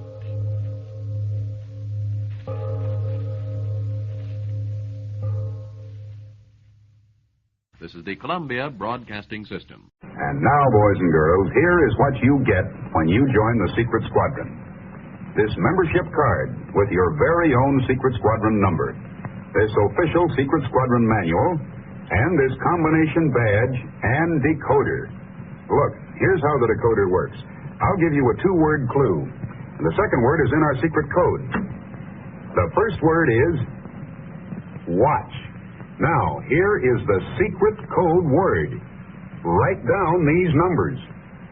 17, 3, 20. Now, set your secret decoder like this.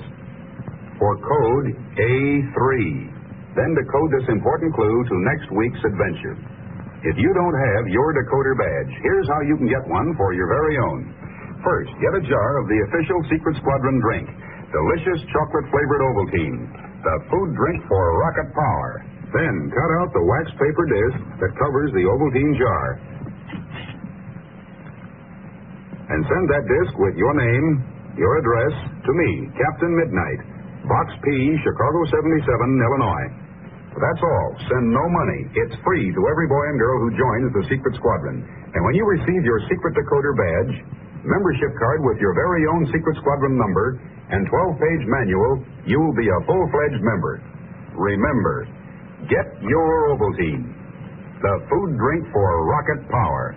Hot or cold, it's got what it takes to help you be a leader in your gang. So every day, drink instant Ovaltine. Arch Obler's Lights Out, everybody.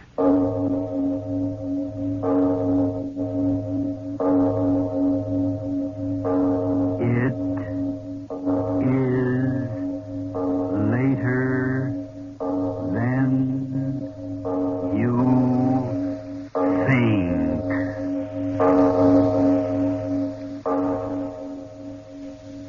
Arch Oboler, bringing you another in our series of stories of the unusual. And once again, we caution you, these lights-out stories are definitely not for the timid soul. So we tell you calmly and very sincerely, if you frighten easily, turn off your radio now. November of 1939.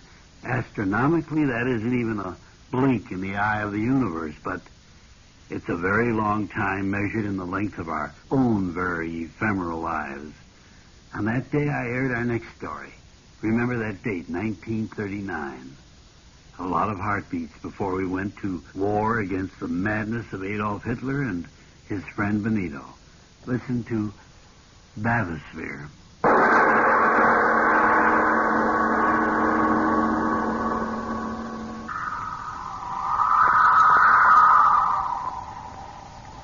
The sea is very quiet. Yes, Your Excellency.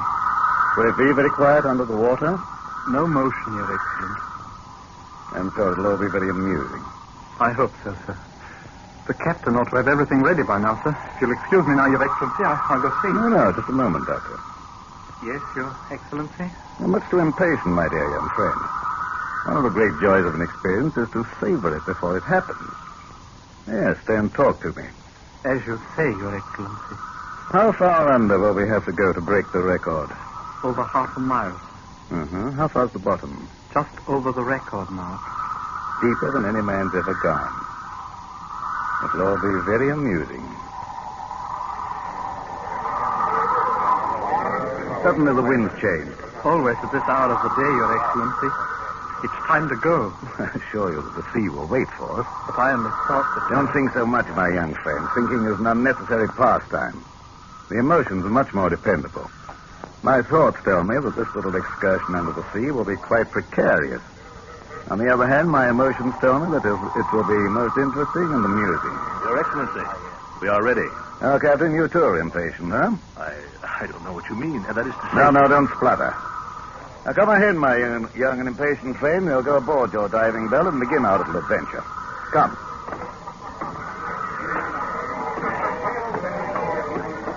Attention! You see, Your Excellency, we are quite ready. Well, Doctor, is everything to your satisfaction? Did you put in an extra oxygen tank, Captain? Yes, sir. Everything just as you said, Doctor. The telephone communication been tested? 20 times. Searchlight? I assure you everything has been tested, Doctor. The winch goes smoothly now. Why, oh, yes, I believe... I don't want you to believe. I want you to know. But I assure you... Go and test it at once. Yes, Doctor. At once, Doctor. All right, men. Test number one. Aye, aye, sir. Aye, aye. Test number one. Slowly. Slowly, then. Well, your thoroughness is most commendable, Doctor. We are going half a mile below the sea, sir. Nothing can be left to chance. The pressures down there are almost beyond imagination. Yes, I know. Particularly on this dive, everything must be perfection. You mean the record? I mean, Your Excellency, that your life is precious to the state. Yes. The press of the world has known me only as a record breaker in the world of what they so quaintly term power politics. By nightfall, they'll herald me as a record breaker in the world of science, eh, Doctor? If all goes well, Your Excellency. Yes. You have doubts? No one can predict the ways of the sea. What are you talking about? We'll be quite apart from the sea inside of this steel ball, this bathysphere. Oxygen to breathe, telephones with which to communicate, lights with which to see. Why should there be any question? Question of the human factor, Your Excellency. You're as cautious as they said. I like that. I, too, am a cautious man. Oh, yes, indeed. My success has been based upon determining that the unpredictable cannot occur before I, shall I say, embark upon my bold adventure. I'm talking quite frankly with you, eh, Doctor? Well, it pleases me to do so. For a few hours, we'll be locked up in that steel ball. There's no reason you shouldn't know a little about your leader, is there? You honor me, sir. For example, I know beyond the shadow of a doubt the steel cable which will drop us down beneath the ocean has strength enough to hold 50 such steel spheres as the one we'll be in. I know, too, that you've made 30 such descents towards the floor of the ocean without the slightest misadventure. The men on this cruiser, they are specially trained for the work. And with my life in their hands, I'm sure they'll be particularly careful on this descent. Hey, Doctor? There is no doubt of it, sir. All ready now, sir. Shall we go now, Your Excellency? Yes, of course, of course. Careful, Your Excellency. The deck is quite wet here. Well, thank you, Captain. You very thoughtful. Thank you, sir. Attention! No formalities. Let the men go about their business so we can get started. Yes, Your Excellency. At your work, men. Would you like to get into the bathysphere first, Your Excellency? No, after you. Quite a small doorway, isn't it? How fortunate we're both small, lean men, Doctor. Lean men. Caesar once said something about that sort, didn't he? I don't know much about that sort of thing, sir. No, I didn't imagine, sir. Get in, Doctor. I'll follow you. Yes, sir. Head first into the steel wall. Quite without dignity, eh, Captain? Shall I help you, sir? No, I'll make it all right. You ready for me, Doctor? Come ahead, sir. And now, careful of the bolt end, sir. Careful. That's it. You're all right, sir? Yes, of course I am. Well, what are we waiting for? Captain. Aye, sir. Close her up. Aye, sir. Your ears. Cover your ears, sir. Huh? The bolts and wing bolts that hold the door shut, they have to be tightened by hammering with a sledge. Cover your ears, sir.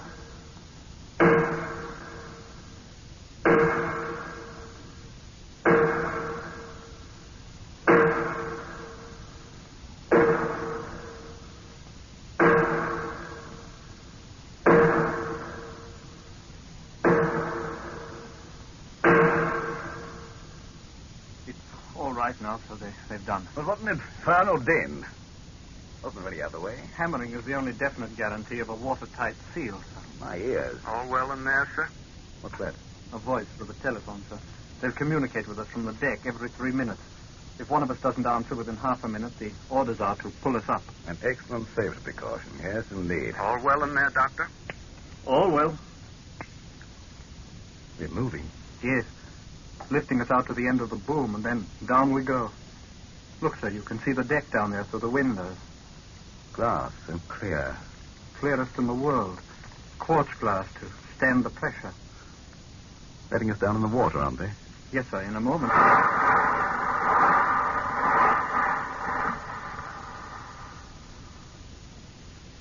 We're under. Yes, I turn the oxygen higher.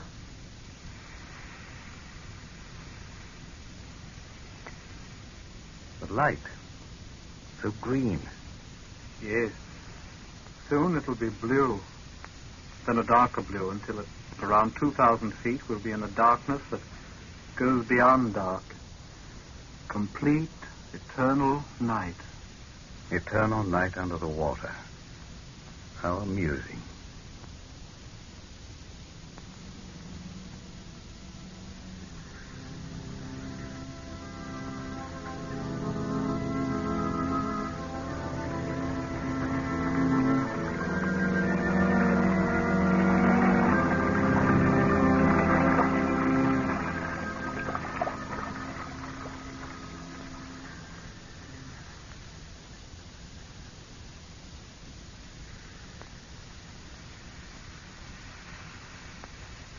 All well down there, sir? All well. How far down are we? About 1,100 feet, sir. It's hard to believe it. There is almost a quarter of a mile of water crushing down upon us. The word crushing is most inappropriate at this time, my young friend. My apologies, Your Excellency. I've been watching the water. You said it would be at night. Yet it isn't black, it's blue. Strangest blue. A few more 100 feet and there will be no more color in the water, sir. The light out there. What? I can't quite make it out, sir. Perhaps some sort of a luminous plankton. It's amusing. The fishes carrying along their own electric plants. The dark's alive with them, sir. Oh, look, sir. What? That small flat fish. You see, even his teeth gleam with the luminous mucus. I've caught that sort in the trawls. They can eat organisms as large as they are. Wait, I'll turn on the searchlight and you'll see. No, never mind.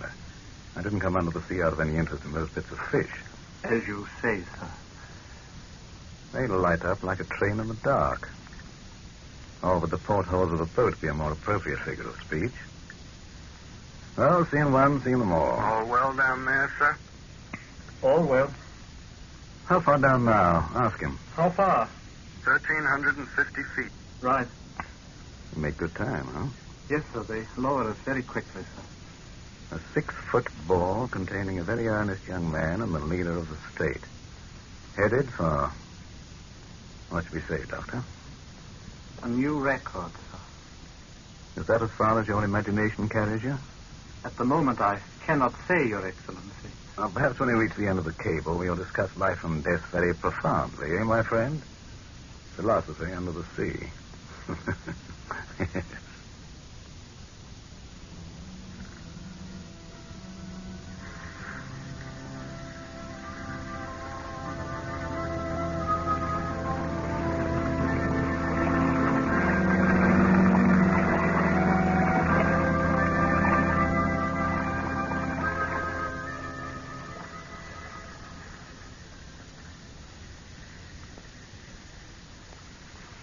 All well down there, sir?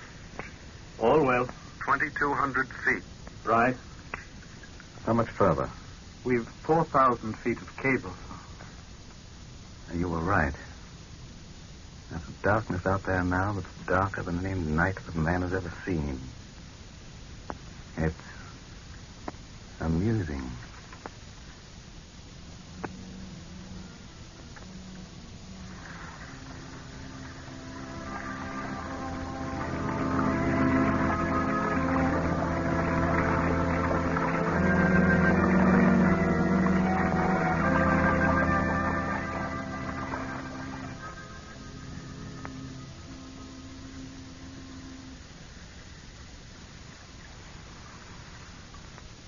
All well down there, sir? All well. 2,800 feet, sir. Right. Your Excellency. Yes? In 10 or 11 minutes, we will have broken the record. You keep your eyes so close to that window. Might I ask why? I thought I saw something out there. What, sir? Something huge. It gave off a pale green light and then was gone so quickly I'm not quite sure. I'll turn on the switch. No. No, this infernal darkness amuses me. Tell me, Doctor, in your other trips, have you seen anything out there? Vague, huge, you know what I mean. Yes, sir. Several times. Well? Shadowy and indistinct. I couldn't say what, sir. Can't you guess? I have no answer. All well down there, sir? Oh, tell him yes, and stop annoying us. All well, and don't bother. Compliments, sir. You've reached 3,028 feet, sir. That was Beebe's record. Huh? The old one. 3,030. Broken it. 3,100. Doctor, that's quite enough. 3,150. Doctor, did you hear me? Broken the record on a few feet to spare. Order them to hold us out. 3,200. Doctor, you out of your head? I gave you orders. Have them pull us up. I've had enough of this. I tell you that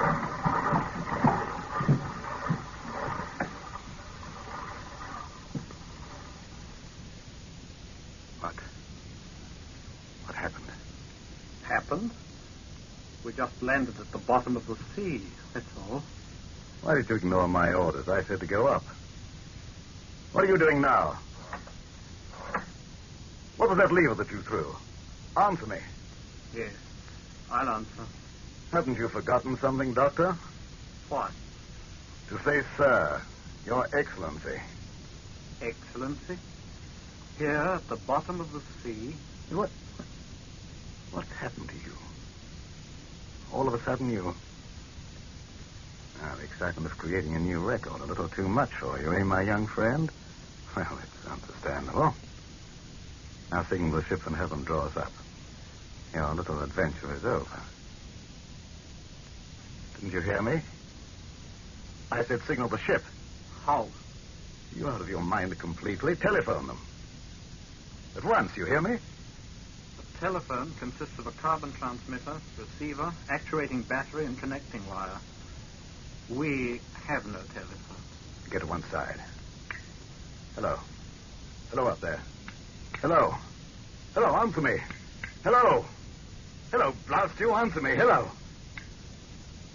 But they don't... The wire's torn loose. Would you know how to fix it, Your Excellency? What?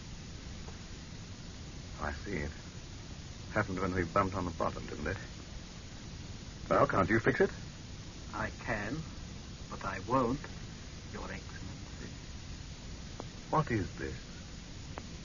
It's taken you a great number of moments longer than I expected to ask that question.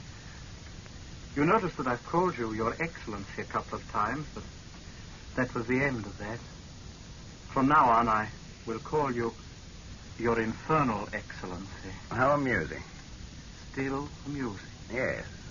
I don't believe it. You think it's some kind of madness on my part, but you'll do something about it. Not I, you. I?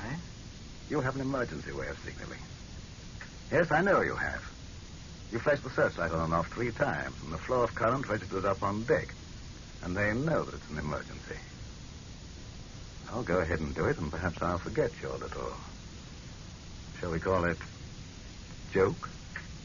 I am quite content to stay down here. Turn on the searchlight.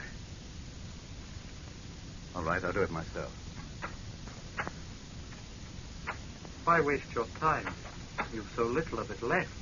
What do you mean by that? The searchlight, too, is disconnected. Why? There's no need of it. It will be best to die in the dark. Die? Yes. This is impossible. I investigated you, your record, your family, your associates. Clearest record in the state. You have no reason or the will to kill me. Kill me?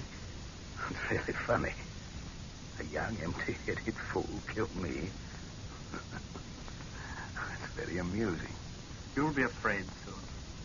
Is it possible that you've forgotten the final emergency signal, you fool? Yes, I said signal. The signal of silence. I'll try the telephone as scheduled, and when we don't answer, they'll pull us up. Have you forgotten that? It's been more than 3 minutes since the last signal. If what you say is true, why aren't we moving? We are. For all I know, we are. Are we? The darkness, who can tell if there's enough motion? You know we're motionless. As quiet as in a tomb. Appropriate, then. And we'll stay here. I know that. Huh? That lever up on the roof that I pulled. Well? It threw the end of the steel cable free. Yes, severed the cord between ourselves and the ship and the world. No. We are here, Your Infernal Excellency. Down here to stay. No. You lie. I don't believe you. They'll pull us up. The telephone, here. Here, you up there, listen. Get me up. Get me up. You up there, hear me. It's your leader. Get me out of here. Get me out of here. You hear me? Get me out of here. Out of here.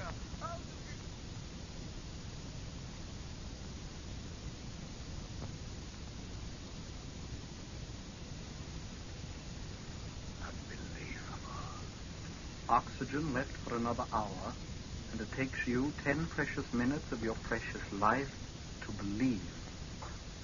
You do believe you're going to die now, don't you? But I'm sure nothing could happen. Every detail of the machinery, the record of every member of the crew. And I was one of those who was perfectly harmless, eh? Yes, your past. Since a boy trained in the schools of the state. Your father an official. Why do you do this to me? Why? Your ego is so great that even now, knowing you're going to die here with me, you're less concerned with death than you are with knowing wherein you failed. Answer me, why do you do this? You were trained in my schools, brought up to think the way you should think. Who up there made you do this thing, and why? It will be a slow death. As slow as the death of my country. Answer me, who and why? Your mouth will bite for air, and there won't be enough to let you live, and yet there'll be enough so that you won't quite die. You'll tell me you will. Your lungs will reach up through your mouth, a breath of air, just another. There won't be another. And as you die, you'll know it. I want to know one thing. Why do you do this? Why? Yes, I'll give you your whys. You trained me in your schools. And from morning to night, what went into my head was only what you decreed was right and proper for a good citizen of your infernal state to know. Yes, you crammed my head full. But there's one place you and your books and your speeches couldn't reach. My heart. Your heart? Yes, heart. You heard me, heart. My head said believe. My heart said no. My head said obey. My heart said no. That's where you made your mistake, you devil. You didn't start in young enough with me. For the heart that was born inside of me has brought you here to die. I don't understand. Wait, I'll turn a little more oxygen on. That'll give me a little more strength to keep on telling you your whys and cut the breath left for you after I'm finished. What was I saying? Yes, that you didn't condition me quite well enough. Should have started with the embryo, for somewhere along the line a little humanity got inside of me that cried out against what you were doing. It grew and grew until it said you had to die. And you will die. Yes, here in the black under the sea. And they won't roll drums for you, march for you. Ended here. What have you to say to that? You Fool? Is that all you answer? Yes, fool. You think I'm a fool to die here with you? You call me a fool when I know that ending here I give a new beginning to those up there. Yes, such a fool. Oh, stop saying that. They won't say it back in the cities when they know that they're free. You fool. You think that freeing them of me will make them free? Yes, of course it will. I call you fool again. How do you think I became the head of the state? Through my great wisdom? I'm really not so wise. Through my great courage? No man has courage of that sort to stand up single-handed against the bullets and the bayonets of the entrenched powers. And how? How did I do it? With lies and ruthlessness and cruelty, I know. You don't know a thing. You saw the end result surrounded by pomp and circumstance, and you couldn't see the means. All right, I know I'm going to die. And a man is expected to die as long as I have. The actuality isn't quite as frightening as you might think. Since I am going to die, I'll have the one small satisfaction of showing you that you're an empty-headed fool. Stop saying that. Oh, you too have an ego. Apparently it's lived for weeks on how you'd make me plead and beg and squirm down on my knees. I had a few moments of hysteria, didn't I? You like that. But you don't like this. My sitting in the dark so calmly telling you that you're a fool. I haven't failed. You're here. You failed because if you're killing me and yourself to give them back their freedom, whatever that word means, you're dying quite in vain. You're saying that because you think that... No, don't talk. Listen to me. I'll tell you where you failed. I came into power not alone through my own strength, but because the conditions of our country were such that other men sitting on their wealth came to the decision that I alone could keep them there. But it was you... I tell you, listen. When an ancient rule of privilege is threatened, it seeks to live no matter what the cost. The cost to them was me, and they found me worth it. For I threw to the mass none of the wealth they'd worked to build, but only fighting phrases of prejudice and hate to cost the men who made me nothing but the rent of the halls for the simple to hear my opiates. And so I call you fool. Fool to die and fool to kill me. Well, the conditions that made me will still exist when I'm dead. You free them of me. But what of hunger? What of ruthless exploitation? These will still be free up there to put hate and desperation into men. And so the ones who gave me power will find a new leader to stop the rumblings of rebellion with all the tricks that I taught them. A new leader. You hear me, fool? A new leader. No, it isn't true. It can't be true. So dark.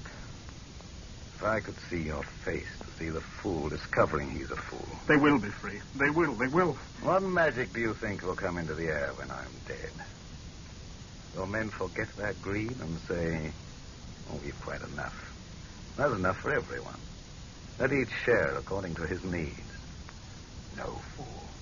With me or without me, the game will be played just as it always has been played. So you're a fool and die like one. Well, what could I have done? I had to do something. I'll tell you what you could have done. You could have done the one thing that would have in time helped destroy not only me, but those who made me. You could have gone to the people. What? Yes, walked among them, worked among them. And at every chance whispered to them the things I kept from them. A noose would have been around your neck every time you opened up your mouth. And yet, In that talking of liberty and freedom and common decency and all the rest of that sort of thing, there's been far more meaning in this futile murdering of me. I've had them hunted down and shot, each of those who dared to whisper among the people. But as they died, I didn't call them fools, because I knew that they were wise. That only through the will to live and do of the great bludgeoning mass of their people was their hope of making that new world they wanted.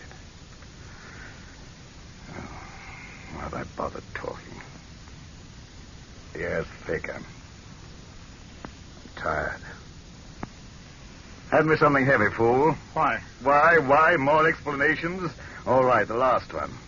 You think I'm going to sit here and wait and count my every breath until the dark's crawling with horrors and I'm No. I'll end it now, quickly. Here's faster than a bullet shot. Give me something heavy, I tell you. I'll smash the glass. The water, tons of it, smashing in. I'll be dead, faster than the thought and never end it. Give me something to smash the glass or I'll... There, sir? All well down there, sir?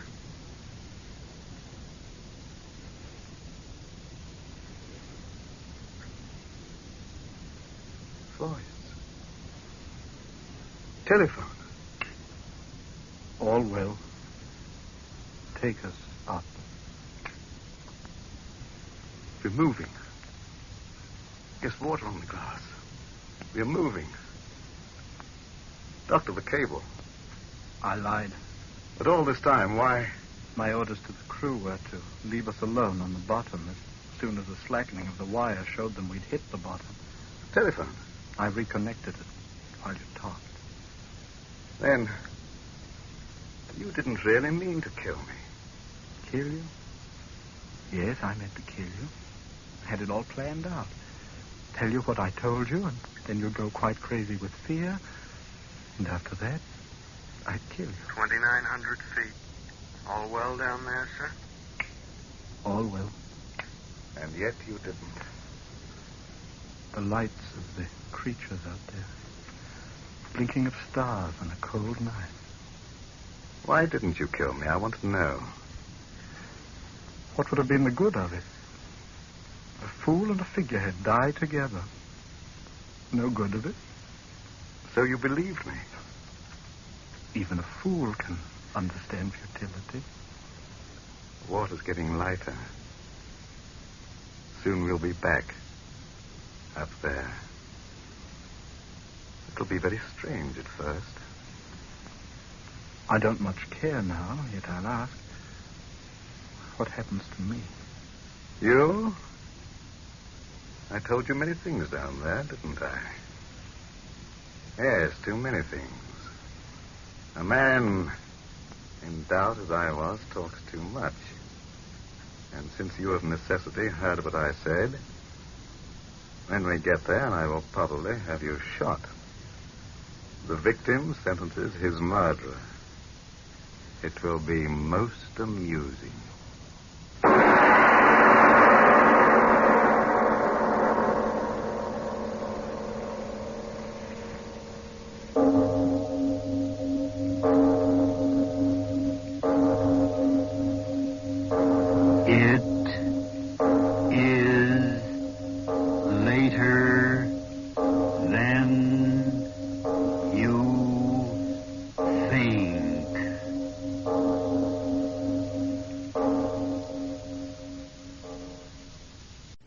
Lights out, everybody.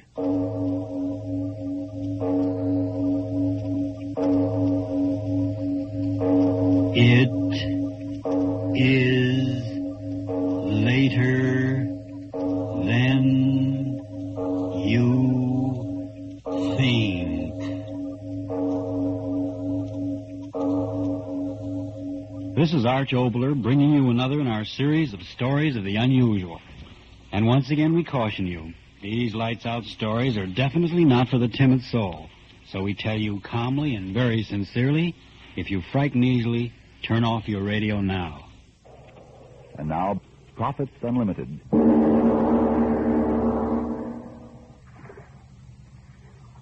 It just doesn't make sense.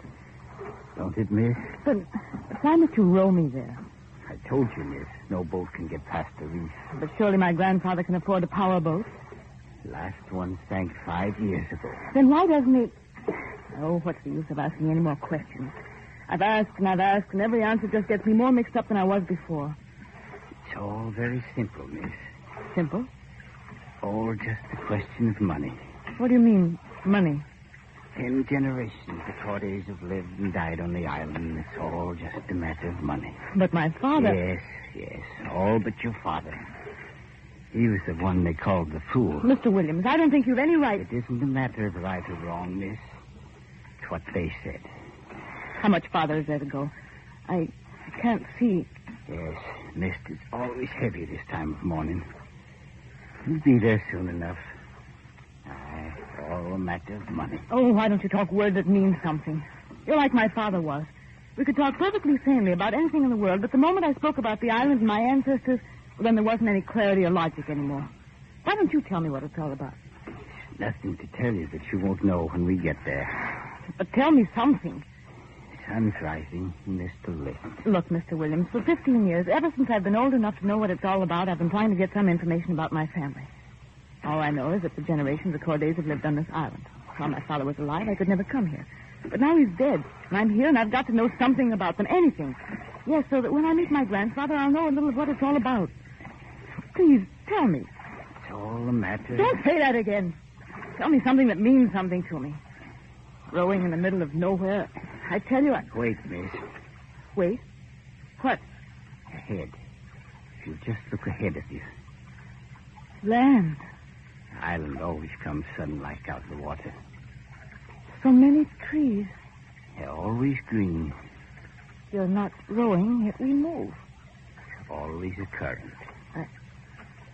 I've waited so long to get here. Aye. We're moving so swiftly. What? Why, there's a landing pier. Aye. Hold on. We'll bump. Now, I'll hold it. If you'll jump. All right. You'll stand there, please. Wait for me. Yes. No one here. My grandfather, where is he? Are you afraid already? Afraid? Why should I? Of course I'm not. But they knew I was coming here. My grandfather, why isn't he... Through the trees. Look. You want clear answers. There's one of them. Chimneys. Smoke. Factories. Yes, they are factories, aren't they? Aye. But factories here. Stood there for 10 generations. But on an island in the middle of... Why here? It's all a matter of money. What? Tell me. 330 years ago, Pierre Corday came to this island and built them up. But why here? I'm telling you. I've been telling you all along. A matter of money. You know what money is. Well, it's been the day and the night and the sun and the moon of your family for as long as there's been one of you. Money, aye, and here was the making of it and the horror of it. But why? Let me tell you. You wanted to know. Let me tell you quick. His profits weren't big enough, Pierre Corday thought to himself. And the trouble was with the men in the factories. He decided they wanted too much. Oh, it was the men at the machines who were to blame. If he could find a place where only he'd be the boss, where there'd be no investigators and boards of arbitration, then he'd tell the men what to do, and they'd do it. And up with the profits and out with the headaches in an island. Aye, a private island. That was the answer. And this was it? Aye. It. Beyond the jurisdiction of any man but one of the name of Corday. So here he moved his factories, machine after machine, and when everything was set up, he sent out to the places where men walked the streets looking for work, and he said, listen to me, you single ones. You're hungry, so listen to me. I have a place where there's work for you. Easy work. Work at the machines. You sit all day. You don't have to think. The machines think for you. Just sit all day and do the same thing over and over and over. I'll pay you well, and I'll pay you regular. Aye, a life job if you do what I say all your lives. And men came here? Aye. Why not? 500 picked ones, all set for life jobs in the factories of Pierre Corday. Came here 330 years ago. But why is there smoke coming out of the factories now? 500 of them. And they sat down at the machines and started working, and Pierre Corday brought women for him to mate with, and my kin was with them. and the machine started turning. But the factories, they're still working. Why? Listen, you wanted me to tell you, so listen. Listen to the rest. 330 years ago, and each had his own bit of work at the machines. One to press a lever here and the other to turn a screw here. Same work hour after hour, day after day. And the months went by and the profits kept on coming in. But some of them began to get tired of it, tired of the machines. Fools they were from the start. Pierre Corday picked them that way. Still they got tired. They wanted to get back to the changing life of the rest of the world. Give us hunger, they said, but give us change. They said that, aye. But they didn't get what they wanted. Then why didn't they go away? Where? To drown in the sea? Some did.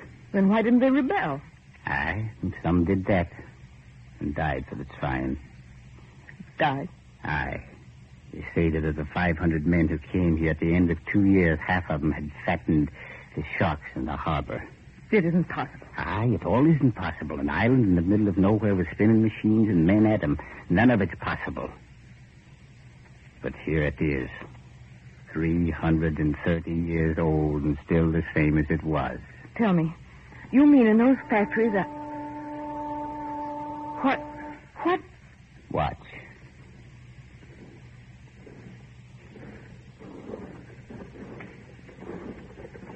People. Marching. Who are they?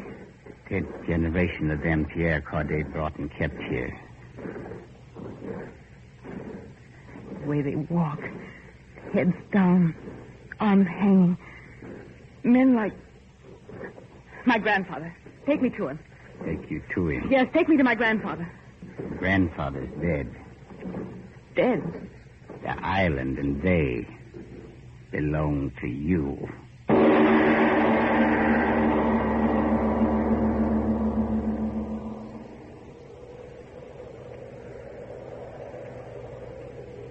Believe? His grave is so new. 2 weeks.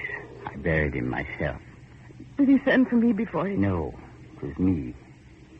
You? Me. I knew that you were the last one of them left, and I wanted you here. But why? I said it, didn't I? You're the last Corday. 330 years, and you're the last. Why is the factory working so late? It's the second shift. There are 2 a day. All night? Aye. But why? It's been that way for 330 years. It's not true, none of it. No? I won't listen to you anymore. Wait. Where are you going, girl? Down there. You can't go there now. I'm going to the factory. Talk to them. Find out the truth. All right. Find out for yourself. I want you to do that. Aye. Talk to them.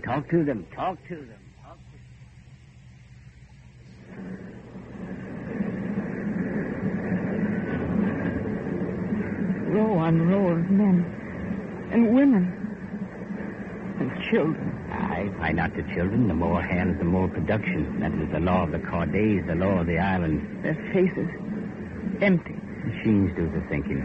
But they sit so quietly, not talking, none of them. Williams, why is this? Crouching over their tools like animals. Are they always like this? When the whistles blow, they eat. When it blows again, they march back to the barracks behind the factory. Barracks? Aye. Barracks, kennels, name it what you want. That's where they live. Live until after 12 hours the whistle calls them back to work. But the children... I told you the children do like the rest. They work as soon as they can walk. It's been the law of the Cordays for over 300 years without change. It's the only law they know. Look at this worker, Miss Corday. Look at him, I tell you. What's he making? Look at his face.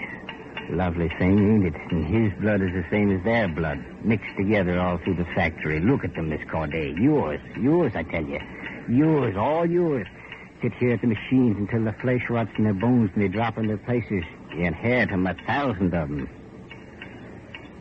Ain't you proud of your inheritance? What is he making? What's it matter what they're making? The things they're making ain't been shipped from this island in 100 years. What? Aye, for 100 years they've been at the machines, but it's like a dog chasing his tail without beginning and end. What comes out of the last machine's brought back to the first machine and broken up and started all over again. Why don't they stop? Stop. How can you stop a rhythm that's been in the blood for 10 generations? Why don't they talk? You're scared now, Miss Corday. They'll talk to me. Of course they will. This one.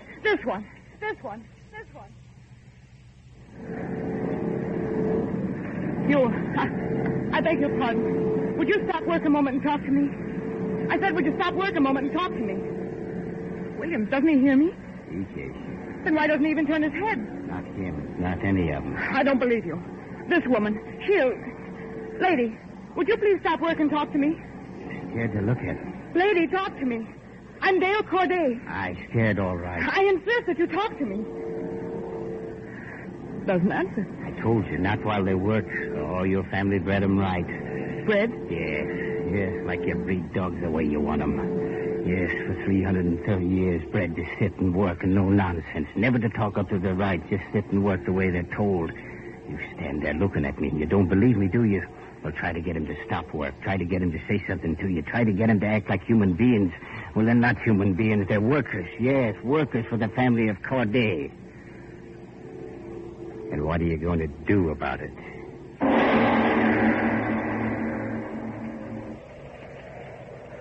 Don't be afraid of me. Who? You. I'm Dale Corday. Corday. Boss. Please don't tremble. What's your name? Joseph. Joseph what? Joseph. Do you like it here? Like work here. No complaint. Like work here. No complaint. No, stop. They taught you that very well, didn't they?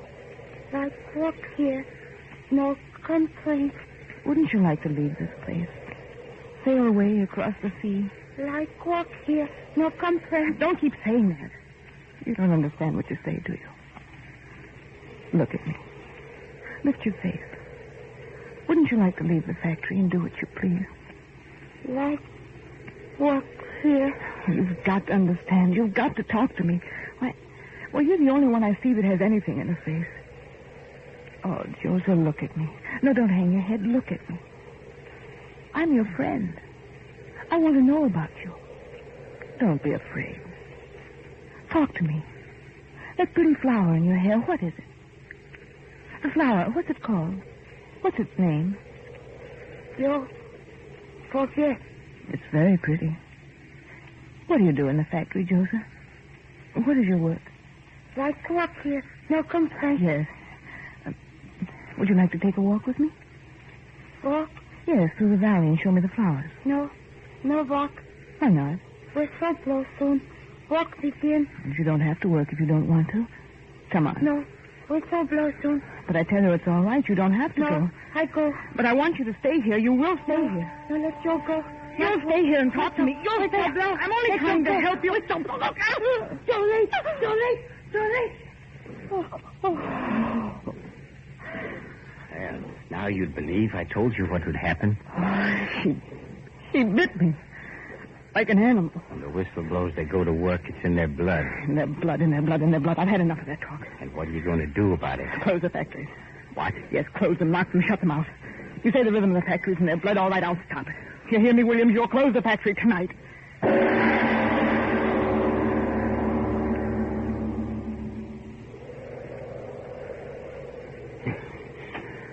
Well,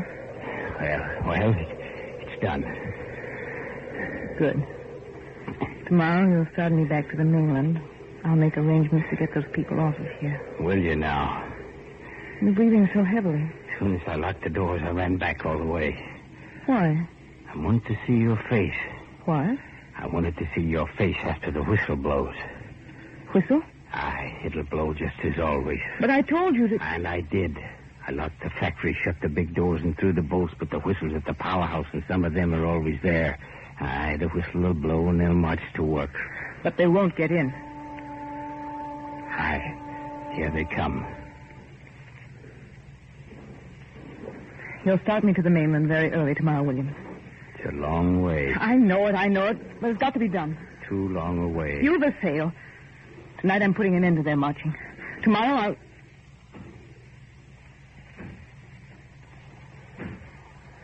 What's that? Williams, don't you hear it? I hear it. It's from the factory. Aye. As if they were breaking down the doors. Aye. Yes, that's what they're doing. Williams, don't stand there. Go and stop them. Tell them the factory's closed forever. Tell them it's ended.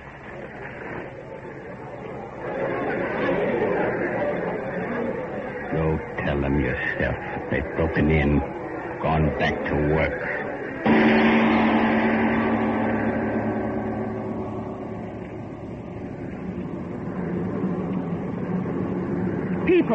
People, stop working and listen to me.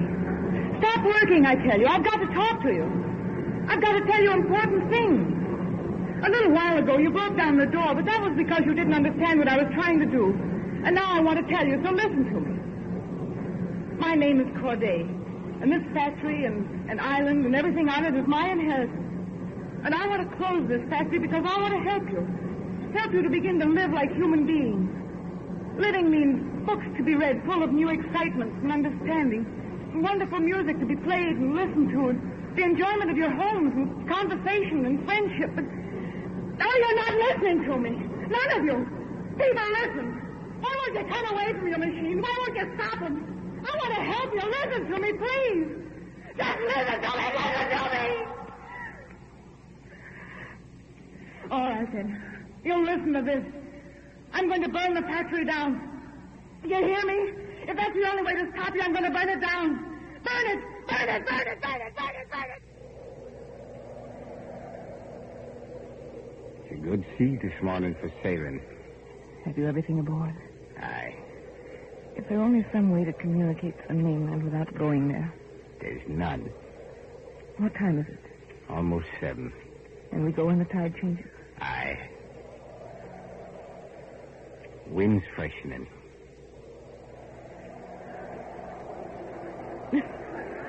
Listen on the wind. You hear it? I hear. What? What do you think? It's them. For 2 days. Never even going home. I heard you say you'd burn it, and they're afraid. Afraid I'd burn their cage, and so they stay there watching. Watching. One shift works, and the other watches. That's how it is. But not their cage alone, Miss Corday. What do you mean? I mean, it's yours. What? One boat on the island. This.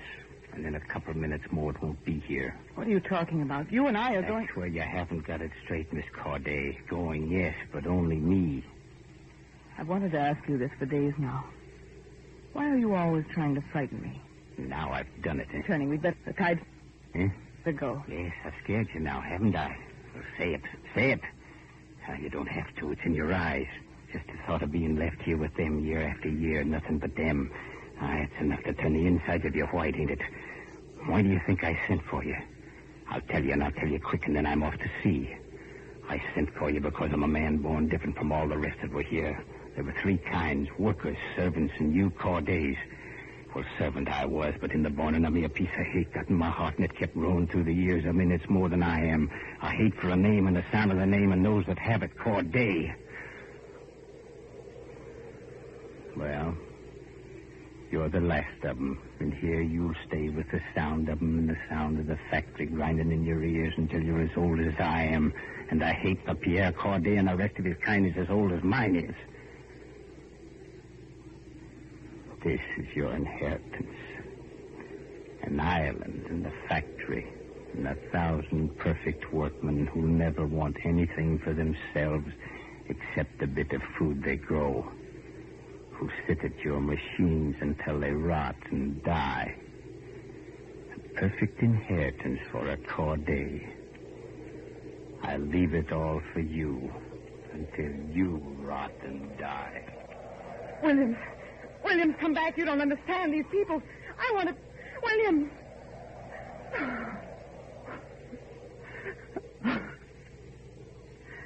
You cry.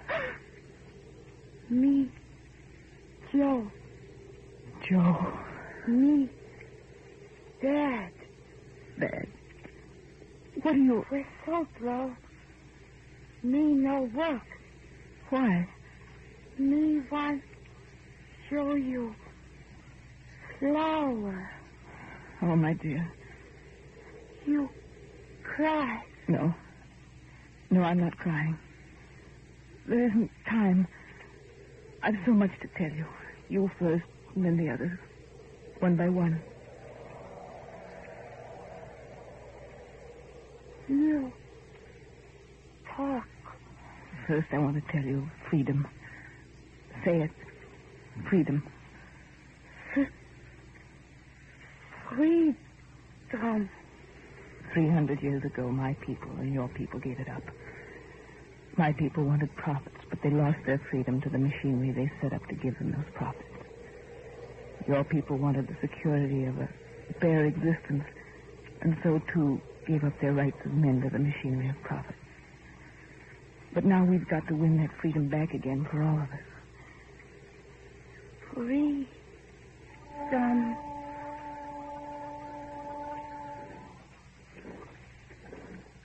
Come. We'll go to them.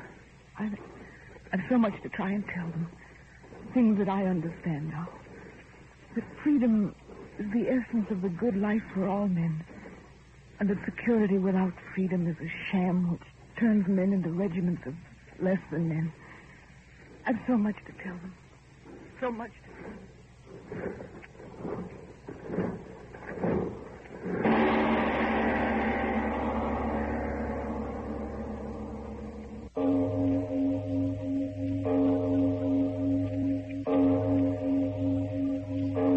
It is later than you think.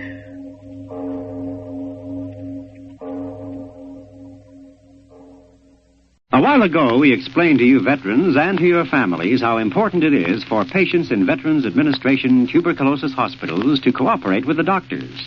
Now, you see, if a tuberculosis patient insists on leaving the hospital prematurely against the advice of his doctor, well, that's his right. But you can see how dangerous this could be. Danger to the patient himself, in that he drags out his illness, makes his own recovery more difficult. Danger that he may expose to serious infection those he loves best, his family at home.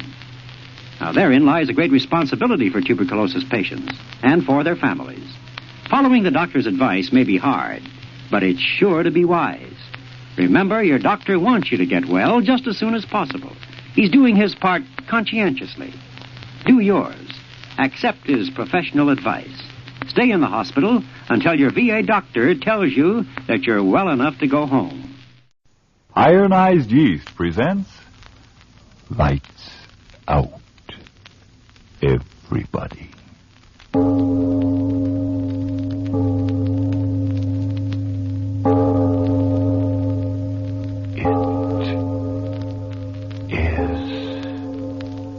Later than you think.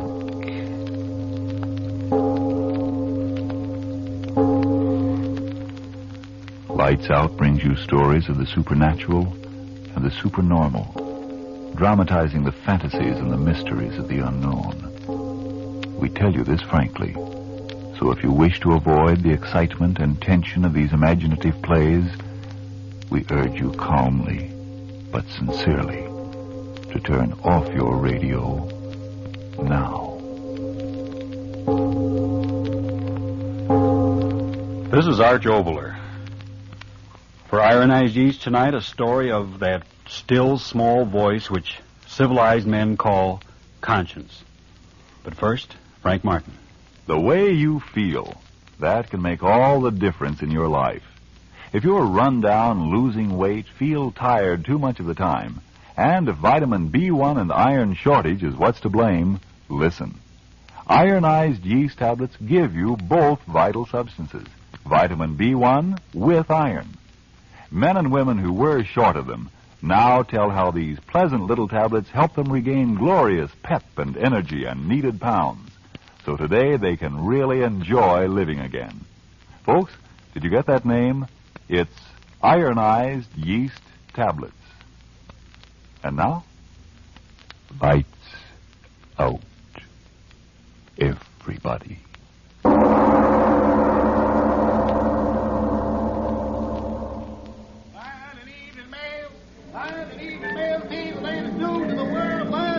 Keep moving moving along, ladies and gentlemen. Keep moving. There ain't no loitering here. Keep moving. Hey, officer, what's going on in the hall? What's the bloomin' attraction? Read the signs, my man. Read the signs. Huh? Oh. The great Peter Stransky, world-famous explorer, appearing in person in lecture on headhunters of the Amazon. Go, Brian. Now, move along, fella. Move along. No, officer. Will you tell a bloke what that headhunting is referring to? Who's onto me? Now, look here, you're obstructing traffic. It's lecturing, the man is. Lecturing on these heathen tribes that hunt their neighbors' heads. Now, move along, man. Move along, or I'll take you in. Ladies and gentlemen, now you know the story of these strange motion pictures I have shown you this evening. For the first time in history, motion pictures taken of the lower Brazilian region. Someday soon I hope to return to Brazil and bring back more cinematic records of the customs of these almost legendary savages, including actual specimens of heads and bodies taken and preserved in their bloodthirsty wars. When that day comes, I hope you will be as kind to me as you have been this evening. And so, good night until we meet again. Excellent lecture, Stransky. Excellent. Yes, it went very well indeed. Complete sellout. That headhunting theme meant excellent publicity in all the papers, you know. Yes, of course. Now, if you'll pardon me, my wife... Oh, but my dear Stransky, autographs. They paid to listen to my lecturing and see my motion pictures, not to get my autograph. I'm sorry, my wife, she will be waiting, and I... Come, don't worry about her. She's well taken care of. Eh?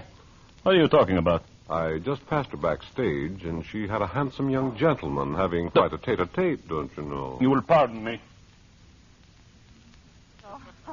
No, John.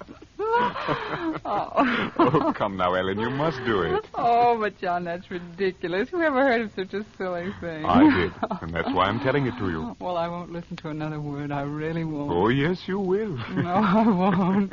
If I might be so bold as to interrupt. Oh, Peter, it's you. I'm sorry to interrupt your most interesting conversation, my dear wife, but we must go. But, Peter, we... Come, I said. The automobile is waiting. But I'd... Very well, Peter. Good night, John. Good night, Ellen. Come. Get into the car, Ellen.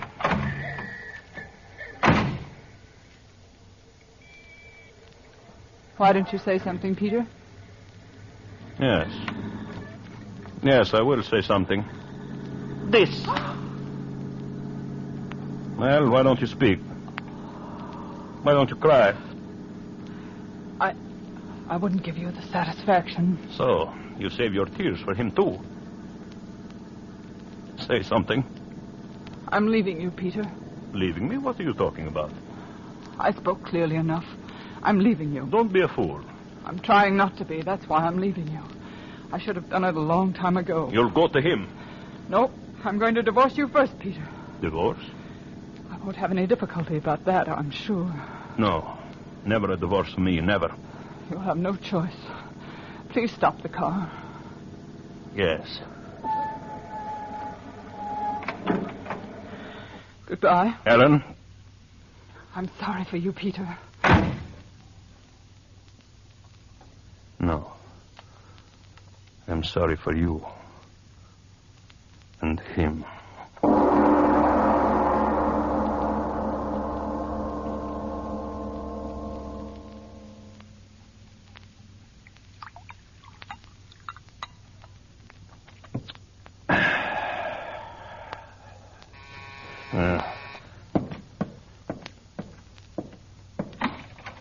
Well, come in, Ellen. Come in. And you too, young man.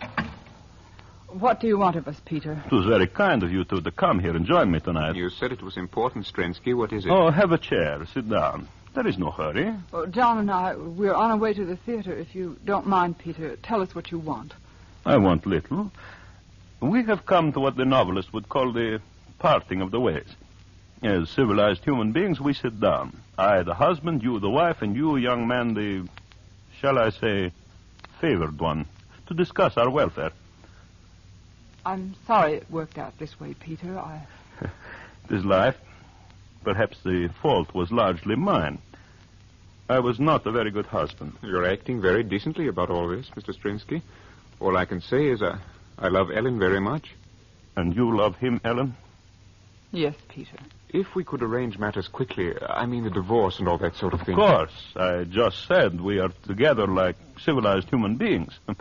And now, if you will excuse me, I will close the door. The servants, you know. He's acting surprisingly well about it all, Ellen. I'm not so sure, John. So, now what I have to say, I say in complete privacy. Peter, just why did you want John and me here? Yes. We should come to the point. You and I, Ellen, I suppose there is no use talking about us anymore. Is there? No. So, all right, I will be a gentleman. I will withdraw as gracefully as my clumsy self will permit. First, then, we will sign the papers. Papers? I want you to waive dower rights. Oh, just as you wish. Excellent. So here is the legal form as drawn up by my solicitor. I assure you it's quite in order. You will sign first, young man. Me? Yes, as a witness, you understand? Oh, very well. My pen. No. Use this one, please. Here. Oh, I'm sorry. Oh, John, what's the matter? Oh, nothing. Just a scratch. The pen point. Oh, I'm so clumsy. John, Oh, it's nothing, really. See, the pen point hardly broke the skin. Yes, but it did break the skin. Oh, yes, John. You see, a drop of blood. Oh, it's nothing at all. Just a scratch. Unimportant. Why did you laugh like that, Peter? He said unimportant, and yet it is the most important scratch your young man has ever known. How's that? What do you mean, Peter? What's wrong? You feel something, John? What? A constriction between the eyes, perhaps? Peter. Or maybe a strange pounding of the heart? Peter, Or what have you perhaps, done? John, your vision blurs. You hear strange sounds in your ears. A great lover? Peter, answer me. What have you done? John, are you all right? Tell me, are you all right? I don't know. My head is so strange. John, what think is I'll it? sit down. Peter, what's wrong with him? What's wrong? John, what do you... Your lips... You cannot speak, can you, John? If you open your mouth, the words will be your last. A great lover? Peter, tell me. Tell me, have you done something to him? Have you? John, look at me, darling. Speak to me. Tell me what's the matter. Yes. John. Yes, speak, John. Ellen, John! Peter, help me. He's fallen. Peter, help me. Help me. Help you? But, John, look at him. Look at him. He's ill, dying. Doctor, get a doctor. Not a doctor, my little wife. Doctors cannot restore even great lovers after the poison of Boracata has entered the veins. Poison. That pen. That scratch. Ellen, you must... So, the thought of your lover's death draws the blood from your head and you faint, my little wife? When you awaken, you will wish that you died with him.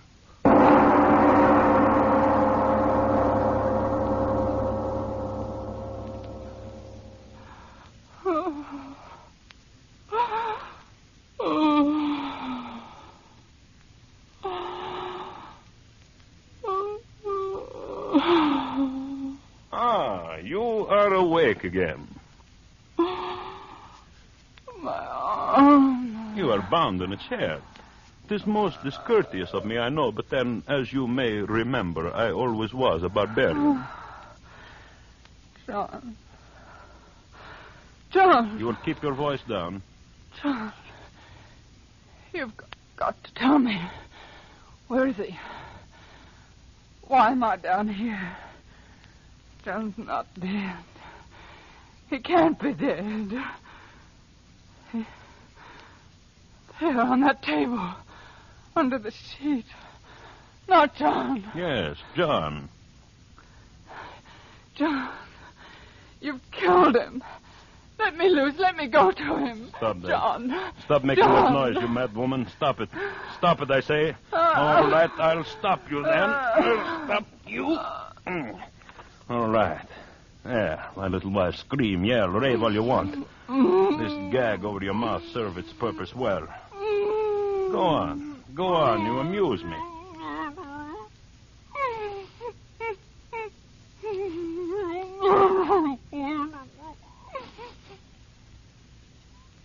So, now you have discovered it is useless to talk to the gag, eh, Ellen? It is such a waste of effort, is it not? So now that you are silent, I can go on with my work. Most important work. Yes, you were right about what was on this table here. See? I throw off the sheet. And he was such a handsome man. Well, I must get to work. You no longer try to speak, my little Ellen. Does the sight of these beautiful surgical instruments frighten you? They need not. They're not for you. They are for John. Yes. Yes, he is dead. Dead. The poison too quickly, but do you think I would let him rest in death? Oh, no. I loved you, Ellen. And as I loved you, I hate you. Watch closely.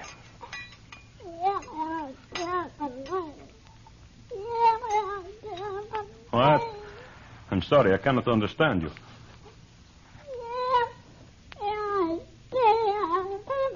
Oh, you ask me what I'm going to do. The knives, sharp knives, you see them? No, they are not to dismember your precious John.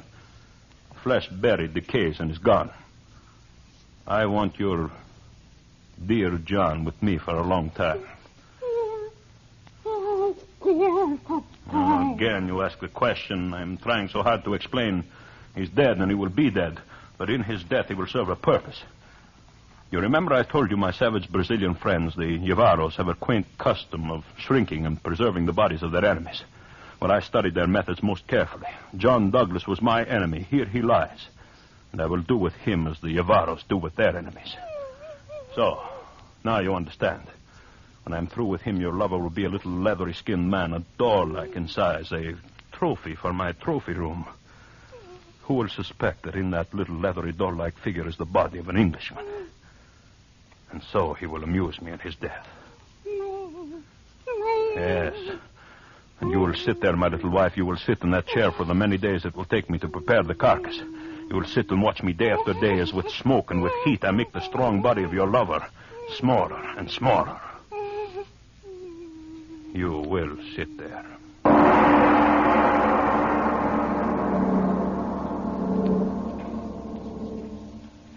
Ladies and gentlemen, a deep breath, please, before we go on with this story of a jealous husband and the strange and terrible revenge he took against his wife and the man she loved.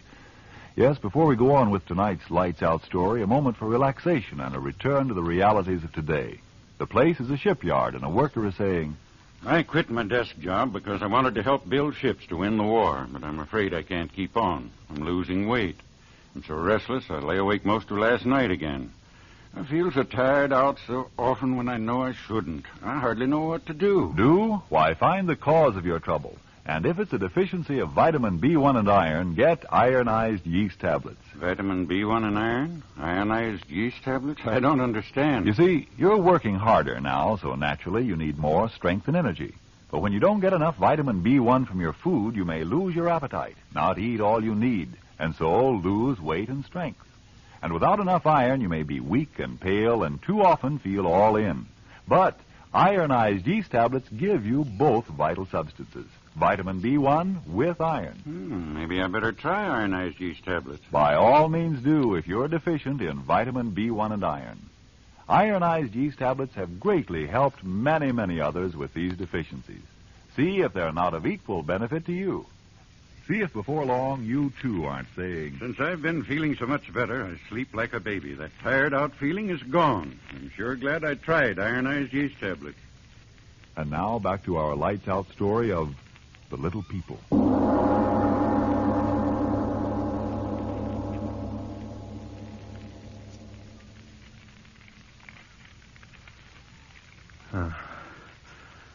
Fire is warm. Hell, warm, so very warm. The air filled with smoke. Dry, swirling smoke. See how it coils around him. At first, how often you cried out when I talked like this, but now you're silent. Weeks. How many weeks has it been? 4, 5, 6? It used to take my savage friends 10 weeks to dry and cure the bodies of their enemies. 10 weeks.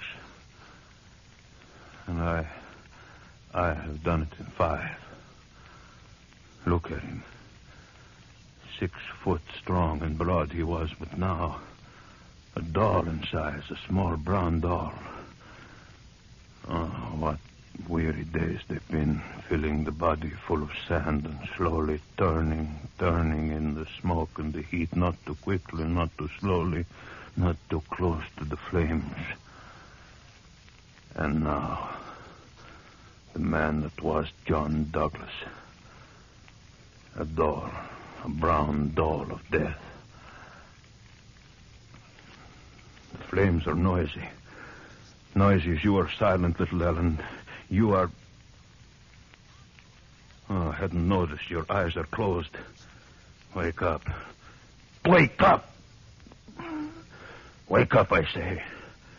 You've got to look at him. Your eyes have got to see him. You've got to see him. You're speaking. I cannot understand you. The gag, yes, I will take it off. Sitting there all these weeks, you haven't got the strength. There, that does it. Your lips are free. Well, look at him, Helen. Look at him and tell me what you think of John Douglas now. Smoke,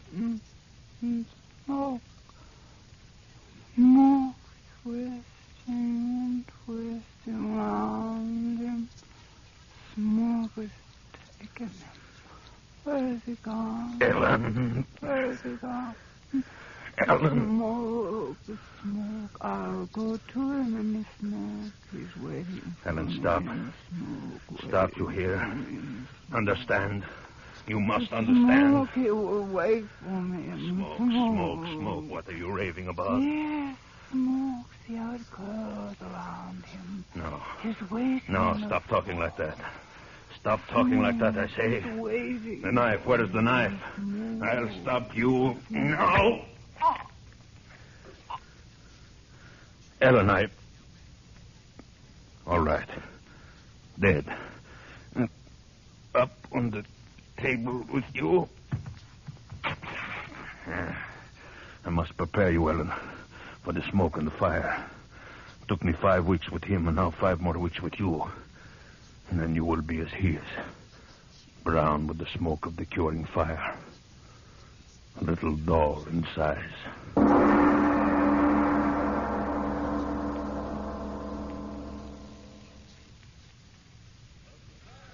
Kayans, the Borneo, and the Celebes are not the only savage tribes which indulged in this most curious pastime of collecting human heads as trophies. In my travels in far-off places, I have come across at least 20 other races who participate in this strange custom. Let's get out of here, Mamie. Weatherman's as dry as dust. Oh, but who cares about headhunting men and the likes of that? Let's get out of here and go to a cinema. Quiet. All right. And they went raiding and killing their enemies, generally in nocturnal surprises. These savages severed the heads of the dead and returned with them to their villages. Members of the tribe believe their rank in the next world depends upon the number of heads secured. But, unquestionably, the most curious custom is found among the Yavaros of South America, who not only sever the heads of their enemies, but also are known to shrink the bodies of the dead until they are small, almost doll-like in size. These bodies are kept in the large huts and treasured highly.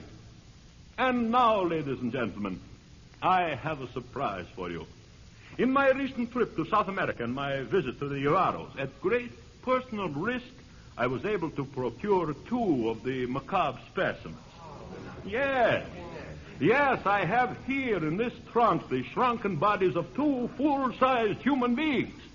That is, at one time they were full-size, but now they are the size of large dolls. A man and a woman, ladies and gentlemen, perfectly preserved. The only specimens of their kind in existence outside of the sultry jungles of South America. Never before have they been seen or displayed upon the lecture platform, but tonight I am going to show them to you. And now you make your public debut, my 2 beauties. Ellen and John, the new sensation of the lecture stage. Ladies and gentlemen, if you please, presenting 2 perfect specimens, the only ones of their kind, of the secret process which enables the savages of the jungles of South America to reduce their enemies to doll-like size. Here we have a living man, about 6 foot in size during his lifetime, now reduced to midget size.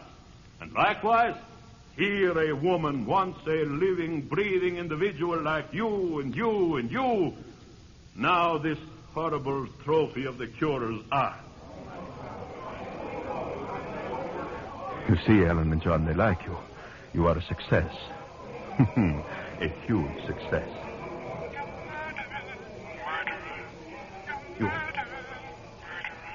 You're talking. You... No. No, you cannot talk. Dad, you cannot talk. No. You cannot talk. You're dead. You both of you dead. Stop talking. Stop. Stop.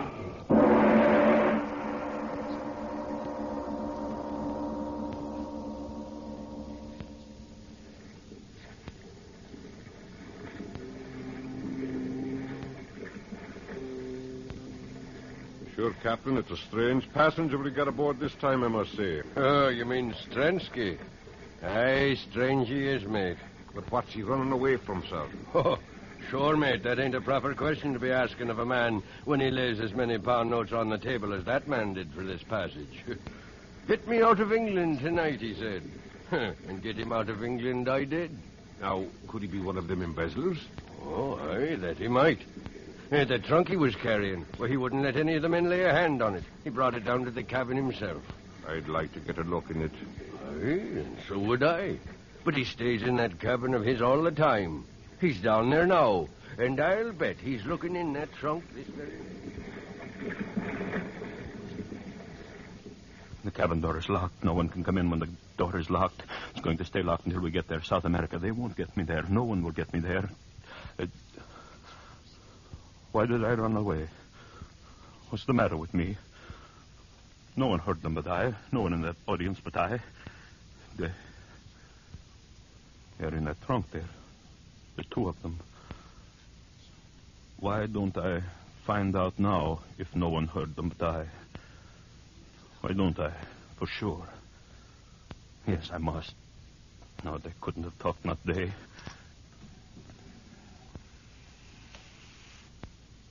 The two of you lying there. You didn't talk, did you? No. No, of course you didn't. You're dead. You're more than dead. Hollow flesh shrunk by the smoke of heat until you're smoky little dolls. Aaron and John, I'm free of you forever. Forever. You, Alan. Thing that was Alan. Why don't you say something? Again. I heard you again, the two of you. I heard you. No. Stop it. Stop it. Stop it. Stop it, you little things. You can't speak. You're dead, burned in the flames. Stop it. All right, I'll stop you. I'll stop you. Into the sea. I'll throw you into the sea. Come, you and you. I've got you in my hands. I'll throw you into the sea. First, you, Ellen. Into the water. There. And now you, John, into the sea. The sea will stop that tongue of yours. There. Now I'm through with you. Through with you. The water will stop your mouths. It stopped it. I'm free of you forever. The two of you forever. Huh? What's the matter? What's the matter? The matter? Oh, what do you mean, Captain? Nothing is the matter. Well, I thought I saw you throw something in the water. In fact, I'm sure of it. Oh, just some old things. Yes, that's it. Some old things I didn't want. Oh, I see. Well, as long as everything's all right. Yes. Everything's all right. No. It is a weird night, isn't it? Weird? Why do you say that, man?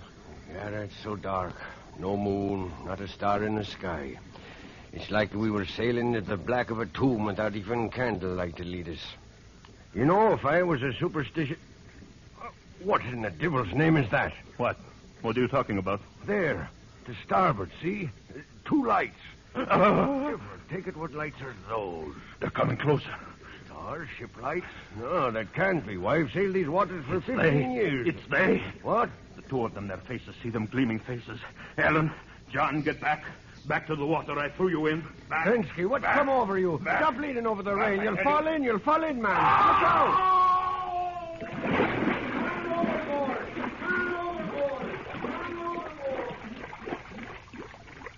Help! I fell in. Help me! Here! I'm here! Save me! Save me!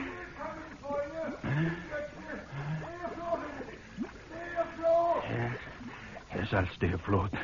They'll save me. I won't die. I won't. They'll save me. No, Peter. Huh? Take his other arm, Evan. I have his leg. No. Let go of me. Let go. Come, Strensky. Join us. No. Stop. Ellen, John, the two of you, stop. You're pulling me under. Drowning me. Drowning me.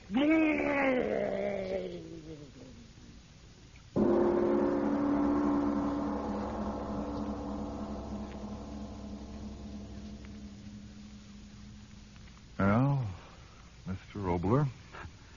Well, Mr. Martin, what are you looking for tonight? Rationalization, morals? For, of course, the moral of tonight's story is a healthy and a hopeful one. That evil is its own undoing.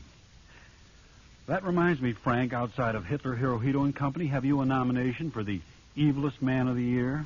Well, leaving Hitler and his fang-toothed friend out of it sort of restricts me, doesn't it?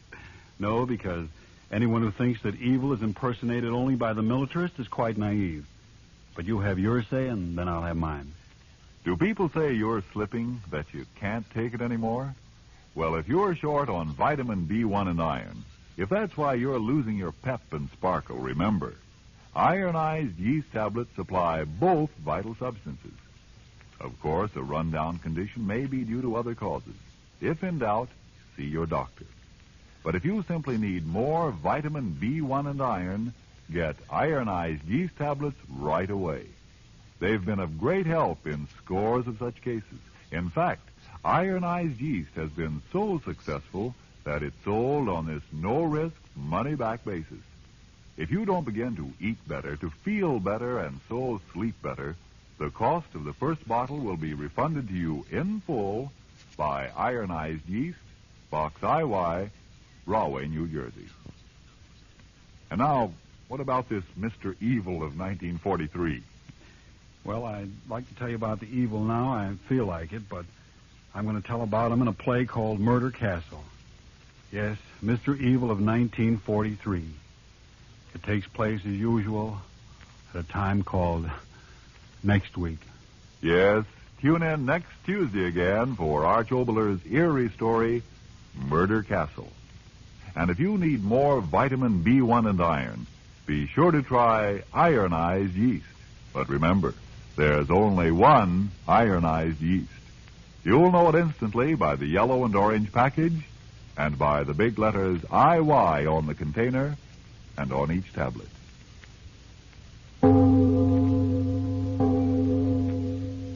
It is later than you think.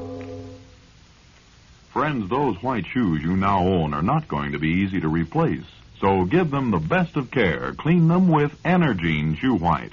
It's made only with the very whitest pigment. And that amazingly white pigment is thoroughly mixed into every particle of every drop of Energine Shoe White. So it goes on smoothly and dries quickly to a really white. Keep your white shoes looking better longer. Buy Energine Shoe White. This is the Columbia Broadcasting System. Yo-ho, yo-ho, brushless or leather, boys, whichever you've the notion. 50 cents for shaving cream, $1 for the lotion. Old Spice means quality, said the captain to the bosun. So look for the package with the ship that sails the ocean. Yo-ho, yo-ho, yo-ho, yo-ho. Arch Obler's Lights Out, everybody.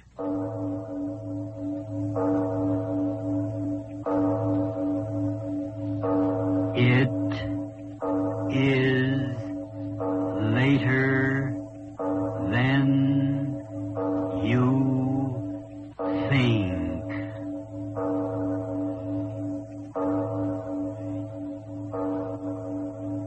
Turn out your lights now. Some of you may not know this, but beneath many of our cities there's a subworld, not only of subways, but sub-basements and man-made caverns where little trains run and deliver the goods to the department stores and the factories of our industrial complex. Today we're going to some of those sub-basements in a play I've written for you titled Sub-Basement.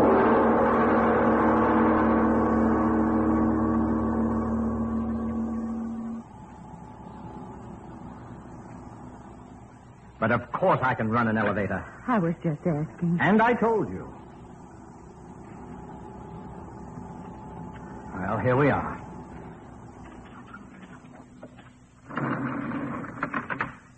All right. All right, are you getting out? I suppose so. Suppose so.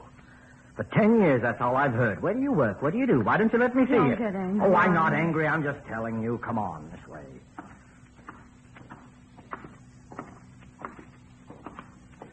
That's a big basement. You don't know the half of it. Like a whole city down here. A person goes to a department store and doesn't know all this is underneath. Say that again. And you're in charge of everything down here? There's another fact. Here. Look at these. What are they? Furnaces? Oil burning. Heats and air conditions the whole building up above. 20 stories. But where is everybody? Nothing but a watchman at this hour of the night. Everything's shut down. What's the matter with you? Nothing. What did you do that for? Oh, I just wanted to hear my voice. It's like a big cave down here. Yelling out like that. Won't you ever grow up? Don't be angry, Arnie. All right, come on. Yes, Arnie. Come on, in here. Another elevator? Well, you want to see everything, don't you? Oh, yes, I do.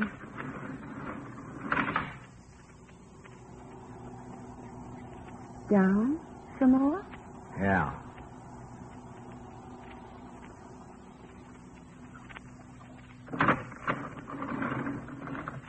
All right. Another basement. Yeah. Go ahead. Plenty of light to see behind. What's down here? Come on over here. I'll show you. There, in the wall. Is it a tunnel?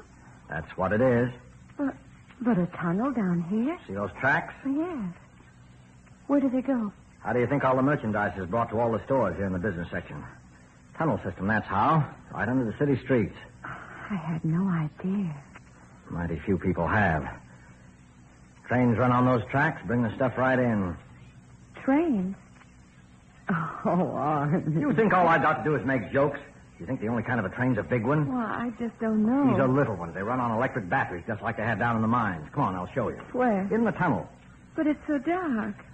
There are lights every little ways. Come on. I don't think so. What's the matter with you? I'm afraid. Oh, for John's sake. For years you've pestered me to see. You come along, Emma. You understand? All right.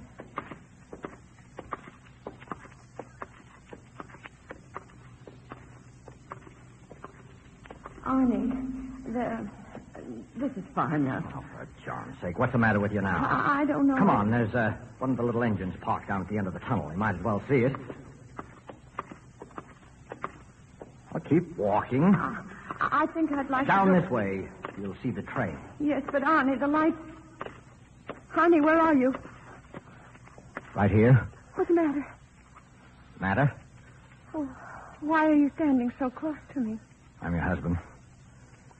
Oh, Arnie, don't be silly. Emma, I'm going to tell you something. Arnie, what's the matter with Listen you? to me for the last time. Last time? Arnie, what's the matter with you? Do you know that you can't get out of here? What? You can't get out of here. Arnie, what are you talking about?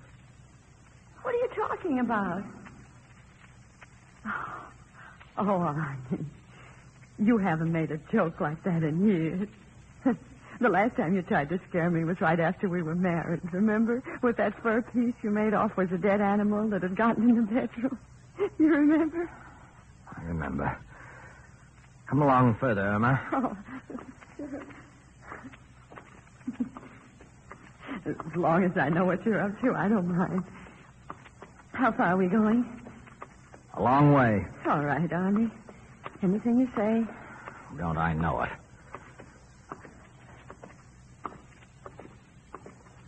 All right. All right. What? This is as far as we're going. Oh. I feel funny. I've never been under the ground so far in so long. It was very nice of you, Arnie, to take me down here. So interesting. Very nice of you. Arnie, why don't you say something? Arnie, is something the matter? Arnie, really, you can't frighten me. Not now, you know. Arnie, are we waiting for someone? If we are, I think I hear him. Hear him? Well, yes, don't you? No. But I heard someone. Tell you there's no one down here. All right. All right, if you say so, Arnie. If I say so, if I say so, if I say so. Can't you say something else but that even now? Now? Yes. Irma, I'm going... There, I heard it again. What? Are there trains running this late at night? Trains? If it's a train, we ought to get out of here. Tunnel's so narrow, Arnie, please. Shut up. Let me listen. Hear it? Will you shut up? Who's there? Who's there? Isn't there supposed to be anyone? Oh, of course not. I saw to it. Is that you? Is that you, Tom? Who's Tom? Tom, are you down here? One of the watchmen? I told him I'd pull his boxes tonight. I told him. Tom! Hey, Tom! What's wrong? Tom, what's the matter with you? Come on out here. Do you hear me? Come out right away or I'm firing you. Tom! Is he playing jokes, too? Fool, I'll break his neck. Get my hands on that. No, Arnie, don't leave me. Arnie, where did you go? Arnie, it's so dark, the tunnel. Arnie, where are you? Arnold, was that you? Arnold, it is you. Did you cry out? What? Stay back. You... That man. Who? From what's left of his face, I think it's Tom. What? The train ran over him? Arnold, answer me, was it? Train? No. Something's torn out his throat. Come on. Got to get out of here. Oh, yes. Something down here. Arnie, wait, I can't go so fast. Police, I'll get the police. Please, Arnie, wait for me. Arnie, what's the matter? Arnie, why are you just standing there? Why don't you open the door? Door wasn't closed before. Well, open it.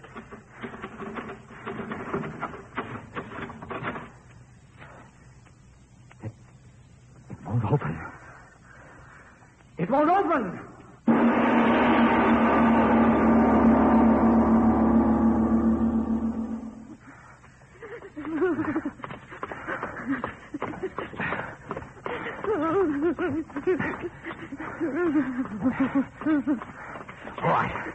All right. We'll be there in a minute. But are you sure? I tell you, it's an emergency exit. It's always kept open. Why was that door? Stop asking me that. I don't know. And that watchman? Stop talking, will you? I don't know anything. Arnie, why did you stop talking? And why stop? You said the emergency exit. That's it. What? Behind those timbers. It's blocked off. You understand? It's blocked off. Well, what do we do? We can't just stand here. Arnold, that man was killed. There's someone down here, I'm afraid. Oh, Arnold, get me out of here. Oh, wait a minute. I've got to think. Think? Now, whoever killed Tom, not down here necessarily. You don't think so, Arnold? Well, why should he be? Nothing to steal down here. Tom was always borrowing money from people. Somebody he didn't pay back. Yeah, that's it. But the doors... Oh, well, he got out and closed the doors. What of it? We can get out. Come on. Where? I told you these tunnels lead to the buildings all over the business section. Follow the tunnel to the next sub-basement, to the next building. We'll get out, that's all. Honey, don't get too far ahead of me this time. Well, just walk fast, will you? Yes. Oh, honey, I look forward so very much to tonight. It had been so long since you'd even thought about me. I knew that. And tonight, when you called me up, and told me to meet you here. And then when you started to play those crazy, scary jokes before, even then I didn't. Irma, you see it too?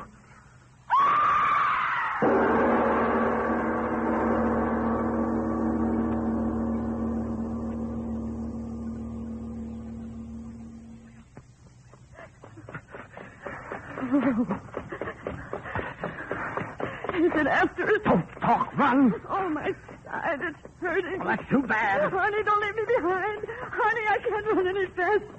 Honey, wait. Oh. Honey. Honey, what? Oh, honey. Oh, I'm going. Honey, what? Your leg. Broken. Oh, honey, come on. Can't. Hold on to me. We're married. No, But you can't lie here. That thing. It's coming. I don't know. I can't see it. I was running. A rock under my foot. Arnold, over here, a pile of boxes. What? Hide behind them. If I help you, could you go over Yes, there? hide. Give me your arm. Yes, I will. Come on, dear. Hold on to me. If you hold my hand tight. Come. Get over there. Come on. I'll help you. Take it easy, will you? That's it. We're getting there. Hurt. Back here. There. Oh. Now help me down. Yes. Here you are. Oh, honey. There. Oh. Oh. We'll be all right.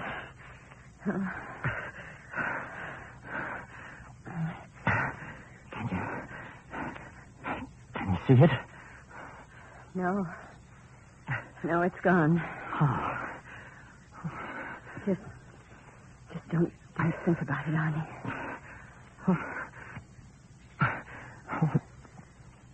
What was it? Emma, you hear me? What was it? You went to school. You studied things like that. That thing. What was it? Irma, didn't you hear me? Yes. I heard you. What was it? What was it? Was it a lizard? Yes. Some kind of a lizard. That's it. A lizard. Some kind of a lizard. Why do you say it that way? I saw it good, Arnie. Well?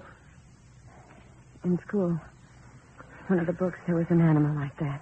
How did it get down here? A lizard that big? Oh, no, you don't understand. Geology book. The thing wasn't a lizard, exactly. Huh? It was a dinosaur. Are you crazy? No. I'm telling you what I saw. It sort of sat up on its hind feet. Just like the picture in the book. What are you trying to do? Make me crazy, too? Why, those things died millions of years ago. Arnie, look. Huh? Way down the tunnel. By the light. Oh.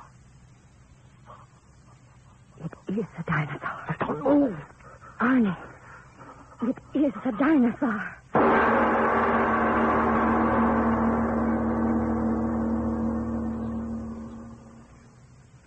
Has it gone away?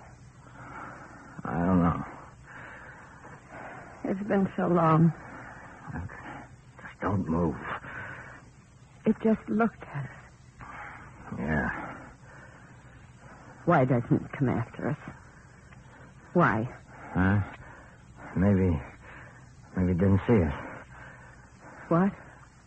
Well, it was like something that had been in the dark for a long, long time. Yes. Oh. Don't move around. Oh, there's a little room back here. Oh, would you rather go out there? Oh, don't be angry with me, Ernie. Angry? Why should I be angry? Irma, you went to school. You studied those things. You called it a dinosaur. Yeah. All these hours I've been thinking, how could a thing like that, which was supposed to have passed out of the world so many years ago, how could it be alive now? I don't know.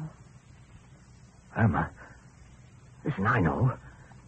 This tunnel under the business district, they were putting on an extension, blasting in the rock.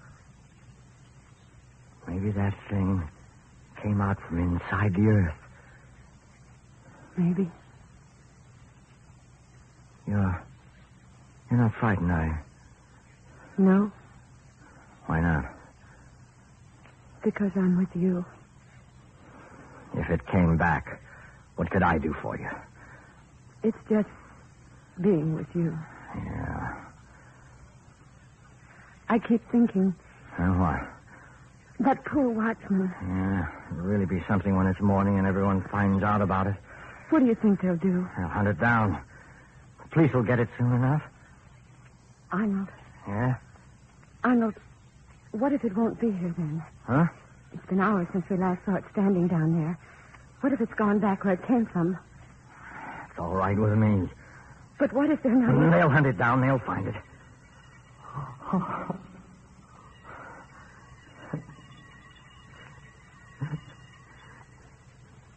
Arnold, what's that? All right.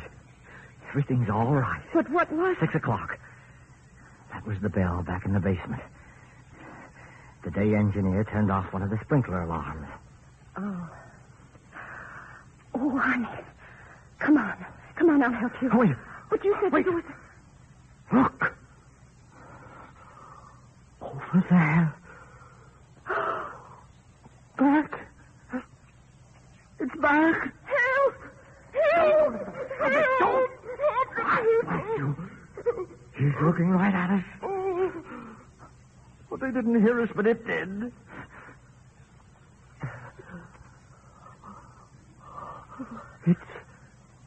It's starting this way. Oh. My leg. Arnie. Oh, how slowly it's moving. As if it can hardly see. That's it, Anna, that's it. What? It's blind. That thing's blind. It's lived under the earth so long it can't see. But it's still coming this way. Oh, honey, come on. I can't. Hold on to me. Let me alone. Go ahead. No, try. I'll carry you. You can't carry me. I will. Go ahead, Emma. Go ahead. I tell you. won't Go go. on. Don't stay here. I tell you. Go on. Honey, please listen to Why me. should you stay here with me? I wanted to kill you tonight. You hear me? I brought you down here to kill you. Oh, Arnie, no, you're only saying You, I'm that. telling you the truth. I brought you down here to kill you. No, Arnie, I'll stay with you. Listen to me. I brought you down here to kill you. Now, that's the truth. Look at me and believe it because it's the truth. That's why you... That's why I suddenly got so wonderful. I was sick and tired of you. I was sick and tired of living. So I brought you down here to kill you and then kill myself. Arnie. Look at it out there. It's feeling its way along. Well, he'll take care of me, but you've got to get out of here, Irma. No. You've got to get out. I deserve to die, but Irma, not you. You're so blasted good. I guess that's why I got tired of you, but that's no reason for you to die.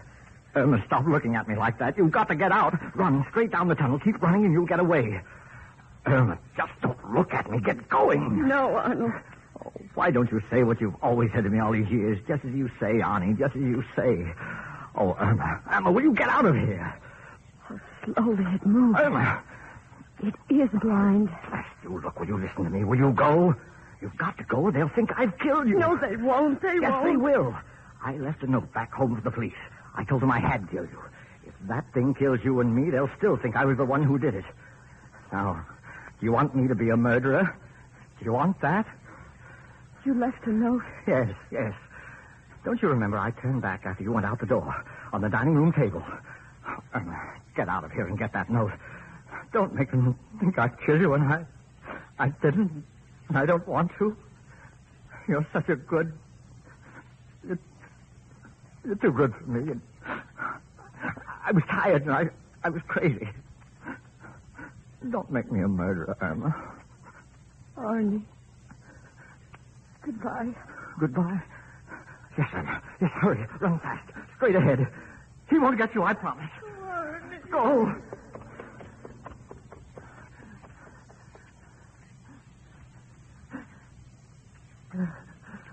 All right. You blind thing, you. Here I am.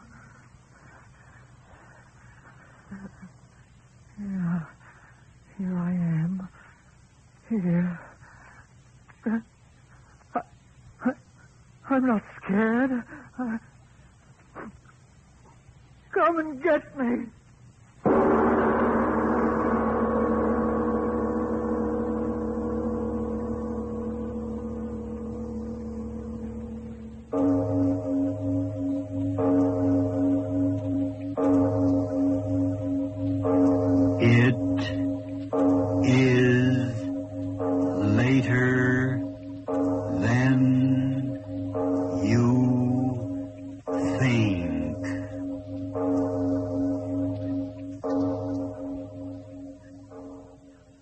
Take a minute. See what's in it. When you're buying a vitamin product, read the label. Make sure you get all the vitamins recommended by government experts. You do in Vims, and 3 essential minerals also. Get Vims at your druggist. VI for vitamins, double MS for minerals. Vims. This is the National Broadcasting Company.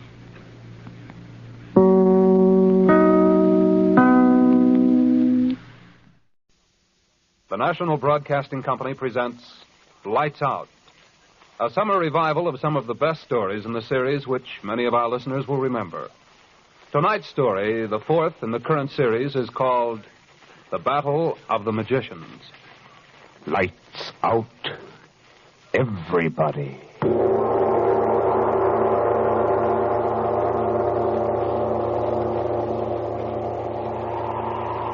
This is the witching hour. It is the hour when dogs howl and evil is let loose on a sleeping world. Sit in the dark now and listen to Lights Out.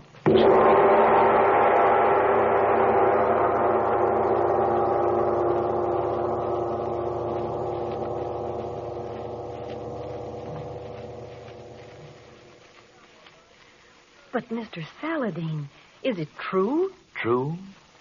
What makes the thing true, Irene? Because you believe in it? Or because a million others believe in it? Or, I can tell you this. The Penal Code of Haiti contains a section promising death to any who create zombies. And if the sober lawmakers of the country believe enough of it to put it into their books of law, well, then... But it's impossible to raise the dead, Mr. Saladin. Impossible? I wonder. The folklore of every country is full of tales of bringing the dead back to life, bringing them back to serve the living. There are tales of vampires, ghosts, werewolves. But they're superstitions. Surely you don't... Who am I, my dear Irene, to say where truth ends and superstition begins? I'd like to know some more about zombies. I've told you all that is known of them. How they are living, yet not living, dead. How they are summoned from the grave by the black magic of some sorcerer. How they must do his bidding until he wearies of them. But must these poor dead people... Well, I mean, isn't there ever any rest for them? Can't they... Can they not die again? Yes, there is a way. Zombies eat, you know, even as human beings do. But only when they are fed. They will not seek food for themselves. And if they eat salt... If anything containing salt so much as passes a zombie's lips, then he must return forthwith to his grave. Oh, but Mr. Saladin... That's the tale, Irene. I do not make it up. But... Look you, these creatures of the darkness, these unholy beings of superstition, they must obey laws. Nature has its laws, so there are laws of the supernatural. Immutable laws that all its creatures must obey, even as we creatures of nature must obey ours. You speak of superstition. But superstition is just belief. Ah, it is so. But we have been taught only in recent years to believe in certain things that science has learned. The germ theory of disease, for example. But that's true, Mr. Saladin. Perhaps, yes. I do not deny it. There's ample proof. There's also ample proof of the existence of supernatural beings, if one will take the trouble to look for it. Not proof. Proof indeed. But, It appears we have a visitor, Irene. Yes, sir. I'll see who it is, Mr. Saladin.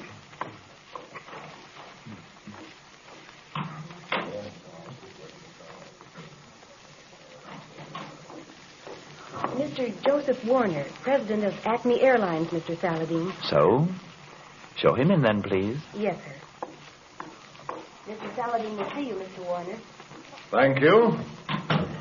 Good morning to you, Mr. Warner. You're Saladin? Saladin, yes. You're some kind of detective. Some people have been, shall I say, kind enough to describe me as an investigator. I hear that you're good. Thank you. Won't you sit down? And so you have come to consult me about the recent wrecks of your airplanes, Mr. Warner. How did you... Oh, yes, the newspapers, of course. Well, that's right, Mr. Saladin. So? You read about that one yesterday? Yes.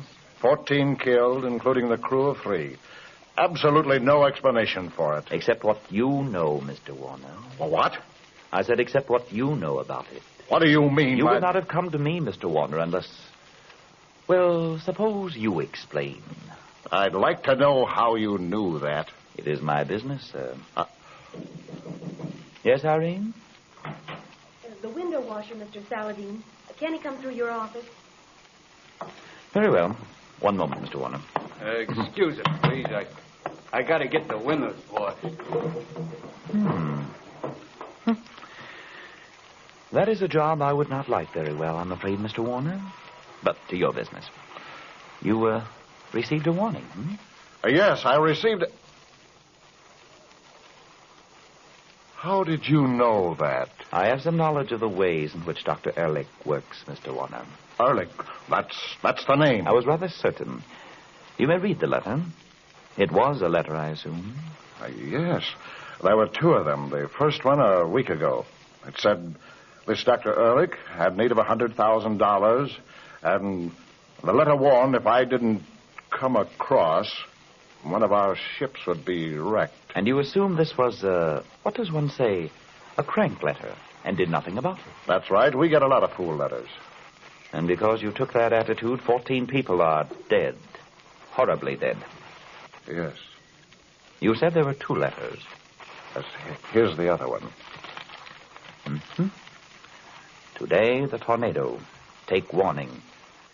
And Ehrlich's signature. The tornado was the name of the airplane that crashed. Yes, John Elliott was piloting it. The oldest, safest pilot on the line. I can't understand it. I can, Mr. Warner. You can? Tell me, when did you receive this letter?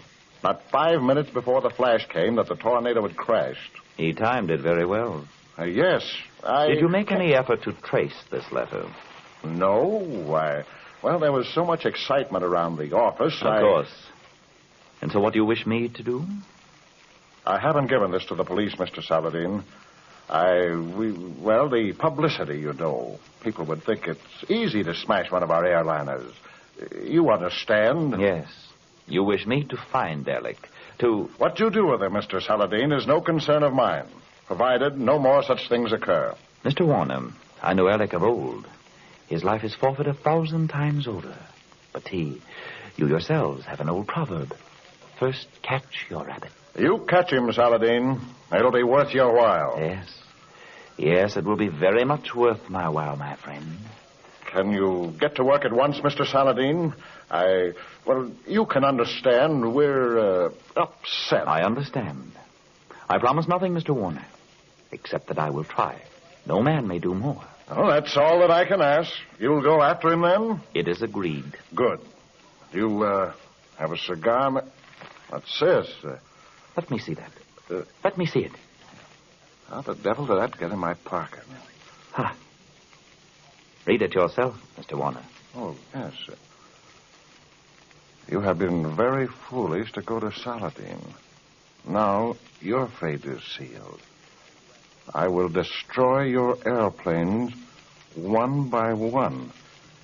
And when the time comes, yourself. I have fought with Saladin before, as he well knows. This time is the last, Ehrlich. So, my friend, you have brought upon yourself. He knows. How could he? Down on the floor, quick!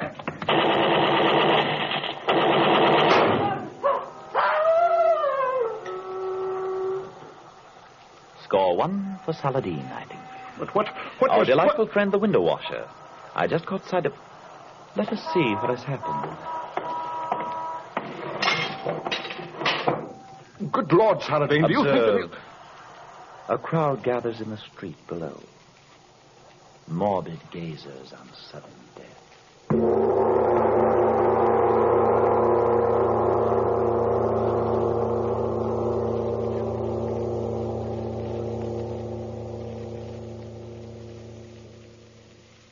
O'clock, Mr. Saladin. Thank you, Irene. If you are ready. You won't hurt me, Mr. Saladin. I give you my word, Irene. I'm afraid. You need have no fear. No harm can come to you while I live. I do want to help you, Mr. Saladin. Only Listen to me one moment, Irene. Of 50 girls who applied for this position, I selected you. I've not told you why.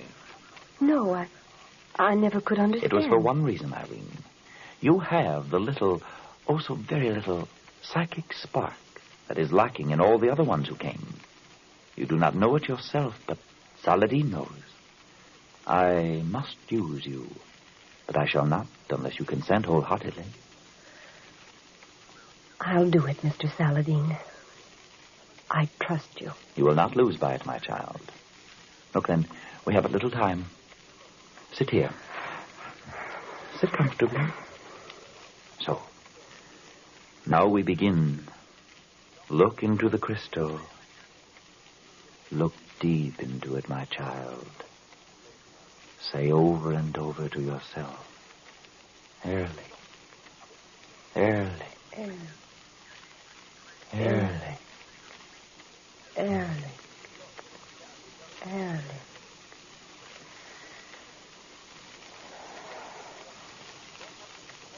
Ehrlich. Ehrlich. Go and seek Ehrlich. out the soul of Ehrlich the magician while he sleeps. Ehrlich. Go and find him, Irene. Ehrlich. Find Ehrlich. Find Ehrlich. Search deep in the crystal globe. Ehrlich. Ehrlich. Ehrlich. Ehrlich. Who calls Ehrlich? It is I, Saladin, that calls Ehrlich. What do you want, Saladin? You will tell me where I shall find you, Ehrlich. No. I shall not. You will tell Ehrlich. No. I am master of your soul that wanders now while your body sleeps, Ehrlich. You will tell me where to find you. I will not. Tell me. No. No. Tell me. In the tower. In the tower. I will not tell more. You will, Ehrlich. Tell me. In the tower. The highest tower of all. And where is it, this tower? I will not tell more. I will not. Tell, Ehrlich. I will not. I will not tell. I say you shall, Ehrlich. I will not tell. Beware. Your power wanes now, Saladin. Be sure you will not remember what you have told Ehrlich when you awake. I will remember. By the 5 names I commanded, Ehrlich, you will not remember. I will not remember. Ehrlich. Ehrlich. Ehrlich. Awake now, Irene. Awake, Irene. Awake. Are you all ready now, Mr. Saladin? Just sit quietly and rest, my child. So, Ehrlich, I think perhaps we shall have a little talk together.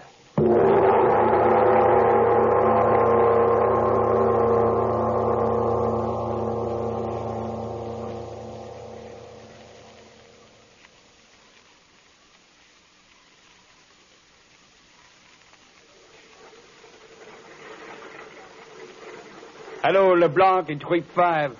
Radio check, please. KCT to LeBlanc and trip 5 on the line. Okay. LeBlanc to KCT. How are you, Shorty? KCT to LeBlanc. Okay, Frenchie. Who's your pilot today? LeBlanc, KCT. I do not know yet. Charlie Butler is sick all of a sudden. That is what I wait for.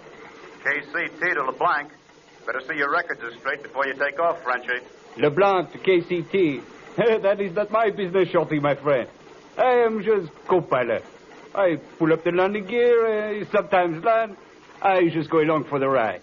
KCT to LeBlanc. Okay, Frenchie. Jazz your motors when your pilot's ready. I'll check you off. That's all, KCT. Are you the co-pilot on this trip? Oh, you scare me a little bit. Yes, sir. You are a pilot? I am the pilot. Yes. We are ready to take off. We are ready long time. Your papers are all right? The manifest is all right. Yes. I am Francis Leblanc. Yes. Well,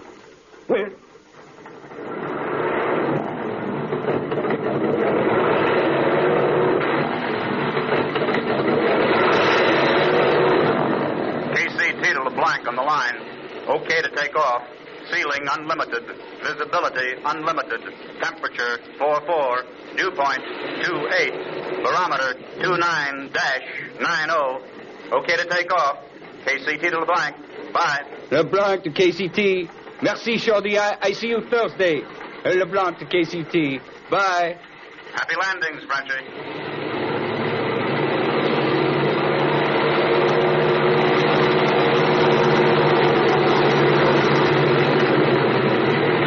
Pardonnez-moi, monsieur. You want to take off, eh? I will take off. Yes. Oui, voilà.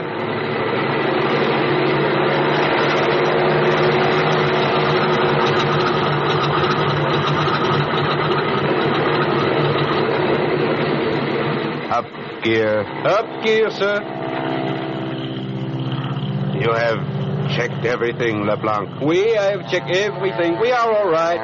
Just long buggy ride. 10 passengers, mail, express. Right. How you like this plane, eh? All right. Excuse me, I do not think I catch your name, please. My name is Ott. Edward Ott. I am pleased to meet you, Monsieur Ott.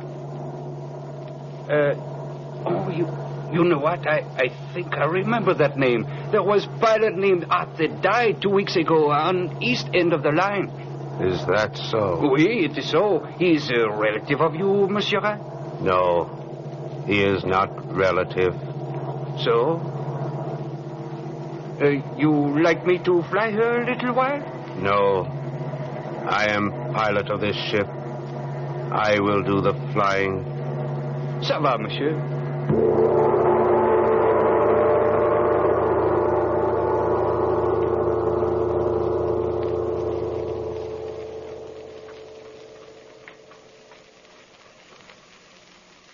So, you did find me after all, Saladin. The very clever Saladin.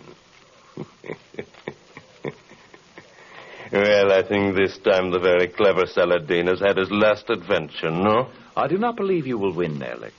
No. I do, my dear enemy. I have not time now to find out you learned where my laboratory is. But there is time enough for that. It is simple enough, Alec. You talked in your sleep, you see. I remember now. I knew I had dreamed. But I forbade you to remember, Alec. Yeah, well, one little victory. I've waited a long time for this, Saladin. Yes, and failed a great many times. I will not fail this time. What is written is written. I should be interested in how you caused that airplane to crash yesterday, Alec. Yes. It was so simple, Saladin. I am amazed at a man of your attainments. I think I know. Well, I shall show you very soon. You will not tell anyone about it, I think. I wonder. They said there was no clue to the crash, Saladin. Yes? Would you like to know how? I think I know. Oh? Well, you too know something of black magic? I know a great deal of black magic, my friend. Shall I show you? Are you afraid of snakes, Saladin? No, Eric. Let us see. This bit of paper. Twist it. So. And you see it is but paper, Saladin. But now, look at it. A cobra. You are clever, Alec. But look now. Harmless paper again. No. I am not entirely powerless, Alec, even though my hands are bound. How did you? I thought that only one man in the world. Perhaps I am the man, Alec. Look at the paper closely again. I fear I underestimate. You see? It really is the snake, Alec. Curse you! I'll have your heart for that. Perhaps. But perhaps you had better get to your zombies again. Zombies? How did you know? It is possible that I read your mind, Alec. So. Well, you have guessed it. I told that fool Warner that I would smash every one of his planes. Now, even now, he is about to lose another. So? And how do you propose to do it, may I ask? Read my mind, Saladin. You challenge me? Yes. Very well, then. I read this. A living dead man is at the controls of the ship you intend to destroy. I do not know how you propose to control him. Radio. So he is to crash the ship full of passengers near an airport where all can see. I wonder... Saladin, until now I have regarded you as a meddler. A man foolishly staking his life against great odds. I am not so sure of the odds now. Saladin, you and I... No, Alec. Between you and me, there can be nothing but enmity. We are set apart to fight one another forever. Between us, we could rule the world. Tomorrow, Saladin. No, between us, there is always war. Well, so be it, then. But look for no mercy from me. I will kill you as I would a rat, Saladin. Agreed, if you can. LeBlanc in 25. LeBlanc in 25. To Chicago. Special weather report, please. LeBlanc in 5. Bye for Chicago. So, the first contact. That is the ship, then? That is the ship, yes. That did not sound like the voice of a zombie, Alec. No. That is merely the co-pilot. He does the bidding of my dead man. So, and now the little drama begins. Will you listen? It is your drama. Now. Quite so, my friend. I must get to work. Ehrlich, calling pilot up in trip 5, Acme Airlines. Ehrlich, calling pilot up in trip 5, Acme Airlines. Out in trip 5. I hear you. Give your position. 5 miles southeast of Chicago. Good. You will do as I tell you. I will do as you tell me. Who is speaking, please? What is enough from you? Be silent. Yes, sir, but... You are under pilot's orders, LeBlanc. You will do as you are told. Who are you, sacre? Silent. Yes, sir, but... Yes, sir. Now, up. When you arrive above the Chicago airport, you are to circle the field 3 times full motor. I am to circle the field 3 times full motor. And then when I give the word, you are to climb to 2,000 feet. I am to climb to 2,000 feet. And then I will tell you when. You will tell me when. And you will dive the ship full motor into the ground in the center of the field. I will dive the ship full motor into the center of the field. That is all. Hello. Who is it that makes the... Silence him. Oh. You have thought of everything, Eric. Yes. This pilot, he died 2 weeks ago. I secured his body. You add grave robbery to your other crimes. But of course. I must have one that was a pilot. And he obeys without question, you see. So far, yes. But you have not won yet. I am close enough, Saladin. I wonder. Ut. Report your position. Southwest of Chicago Airport. I can see the field. Good. You are ready? I am ready. Your co-pilot? He is here. He will not interfere. Report when you are over the field. I will report when I am over the field. Alec, what would you do if I told your zombie what to do? Ott, you are to obey only Alec's commands. I will obey only Alec's commands. Do you mind if I talk to him? Go ahead and try. Leblanc? Leblanc? Who calls? Do you hear me, Leblanc? I hear you. Est-ce que vous avez un morceau de serre? Dessert, monsieur? Dessert, oui. Peut-être, monsieur, mais pourquoi? Stop. What did you say to him, Saladin? You do not speak French, then, Alec? Of course. Certainly. Then you know that I asked him merely if there was anything he could do.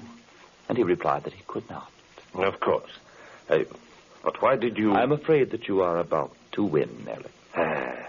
You admit it, then? I am sorry. It is too late now. It is too late, Saladin. I offered to join forces with you once. But now I am the master. Art reporting.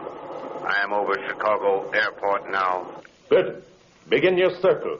I will begin my circles. Now, friend Saladin, we shall see. Perhaps we shall even hear the screams, the dying screams of the passengers in this doomed ship.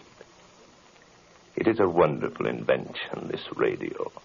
True magic. Yes, it is true magic. You will tell me when you are ready, Alec. I will tell you. Make your circles. I am making a circle. Do they see you on the field below? Many people are coming out to watch. Good. We will give them a show. We will give them a show. Leblanc. Leblanc. Oui, monsieur? You may speak to him as you wish, Saladin. It is too late now, and he is powerless. Yes, I am afraid so, but... Leblanc, avez-vous des serres? Oui, monsieur. Il y a des petits grains ici de mon déjeuner, mais pourquoi? Écoutez, le pilote, c'est un loup-garou. Ah, c'est vrai, monsieur, mais... Écoutez, mettez le sel sur ses lèvres, dans sa bouche, comprenez? Vitement. There is nothing you can do, Leblanc. Ott, are you ready? I am ready. Vitement, vitement, Leblanc. Here, Mr. Art, taste a little of the salt. Salt? What have you... Listen. Take over, Mr. LeBlanc. What? I take over. My work is done. Ott! Ott! Come back! Come back, I say. No. My work for you is done. I go now. I go home. Come back. Come back. Come back, I say. Monsieur, I was just in time, monsieur. So... you did it, eh, Saladin? I did it, yes. So.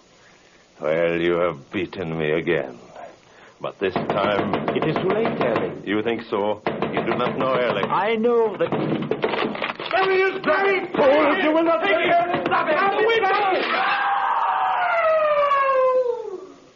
You are too late, gentlemen. I doubt that even Alec could survive a 40-story fall.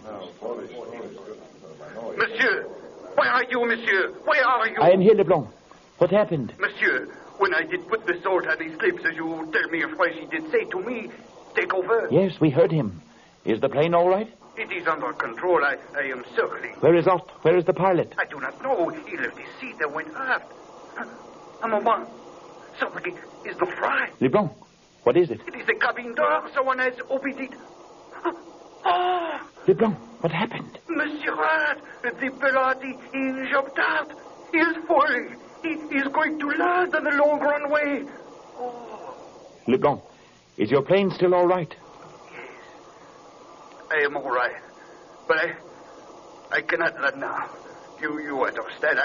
I will circle until I contact the control tower. Of course, Leblanc. What is happening on the field? People are running out toward the...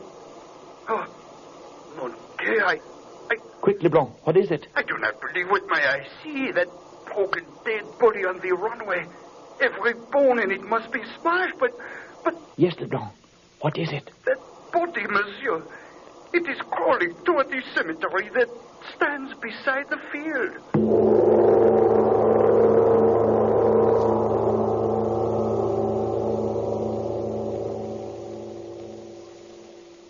All right. You can turn them on now. you have just heard Lights Out. This was the fourth in the series of revivals of the best stories of this famous series. In tonight's cast, you heard Everett Clark as Saladin, Tony Parrish as Ehrlich, Meg Hahn as Irene, Duke Watson as Mr. Werner, Boris Aplon as Ott, Nathan Davis as LeBlanc, and Ernest Andrews as the radio operator. India is the setting of our story next Saturday night. You'll hear how a British sahib, wise in the ways of the Orient, wreaks a terrible revenge on a Chicago gangster who has wronged him. Of course, if you don't want to be scared stiff, you can always listen to something else. But if you're around about this time next Saturday night, tune in. Lights Out is produced and directed by Albert Cruz. This is NBC, the national broadcasting company.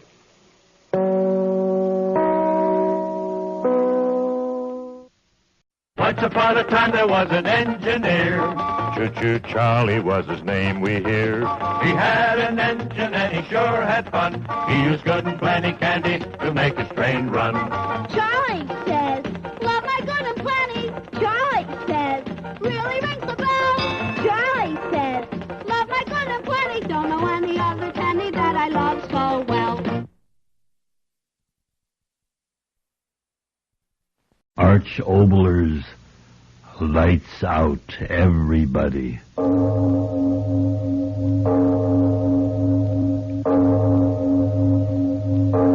It is later than you think.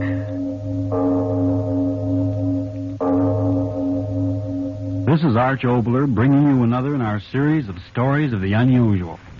And once again we caution you, these Lights Out stories are definitely not for the timid soul.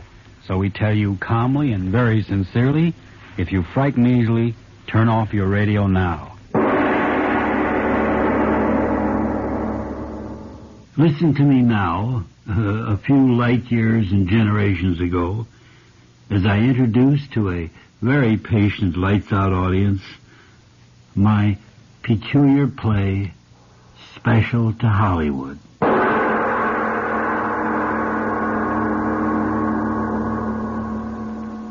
Most of you have heard of the new style Hollywood premiere where airplanes full of Hollywood celebrities fly to some town for the first showing of their new picture. The stars in the movie are displayed in a furious burst of glory, and then they rush back to Hollywood again to start their next super epic. Well, tonight let's tell you about the road back from one of these premiere excursions. In this particular case, a most unusual road.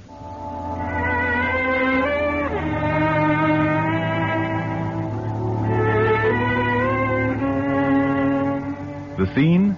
A transport airplane moving through the sky at high speed. A very pompous-looking individual stands talking to the pilot.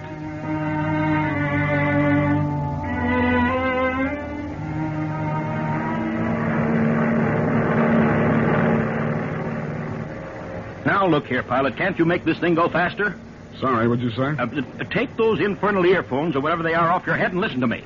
I said, can't you make this thing go faster? 150 miles an hour isn't exactly walking, mister. Now, don't get impertinent. I chartered this special plane for speed, you understand? Speed, not to just go dawdling along through air. I'll tell him about it when he comes in.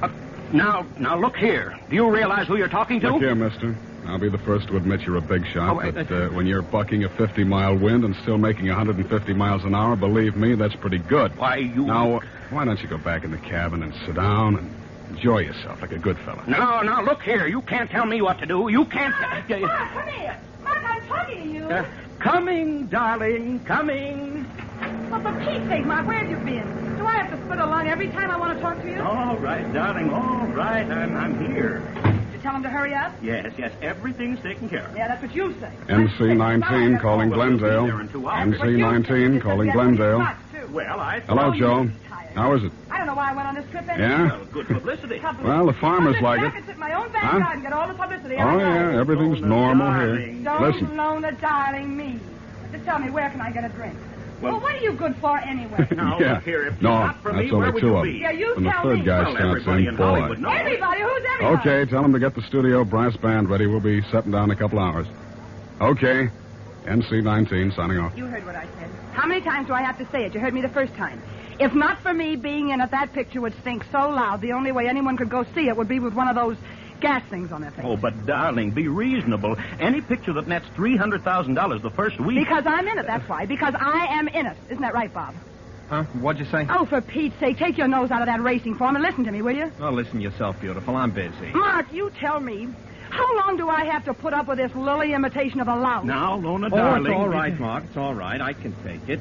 For $1,000 a week. Mark, are you going to let him talk to me like that? Well, he hasn't said anything. He's reading my mind. Why, you two-bit little four-flesh. Now, let me What tell do you mean, four-flusher? Why, if not for me shoving your name in every newspaper in the country, you'd be back in that laundry. Mark!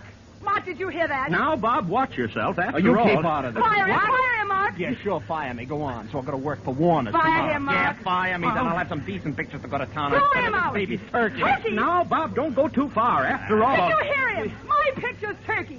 $300,000 the first week. Why? Ask me why. Exploitation, that's it. Why, without my publicity, you wouldn't be back in that laundry. You'd be in it. Why, you little squirt, you! I'll scratch your eyes out. You lay a hand on me and I'll slap you down to hell. Mark, do something. Huh? Oh, you're fired. You hear me, Bob? Fired. Why, you big bag of wind. Who do you think you're fired? Mark, throw him out. Why, I'll go to JB tomorrow. I'll have him cut your heart out. Fired, I tell you. Out on You're your not ears. a producer. What? You're a fugitive from that laundry that she used to work. Blacklist him, Mark. Have him blacklisted. You can do it. Metro Bandit Wanger. I can walk into a dozen jobs tomorrow morning. I'll run you out of Hollywood. You'll starve to death and I'll kick you in the face. Yes. You won't get another job in Hollywood if I have to. That crazy pilot. What's he doing? Well, tell him to stop. Crazy fool climbing like that? Well, don't just stand there. Go on, give him the devil. Well, all right, I'm going. All right. Hey, you, pilot, you crazy? All right, mister. Had to climb. Storm ahead. Well, who cares about the storm? You get us home, do you understand? Okay, you're paying for it. Here. Message for you. Came over the radio. Oh, all right. Hand it over. What is it, Mark, for me? No, me. Yeah, me. What's up, huh? Mark, what's the matter with you? Mouth open like a fish. Read it. It says that John Webster killed himself. Say. You're kidding. No. See for yourself. John Webster, young novelist, committed suicide 1 p.m. I never thought he'd do it. I didn't either. Killing himself just because we changed You laughing? Sure, why not? Now, Lona, darling, after all... After all what? Two wise guys, neither one of you's got as many brains as the left side of my Pekingese. What?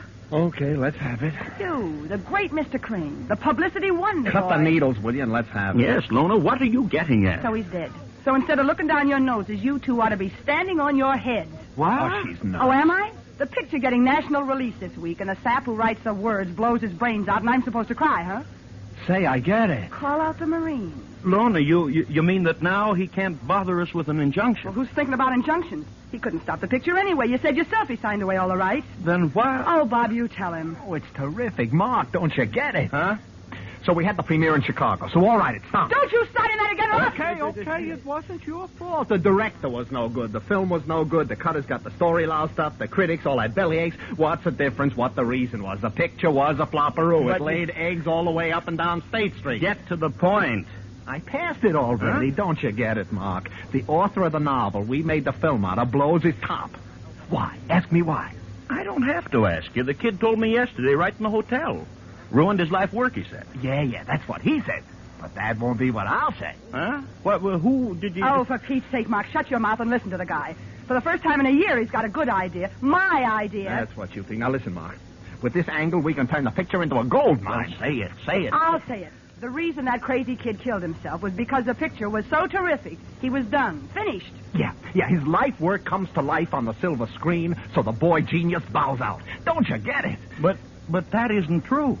Oh, for the love I mean, who'll believe you? It's crazy. Will you listen to the guy, Loma? Crazy. Sure, crazy. A story like that, no newspaper will believe it. Oh, won't they?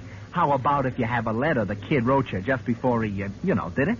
That's all right. Uh-huh. But he didn't write me any such letter. Oh, Lona, you tell him. Look, Mark, what are you trying to do? Give an imitation of Dopey? Huh? Did the savvy kid have to write a letter? Aren't there plenty of guys you got at the studio who write you a letter like that for $10? Yeah, and give you change for $5. Aren't there? Oh, Oh, he's right. Why, the kid bumping himself off's unnatural. And who thought of it first? You tell me. Storm, what kind of screwy pilot we got? Oh, don't just stand there. Do something. Huh? Oh, all right. I'll talk to you. Bob, so dark. The light. Well, I can't find the switch. Oh, there. Mark, tell him to get us out of this. Gee, is it dark out there? You two fatheads. I told you I didn't want to go to Chicago. Mark, tell him to get us out of this storm. Mark, can you hear me? Mark! I'll go. No, don't leave me. Listen, we're climbing. Climbing? So what does that mean? He's taking us up above the storm. Oh, why doesn't he hurry? I hate thunder. Mark! All right, darling, it's all right. Oh, what's all right? What? He's getting us up over the top of the storm. Yeah, like I told you. Oh, what did the buzzard get us into this for in the first place? Mark, if you don't get him fired out... There we are, in the light again. Will you look at those clouds down there? Oh, who cares? How would I give for a scotch? We'll be home soon. You can't even see the ground. It's like a carpet from here. Hey, will you shut up? Who cares about clouds? Listen, Toots and Fritz, who's talking to you? Mark, did you hear what he said to me? No, don't start again, the two of you. I've had all I can stand these 3 days. You've had? Will you listen to the guy? Who was pulled and pushed around from everyone from the Cicero Fan Club #1 to those flop-eared exhibitors to those lousy reporters? Hey, wait a minute. Huh? What's the matter? I got an idea. Now listen, that screwy author. When we land, I'll have a wire sent. We'll have the body sent to the coast and bury him at the studio's expense. Huh? Yeah, sort of a state funeral for the author Alana Douglas's greatest vehicle. Yeah, that's all right. Oh, I don't know. Maybe they won't... Who won't? The kid didn't have anybody, so we'll do the honors, see? Special car all across the country. Make every news service in the world. Oh, I don't know. Morbid. You know, morbid.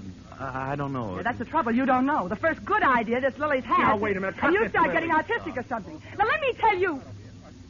Hey, what's the matter with you? Hey, Mark, I'm talking to you. Listen. Huh? What? Bob, you... What's the matter with you two? Engines. Huh? The engine, it stopped. So what? We're landing. What's the matter with you two saps? Shut off the engine because we're landing. No. Pilot, what's the matter? Pilot, what's happened? I don't know. What is it? What's happened? What is this? Mark, what did he chase off for? What's the matter? We are landing, aren't we? What did he get so excited about? The engine stopped. Hey, will you stop saying that? So what? We're not due in for an hour yet. Something's wrong. Pilot, what's the matter? Pilot! Lona, wait! Lona! What's the big idea? Well, what kind of a pilot are you? Now, let me talk to you. Listen, you, what's the matter? Shut up! We're not landing, see? We're not landing. But the engine... Yeah, they stopped. We must be landing. Of course We we have must to be be landing. What are you landing. trying to Shut tell up. us? Blast you, shut up! You can't talk to her that way. Sock him. Yeah, who do you think you're talking Fools, to? will you shut up? Now, look. Look, I tell you. What? The indicator, airspeed indicator. Huh? We're not falling. Mark, what's he saying? Listen, I'm telling you, we're not falling. Engine's dead and we're not falling. You fools, what are you looking at me like that for? Don't you understand? We're hanging. Just hanging in the air.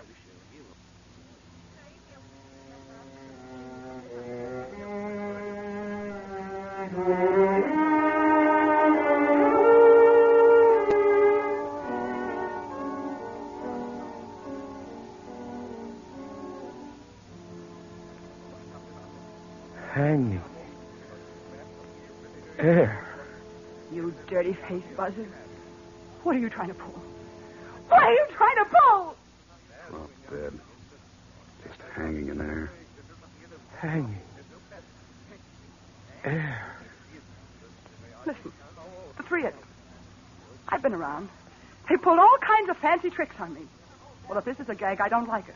Do you hear me? I don't like it. Now get me down out of here. Bob. He's passed out. Come on, back in the cabin. Let us sit down. Mr. Markham, you too. Bob, He'll be all right. Come on. Hanging. In air.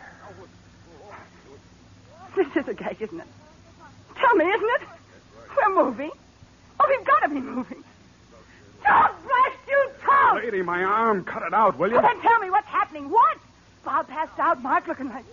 His mouth, You've got to talk. You've got to tell me. We are moving, aren't we? No. You liar. You dirty liar. We are. We are. Stop it. Look. Down there. You dirty liar. Trying to scare me. Look. See on the clouds down there? Our shadows standing still. We're not moving. Get that through your head. We're hanging in space, I tell you.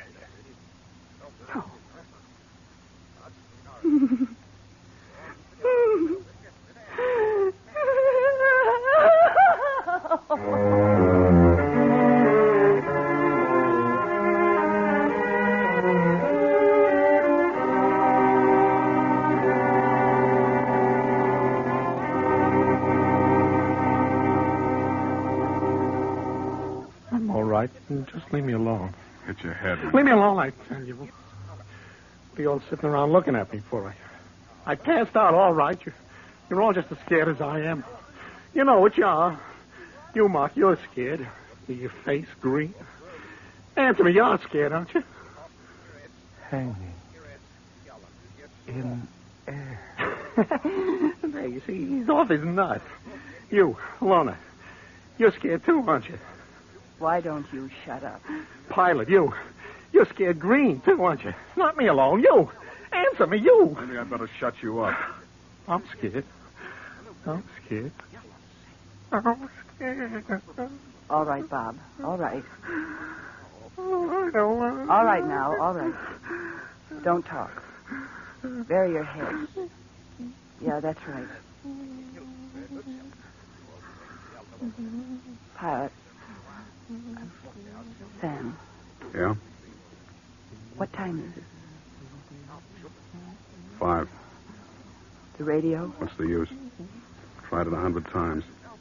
Dead as We're going to be... Don't listen to what you're talking about, Bob. Just try not to think. Sam? Yeah? How long have we been... An hour. Only that? Seems like a million. Watch says only an hour. Mark. Mark, listen. Mark, I'm talking to you. Hanging in air. I wish I was like he is. Yeah. So scared, can't see or hear or think. Look. Hmm? He's gone to sleep. Bob. Yeah. Wore himself out crying. Funny, huh? Nothing's funny. Guess not. But I got funny thoughts in my head. What? A minute ago, I was thinking about when I was a kid. You want to hear about when I was a kid? Why not? Bob here and all the rest of the publicity guys have written so much junk about me being the only daughter of, poor but respectable small-town people. I almost got to thinking it was true. Yeah, would you believe it? I paid some wise guy over on Sunset Boulevard $1,000 for a coat of arms of the family to hang up in the hall. You know, one of those fancy shields with lions crawling all over it and things. Should have had a couple of beer bottles on it instead of lions. Yeah. You want to know my real name? What's the difference? It's beer bottles, yeah. Beer bottles and the smell of the laundry coming up the air shaft and a lot of dirt.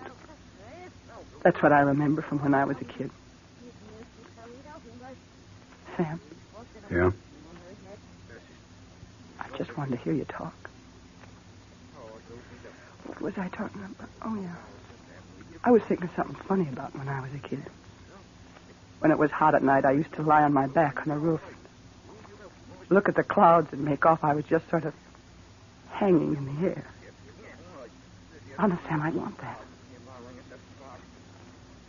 Funny now. Gravity. What? Did I say something? You said gravity. Why? I was thinking. What? Gravity's pulling us down. Well? I was thinking of what's pulling us up. There aren't any answers. No? No. No answers. When I was that kid, I found answers. Yeah, how to get along. How to get out of the smell and dirt. Real answers. They took me a long way. $5,000 a week, 5-year contract, no options. I did all right with my answers. Here's one answer I haven't got. Because there isn't any answer. Maybe there is. Yeah? Yeah. You listen to me. Supposing I listen to you. I don't know how to talk. Oh, you just go ahead. For a whole hour, I've been trying to figure things out. So? There isn't any real answer. I mean, it adds up like a column of figures on a slide rule when you're trying to figure out the stress on a wing. Nothing like that, but kind of screwy ideas come to me. Why talk about it? Go on. I'm just a bozo. Ever since I've been able to stand on my own feet, everything's got to be able to add up or it just doesn't mean anything to me. But when I was a kid... Well, when I was a kid, I really had the... Well, like you said, the poor but respectable parents. You know, the kind they believed in somebody up there and somebody down below and good and evil and all the rest of it. Funny, you thinking about when you were a kid, me thinking the same thing. you said you had the answers. Yeah, it's like this. I heard the three of you talking all the way from the coast of Chicago and now back again. Talking about nothing but yourselves. Each one of you.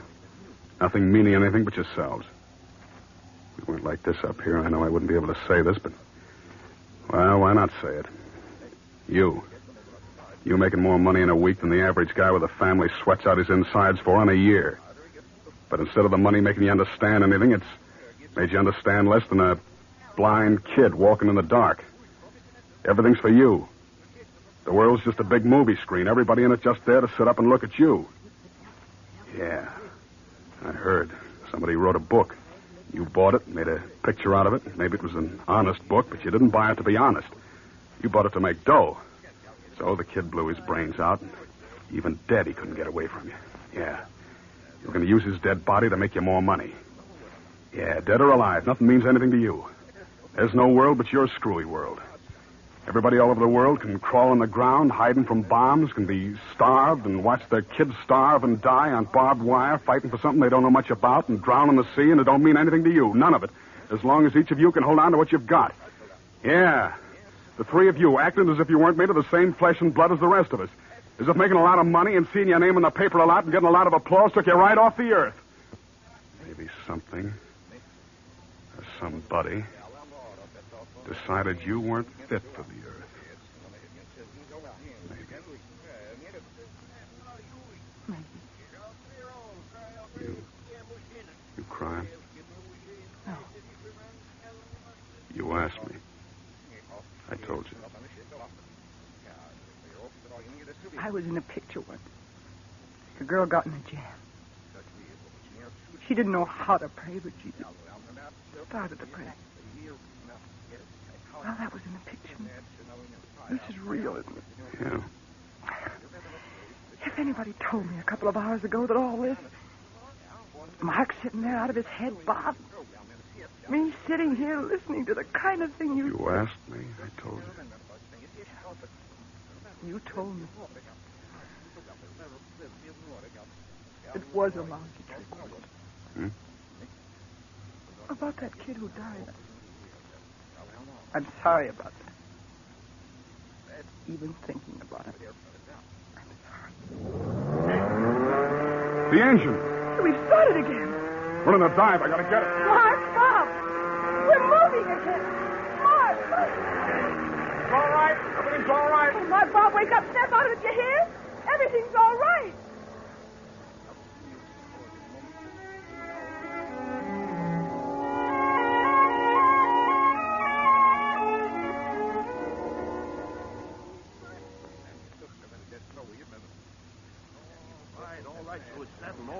Sure it's settled. I know my publicity.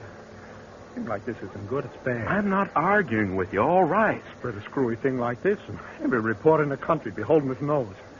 It's too screwy, that's all. For heaven's sake, will you stop talking about it? For the last hour, my head's starting to go around. It's forgotten. Finished. So whatever it was, we'll forget. On the way. And that pilot, you talk to him? Sure. He won't talk. He wants to eat, don't he? So he won't talk. Got everything fixed, huh? Well, prima donna's talking again. Now, Lona, you understand. Nobody's going to know about this. Like Bob says, crazy publicity is bad publicity, and this all was crazy, wasn't it? I'll say. Hey, look, we're over the airport. Good. Drink. Do I need a drink? Bathtub full. I'm going to swim in it. A terrible experience, terrible, but all's well that ends well, eh, Lona? A terrible experience, but now finished. Everything's just the same, eh, Lona? Everything's just the same. I wonder.